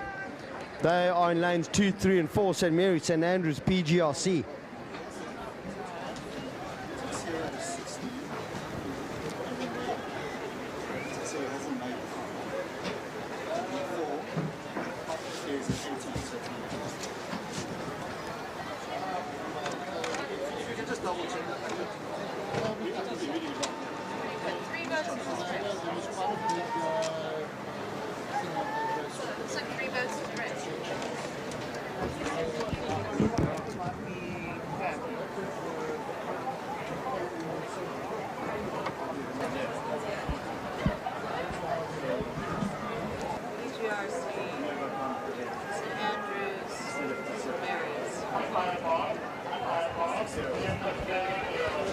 And it looks like PGRC Cahill.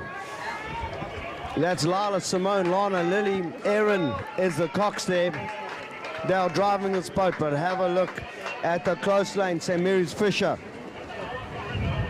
Natasha Zwama, Tiffany Alexis, Dina Barat is the cox there.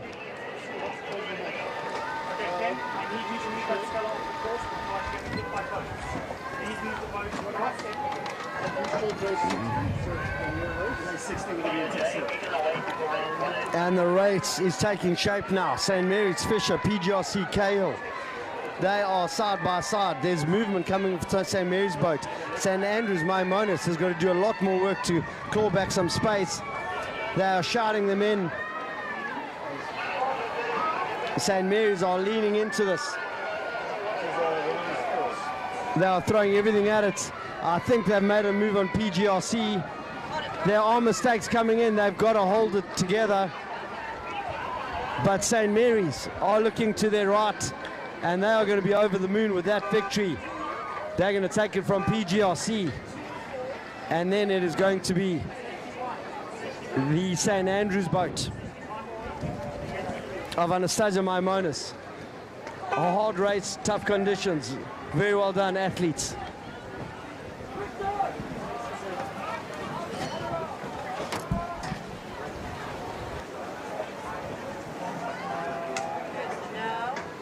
Safety one, yellow card.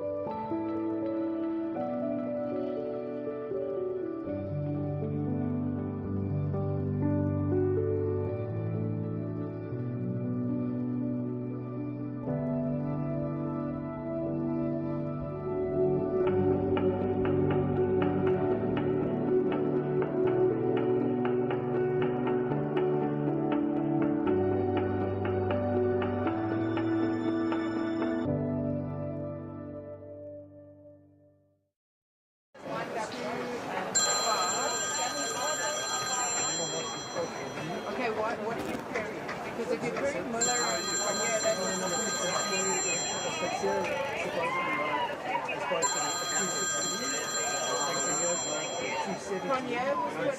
So Cornier, okay, so there was a whole thing behind that that Gareth wasn't over.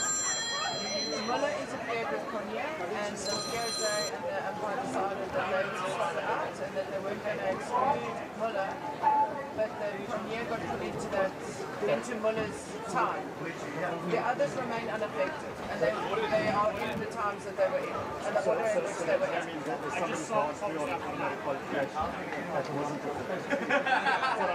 The fastest, correct. Yes. No, Joe, get the mic. We're waiting for you. Don't worry. We're waiting for you.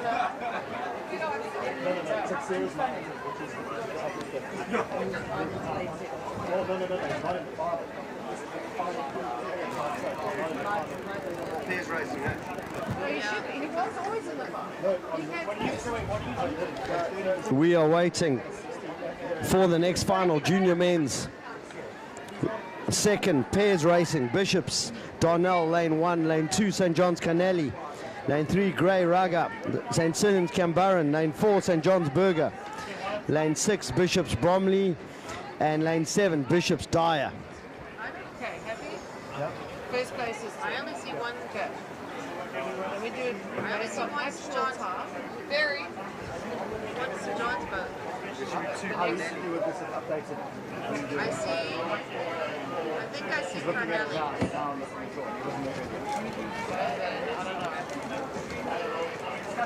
Stillians, Bishops, Dollars out there. Gray.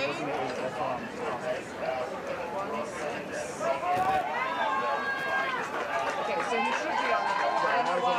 I put him on the draw. I don't know why it didn't publish it. Okay, so I'm going to explain to you now. I'm putting Cornier through because it was an umpire and a POJ decision, and I'm changing. I'm putting Muller into lane 4, and Muller goes into lane 7, and Cornier goes into lane 4 because the one interfered with the other. I don't know why it didn't take the shot. Okay. I'm going to have to take it out and redo it and play Bishop. The issue with that stuff that is like not marijuana kind of thing, it's the other stuff that's medicinal. So I said, oh, I'll try some. Then we go out and have a pizza. Why don't we do I'm going, Jesus. She goes, has it kicked in yet? I'm going, what's kicked in yet? She said, gummy. I said, what kind of gummy was that? She said, oh, it's like a marijuana gummy. I'm going, you must never ever give me marijuana. When he looked on the way, it didn't come up. That's what he said. And she was popping there. Sarah wasn't there. Because she's a bit stressed at work. So you make sure that one like a glass of wine. Yeah, that's what we were wanting to check. I just asked the Alana that same possibility is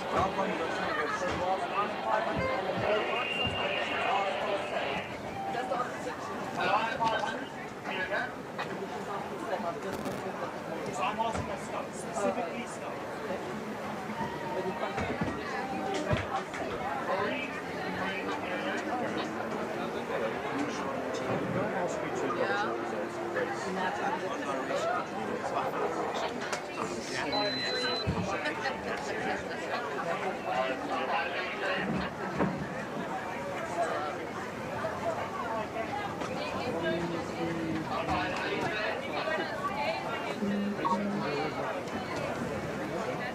Basically, they finished like 1, 2, 3, 4, 5, 6. Yeah, so lane 2. That was the reroll. Yeah, it was the reroll. So lane 2 was the The boats are coming through. Lots of movement in the junior men's second pairs. A bit of zigzagging going on, but they are making their way down.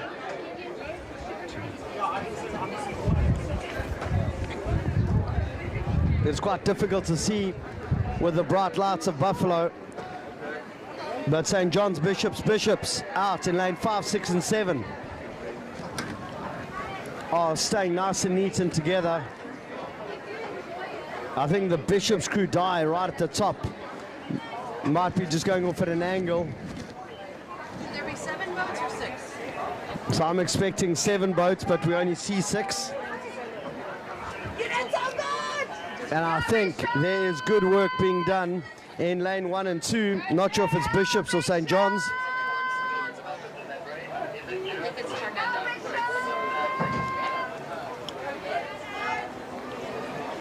And the boats are working hard. Remember, the team sheet shows Bishop's Darnell, St. John's Carnelli, Grey Raga, St. Sidon's Cambaran, St. John's Burger, Bishop's Bromley, Bishop's Dyer.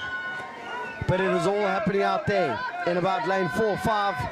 They're coming in hard. That is good connection. I see the Bishop's boys. I think that's Bromley, and that could be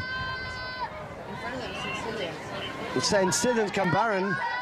Of course it is. It's Luke Duffin, Kush Cambaran from St. Stithen's, and they've been racing hard with the Bishop's boys, and they are coming through the last few strokes to the end, but it's going to be St. Stithen's going to take it from Bishop's. And look at this. It is a hard charging Bishop's Darnell. They've gone off at an angle. They don't care because they're going for their bronze medal. They've got a little bit more racing to do. A lot of activity behind them. The St. John's crew coming in hard, but it is going to be the Bishops, Darnell, Callum Darnell, Ben Davidson are going to take it right at the top. We've got the 3rd Bishop's boat, and then St. John's, Pietro Carnelli, Bradley Stead, and from Grey, Arian Raga, Aaron Husenberg.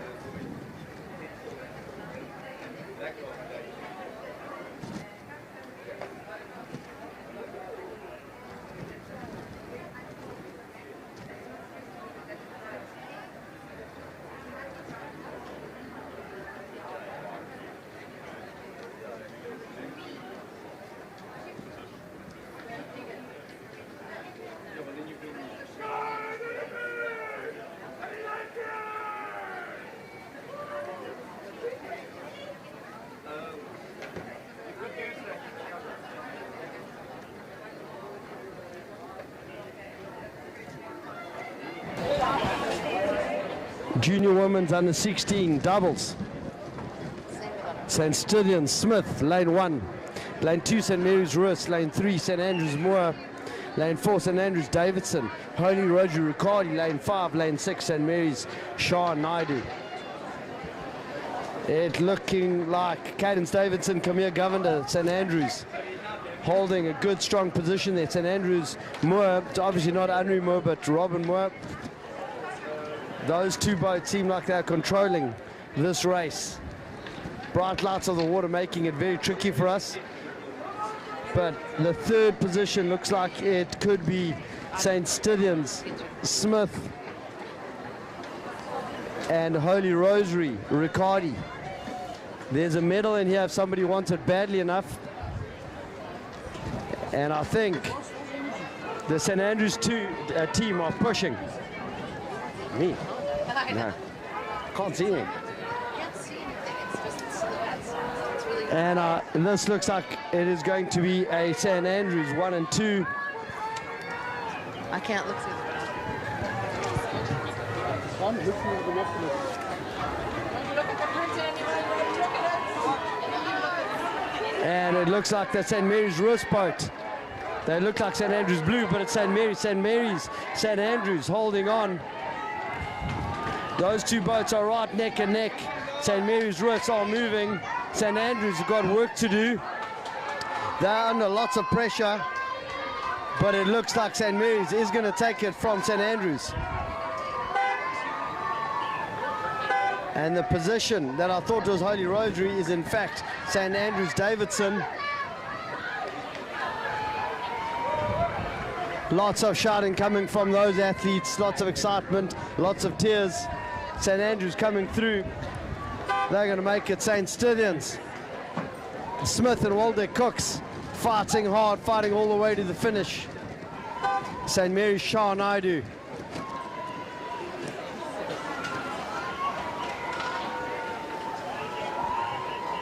And we'd like to find out where the Holy Rosary Riccardi crew was. My family will want to know.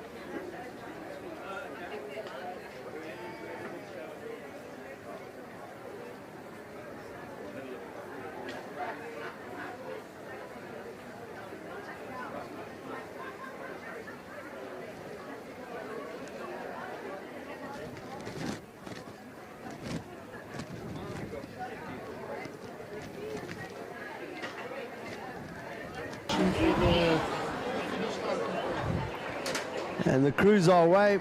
We are expecting to see 3 crews on the water. Tux Brookman, Tux Morgans, and a composite crew of UCT, Wits, UJ.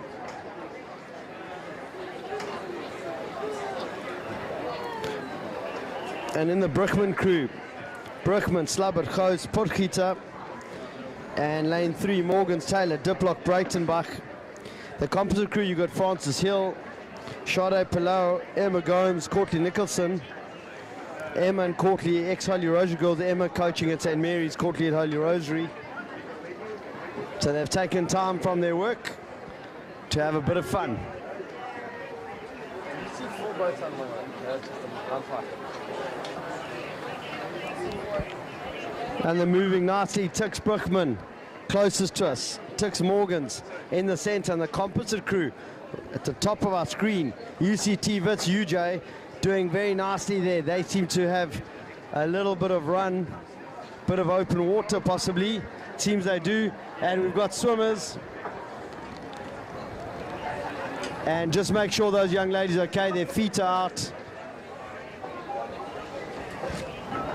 And they're just undoing their shoes. If somebody could help those young ladies, thank you. And this is the women's under 23 fours. And the composite crew are coming through. They're fighting right at the end. It's getting a little bit untidy, but they are making their way down. That's a UCT Wits UJ crew. And they are making their way across the line. Good strong strokes. Tix Morgans coming through. They're going to take silver. And then Tessa Brookman is going to take 3rd position.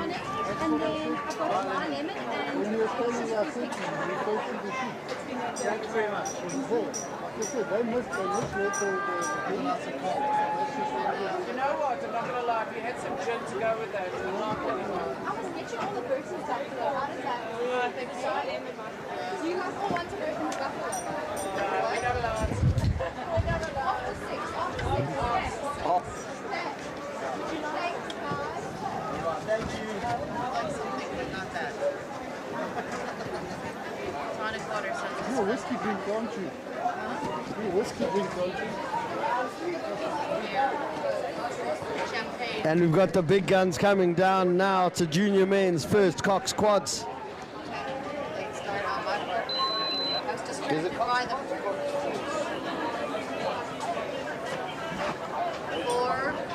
We think it's a Cox 4, St. John's Burger, Rondebosch, Duckett, St. Benedict's, Texera, Lane 4, St. Stephen's, Rowlands, Jeppy Lake, Lane 5, and Bishop's Hudson, Lane 6. Lots of fire in these boats. They're not going to struggle too much with the conditions. Just power on through. We see the Cronier names in the St. John's Lane 1, but sometimes they've been swapping them out. We've got to get the mom to confirm who's where. So we think it's Billy and Willem. We'll find out soon enough. But it's a Rondebosch. Keep an eye on the Texera St. Benedict's crew. They're in lane 3. And they seem to be just a little bit ahead of St. Stithians on their right, and just a little bit ahead of of Rondebosch on their left. And right inside there, we've got the Jason Express powered. James McDonald. Red Cylind is the cox there. It's going to be whipping these ponies along. Keep an eye on St. John's, lane 1. They're the ones that are fastest moving. They've got a lot of power in there, and they are putting St. Benedict's under pressure. Second place, Rondebosch Duckett seem to be there, St. Stithians Rowlands. But it is St. Benedict's They are pushing. They're driving down those legs. St. John's are going, can't make any mistakes now. Wind has picked up. St. John's are a fast-moving boat. St. Benedict's are going well. They are going strong. Surely it's theirs to win. They are right at the top. St. John's are moving quickly. It's a BP finish. Rondebosch coming in for third. Then it's going to be St. Stithians. Bishop's Hudson at the top. Jeppy Lake. And I think that's a Sachs crew.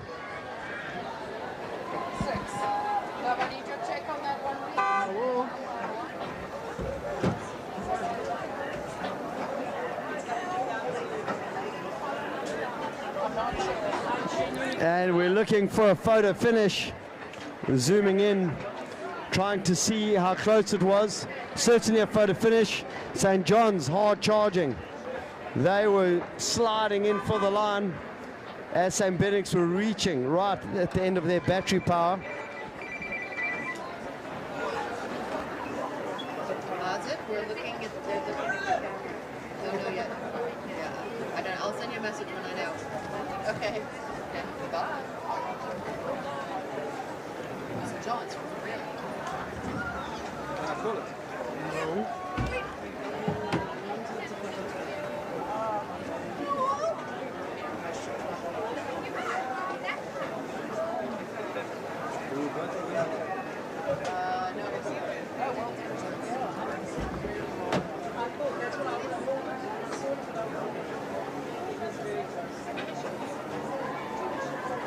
You hear them?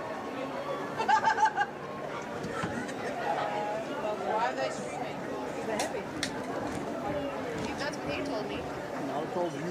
Oh, are you? Okay. Yes. Sorry. What happens in this tower stays the fuck in this tower. My bad. Sorry. I thought it was out. You don't talk out of this tower. Not one single thing goes out. My bad. My bad. Forgive me. I misunderstood those. Who was line 7? Who was in line 7? I think it was a Sachs crew. It looked to me like a Sachs crew in that race.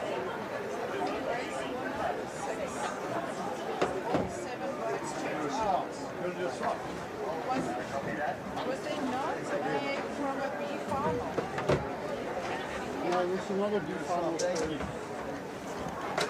I misunderstood what I was.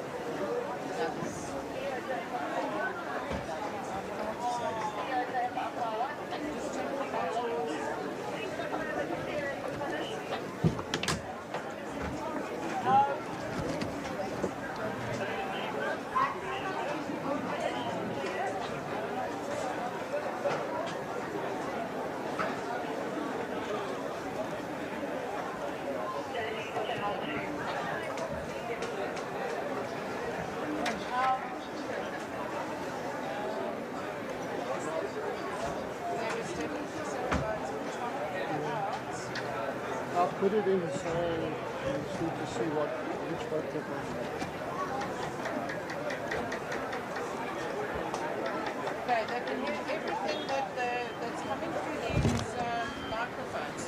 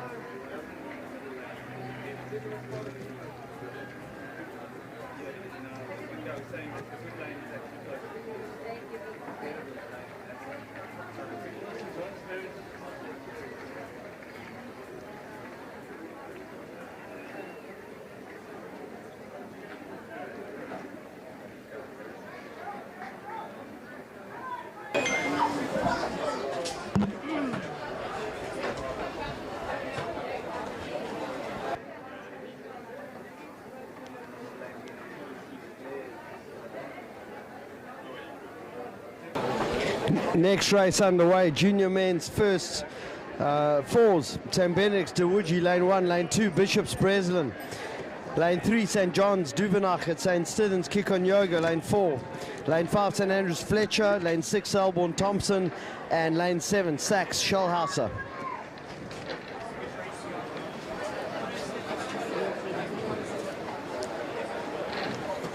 And this is very tight racing, as tight as you want.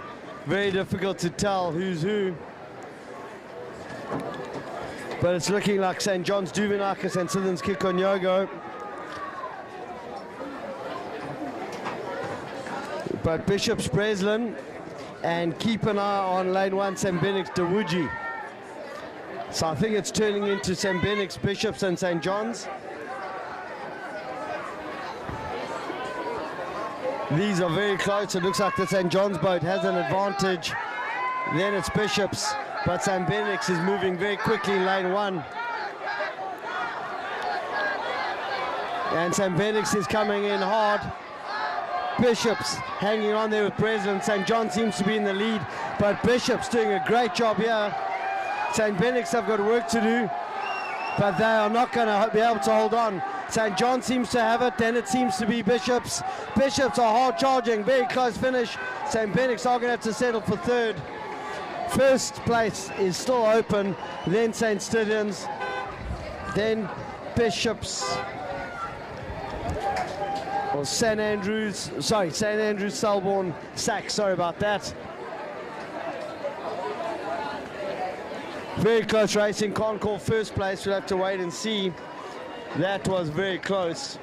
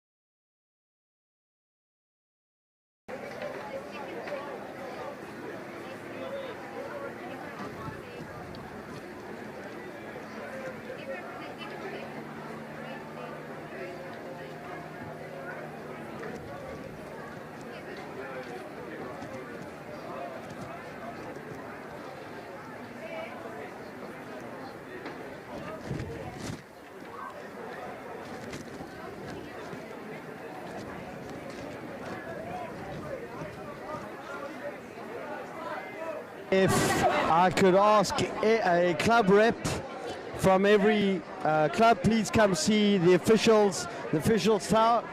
Gordon would like to see you, thank you. Thank you. If everybody could please come see Gordon in the commentator tower. He needs to see a representative from each and every club. Thank you.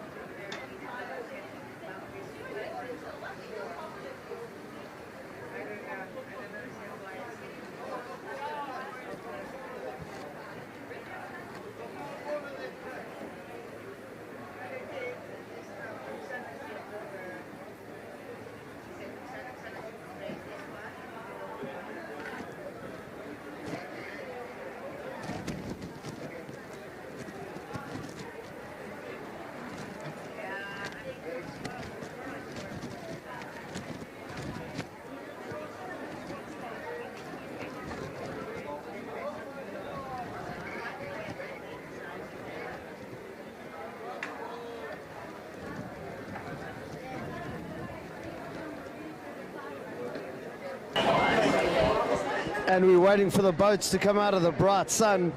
But it's the junior women's second, Cox Quad, St. Mary's Fisher, lane 1. Lane 2, St. Andrews Maimonis. Lane 3, St. Sidon's Skumans. St. Mary's Ninan. Lane 4 and lane 5, St. Sidon's Olivier. It is looking like lane 2, St. Andrews Maimonis, but it is so difficult, it is so bright. And I think that's even wrong, because I think it's St. Sidon's Skumans. So we're looking at lane 3.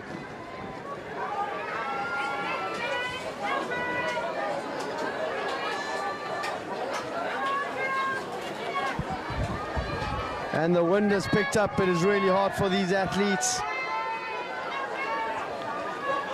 And that looks like St. Stithians.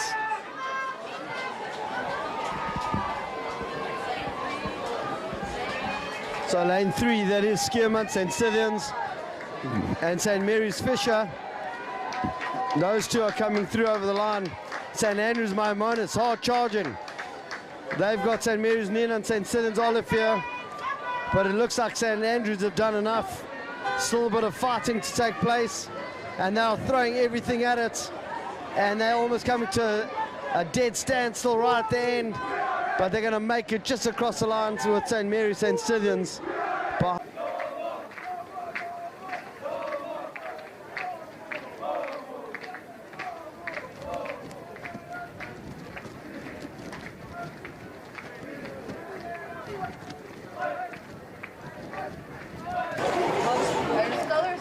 And I think lane 1, lane 2, St. Stithians Taylor. Lane 3, St. Mary's Ledley. Lane 4, St. Andrews Xavier. St. Andrews Bernand. Lane 5, and St. Stithians Van der Brecken. Lane 6. We're looking at lanes because there's too much sun and it is very tricky, but it's looking like Lucy Taylor, Nicole Ledley have put in a massive effort here. They are going really well. Keep an eye out on Chrissy Xavier. She's going to be out in lane 4, and Jade Bernand should be just on her stroke side. Somebody missing from lane 2. And the bright light is making it really tricky. We think it's St. Mary's Kingwell in lane 1, and we'll find out soon enough. Oh, and somebody's caught a bit of a blade, and that blade snag is going to cost somebody the lead. Somehow they recovered, but that blade got caught in the water, and she somehow recovered coming back, but it is now being driven. They are going really, really hard. Last few strokes coming, I think it was Lucy Taylor. Lucy Taylor still not giving up. She's powering it back. Nicole Ledley may have opened up the door. So, Nicole Ledley and Lucy Taylor's not loving that water. That is getting really trapped. Chrissy Xavier's holding on for third. Jade Bernand just off the boil, but it's Elizabeth Kingwell from St. Mary's. She's holding on, she's getting the glide. They are almost about to swim. Nicole Ledley is dying 1,000 deaths. She's taking the win. Lucy Taylor, so close, is going to take second. Third, looks like it's going to be, I'm going to say it's Elizabeth Kingwell, I may be wrong, but Chrissy Xavier seems to have just run a bit short of the finish line. Jade Bernand, nice and controlled, bringing it across the line. St. Stithians, Van der Brecken.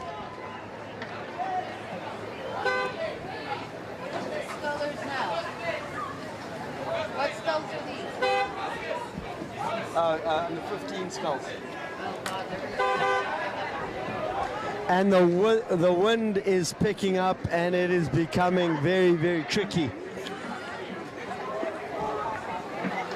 This is a little bit like coastal rowing, and they are fighting those waves.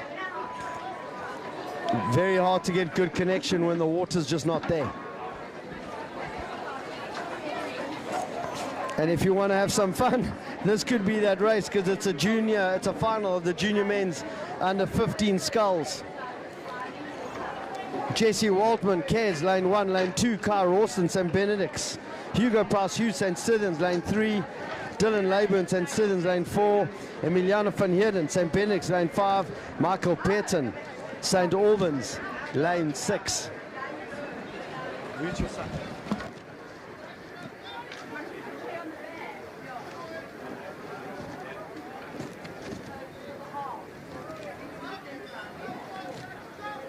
There's a bit of zigzagging across the course there. We're trying to see who that is, but it is quite tricky to see what's going on. I was going to say Jesse Waldman from Kes seems to be holding in. I'm not sure if it's Kyle Rawson St. Benedict's. I would expect that might be Hugo Price Hughes. But the weather conditions here are getting quite treacherous. There's not much trust between the row and the blade. You place the blade and sometimes the water's just not there. On lane 3 and 4. So we're going to have to keep an eye out on Hugo Price Hughes and his distinctive lean finish.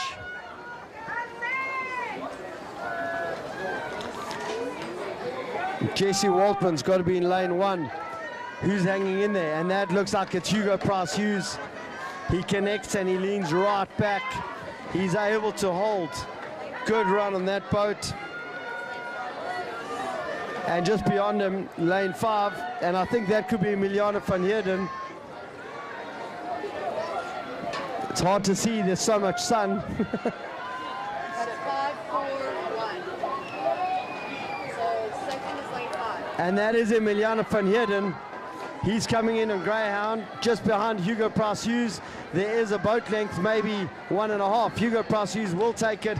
Emiliano van Heerden, great job. And it's Jesse Waltman from Kes.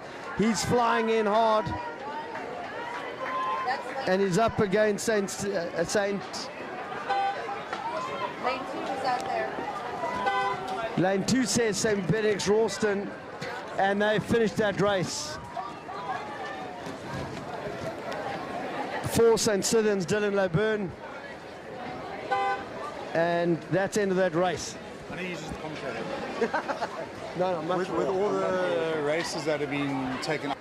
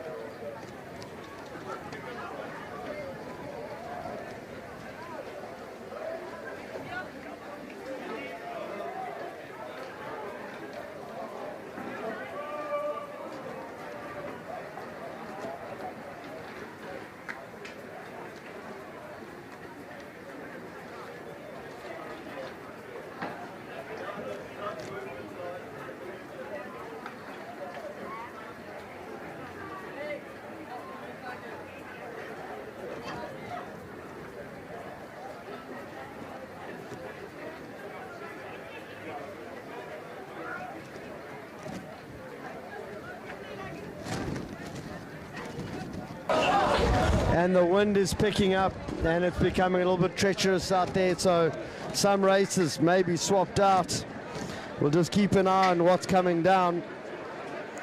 I think the next race looks like it's going to be the finals of the men's under 23 fours. I remember it vividly.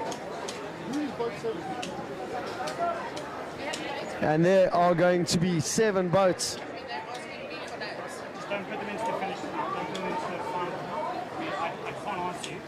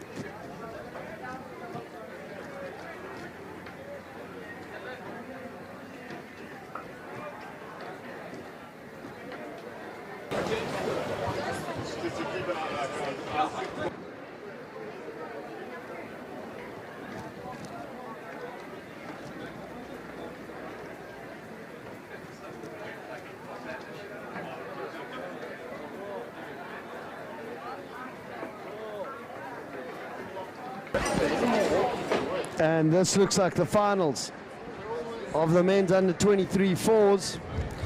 It's a university teams, 3 UCT boats, 3 Tix boats, and the lone Stellenbosch team. So lane 1 UCT Deploy, lane 2 Stellenbosch Delbridge, lane 3 Tix Mustakas, lane 4 UCT Durant, lane 5 Tix Riccardi, lane 6 Tix Manzenti, and lane 7 UCT De Casa.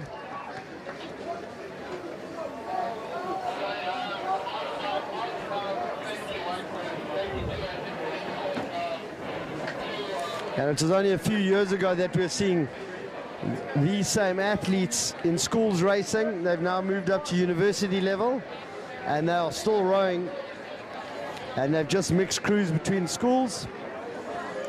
It's part of the varsity team, and so you're getting a good mix of athletes.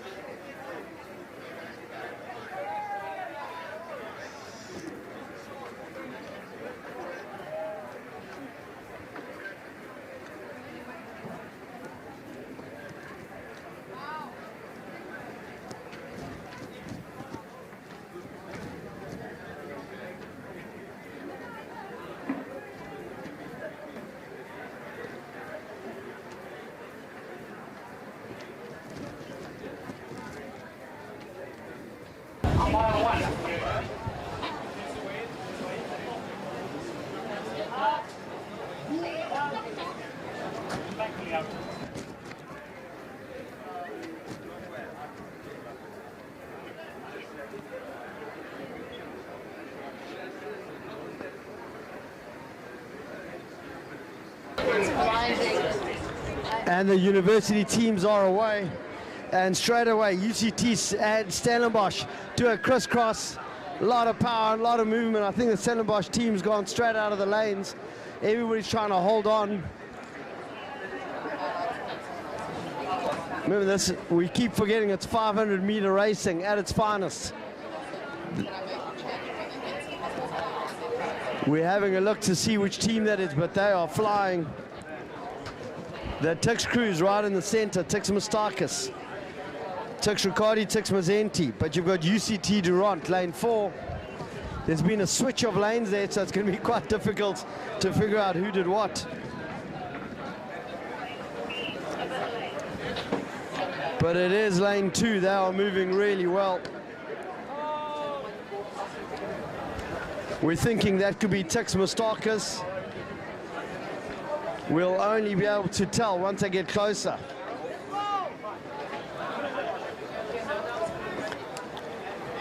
But this is really impressive. 7 university boats.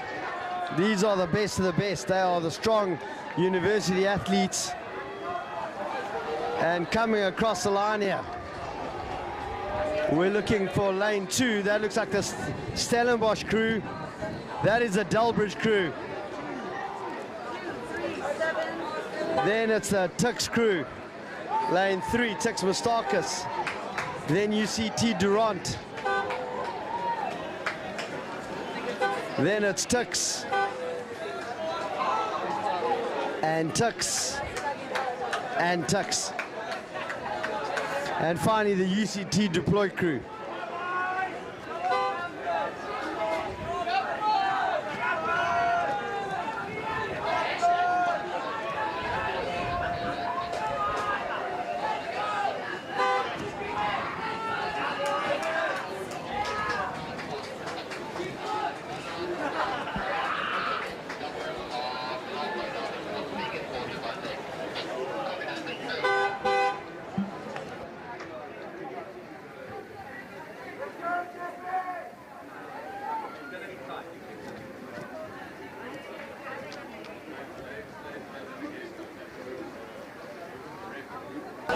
Testing, testing. Check, check.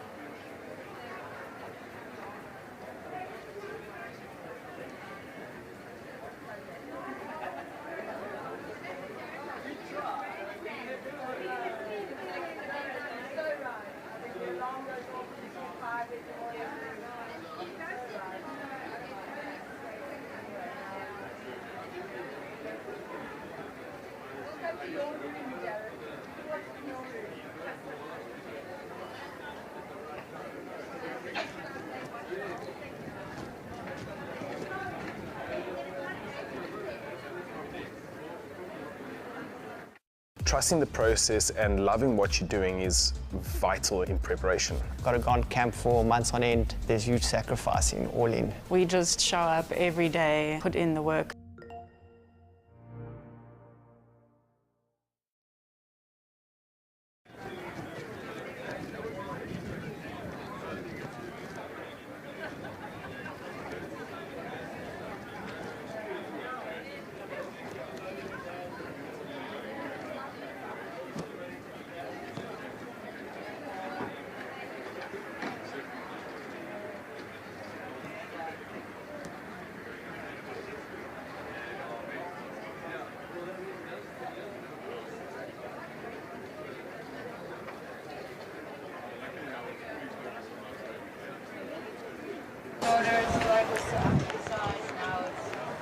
And we're looking out to the water. It looks like the under 16.8s. It is under 16.8s.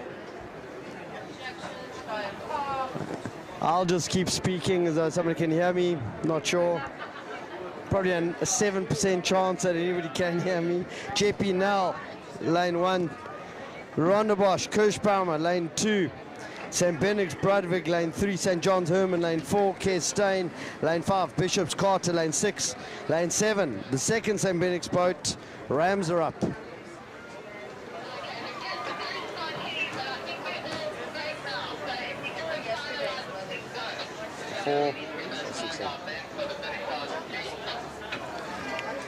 And as long as nobody changes lanes, this will be an easy race to call. But we always know somebody's going to change lanes. Make it a bit interesting.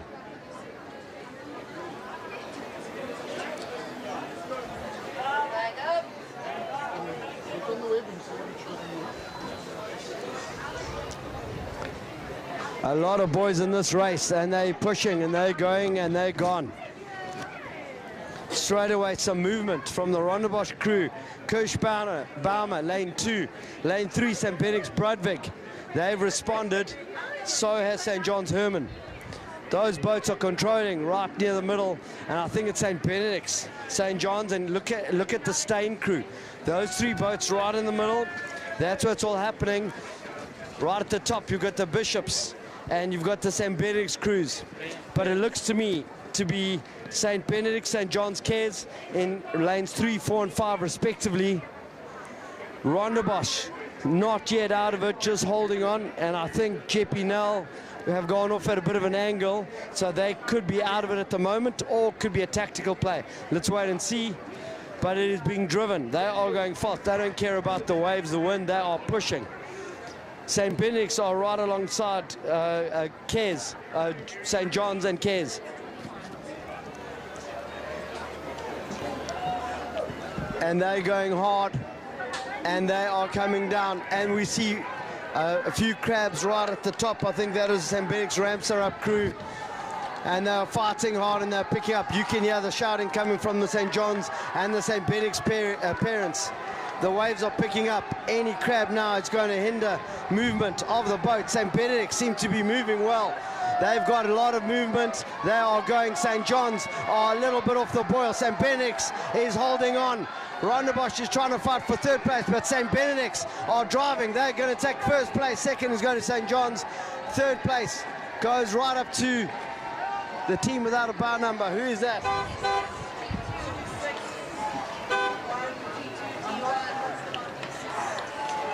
And the team's coming through. Few hands going up.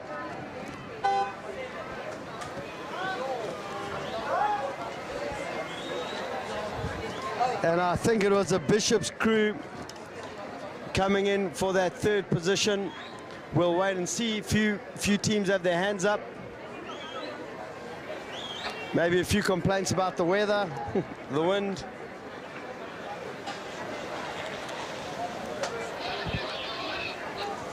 But a well orchestrated race by those teams.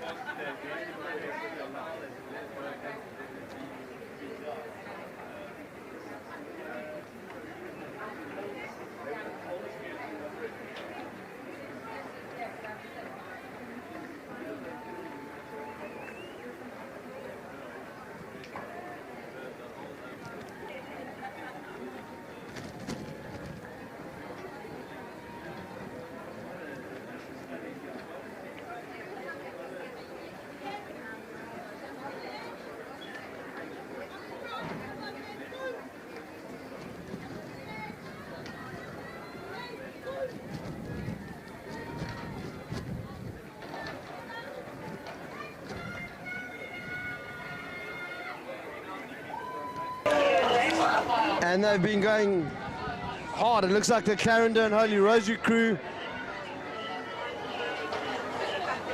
And we're just looking, and it's so difficult to see. Are there a few blades coming in? We think it's race 116, the finals of the junior women's under 16 quads. That's a Cox quads. And that is Clarendon Coleman fighting through the waves. They are going to take gold medal. And then Holy Rosary, De Santos, they're coming through there, the Cox. Iman Wadvala fighting all the way to the finish.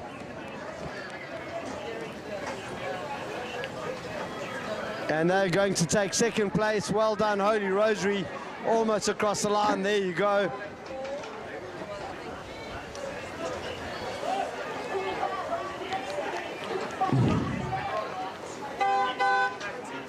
And these eights coming in thick and fast because they've got to get ready for their next races. No time to spend celebrating, just move on.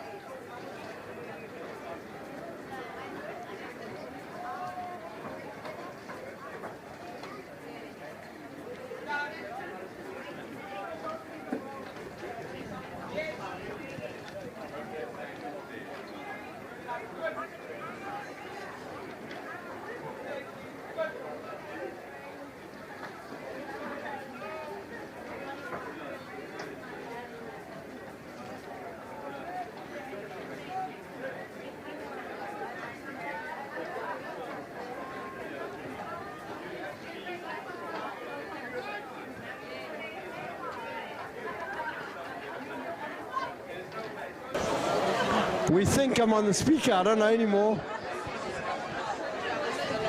I don't know if anybody can hear me. Anyone, we're going to keep going. And we're having a look out on the water. All the boats are coming in thick and fast. Junior men's at a second quads. It is difficult to see who's who. Look at the lane closest to us, they are flying. That looks like St. John's Carnelli. St. John's Carnelli and out at the top. That looks like the St. Stithians Weaver crew. St. John's are moving quickly. They are sliding across the line. They were the faster moving boat than St. Stithians. Right at the top, they're right on top of each other. Oh, and they've just snagged each other over the finish line. That's the two Bishops crews. And that is, and somehow they made it. And that is going to be something they're going to speak about in a certain way after this tough race for them.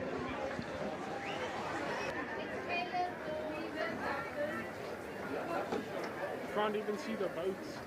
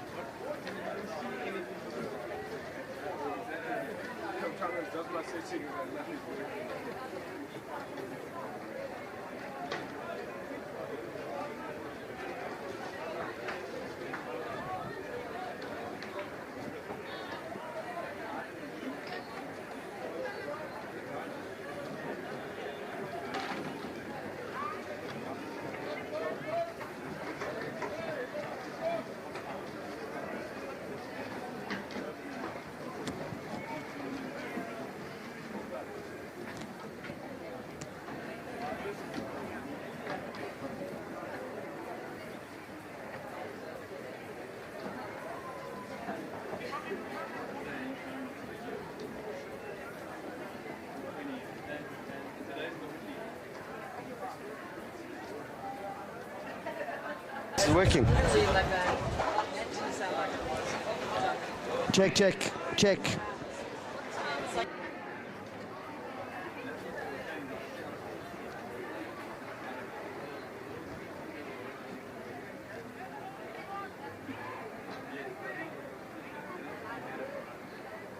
I'll go, yeah, this side.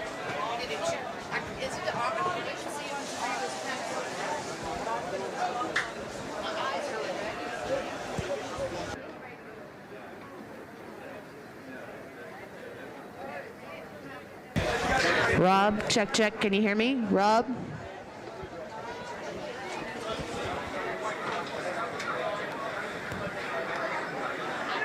Check, check, check. I can hear it.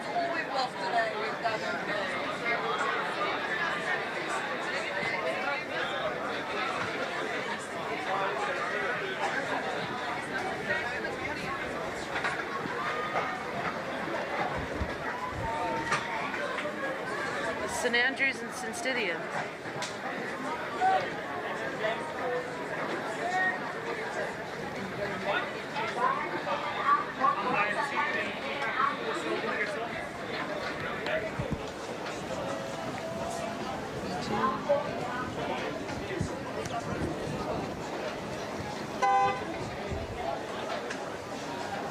Who is that?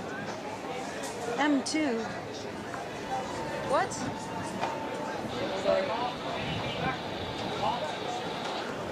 M2, M3.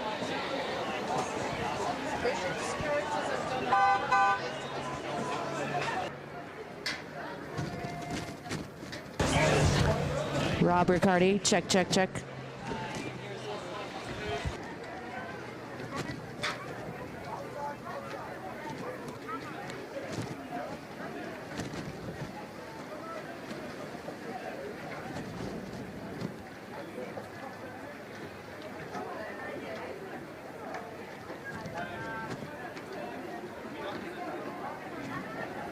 Rick, I don't know if you can see the boats on your screen, but I can't, so just have to navigate.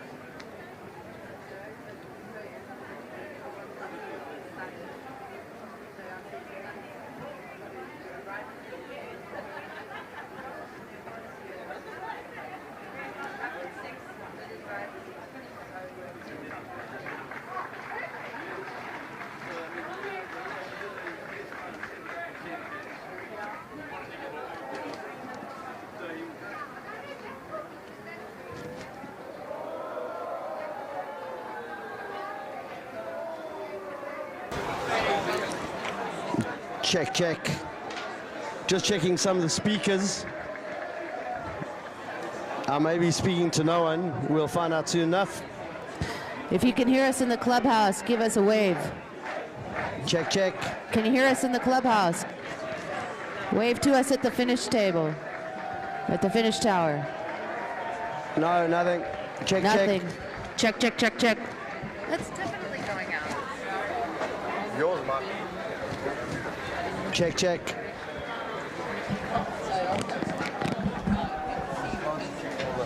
Check, check.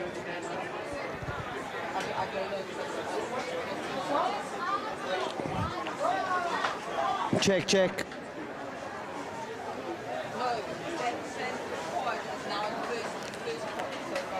Check, check. No, it's the same. Check, check.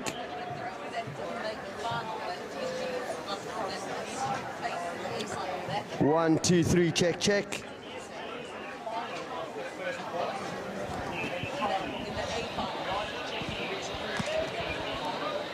Check, check. Check, check. Definitely mine is, let me see. Check, check. Check, check.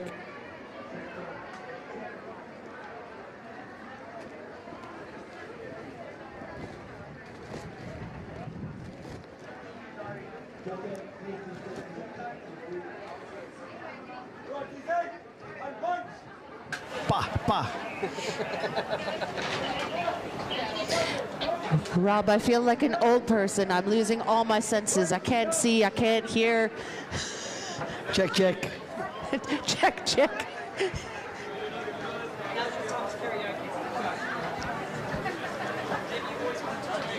I'm terrible. Check, check. You're coming through. Stop saying that. Am I? I don't think so. All right, if you are watching on Eagle Media and you hear Rob, just send us a WhatsApp or something if you've got his number. We got to make him stop saying check, check. He's watching from Iraq. He heard me there, but that could have been a while ago.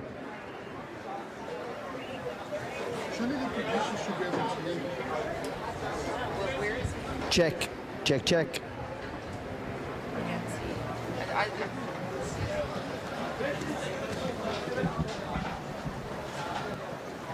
So, is this race 120? 120. Okay. If I look down there, then I can't see what's on the paper. I can't have it both ways. Wait, maybe that's my phone. Check, check, check. Thanks, John Gunning. We know that John Gunning is watching and he says check, check. Okay, we So checked. you're good, Rob. Okay, apparently we're back on. Life is good. I thought that I'd never get back the 7 hours of my life having spoken to you all, but now the love is rekindled. We're back in.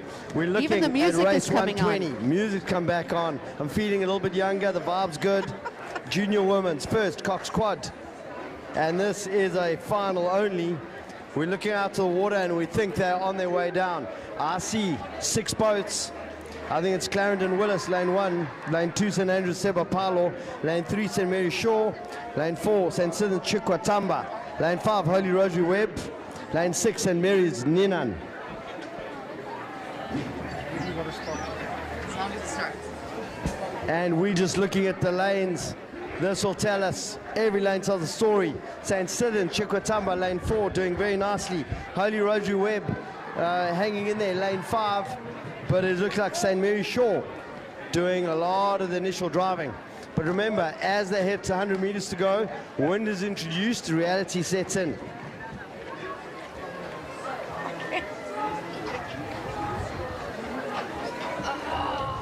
St. Andrews Sebapalo, lane 2. They're hanging in there very close to St. Mary's Shore, and then Sidon's Chikwatamba. Those 3 boats, and keep an eye on Clarendon Willis, lane 1. A lot of splashing coming from the boats right at the top. Holy Rosary, St. Mary's, especially St. Mary's. They've got a bit of a spray coming off that boat, and that is causing all kinds of havoc. It seems to me St. Mary's Shaw are driving this from lane 3. Lane 2, it is St. Andrews. Holy Rosary still holding in. They're connecting. They've got St. Mary's Ninan on their side. But third place is still open. Could be St. Sidon Chikwatamba, could be Clarendon. St. Mary's Shaw, they've got a little bit of open water. They are through. Right next to them, St. Andrews Sebapalo, and there's a bit of a crab in St. Sidon's crew, and that's opening it up for Clarendon Willis. Clarendon are flying, they're moving well. St. Mary's is coming through. Then it is St. Andrews Sebapalo, and then it's going to be Clarendon Willis. And behind them, St. Sidon's Chikwatamba, followed closely by Holy Rosary Webb, fighting to beat St. Mary's Ninan.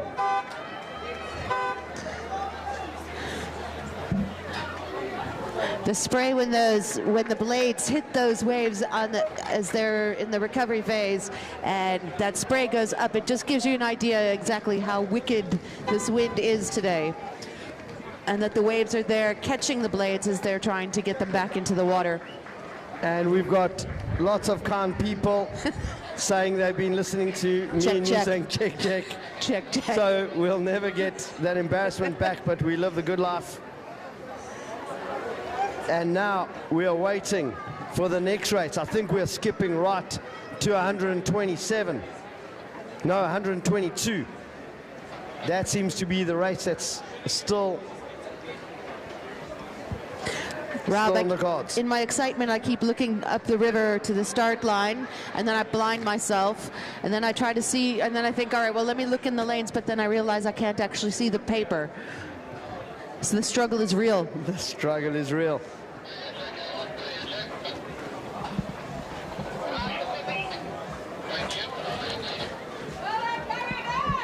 And we were talking about that Buffalo Sunset, and I think they've promised it for us. They'll have it ready for us in a couple of hours. Where the light turns golden, that's when you fall in love for Buffalo for the first time. And the boats are coming down. That's DSG, Ducata, Clarendon, Makubela.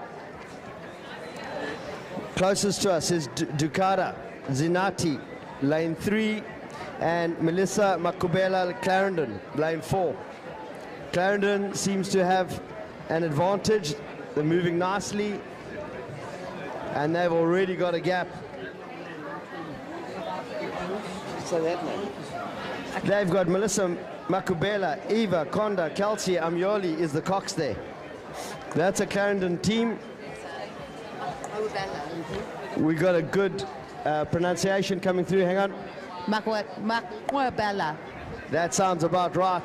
DSG, Ducati, you got Zanati, Jess, Ella, Alba, and Sarah Les is the cox. They are coming through. This is going to be a straight final. Junior women's under 15 quads, cox quads. And the Clarendon crew are coming through. DSG are in second place. And this is a tough old race. Lots of spray coming off those blades.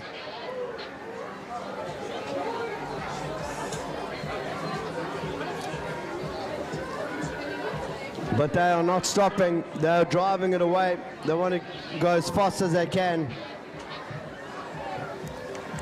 And that's what we want to see. Good work from Clarendon, Makubela, and DSG Ducata. And the spray is picking up. That's very hard to let the blades clear all those waves that are coming in.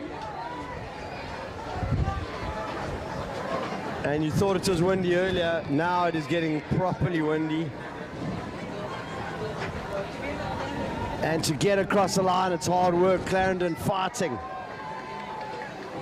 You're driving down the legs. You're going backwards 5 meters, but you're going the other direction 3. 2 steps forward, 1 step back. That's all that happens. Clarendon over the moon with that win, beating DSG Ducata. And that's what it means to those young ladies.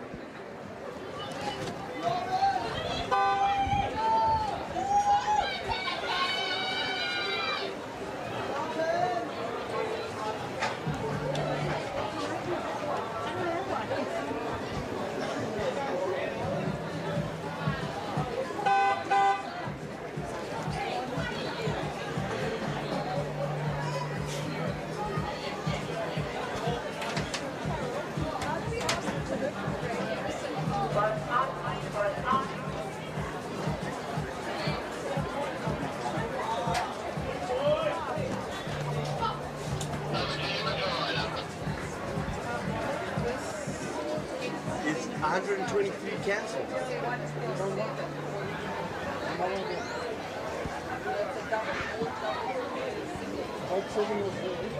Looks like 4 maybe.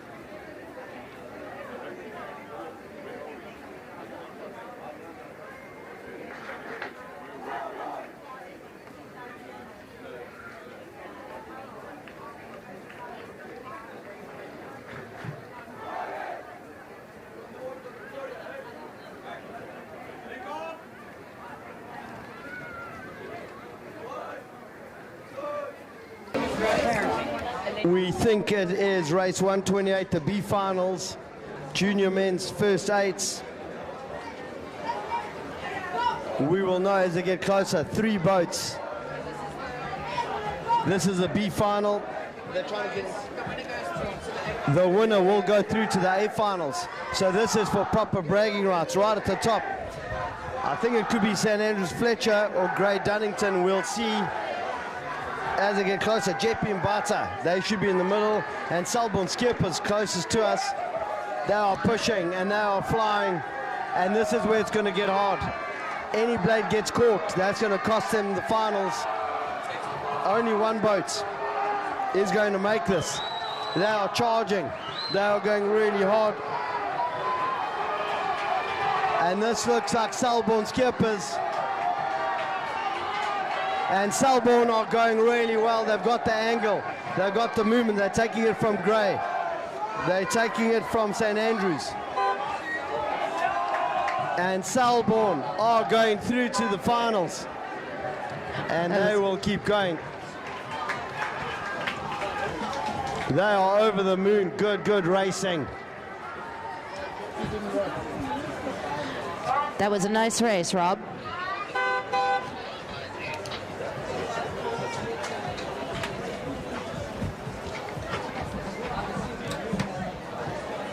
So we're just getting updates and we'll share them with you as they come in.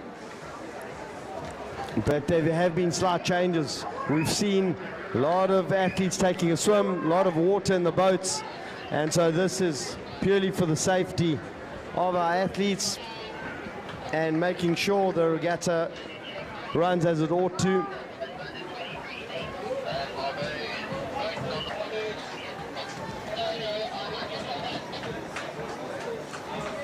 See a long boat coming across over there. Your face tucks.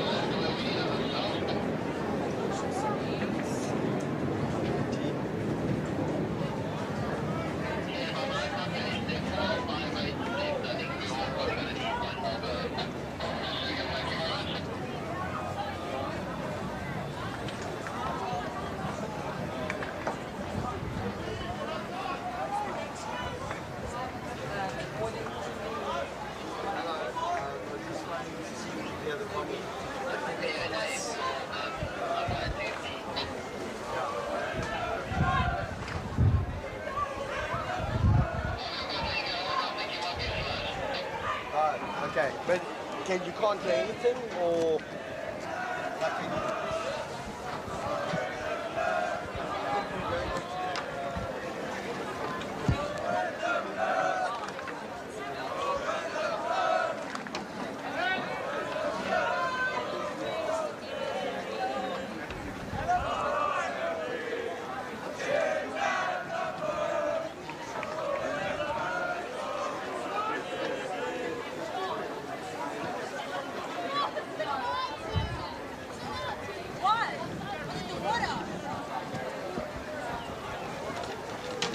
joking, so he's going to beat Cristiano and Diego.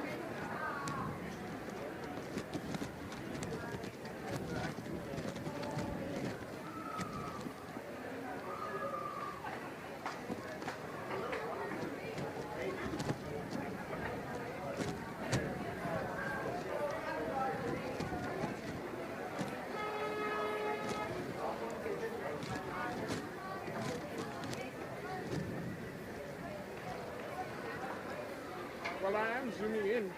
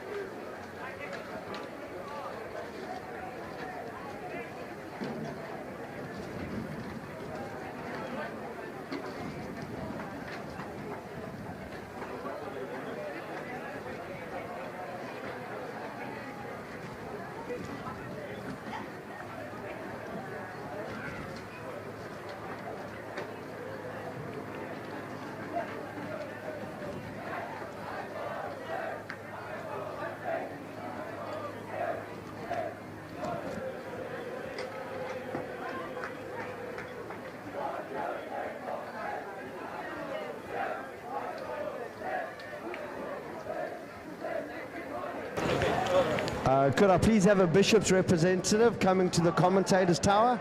A Bishop's representative, thank you very much.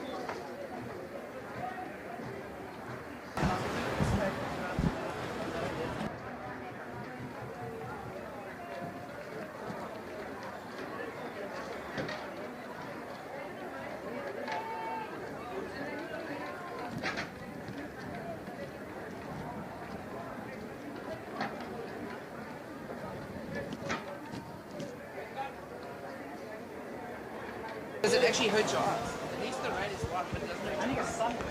We're looking out at the water at the moment. Looks like rates 130, women's under 23, eights, coxed eights, and it's UFH, Jara, and lane 4, Tux Morgans.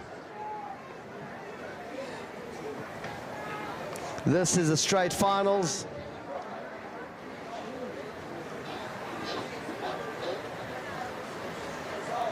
And we're seeing the umpires lining them up, aiming them down the course.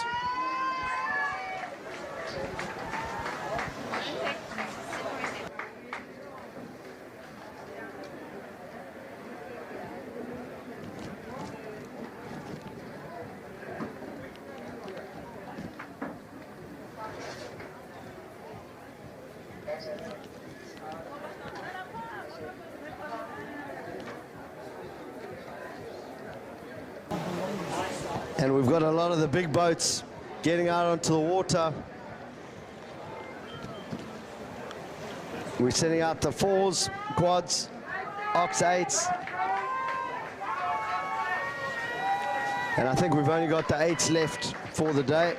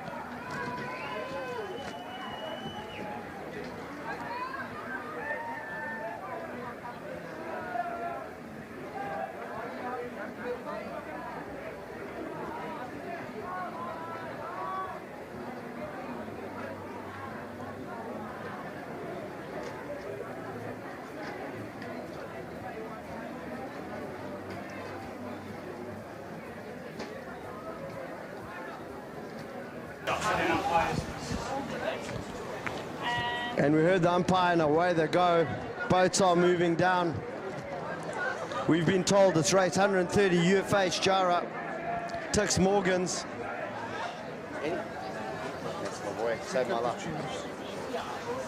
Cappuccino's arrived for the commentator crew. This is great news. That'll keep us fired up for the rest of the afternoon.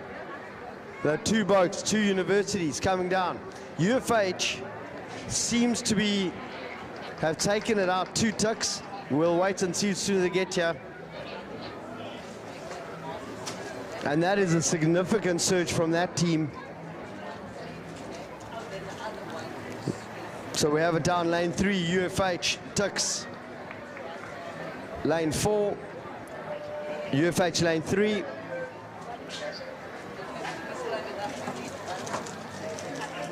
Going through the teams, we've got Jaran, Dungana, and Kuka, Sodladla, Nantanyana, Mente, Adam Mugulezi, and Lunike Sole Mona, who's the Cox.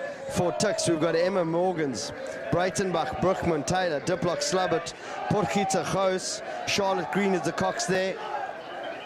And they are moving very fast. That's University of Fort Hare, UFH.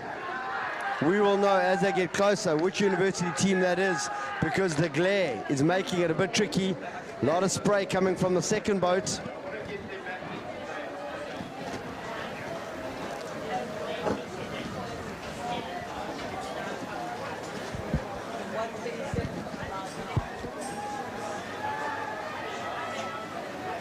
And they've changed lanes, and that is a Tix boat. Tix boat are coming down. They are moving very quickly. UFH are just a little bit off the pace. That's where the spray's coming from, and the spray's coming from both boats. Now it's coordinated effort. They are pushing through, and the tide is pushing against them. This is a tough old slog, but they are making it. Every stroke nice and connected together as a team, and the Tix crew are coming in. They are going to take the gold medal in the straight final for the women's under 23 eights, coxed eights. Very good from those young ladies. And it's the University of Fort Hare fighting their way in. They are going to make it.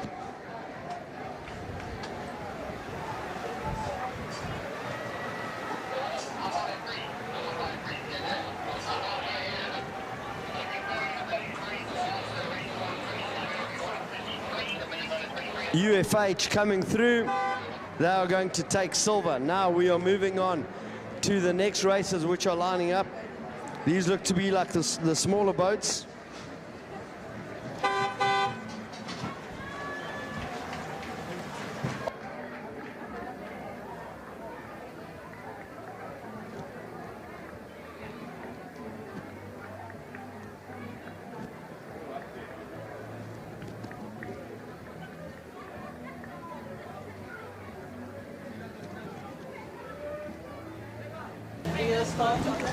And this is a B finals. We think it's a junior women's first quads. Taken from Heat 1 and Heat 2. Holy Rosary Webb, St. Andrews, Sebapalo. We're waiting for them to get on the water and they're here now. They are neck and neck right next to each other. The Webb sisters, Robin Fayati, Kotso Matabese, Dakota De Santos. Holy Rosary, the Cox there.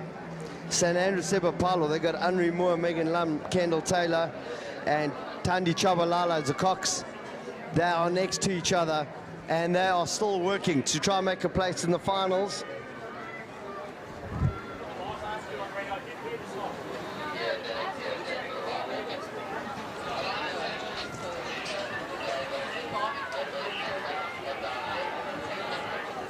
And St. Andrews are going, but it is Holy Rosary that are fighting back. They've got the Sisters Webb in the boat in the stroke and 3 seat. Robin Fatty, they are fighting, but so is St. Andrews. It's becoming a bit of a slugfest. Whoever's the tidiest, whoever's able to stay a little bit more connected, there are more strokes left in this race. Holy Rosary move into the lead from St. Andrews. They've got it under control, but there is anything going to be lost. This is for a place in the finals. Holy Rosary are making it, and St. Andrews are coming back for the right at the end. They're pushing hard. It is going to be left to the finish line judges. St. Andrews are moving hard. Holy Rosary holding on for dear life, and that is a very tough call.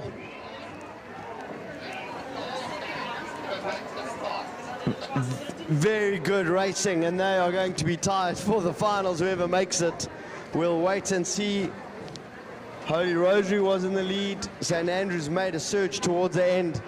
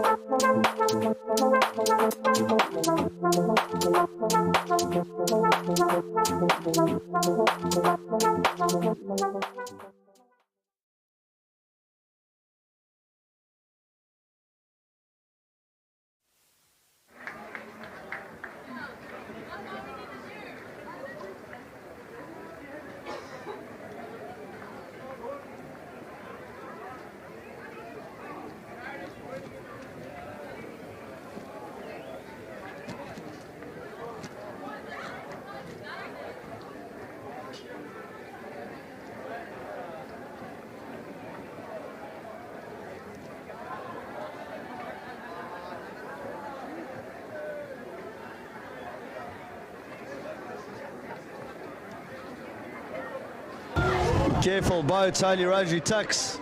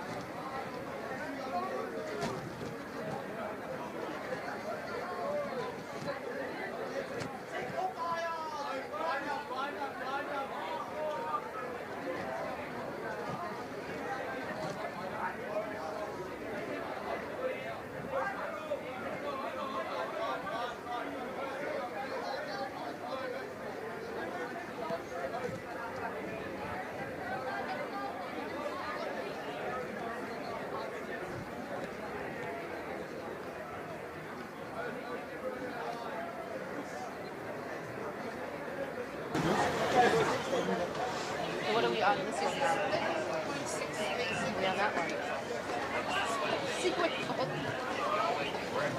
is this? Are we on this one, or is this done? No, we're there.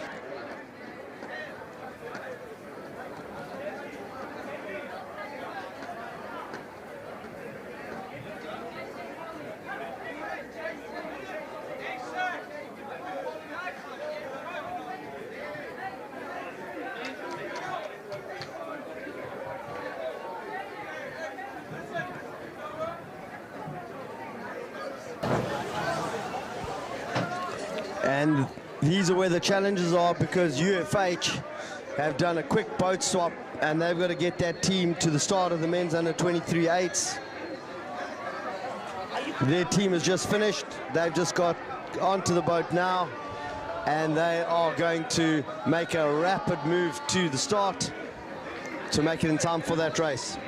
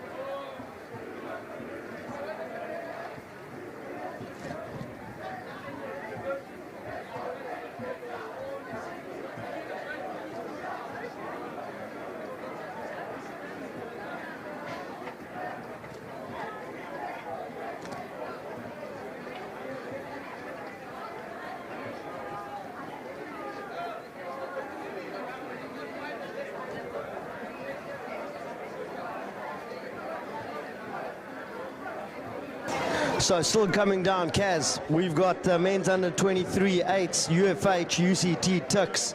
We're waiting for a quick boat